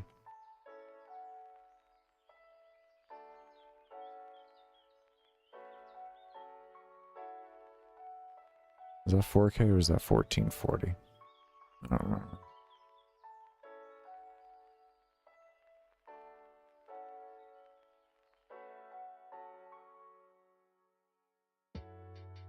Also, I have added a actual enemy counter, so you know how many enemies there actually are on screen.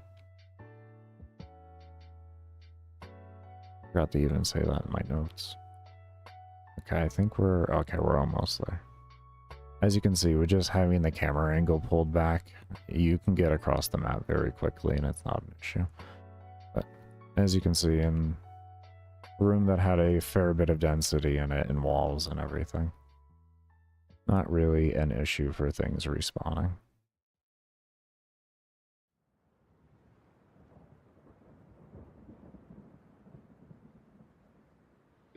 Now, I'm going to be keeping the targeting system to be based off of where enemies are, so you're going to have to position yourself correctly in order to destroy all the obstacles correctly as they respawn and all of that.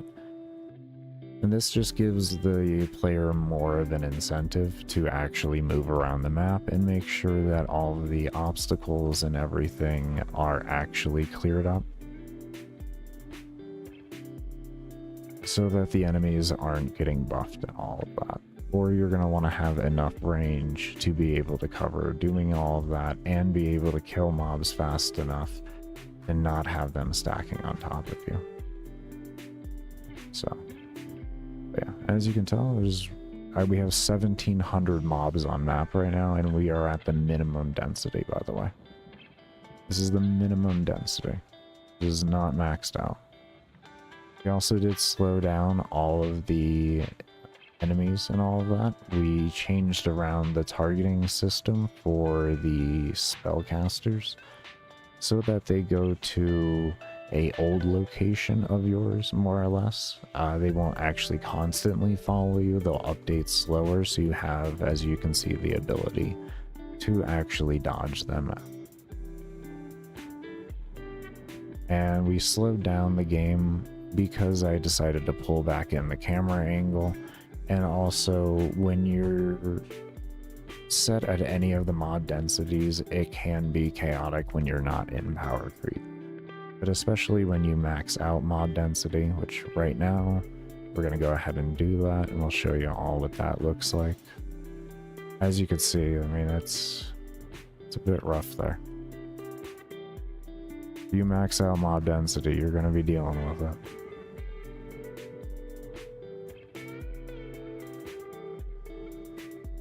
So the game has a much different feeling to it.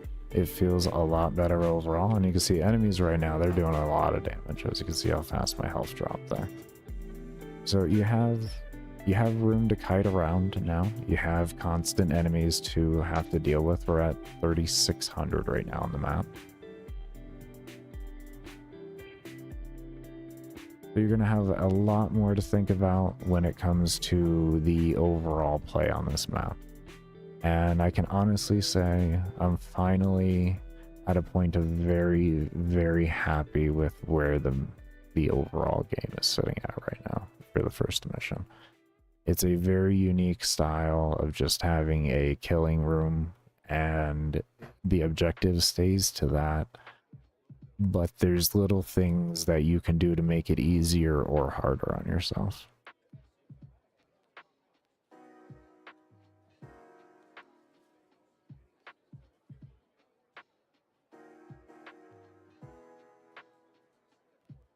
Definitely very happy with that.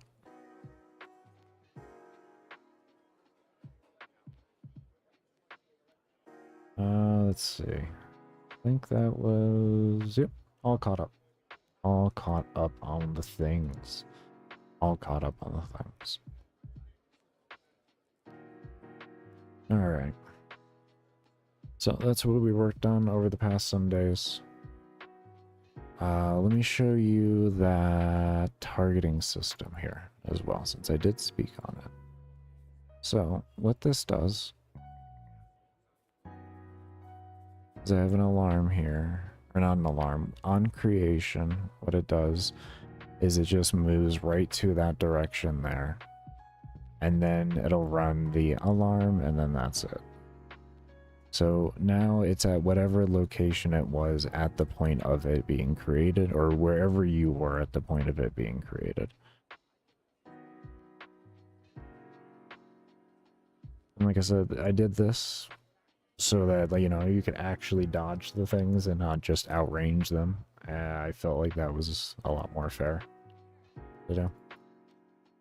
I felt like that was a lot more fair, especially with the mob density getting as bad as it is. The last thing you need is enemies with homing missiles constantly, and then they have like over 1,000 of them. It gives you more to have to pay attention to anyways, because you're not just like, okay, well, they're gonna hit me no matter what. You can take the initiative to yourself to say, well, I can avoid the damage if I play properly enough.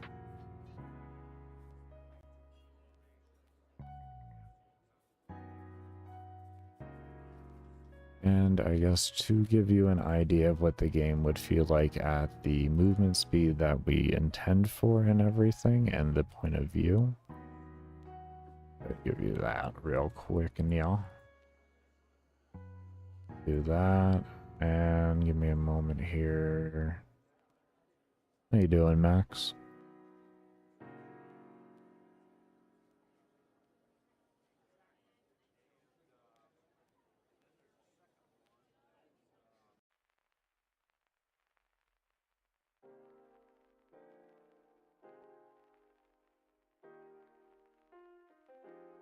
Where is movement speed? Here it is. Okay, 8. 8 movement speed.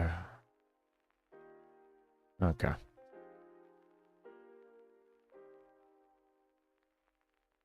Because then also the tables and all of that stuff we will be working into the destruction system. I just want to have a nice baseline idea of it first before I go through and actually do that. Oh, I added 8 to this. I added 8, so I'm going faster than that. What was base movement speed again? Baker, it's your game. I know. No. I actually should just set it to 0 because I wanted the base movement speed to be 8. Here it's 0. And because that was one thing I wanted to change. There we go. There's buff speed. Here. 8. No. This way you don't need to worry about movement speed if you don't want to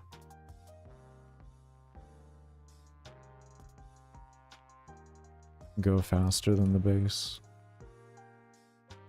Because the base still feels good. Still feels good. Time to travel still isn't bad at all. 8 pixels per step. So, as you can see, we're already... The maps will be tuned to that size. That's why I only kept it at 20,000 by 20,000 for the map. Was it's big enough to feel like you have something to walk around in, but it's also small enough to not feel like you're just lost in this world Mainly because I definitely want a reason for the world to exist. I don't want just senseless parts of world, you know? I want everything to kind of have a unique type of purpose to it that could be utilized for the player into some type of actual facet. But yeah, just to let you see here, the actual time to distance between the top and bottom really isn't bad overall. I can sit here and actually talk through it at relative ease. It takes, what, you know, a minute or so. No. And the sides are the same like that and all of that. So it's not really an issue in that regard. But we'll sit here a little bit. We'll let mob power creep actually take place because our character is still, I don't know, I think this guy, I think the equivalent if I was to turn it into soul points right now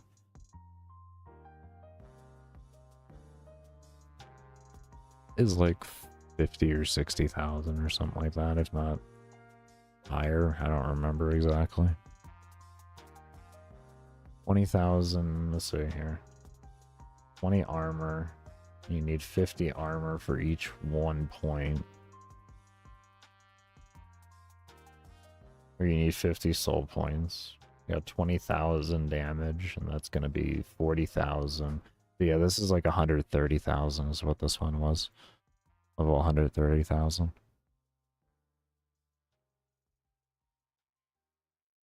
So we're just waiting for mob levels to actually get there. As you can see here, we're at 4,000 right now. We're going to start seeing them come in. Now we're going to want to start moving outwards.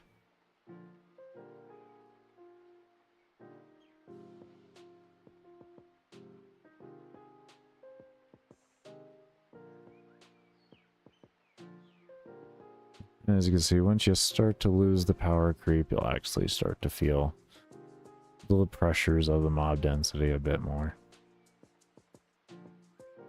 Me, I've been playing this game now for about 300 to 400 hours.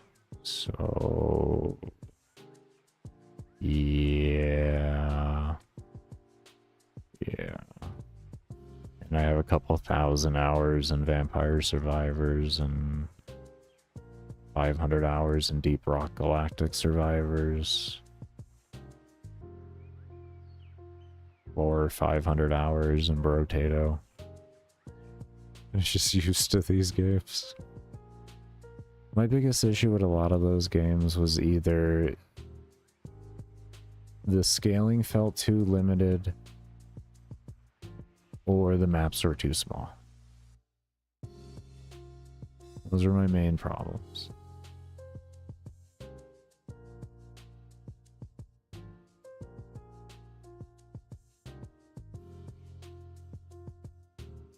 And either game had their own uniqueness to that. Vampire Survivors, the main reason why I didn't like it wasn't so much either of those reasons. It was more the fact that I couldn't play 3/4 of the characters, if not more, because it would trigger seizures. I actually really enjoyed the game. I didn't like how the mobs scaled. Like, one of the reasons why we put movement speed caps on here and everything is because in Vampire Survivors, the one thing that actually ends up killing you, even if you have knockbacks and stuff like that, is the mob's movement speed becomes so fast that they actually start skipping skipping over, I guess, frames more or less, or I would say positions on the map. So then they have the, oh, there it is. Okay, we got an average of, okay, so we got a if point, okay. Little error there. As you can see, it does get chaotic there. But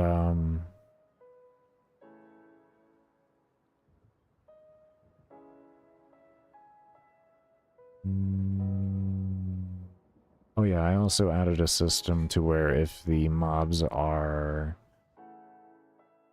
more than 5,000 pixels away from you, their movement speed is up to 8, so they can get to you faster.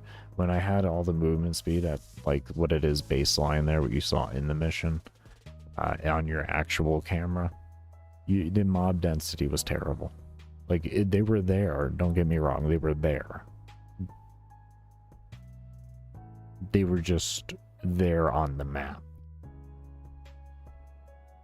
And it felt terrible. It felt absolutely terrible. You had to go out of your way to find mob density. And it was just obnoxious, so...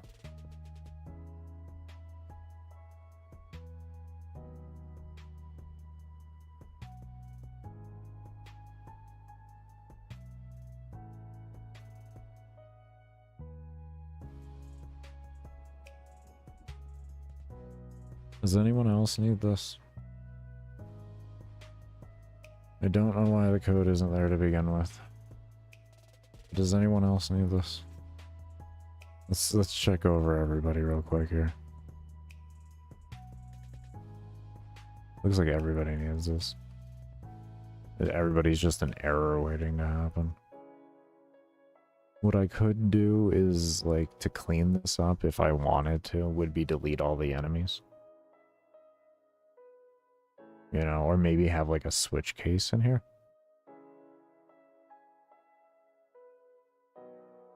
And it doesn't make a difference. There's no efficiency difference between a switch case and this engine and an if case, I actually found out. At least I'm assuming so. And you may ask, well, what do you mean? Like, why is that? They used the word easier to do. They didn't say it was more efficient. They specifically say things are faster and such. They just use the word easier. And I know why it's easier. It's because you don't have to correctly think of the correct order of if variables to occur at the right time. You can just throw it up there and it just, everything works appropriately. It's much more simple to do. I definitely get it. But it is literally nothing.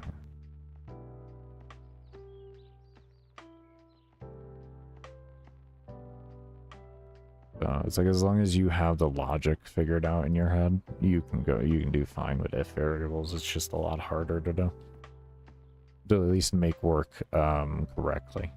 It's a lot easier to screw up and make it less efficient with if variables than with swap and everything. But if you know the correct order of which things you want to be done and everything like that, you can get away with it a bit more, because regardless of the fact it checks over.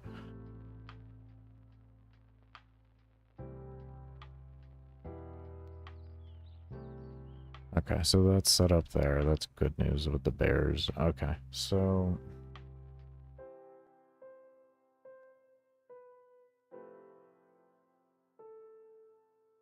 go ahead and pull this up. I don't need this anymore. This was a part of the original system for the respawn and such. What I was actually having it done was, if something was destroyed, it would spawn that. And then that would be holding all the values needed to accordingly do the respawn and everything. But instead I just worked some game maker magic. And I just set sprites. That's all I did. That's it. That's all it does. Less than to 0, it just sets sprite to no one. So there's no to hit box or anything with it. You can't interact with it, so it doesn't use up any visual space, so it frees up memory actually. And then that's it. And then it runs this alarm over here, which after a certain amount of time sets it to a witch object, which is a sprite index, so it just tells it what sprite it is. And then it has a angle that's set as well if it's needed. But it's not needed, because this just replaces the same thing and has the same appropriate values for it. I had it there just in case I needed it, because the old system did require it, but I've figured out a much more efficient way to do it. And we're going to keep working through in that direction. It's beautiful. It's so efficient. It's so damn efficient. I tore my brain out figuring this out, though. Like a fucking mad scientist trying to figure out how to make this so efficient. Just trying so many systems because I didn't want to use grids and all of that shit because it's just so inefficient to do, and I didn't feel like it was necessary. I just didn't. I felt like there was something that the engine does to free up the resources like it doesn't exist, and I could figure that out. So it was just, it's nothing more than the pure engine manipulation behind it. As I like to call it, game maker magic.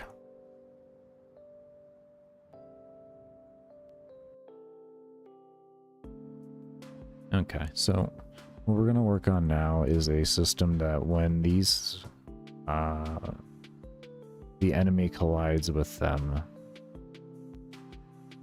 Okay. How on earth did we really get this done? I said, how on earth we do it? I think we can actually just use this. Watch. We parent the collision into the parent destroy collision, right? Right? Right? And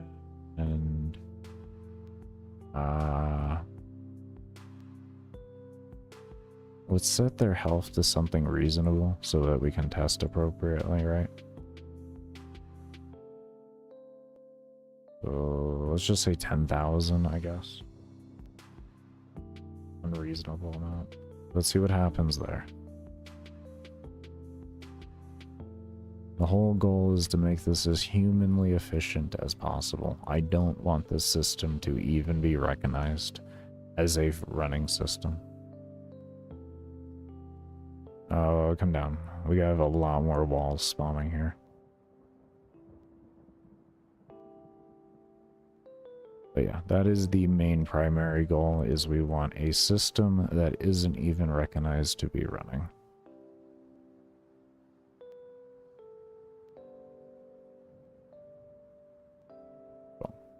Good. Okay, so that's good there.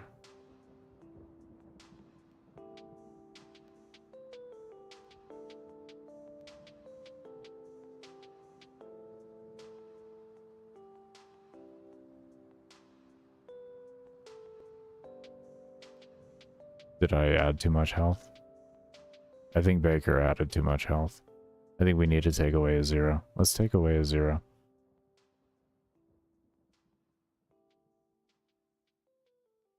Let's take away a 0. Let's see if it works. Actually, let's set it to 100 right now, just to make sure it works at this rate. Because we are adding things to it, so let's stop adding other things to it and just do one thing at a time. Alright, Baker. We do one thing at a time now. Okay, we don't... Can we do that? Can we do one thing at a time so we understand what's breaking? Alright. Come on. Alright, they're working. We just gave it too much health. Okay, good. Okay. What happens if I stand in here? They respawn, right?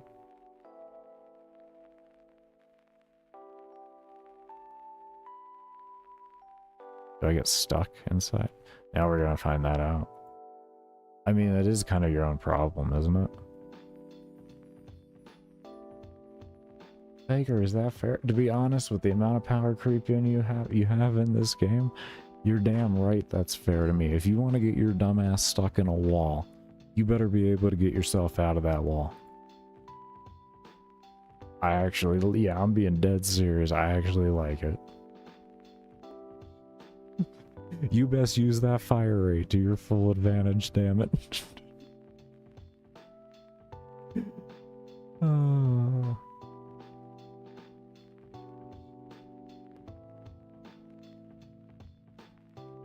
There we go.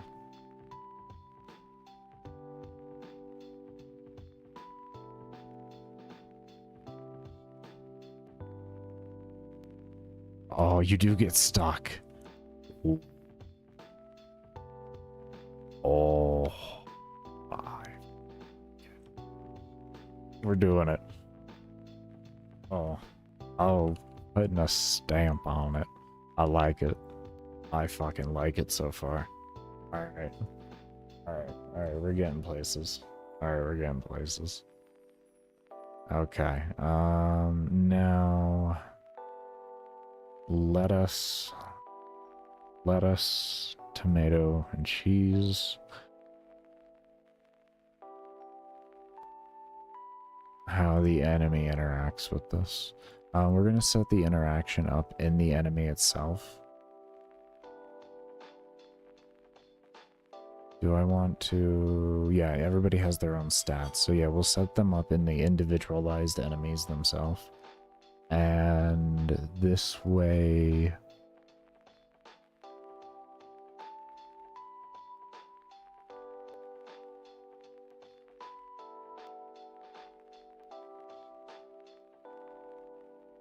we can have the enemy update their own stats real time there, and we don't have to worry about sending anything.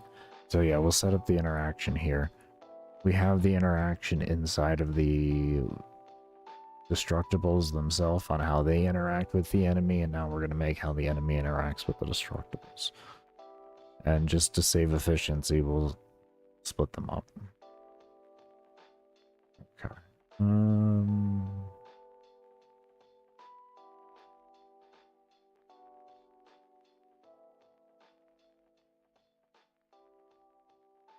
I'll have that with you.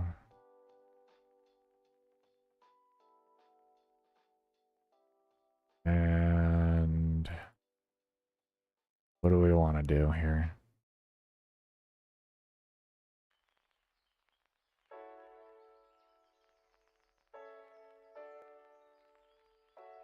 How do we want them to scale? How do we want them to scale? How do we... So we can take you. And we take...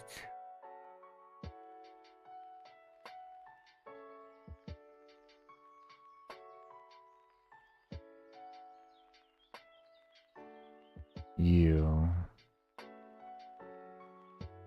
That becomes what we need. Oh, okay. Alright, I got you.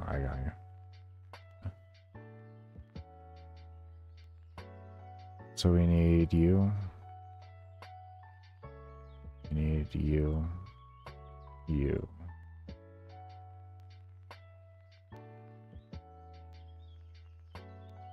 Need you and you.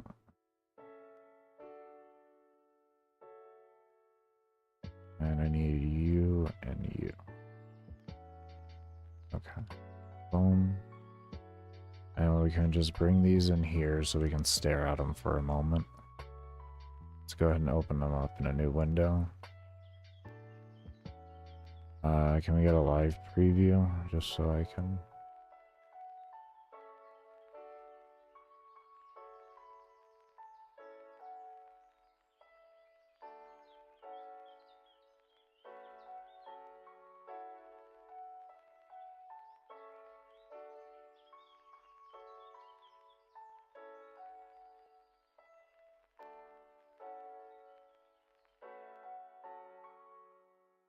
Okay.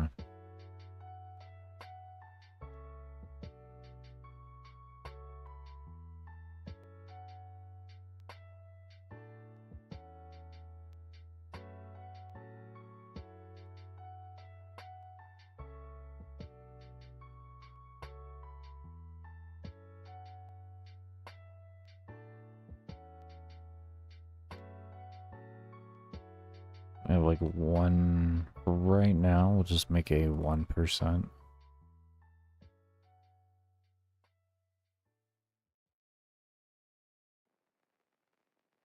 That gets rounded. We don't have to worry about HP. And now we take this. Do the same thing here. Just give it just a little testy run here. Do that, and we relative that. Nice and simple.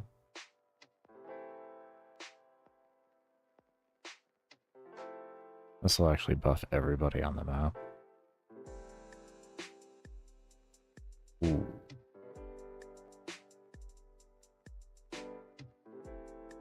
I mean, I do have intentions of moving it off the system. But just for testing's sake right now, let's just go ahead and do that.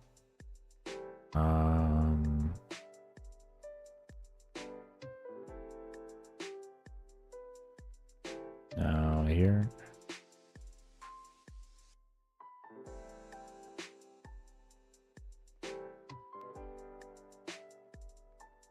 Right. Movement speed. Set it with cap.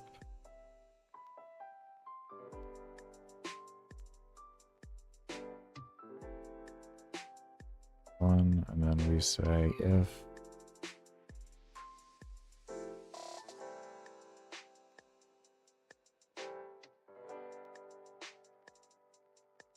greater to or equal to 8.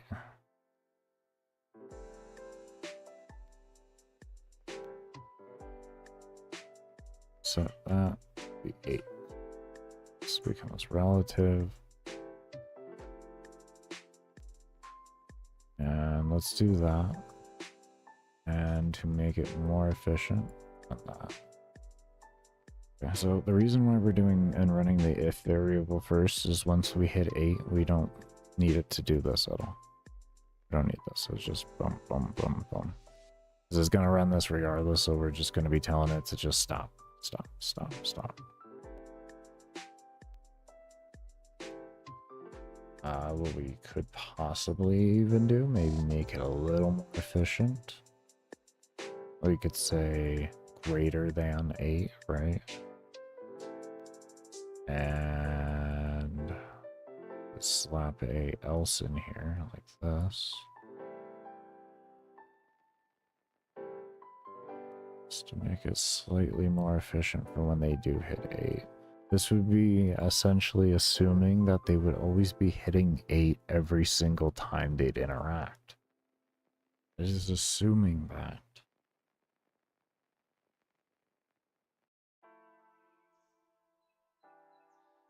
That's what we can say.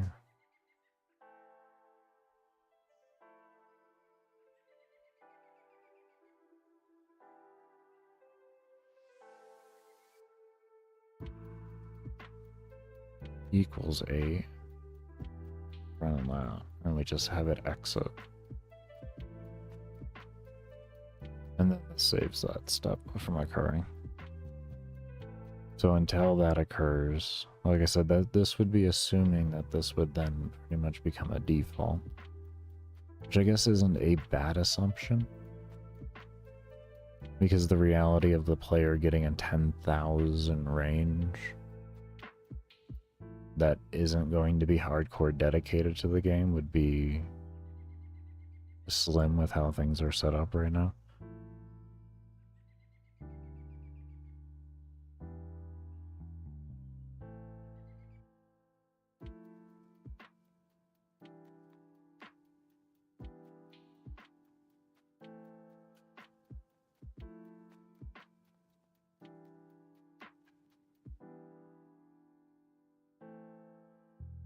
Okay, and then the next thing that we want to do as well was, where was sprite scale? Is this an instance scale? Do a relative?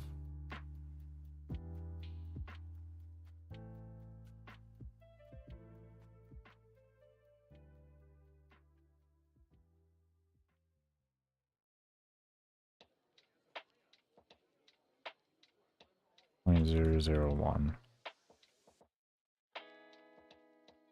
Like that.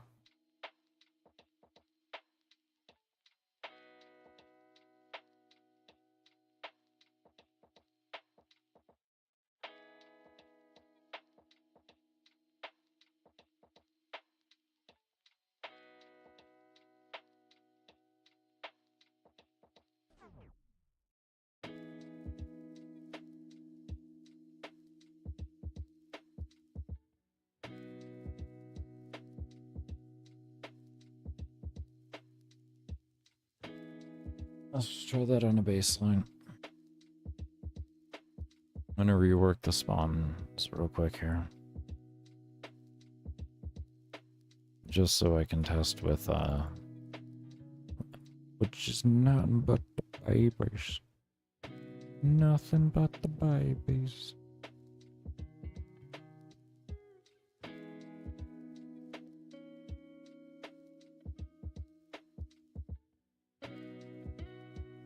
Just take you. Take you. And then we slap you here. Do you? Alright. Put that for now.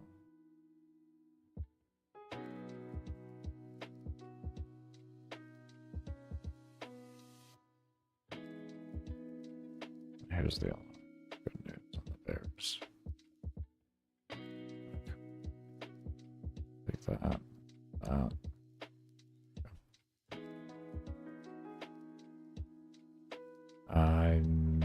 Let's give the walls more health. Let's give the walls more health. I want to see them. I want to see the mobs for what they are.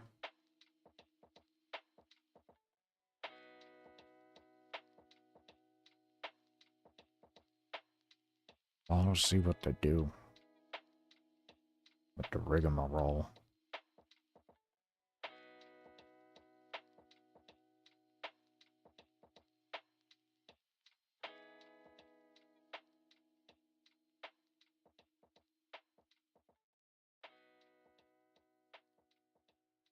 I tuned the right alarm.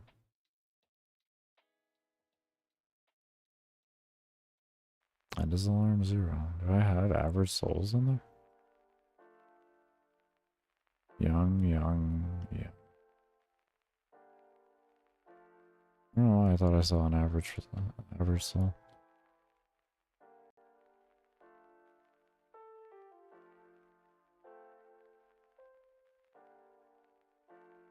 I guess I just wait. Just wait. Just max mob density. And wait. That's what you should do. Max mob density and just wait.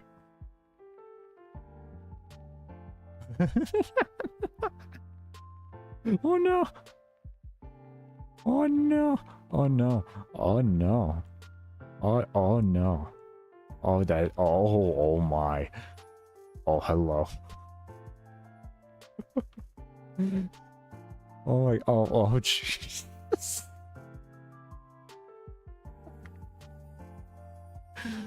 It works. It needs to be tuned better. But we got our concept. We got our concept.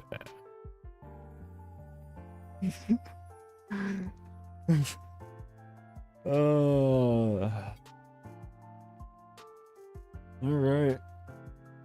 Alright.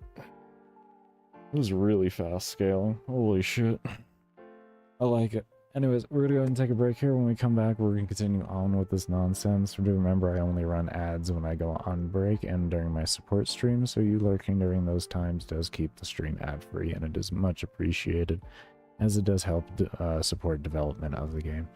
But we'll see you all when I come back from the break, and as always, I cannot thank you enough for those of you that do stay around and have stayed around, and we'll actually leave you up with the gameplay here of this.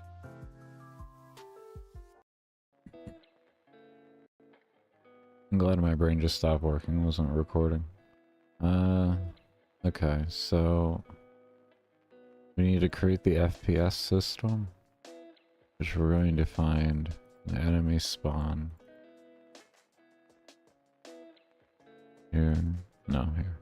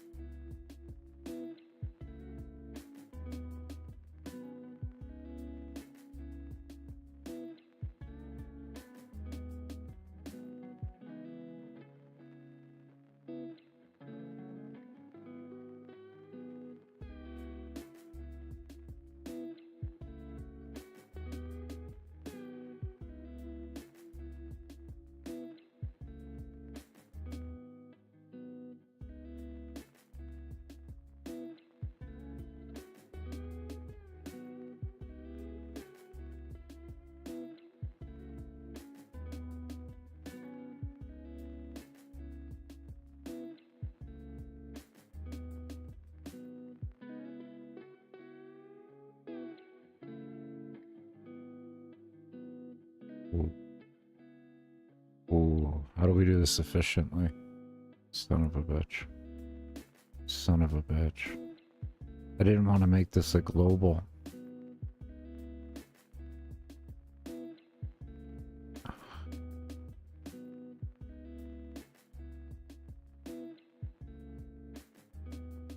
A lot of times for a global to be read over here. I guess we can turn it into a global, and whenever we need to refer to it, we can use it. And then turn it into... Okay.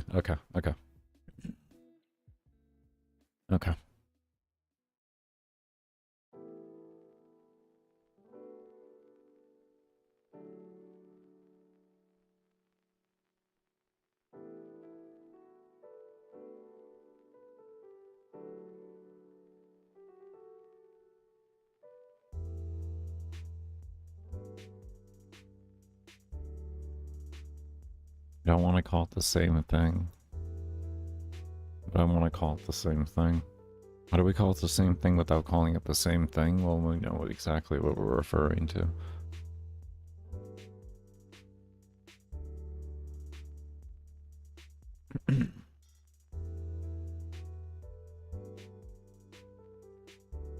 Okay. So we have our reference.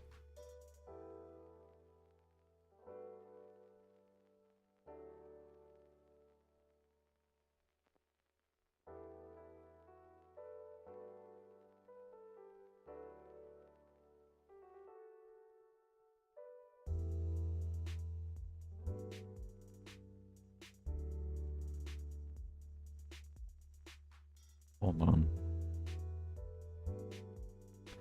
Why don't I just make this a parent event? Because this doesn't have... Oh, this has that.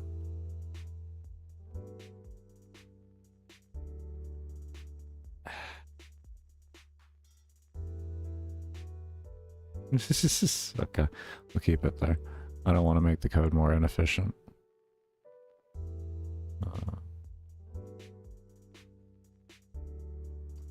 Hit the wrong button.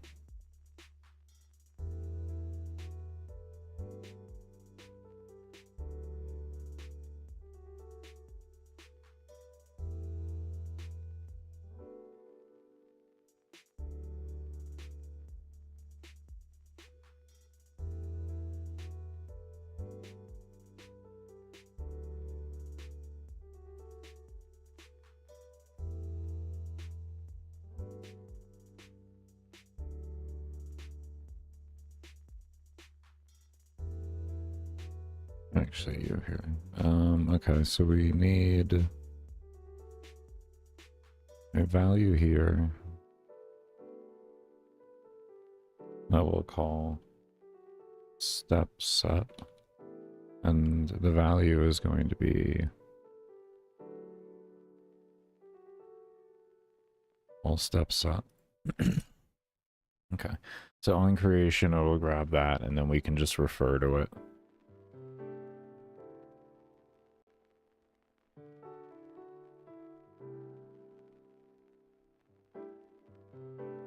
Then we can...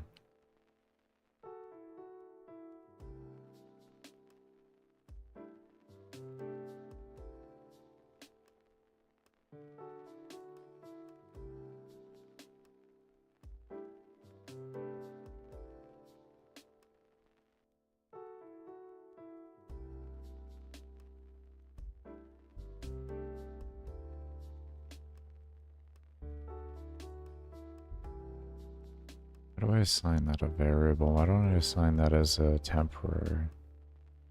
I should be able to declare that as a temp.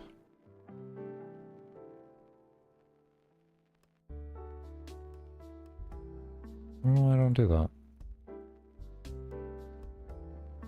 Weird. I'm just gonna do that.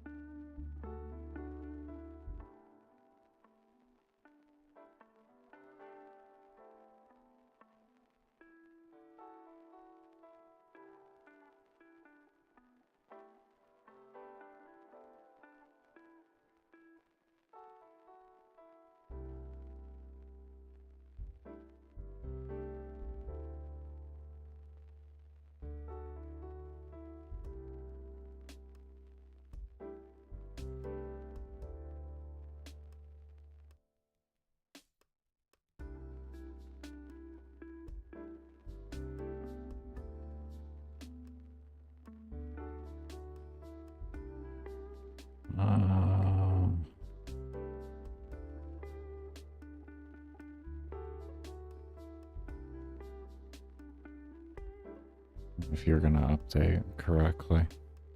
What do you... You should probably add the global on here.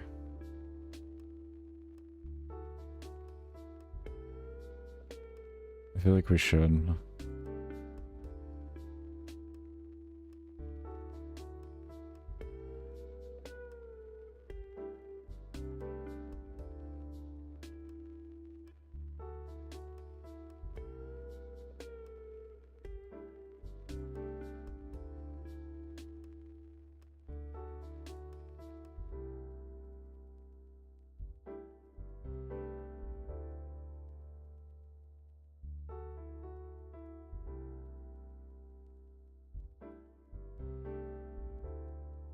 Okay.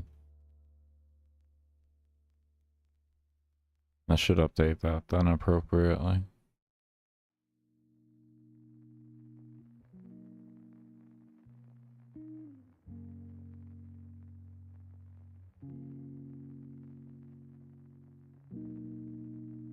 If this is just on create though for them.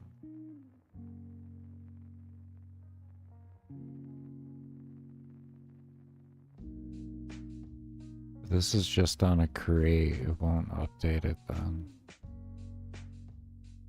If the player updates it in the middle of it, then they're not an ash. Oh. Oh, I feel it. I feel my brain frying. I feel it. Okay, we gotta move that system out. You are creating way too many problems. I'm gonna have to put too much code into you to do real-time updates. The player, I'm gonna have to move the system, and I'm gonna have to code like the system isn't there. In the sense of when I update it, I don't have to worry about real-time updating.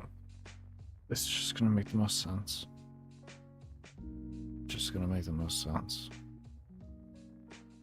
No, well, I mean, there's simple sends, dumbass. Is it really that much of a problem? You should just send it to the pre-existing ones? Any pre-existing parent enemies will receive it too. Is it really that much of a problem? No, it isn't. Just shut up. Just shut up. It's not going to affect mob spawning. Just shut up.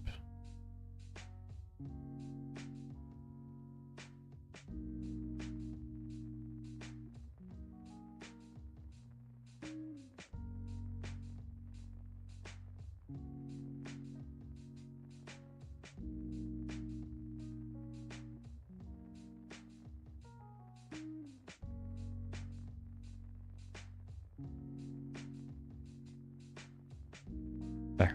Oh. Stupid.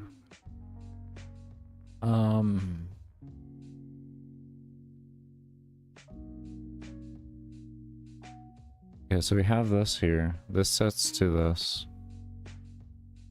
Mob spawning, my beloved. Yeah, right.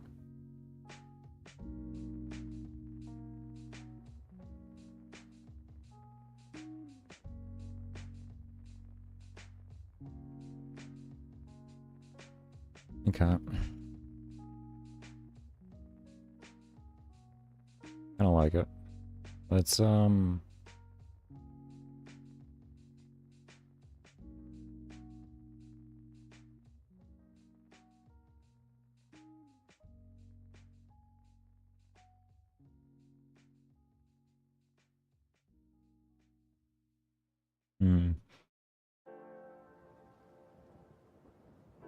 no. What do I want to do?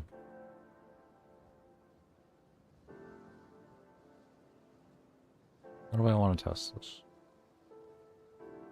I guess I'll just block test right now. Let me just test with one enemy type and see if it works, and then we can work from there.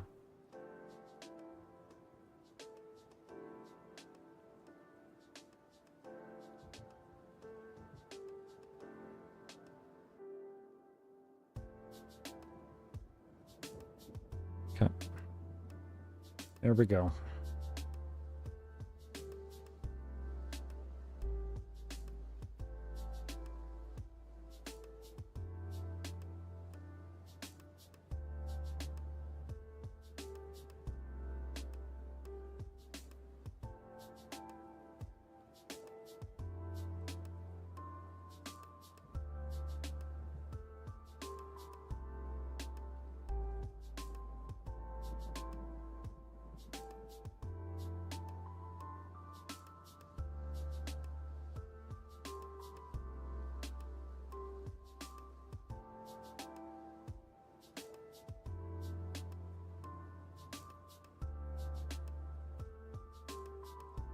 Probably gonna want to reverse the order of the code as well.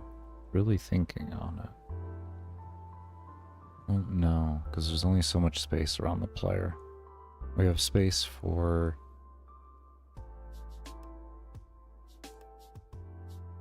the 700 regular size mobs, so divide that by 4 if they were enraged. 100 and change, or an 80 or so. Blend between the 300, 400 mobs.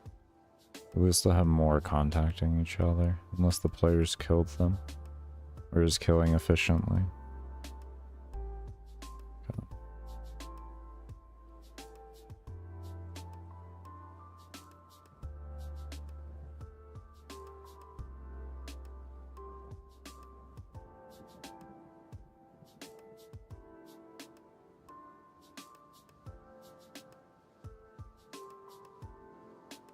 And that would be under ideal conditions. Ooh.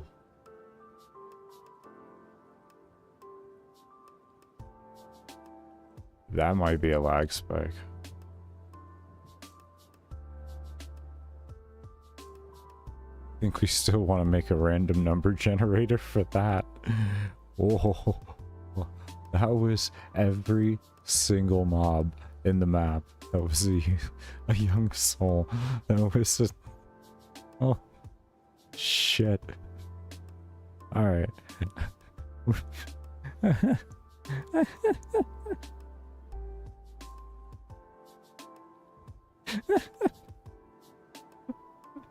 That's a fucking enrage phase.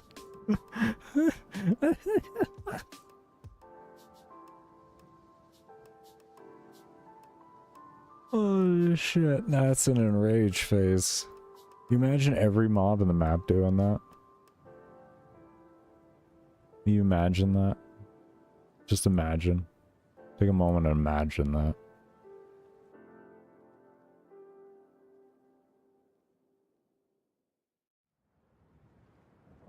I think we'll just do a random number generator.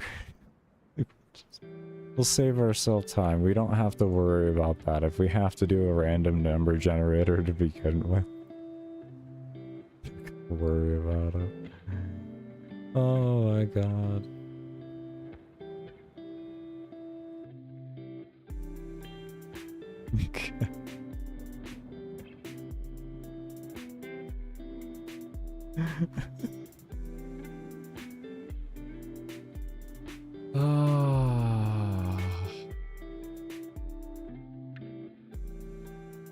That was rich. Did we put this in everywhere? No, it was just okay.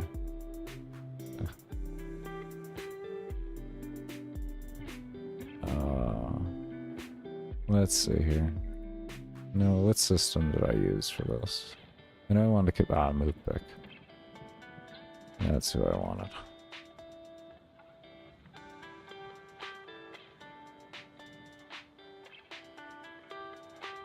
I guess we could attach it to that to maintain performance.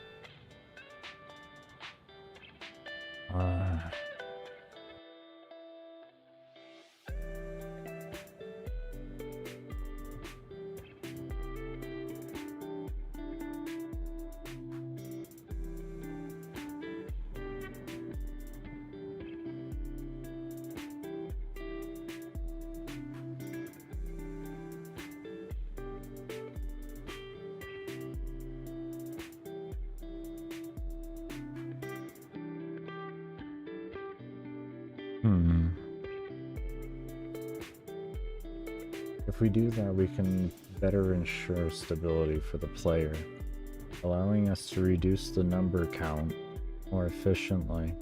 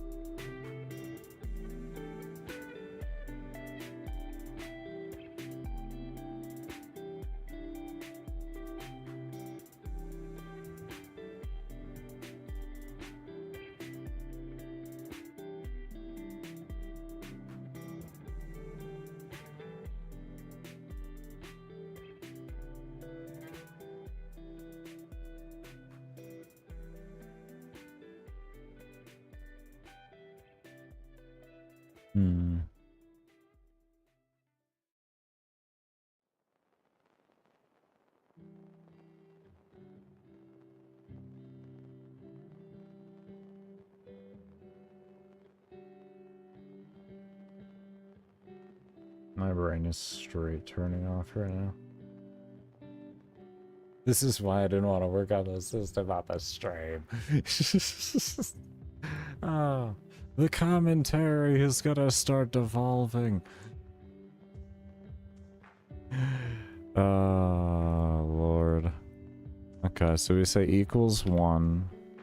We do this.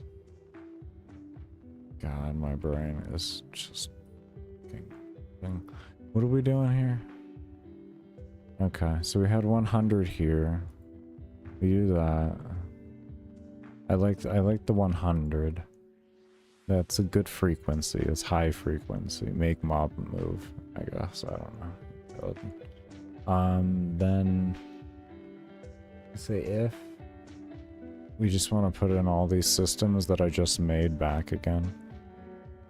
Every fucking one of them. Can I just undo? Love you. Oh. Thank you for being respectful. You know, I usually hate the undo in this. Like, I usually hate it with a bloody passion. But right now, it's okay. Right now, I like it. Right now, I do. Right now, it's okay. It's okay in my world.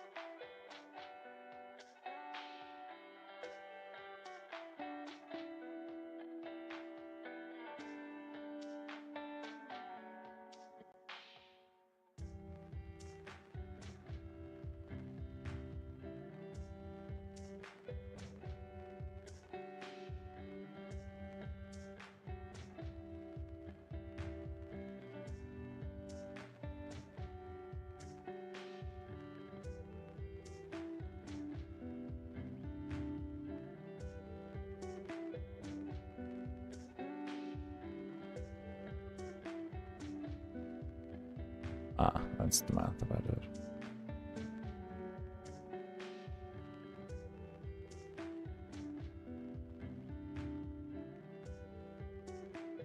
Might as well kind of keep things consistent in that regard. I might even increase or decrease the number on this because we're gonna have 2 different things coming in.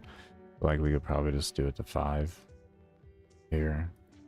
And that way down here, we leave this at 10. Or this higher frequency maybe.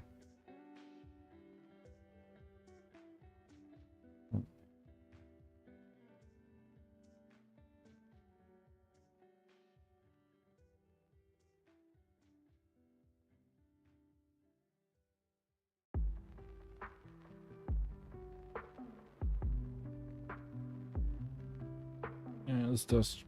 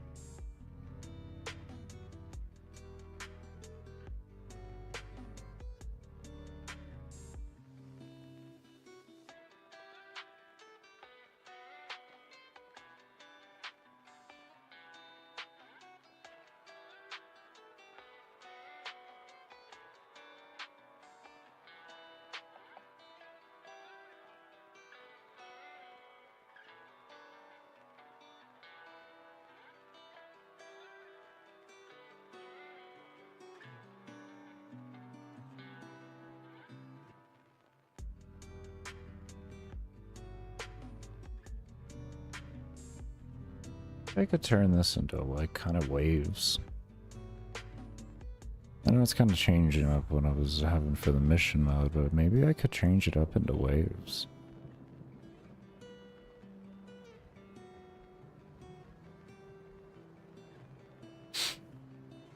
Wouldn't look too much different than now, to be honest. It would pretty much look exactly the same. Only difference is you'd be able to have, or you'd be going until mob count was 0 until the next wave happened. Then everything would start going again.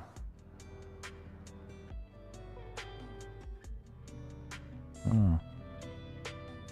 I have an idea. I like that spawning.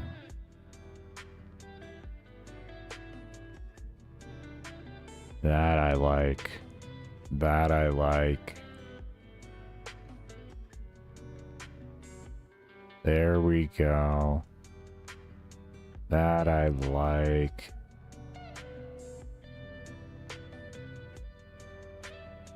That shit's clean.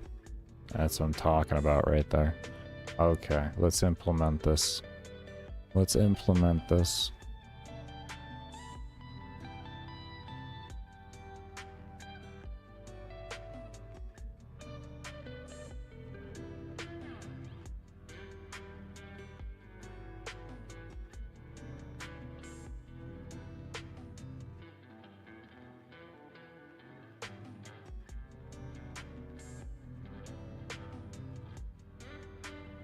We need create as well.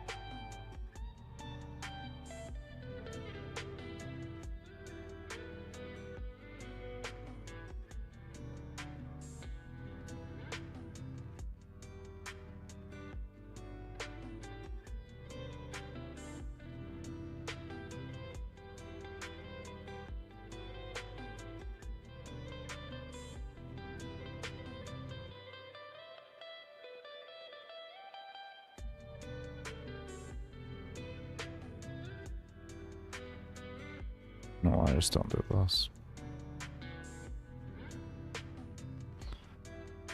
And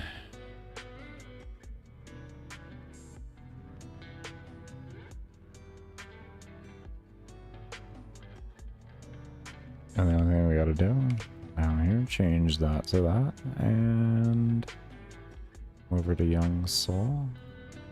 This, that. Action.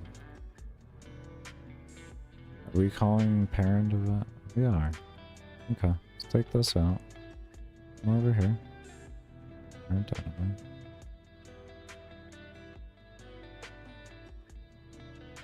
Okay. Okay. Okay. Okay. Okay, so all of that's called into there. I don't have to worry about it now.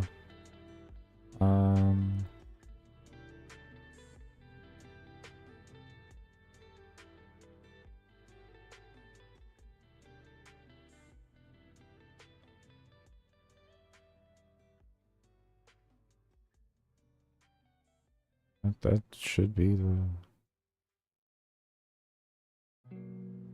That should be the extent of the implementation.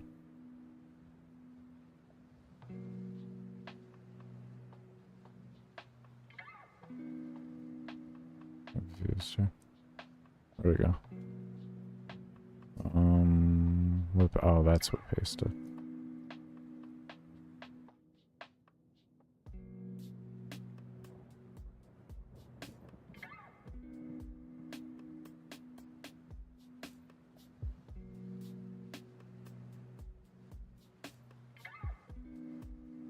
At a Twitch.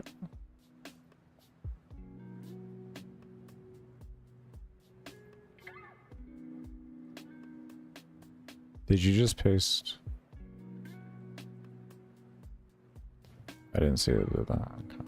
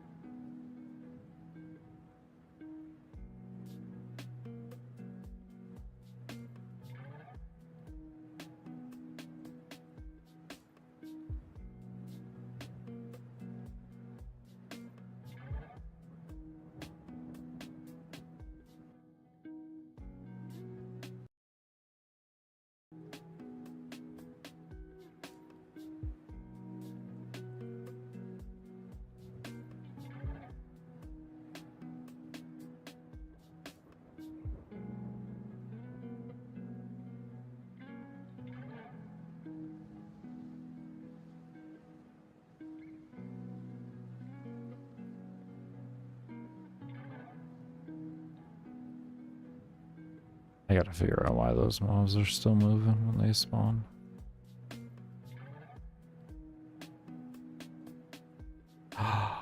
They're hitting the walls. They're hitting the walls, which makes them...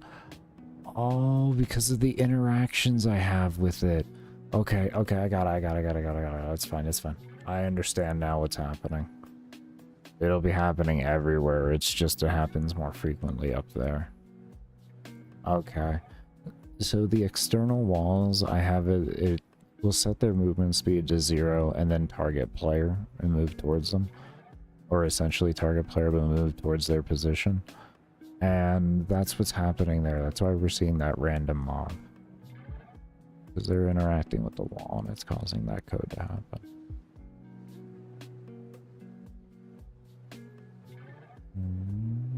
So that's why we get those random enraged guys back there. Oh, we have an error. Not set before reading. OS cap. Oh, average soul. Did I do OS cap and average soul? Did I really? Oh, in an old soul I did AS. Whoopsie, I don't. It's because they were in reverse order for me. I should have done them like that. Ah. Okay, easy peasy. It's not terrible. It's only terrible because we gotta wait another 2 minutes for the test. Why don't you just make it 1 minute? No. Mob density is important for testing. Makes it faster. In the long haul, when you want to do long form. I know we're just testing one thing here, but it's better to have a bigger mob density so it can stress the system out more and I can see what's going on.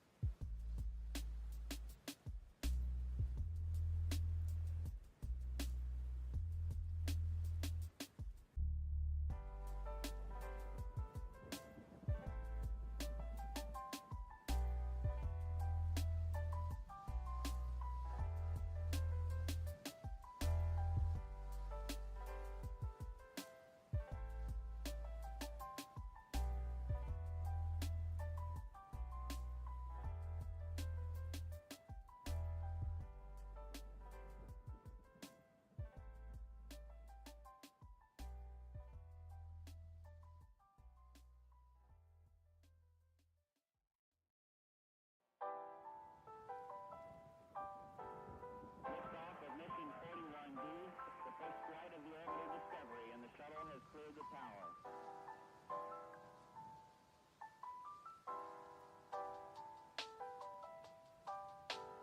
Discovery's core computers now have primary control of critical vehicle functions. There we go. Enrage. Oh. That's actually a pretty nice spawn-in. That's actually a pretty nice spawn-in. Dense enough to feel it, but not dense enough to box in the player to the degree where they couldn't get themselves out. That worked really, really well. What's good, sci-fi? I saw the Limb Bible was out, man. 2 hours. You madman. You madman. You staying safe too? I know y'all got that hurricane coming in. I'm just going well, man. Going well. Working on the whole system I told you about yesterday. You're essentially seeing it in action now. We're in the enrage phase. As you see, we have larger mobs. We have mobs going to destroy the objects, and they're porting to the player. And we also have other mobs as well porting to the player to help clear up the screen. And then here in a minute, everything will spawn back. Oh no, when we're under 1,000 objects, everything will spawn back on the next reset.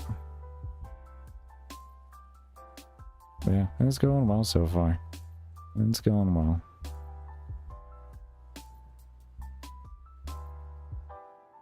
We're having a complete map view. There's a complete map view this time. This isn't like what the player is gonna see, but I need to see everything that's going on. So, I need to see everything.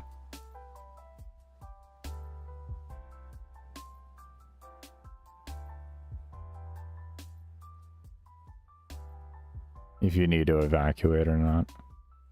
I hear you, I hear you. Yeah, depending on where you're at in the bend, it can be a problem. A lot of infrastructure up in the northern part of Florida isn't like really well built for hurricanes, so they suffer a lot. Especially infrastructure wise, in the sense of like houses and everything. Like, northern Florida still has like a shit ton of houses from like the 1800s and everything. Because they're just not like... Historically, northern, like the bend of Florida, never really got hurricanes except for on occasion. It was mainly always the other side, like over on Miami area. Yeah, I figured as much. It's looking like it should be avoiding you guys with the eye, so you should be chill. Tampa, thankfully, has done a decent job with their infrastructure. Tampa's not too bad. The more north you get up in Florida, the more backwoods it gets and everything. Yeah, I was gonna say, there was only one projection model that I saw that had y'all in the path. So that's good.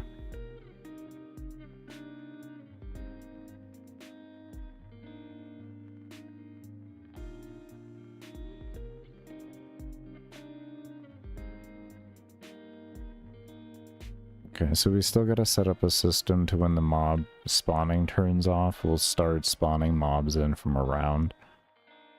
I'll have to figure that out. But that would be my next step right now, but we'll take a look some more at what we're doing with this enrage phase. That's more of a, I turned off the mob spawning there because I have it set like that for performance. Alright, here comes next enrage. Instead it should spawn everything back. Boom, there we go, and things are now getting destroyed, mobs are popping up, everything is going good there. I have to see how FPS looks during all that, but we look to be pretty smooth. So now you skip through and you go to the next enrage instead, so you'll have all these mobs stuck buff on screen for the next enrage phase, because you didn't kill any of them, you didn't do anything like that. I'm trying to make it punishing for the player if they want to just sit there. If you're wondering. I hope it will just go towards the sea. It's in the Gulf of Mexico, Nip. You're asking for such a specific trajectory, it hits anything no matter where it goes, man.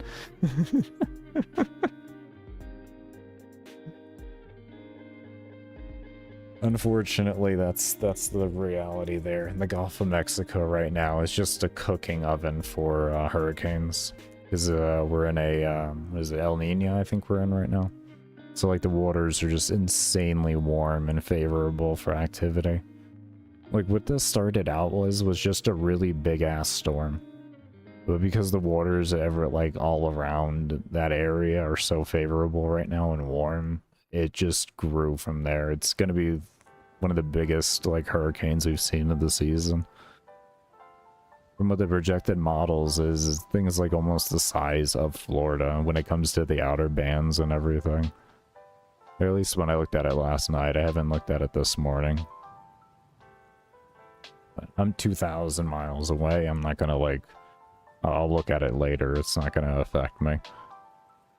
Alright, we have the next enrage coming in. Boom, and look, everything's spawning in.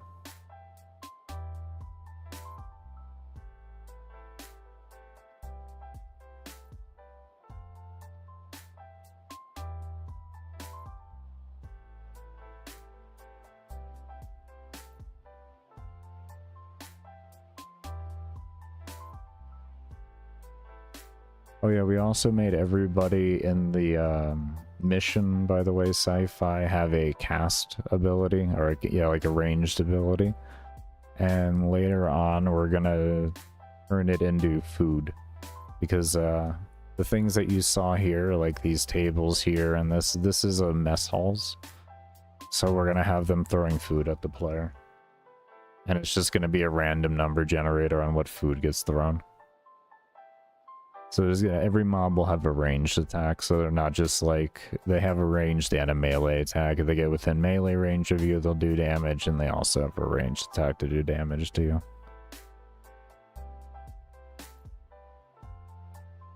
Gonna work on house things? Sounds good, homie. You take care, and thank you for stopping by, man. You haven't seen it up close of that area?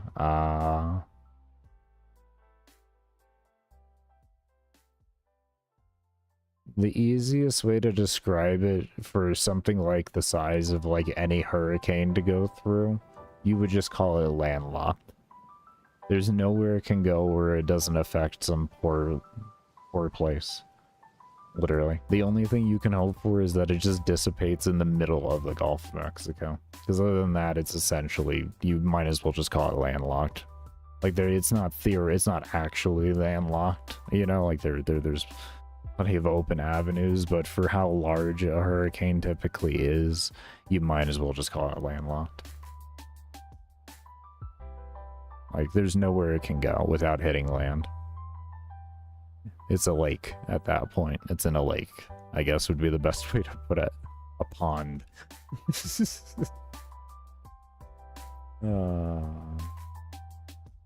Yeah, man, it's huge. It's huge. Oh, you went and looked. He's like, oh, shit. Oh. Yeah, no, it can't. No, okay. Yeah. Yeah, that's a big area, and that's a big storm. Okay, I know, okay. That sucks. It does, man. It's really unfortunate. It's really unfortunate. At that rate, the only thing you can hope for is that wherever it hits has the infrastructure to be able to handle it well. That's what you hope for. It's a sad thing to have to hope for, but it's the most realistic thing to like have in a positive mindset for hope. It's the most realistic way to have hope.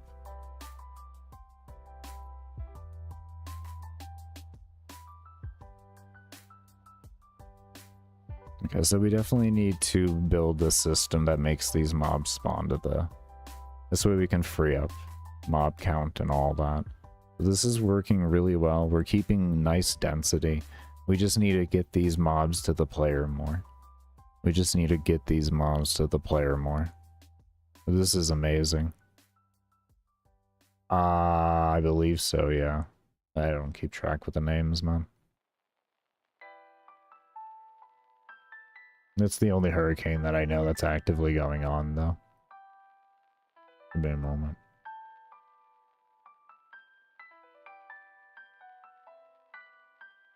Hurricanes. Yeah. Oh yeah, I forgot about the tropical depression. I forgot about John.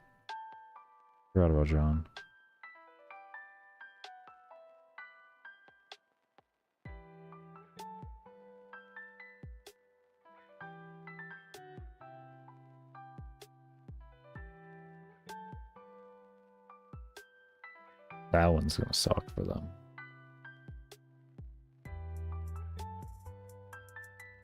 That's gonna suck for them there.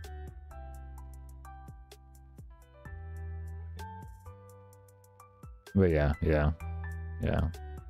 It's our one, like, it's one of the few major hurricanes we're getting this year. Yeah. It is very active out here right now. I actually just saw that. Huh? It is very active out there.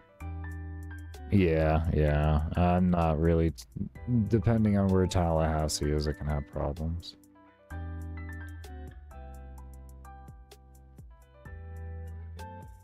Not a big fan of that, but I mean that's life. It's life. Okay.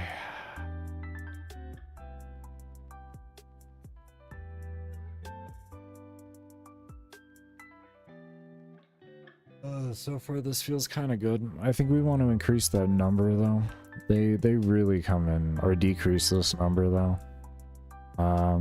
Honestly, I think we may even just equal 1 at this point on all of them, and we'll give it a test again and see.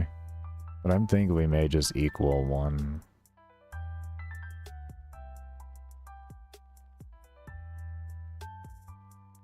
They just spawn in so fast. I want a little bit more of a break in them. But I don't know if this is going to be too much of a break.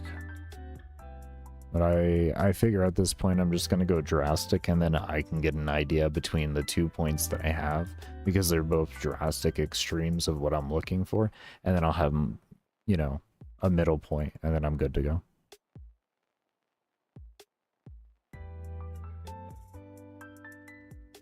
I hit escape.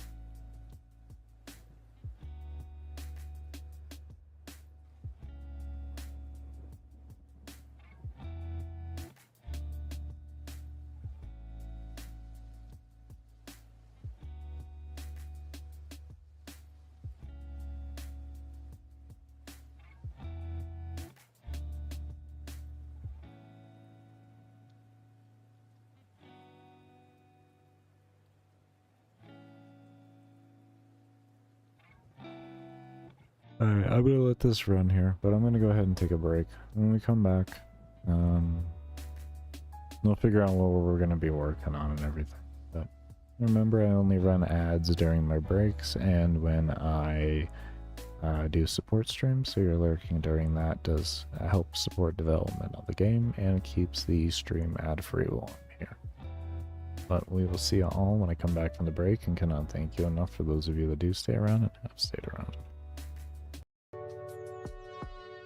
Okay, so where we left off yesterday, we were working on the slider some more, but it wasn't the actual full slider itself, it was the button for it.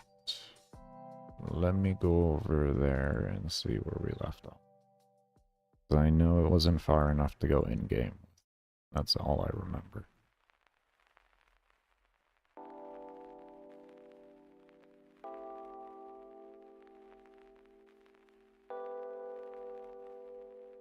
Okay,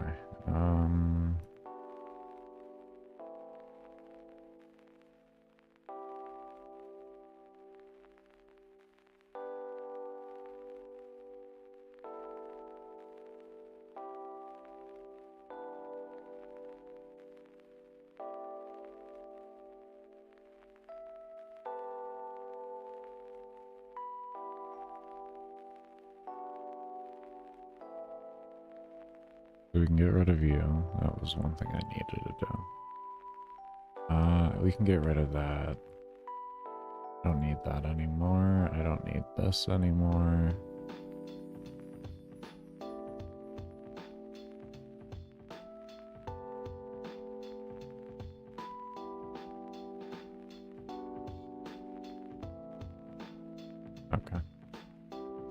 So, draw GUI here.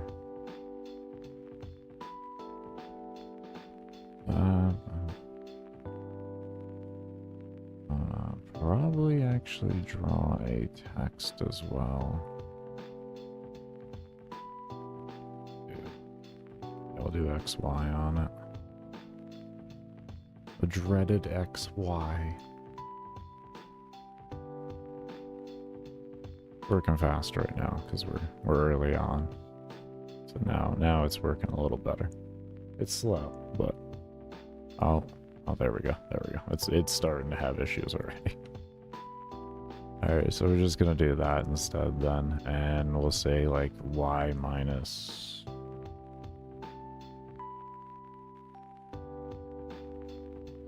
150, I guess.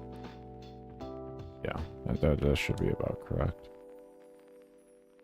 Cause I think, oh no, it's not it's a 50, so 50.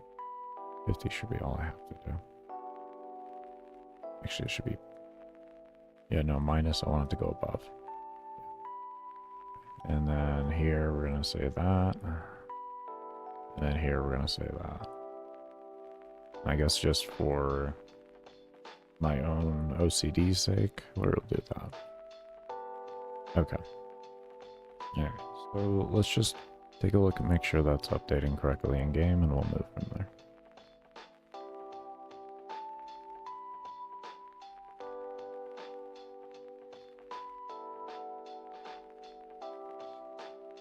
This will be the button to make it so the player can set it manually without having to use a slider, and it'll also be what we use to display the percentage when the player moves the slider.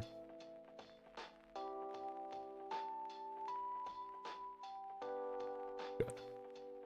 Now if it'll definitely does not update real time there because it's not connected to each other. That's fine. Okay. What we can do for that though is this.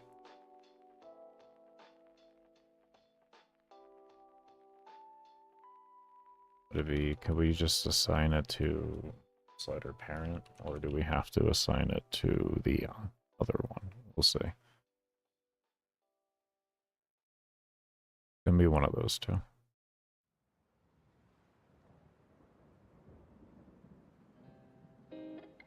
I don't know if this is sending to or if it's gonna pick up from as well. Oh, I clicked that. Okay, no, that's sending to. Okay, I kind of thought that was gonna be sending to.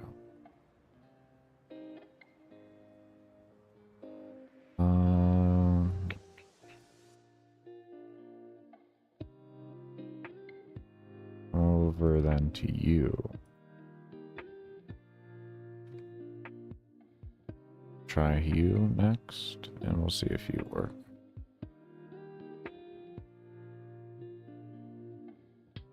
I was hoping maybe we could just use the parent for it, and it would just always send to both, but we'll see. So, let's see what we got to do.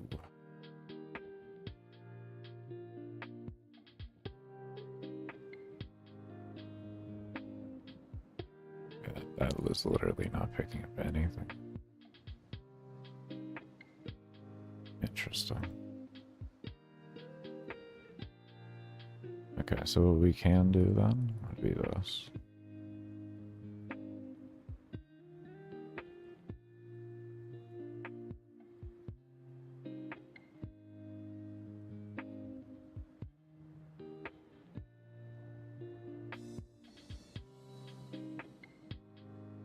We really want to have everything send. It'd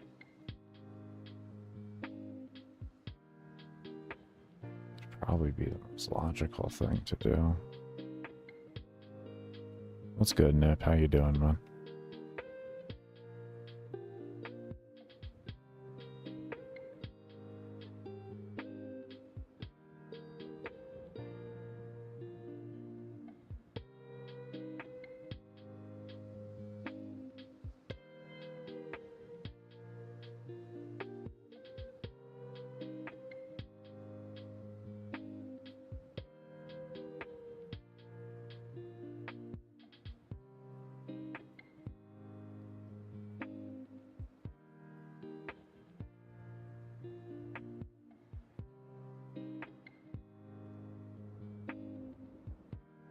So we're gonna have to create this into a global right before a temporary global.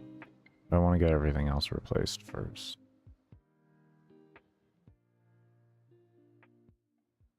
And then we'll focus on that.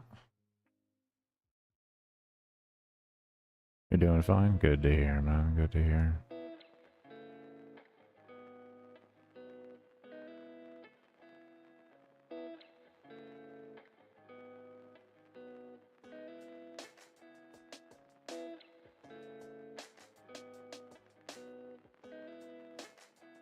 Okay, we're probably going to get an error here, but let's see first. I foresee we're going to get an error because of this.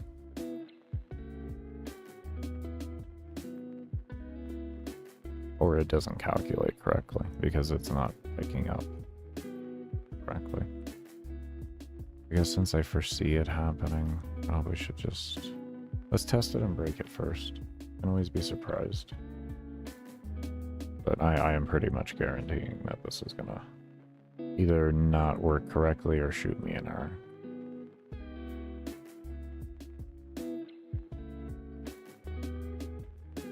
There we go. There's there. Yeah, exactly. That's what I thought it would say. Okay.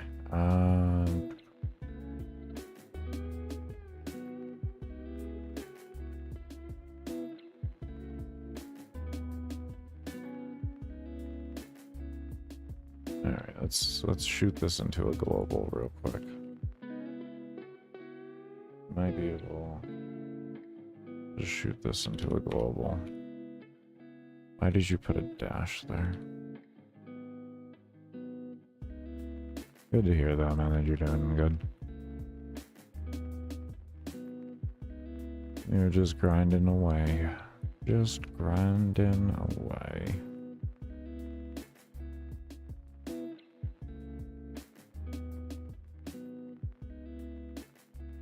Alright, copy both of those.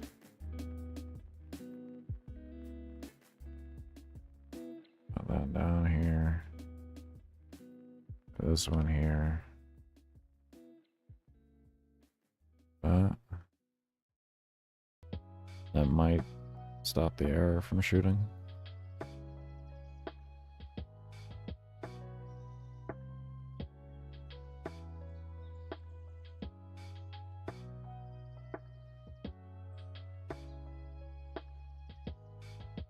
There we go.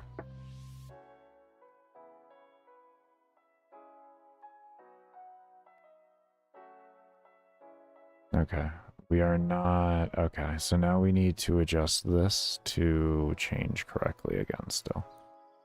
Okay. Yeah, what's good, Sci-Fi? How you doing, man? Alright, we'll go back into this sloppy code here. And we're going to need to grab it from you here. And adjust these all over here. To this. And then that will pick up from that and then adjust those appropriately.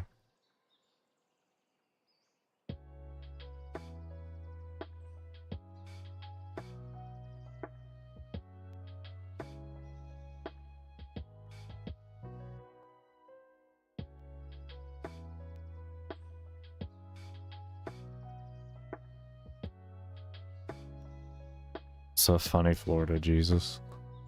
Just vibing right now.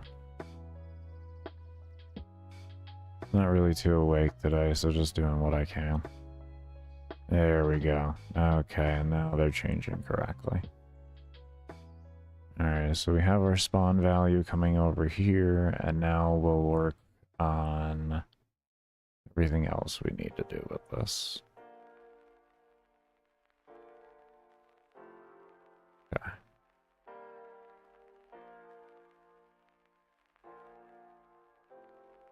That's good there.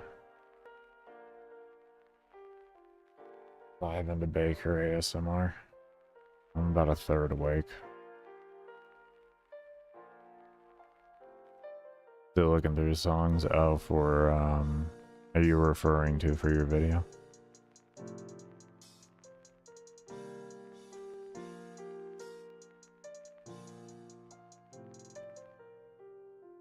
Okay. Comes next.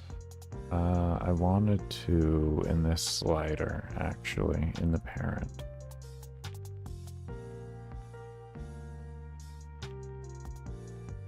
There's a couple things I wanted to do here. We're gonna make something called a mob. What do I call this? Mob slider speed, right? And we're gonna set that to, I believe it was 25 is what we had. I don't.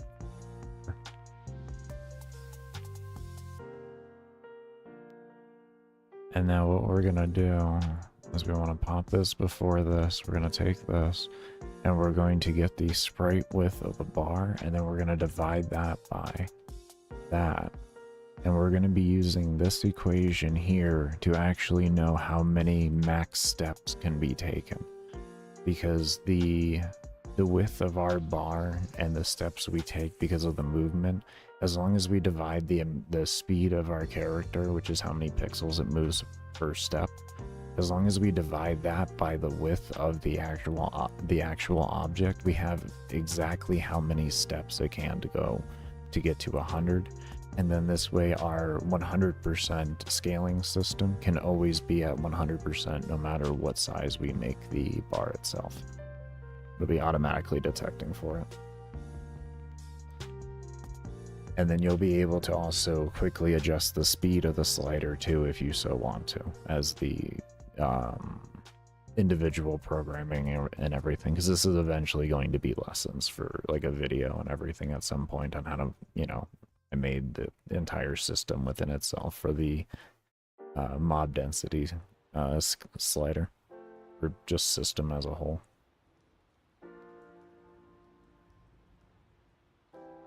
Is there an upgrade for speed for your character? It's uncapped.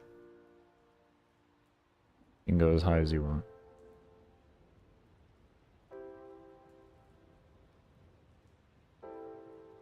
The only things that have caps in the game are dodge, crit chance, attack speed.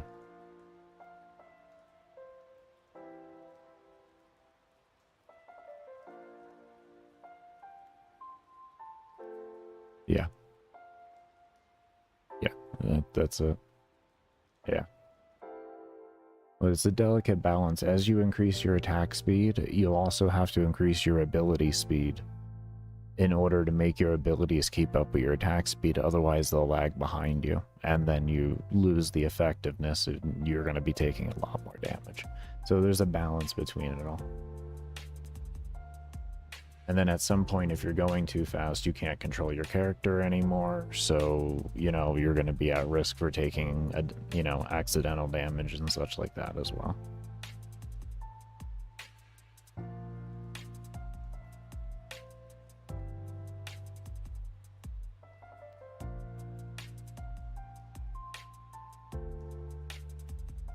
Yeah, it's actually not a good thing to have too much attack, too much movement speed. It's actually not a good thing. Sounds good though, Sci-Fi. You take care, and I hope work goes by fast for you. It's actually not a good thing to have it unless you want it, unless you have the rest of the stats to support the recklessness. So you'll need, you know, health, armor, you know, ability speed to kill mobs faster as well if you so choose to. So, and then you have your health per 5 and your health per kill. Is Arcaplasmor good? I mean, as far to my knowledge, it is, yeah. I haven't played the game since February, but from what I've seen watching streams, like, yeah, it is still in a very, very good spot.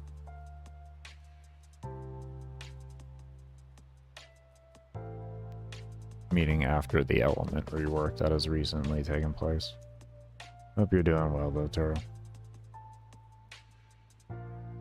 So I should get it.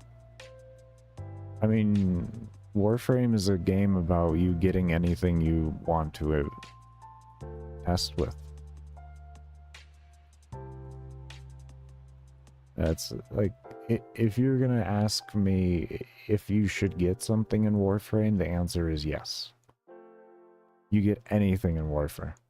and you have fun with it and you see if you like it. Anything. The Sisters whole thing there, where you get the tenant weapons from, the little keys that you get from the Corpus missions and you put into the hand and all that. Yeah, I would look up a guide on all of that kind of stuff if you don't exactly know how to do it. I would definitely look up some guides because there's really easy ways to do it really fast and efficiently. And that would be like the best way to do it, is just kind of do some research yourself there and figure it out. I used to just grab Mesa and run in there, but you can do it with, I've done it with Orgris as well. Like, Orgris is actually a really good weapon to use for it, so you can use any frame you need.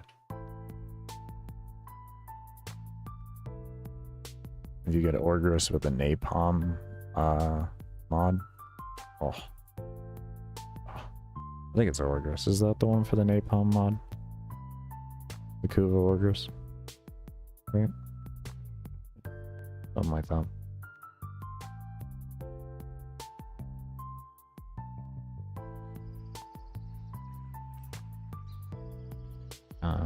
That good AoE weapon usually just works well in general.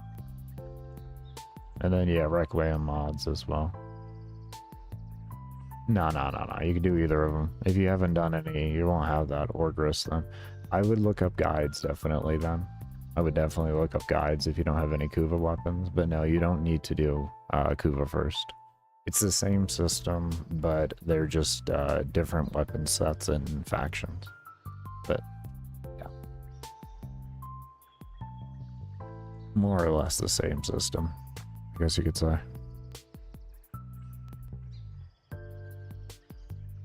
Okay, so in the slider here,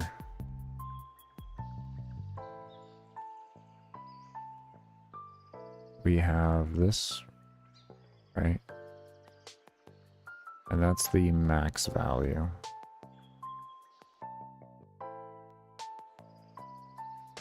Well, how do we have that detected at though?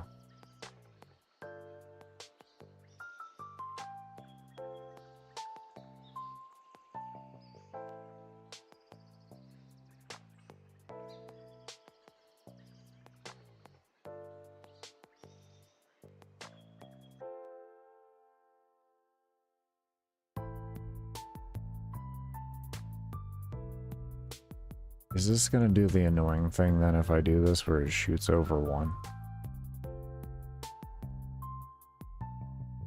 I think this is gonna do the annoying thing where it shoots over 1 and then I have to write extra lines of code to prevent it from shooting over 1. More so than this.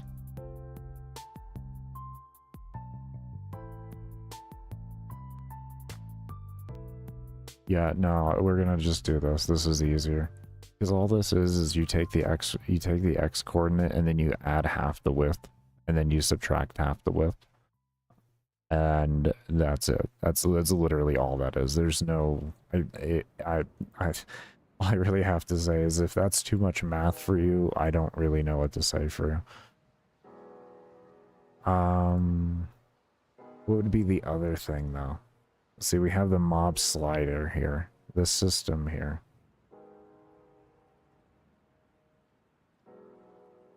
Is there a way we can incorporate this to work with that?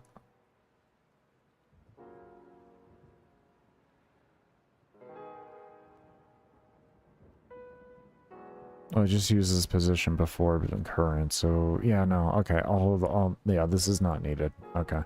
This is literally just unnecessary then. Okay, cool. Okay. I thought maybe I was gonna have to do something like that, or like it would make sense too, but if I don't see it make sense to, I'm not gonna bother with it.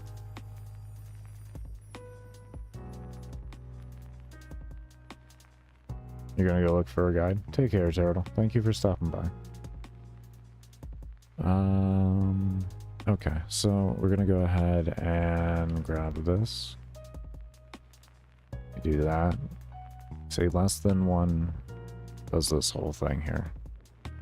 And do that. And we say this. We put this to this. And we say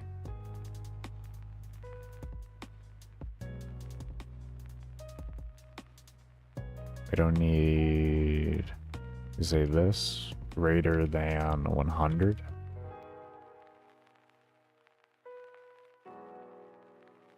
And we don't need that, we don't need that, or that.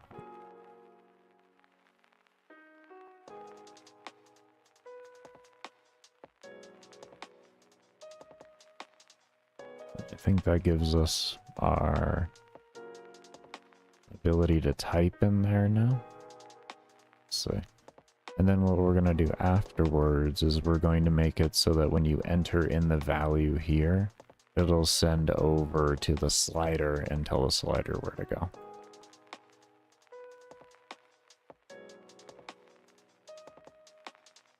Oh, we got it. Good. Okay. I know what we gotta do. That's perfectly fine with me.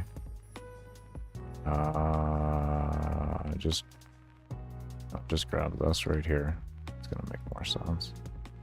And we say if this greater 0 that.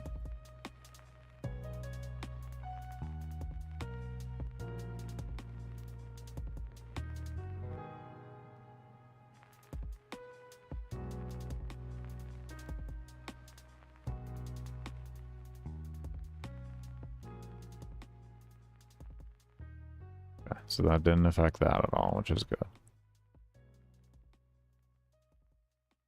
Alright, let's just relaunch because we actually... Let me take care of this in the damn slider here.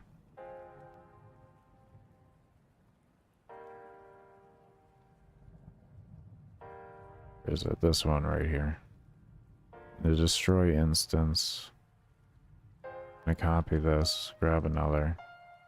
And then we're gonna grab this right here, and we're gonna have this thing start deleting because it's getting on my nerves and it needs to get done.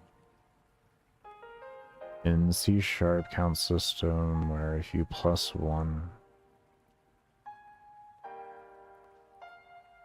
until yeah, that's what I was explaining earlier. That's what I was explaining earlier when I was trying to set up the other system. I was like, we're just gonna have to add a few more lines of code because of that problem.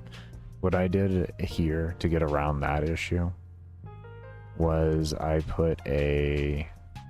Hold up, wait a minute. I'll find the slider.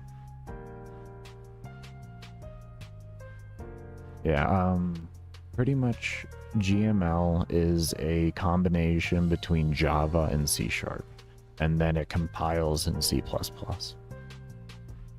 That's the easiest way to describe GML. It's a hybrid between Java and C#, and it compiles in C++.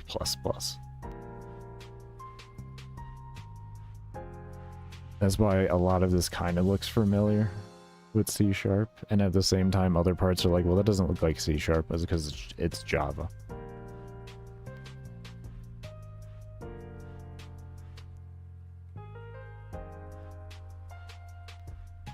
Okay, so now we have that destroy there and everything.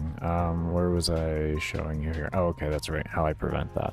So we have mob value equals greater than 100, but then I have a secondary check of bar position, and it just checks the exact position, and if it goes greater than that, it just exits. So it immediately always stops it at 100, and same with 0.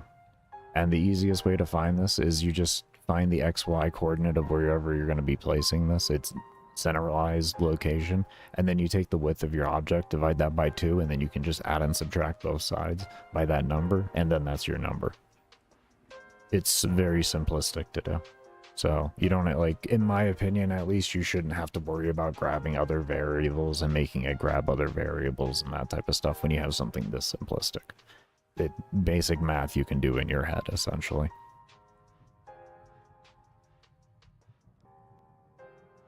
But yeah, that's another thing you could do as well, is you just set up the XY on this, and you say X plus, like, width divided by 2, and then, like, X minus width divided by 2, and then that can likely do this exact same calculation for you, and the computer should just do it itself then, or the engine should just do it itself.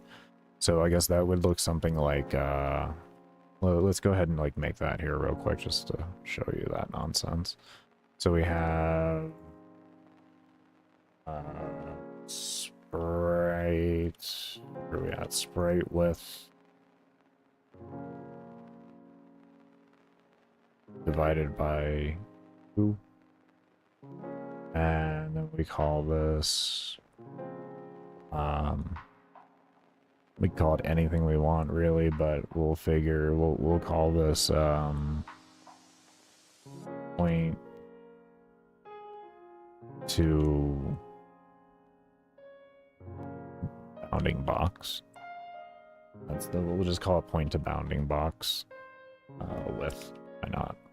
If we want to get really technical with it, so like we know exactly what the hell it is, and then you can just say, probably be better because this thing does have an empty thing here. It'd be get sprite width.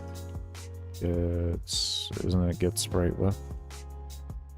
WIDH width. There we go. And where's the get sprite width that I used earlier?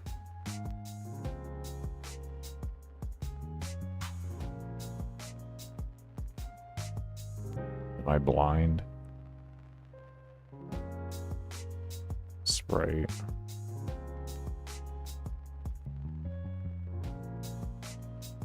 Oh, you can get bounding box index actually.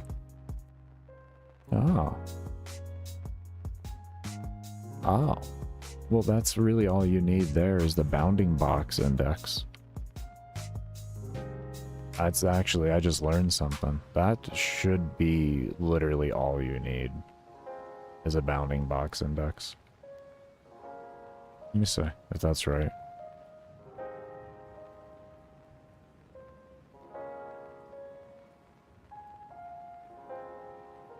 That's interesting. This is why I don't mind, like, sometimes just going around and screwing around with things. You'll never know really what you find. I mean, I'm only 6 months into this engine, so it's not like I'm gonna know everything about the damn engine. So we'll call this R and we'll call this left. Or L. Alright, so we'll just grab both of these so that we can easily come over here with it. We're gonna drop it below here, just so we can do that. And this one is greater to or equal to, so this is gonna be our right.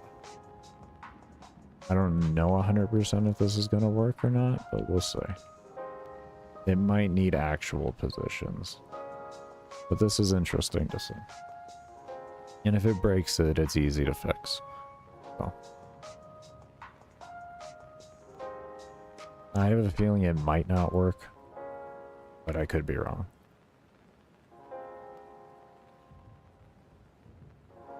Yeah, I kind of thought it might shoot an error.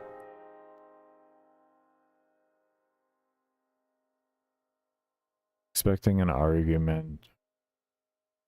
Expecting a sprite. Oh, expecting a sprite. Oh, my oh shit, I'm stupid. You're expecting a sprite. Yeah, I probably should give you a sprite to look at, huh? Not a fucking object. Oh, man. Oh, boy.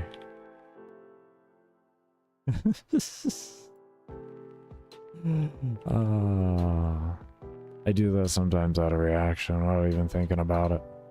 I'm trying to get sprites. I'll just do the object because it's like, oh, it's there. It's the sprite. It's the same thing. No, it really not even close, bro. Okay. There you go. Actually, it does work. Oh, it sticks. Oh. So yeah, you can, there is a way to do it there with that. Okay, so what I was gonna show though, let's go ahead and, so that as you could see there is a little bit of an option there. But spray, where's the width? Is there like a, I remember a get width that I used. Here's get height.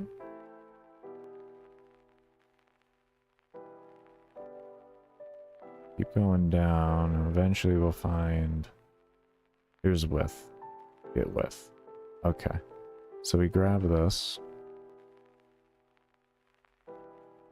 then we can...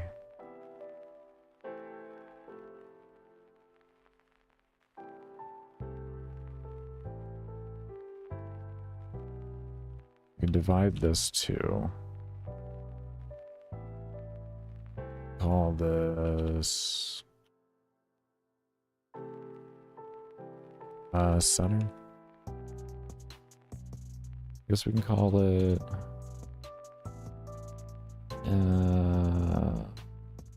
MSSB center.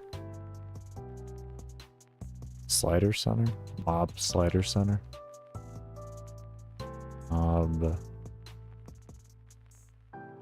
My OCD is going about this. Slide bar center. There we go.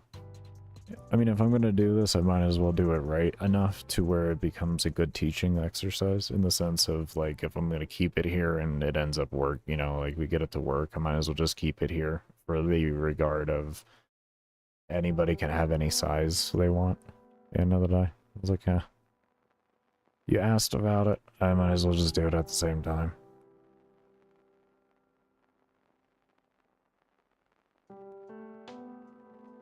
Okay, so we have that there to get our X, or to get our number for our plus and minus. And now what we can do is, actually we'll call this bar, yeah, we'll call this, yeah. This will be the point to bounding box, is what we'll just recall that, actually. And then this one would be center, with this just being X. It'll detect it's X there. And now what we can do is create a few more values. We can actually just create all these within one, to be fair. The only reason why you'll usually see me create other ones is because I'm going to be moving it into another system, and I only need just that little bit, so I'll do stuff like that. But usually you can just combine them all into one. Like, if I have a whole system, I usually throw all the variables into one, if I so, like, if I can, without also having to remove a bunch of stuff because I'm copying it somewhere else. Okay, and we'll call this,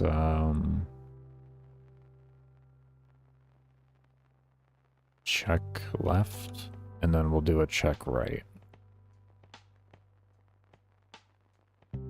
Check right. And then what we can do is say,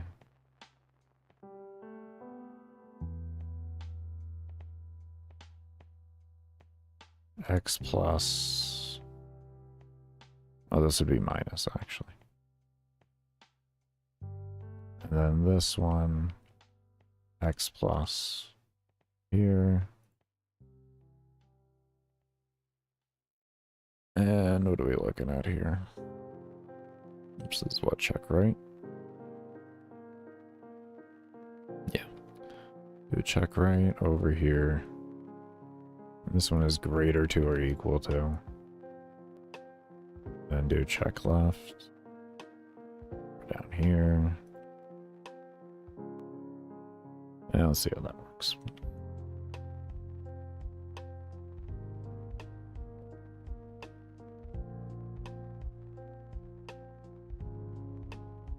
If I did it correctly, it should work exactly the same as how we had it before. There we go. So, oh, you just went a little past it. What happened there? So you work on one side, but you're not working on the other. Why do you not want to work on the other? What did I do wrong over here? What's wrong on check left?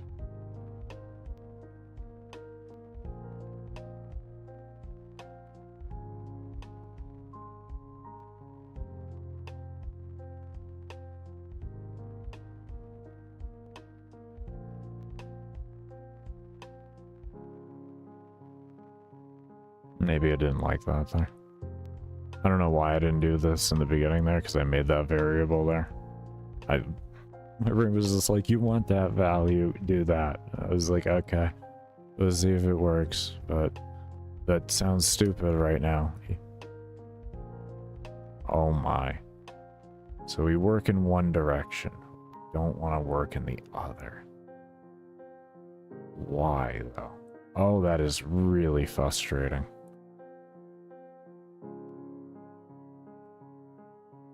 Oh, that is just hellaciously frustrating.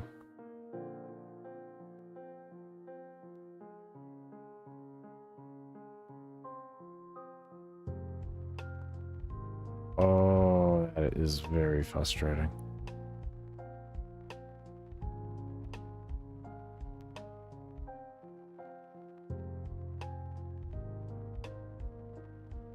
Why though?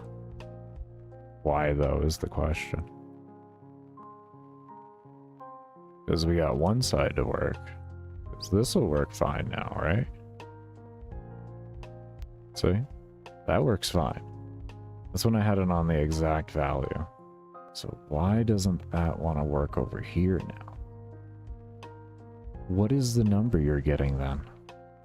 Let's actually answer that question first. What is the number that is going on here to make you want to do that? I know it's a very sloppy looking system here, isn't it? It's amazing.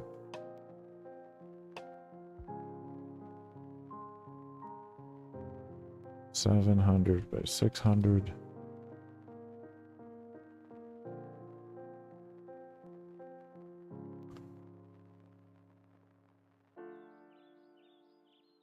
I'll have a day where I actually go through and really optimize code more. What are we getting? We're getting 642? How on earth are we getting 642? How on earth are you getting 640? Oh, maybe. Hold up. Wait a moment. Wait a moment. Wait a minute. Do you want this? You want this? This? Huh? Is this it? Would this be more to your fancy? I don't know. I'm just gonna throw some things up the wall here. I think I might have just mixed that up, and that's kind of what I'm looking at here. No, now we're getting minus 640. Okay, I thought, like, I don't know what I was thinking on that, but I was like, maybe this will make sense. Why don't you, what's the issue? What's wrong with the, can we just, do we do this then? Do we do this? Is this what you want? Is this what you want? I do this.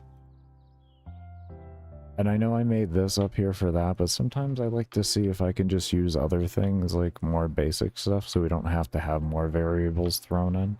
I'll make them just in case, because I'm kind of planning on doing it anyways. But if I can get away with it, I'll do it. We're still at 642. It is literally not the problem. Why, though? What do you... How are you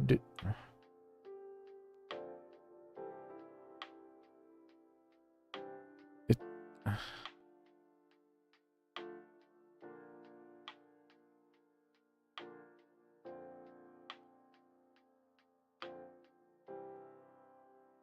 Okay.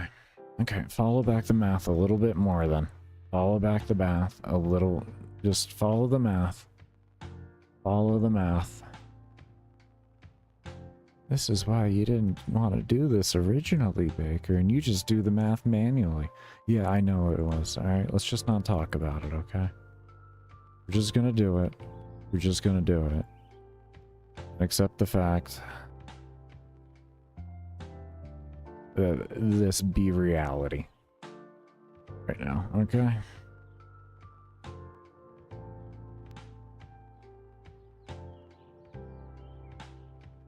what are we gonna call you? Call you point two, so I know who's who. I guess I know who's who by just looking there. And the other one's called caption, so I'm good there. If I don't know what it is after I just made it, there's probably something wrong with it.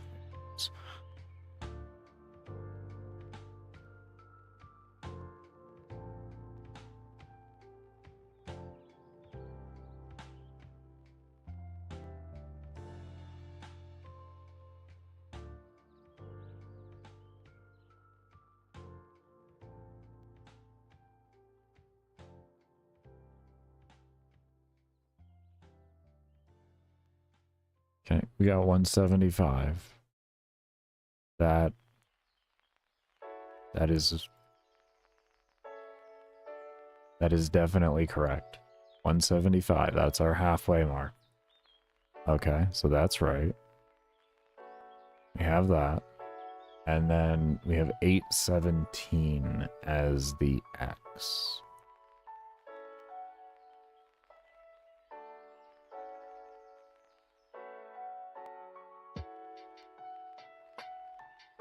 That is 642.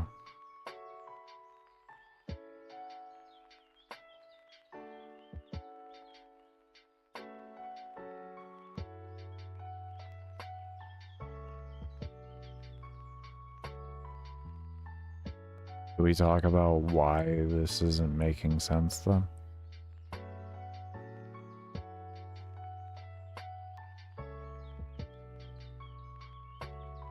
Why did I need the other number that I had then?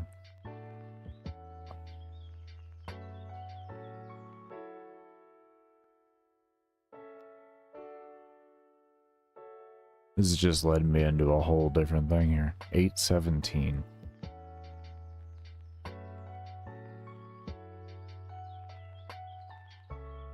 Wait.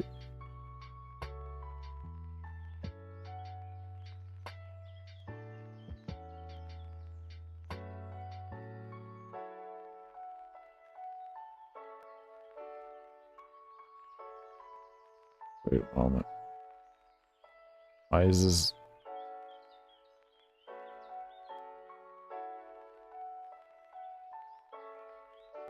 Wouldn't the engine is supposed to detect the X as the center point of the damn thing because I have the hitbox thing sent to middle center. Why are you detecting the X as being there? And then my question comes, how the hell does this number work?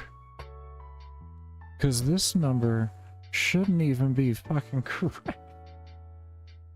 If that is taking half of that, that is only going to half of it. You know what I mean?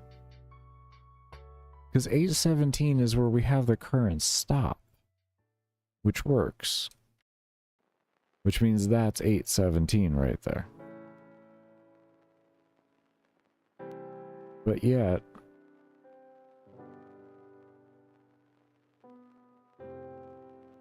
it doesn't.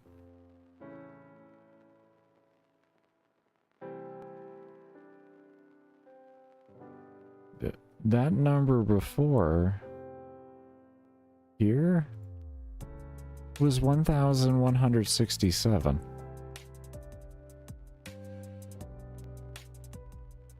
You saw the number before down there was 992 or something like that? Not even close. Not even close. Yeah, 992.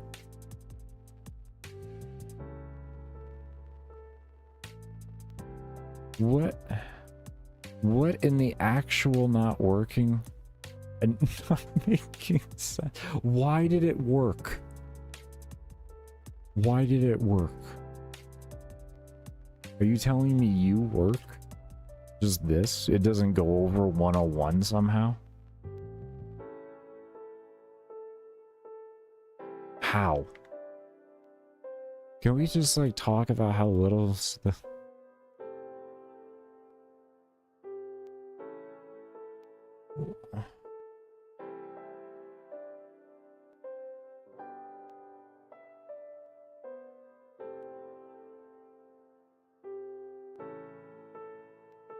When did you start working? Oh, but it doesn't move off now. Okay, okay. Give it a moment. Okay, so now it doesn't move off. Okay.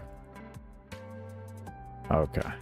That's why I put that in there. I thought so. I was like, are you going to tell me you're going to slide off too, even? Like, are you... come on.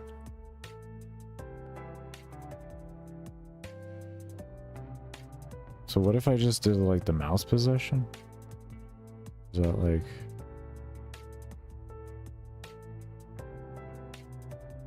Well, obviously the mouse position isn't going to do it.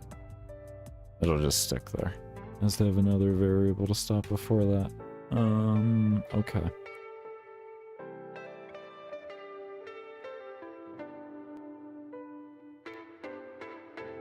So then...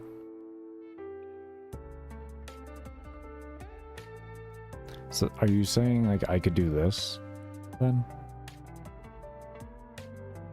Here? Like, we come down here to this, right? I still don't know why check right is working. That is...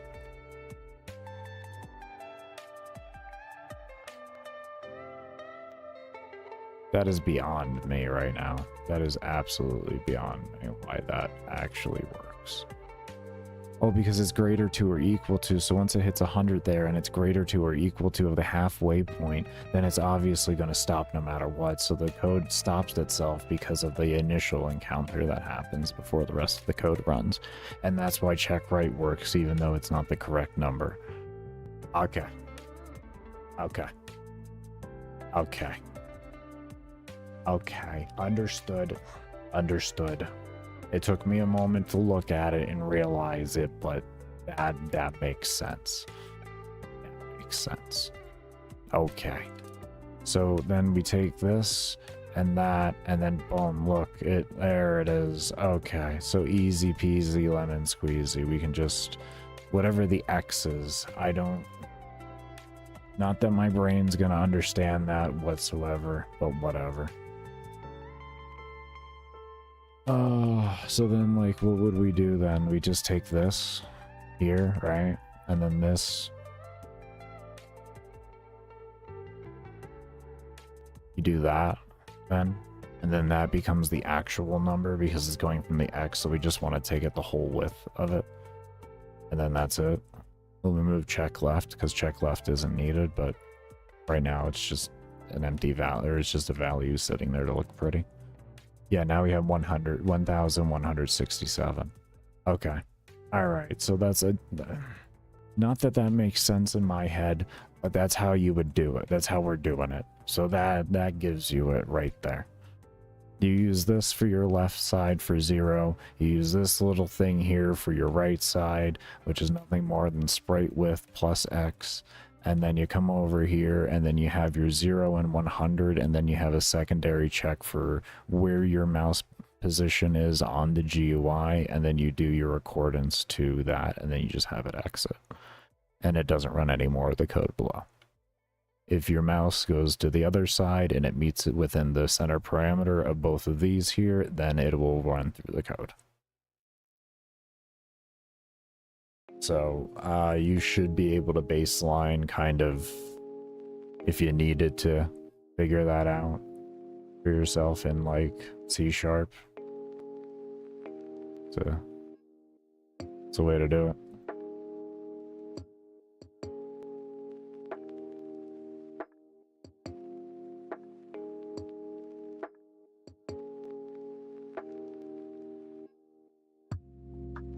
Okay.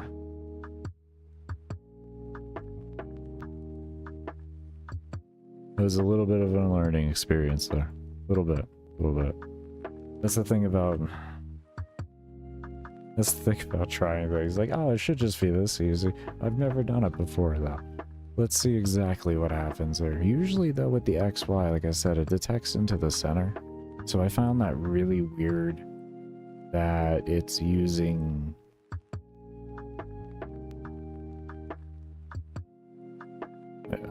It's using the X over on the other side there, but it's whatever. Whatever. Fine.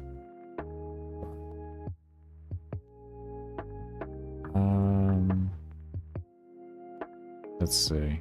So we're working on this one here. And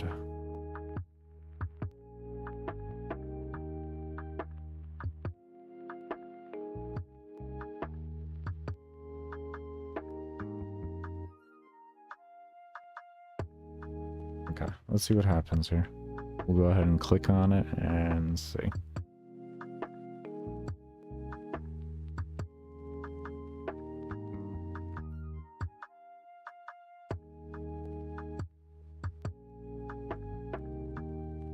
Okay.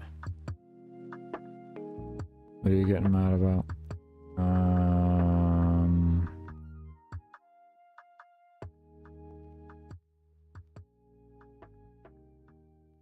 Okay.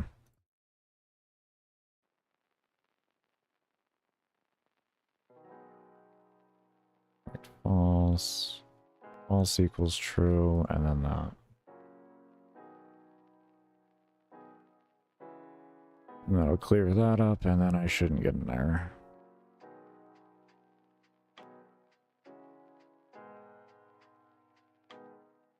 No, still want to give me an error, huh? Ooh. You want to do that. What am I doing wrong? Come up to here. Come over here.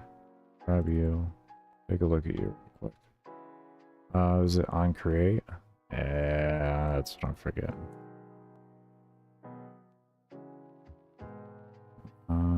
Here you go.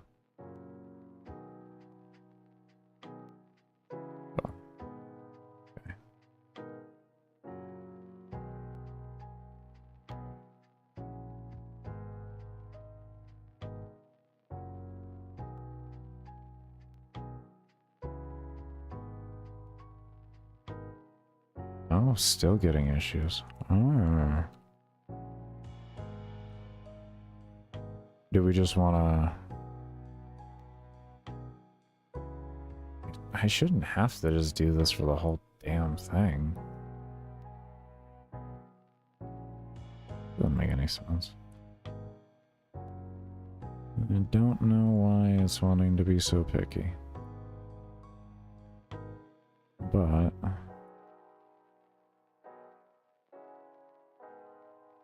we shall appease.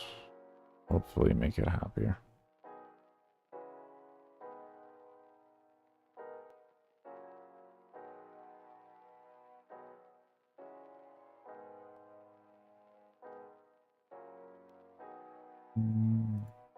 Oh my lord, I'm going to just... What? Who's having the issue now? Mob slider draw.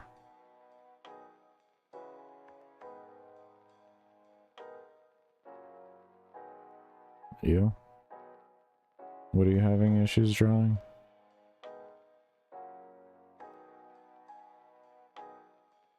Oh, son of a bitch.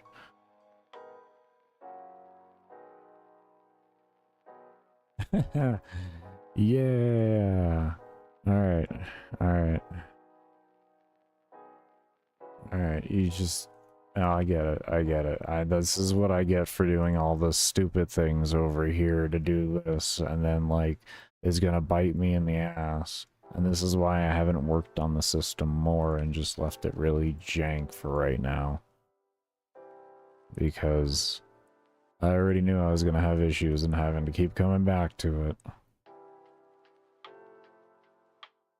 Well, because you just wanted to change the looks of the sprite based off the percentage. Congratulations, Baker, you did it.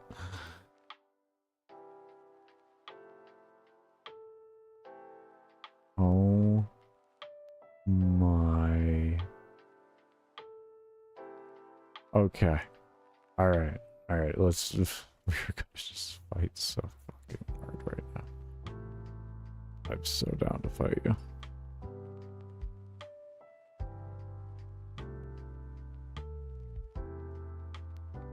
Okay, are you gonna be happy with this now? Can I go back to this? Can I go back to that? That would be wonderful.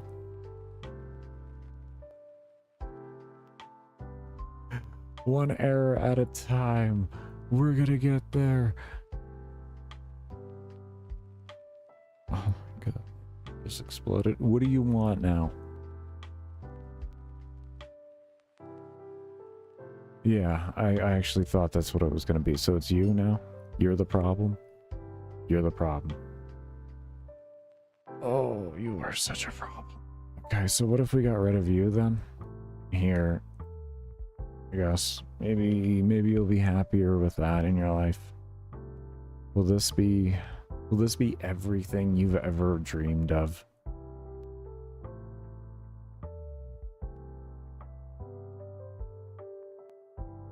Oh my god. Oh my.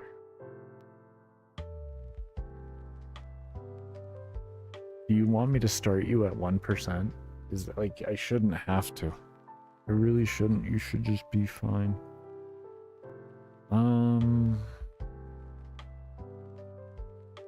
Okay, so where I need to look then would be something like this here. This is the code I need to look at then. What do you do?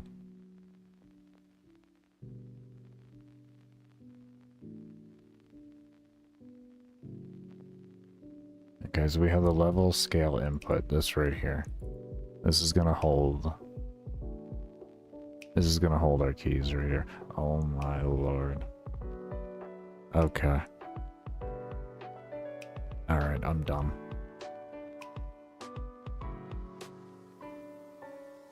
Okay. I just don't want to talk about it. I really don't want to talk about it. Let's see here. This actually completely unnecessary code. So yeah.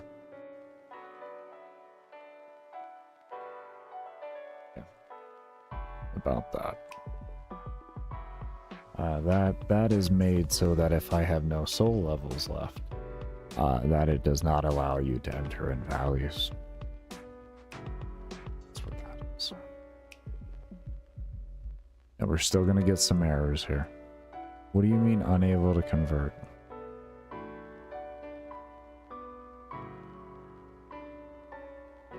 Mob spawn value equals... Okay, so you're gonna want me to do... Okay. So you do need the deletion that we had earlier. Hold up here. Where is it? Okay, this is just not getting me right. Where is... Great. You? You might be what I'm looking for.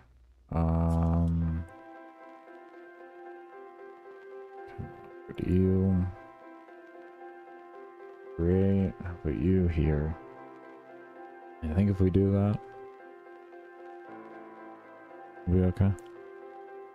We may have to put this somewhere else too. I don't know.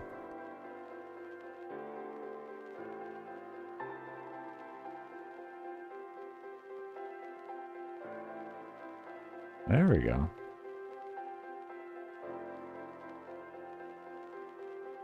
Okay. Good. Okay, we're getting there.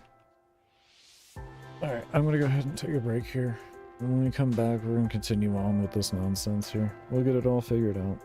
It's getting there. It's definitely getting there. I do remember I don't run any mid-roll ads while I am here, and only run them during my breaks and during support streams, so your lurking during that does keep the ad, or the streams ad-free otherwise. But, definitely be sure to give the stream a thumbs up if you haven't already. Subscribe to the channel, and let me go ahead and get some, or not some gameplay pulled up.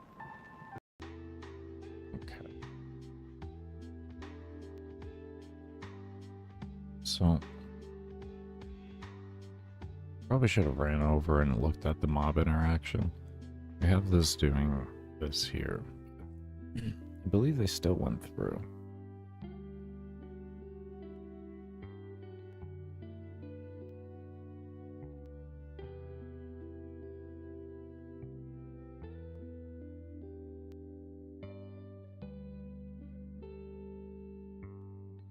Let's take a look.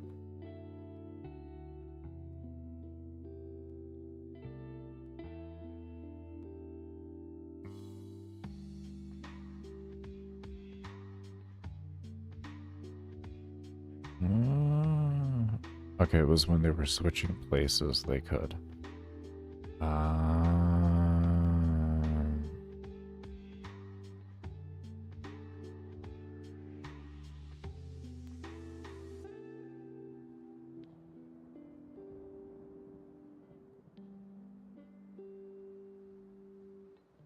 Okay. I think I know what we can do there. I think I know what we can do. Let's come over here. Go into this, right? You say if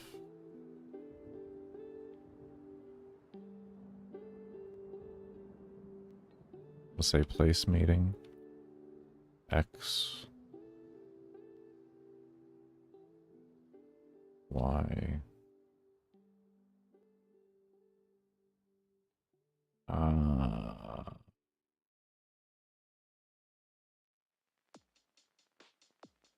we'll just use parent collision.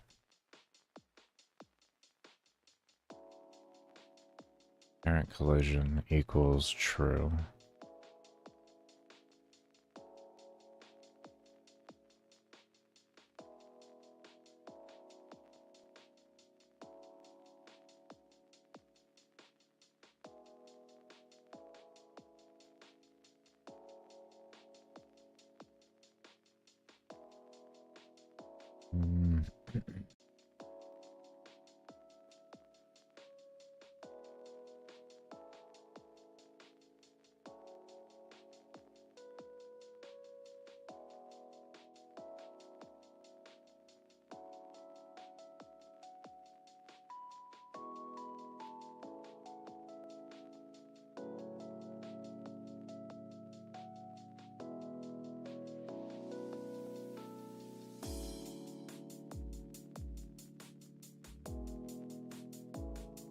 Let's try that first. Let's try to go as simplistic as possible. I don't know, this may get mobs stuck. I feel like mobs are gonna get stuck into each other, but I could be wrong.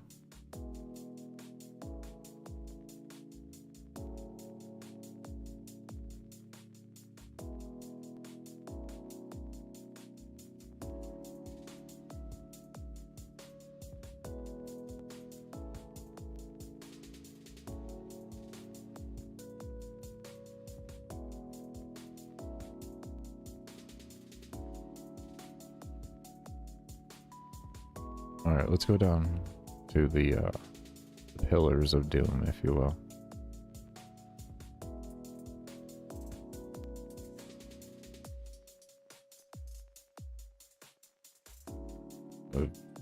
No performance impact either. Oh, that's not good. Okay. What was that? They weren't going through walls there.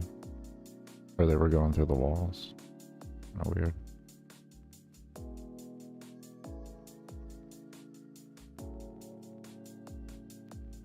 I mean...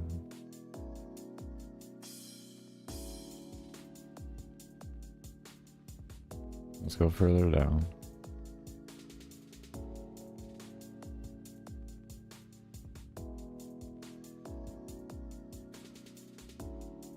I'll just take advantage of the hole made. Let's give these walls a lot of health here. Let's give these walls a whole lot of health.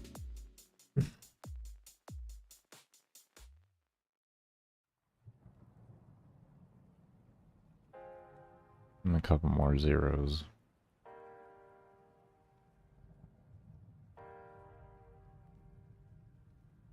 I can also... hold on. Parent ability.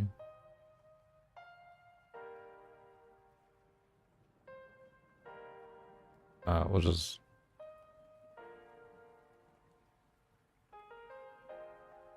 We'll just... Actually, just exit. It won't even run the code then. Oh, actually, just run an exit right in the beginning. Screw it. Just exit right in the beginning. The code will not run. And then this way, the only thing that'll be doing damage to it are the NPCs. So we can get really good testing. Really good testing. Because right now, that's what we're focusing on. And this is also going to replace the system where mobs would go underneath item or objects and all of that. So you won't be able to do that anymore. Nor will the player and everything. Because everything is going to be destructible. Oh, you see how they just go through sometimes? Oh, it's because they're colliding with each other. At that time, they're colliding with each other. And they're running the code. No? No, they just... Why do they just go through sometimes? Oh, see? They're still just going through. On a vertical way. Okay, so there's... That's weird.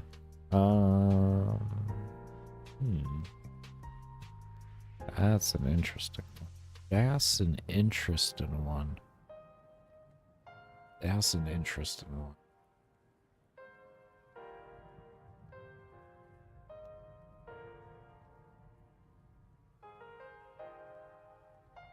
To be honest, we can actually just take this. Come over here again. Let me close out these things here. We can get rid of this. Because we're going to be sending everything to an alarm. And if we do it correctly, we can just have all the same alarm. Just find out which one's free. Do like alarm 11 or something like that. Make sure it's free. Simple. We gotta let the game load thing do its thing. Not game load, but closing out the game load. Let's see.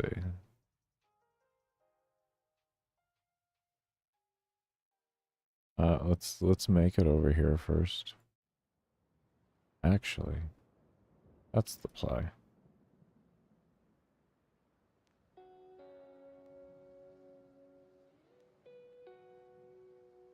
There, that is the exact play. Okay.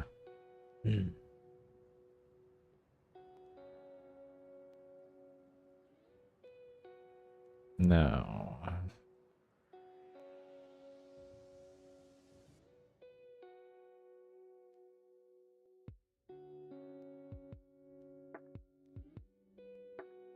what if we just did? What if my mouse off here? I guess I don't know. Oh.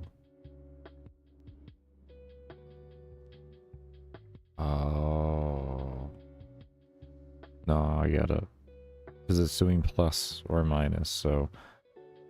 Yeah, no, that makes sense. Okay. Okay. I wonder if I could use the move outside thing. I think I could do that.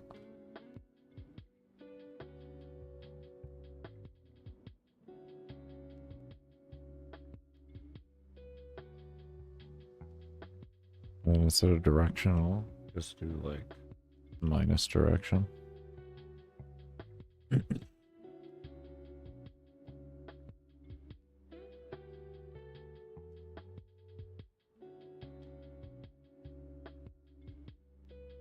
Since the thing isn't moving.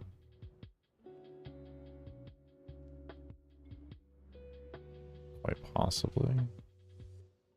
Exactly what we're looking for.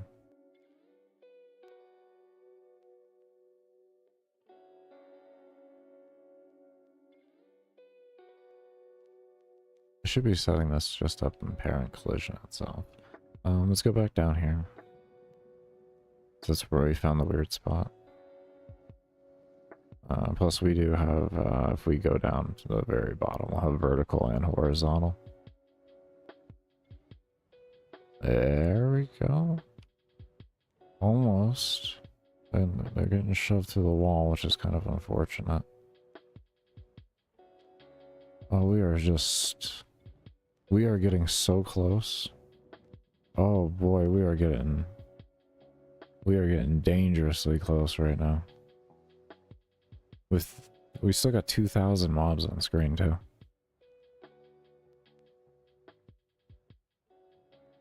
Oh, we are getting so close. Why are they getting knocked out like that? Okay. Oh, wow. We are getting... What if we took this? That, like that. I mean, like, we are getting so damn close to something right now. Oh my lord, we are getting close to something. I tell you, we are venturing on to a whole, get away from me. We are venturing on to a whole different like a whole different thing here. Where's that corner? What are we doing here?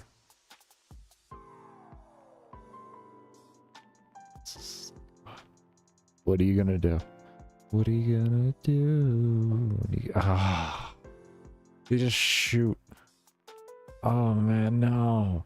No. No. Interact. Detect the other. Detect the other. What is that? Why do they do that? It's like, it's just so close, and yet then the vertical hits. Okay.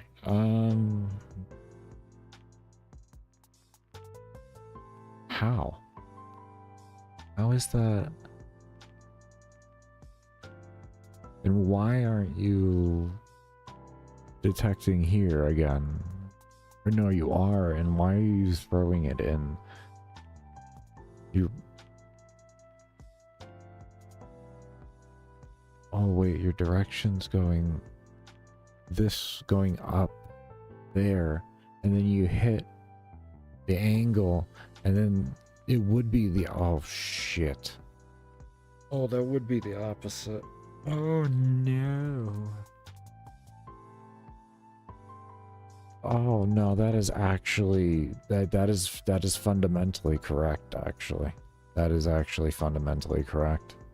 Oh shit.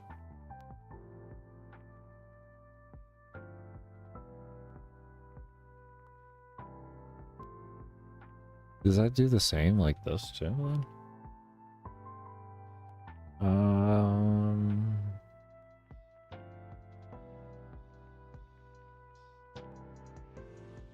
Oh boy. We are on to something and yet so far from something.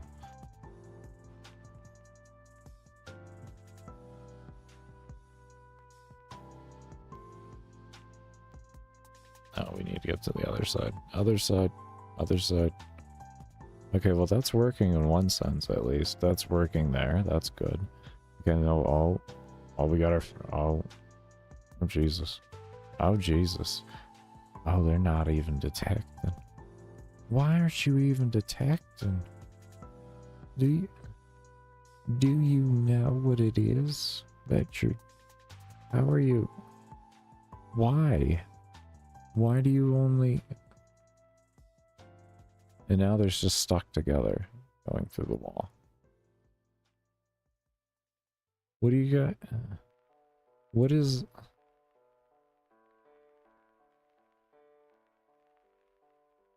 I don't want to have to move it into a step. I refuse.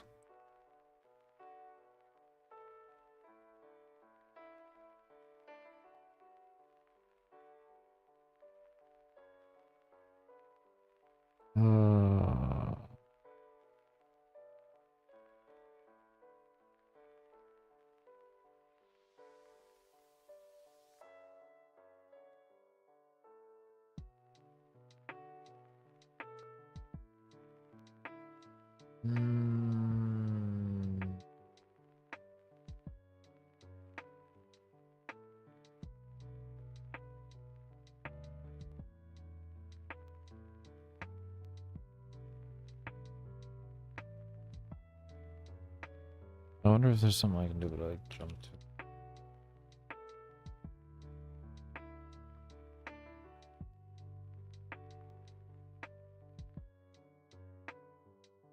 I don't know if that'll work. It might just shoot me an error, to be fair. I would not be surprised.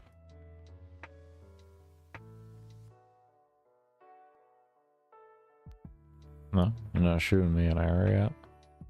You just might not run. I don't know.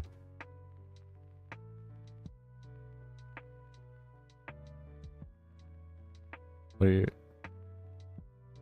are you going? They're jumping in.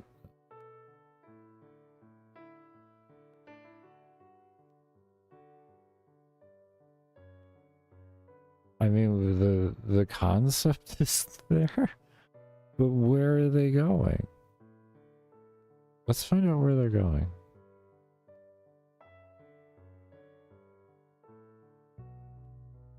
Find out what they're doing. What are you doing? It's gonna look weird from our point of view, but we're gonna figure out what they're doing. Oh, hold up.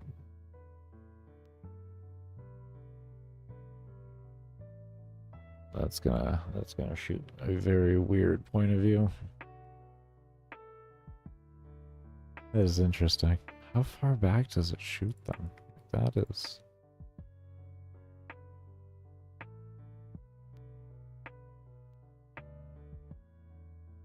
Huh?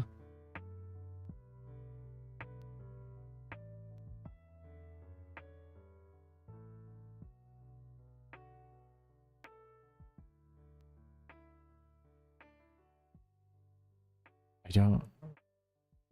Like I'm trying to follow like here. I don't know. Maybe we just make one mob spawn or something. I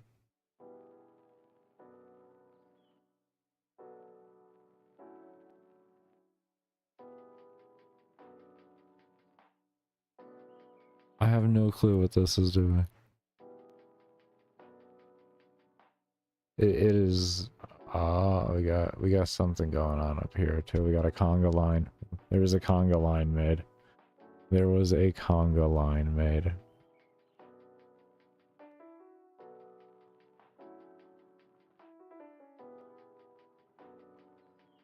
Okay. Well, regardless, there was a conga line made.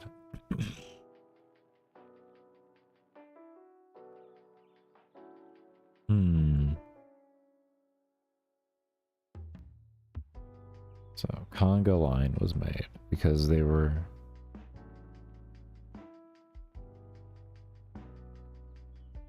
We never even just tested this to see what this does, by the way.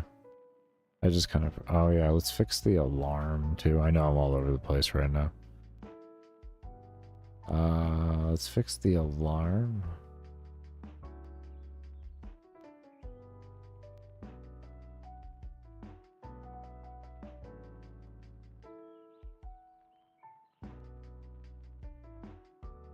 Oh, I hate this. Alarm 1 never wants to show it for me. It's actually there. It's actually there. It just doesn't want to show up for some reason. Okay, let me go into here. I don't know why. I don't know why. And I don't want to make a whole new thing and possibly fix it.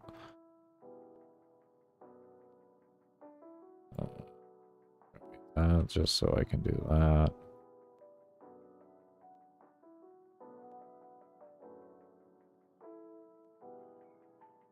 And then do a else.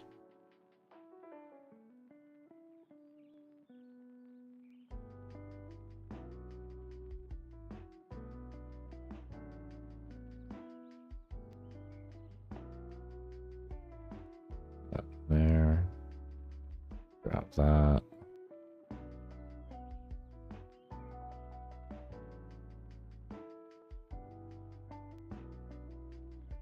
That goes in here. Okay. That's better. Okay. Let's get an idea what the minus direction thing looks like in a general regard. Kind of just have to figure things out, I think, based off of that. Because without that, we have the whole issue. Or we have a whole nother issue.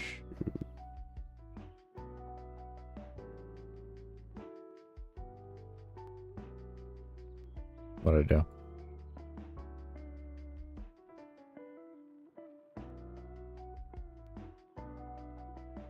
I don't have to ask what I did. Oh, this is greater than, so there's going to be a point in between a to do less than or equal.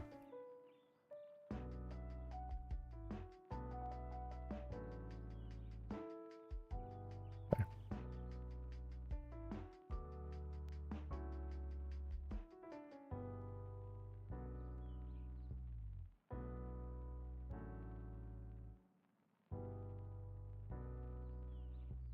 There we go.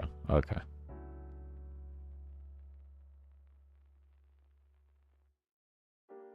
We can pull in, I guess we could pull in the camera angle, but I mean, this just will give us a better overlook on things.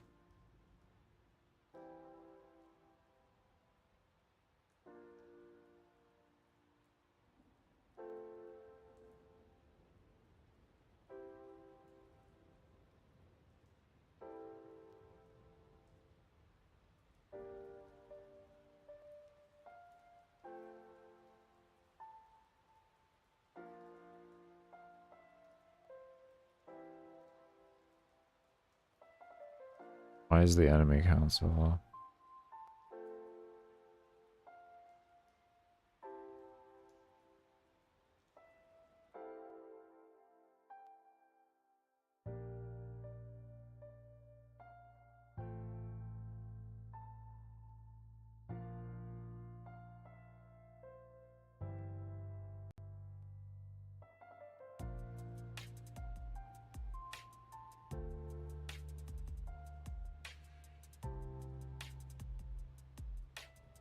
Huh?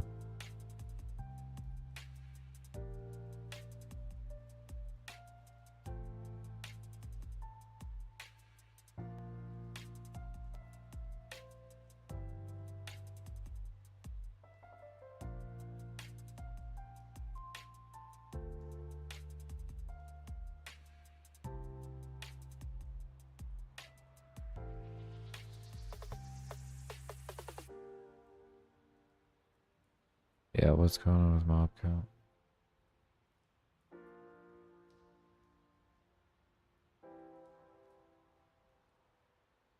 We just have a huge mob count with this point of view. There shouldn't be an issue.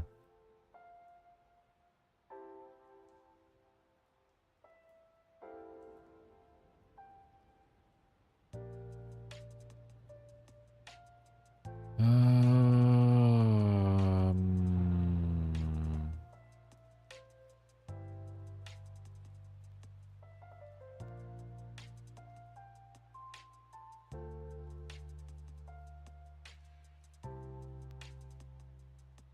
ah.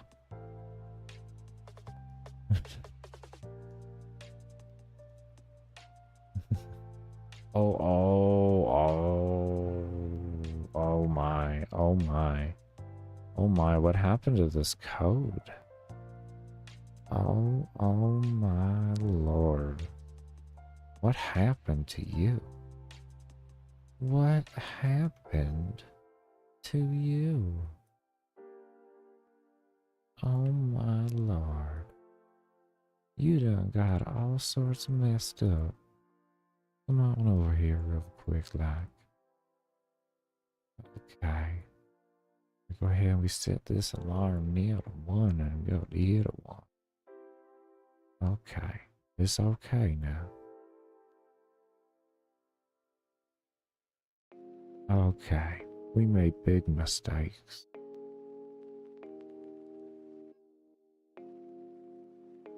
We massacred the life out of that code.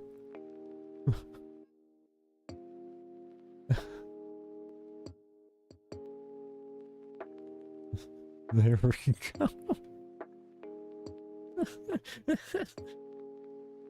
We massacred the life out of it now. Alright, let's see what's going on now.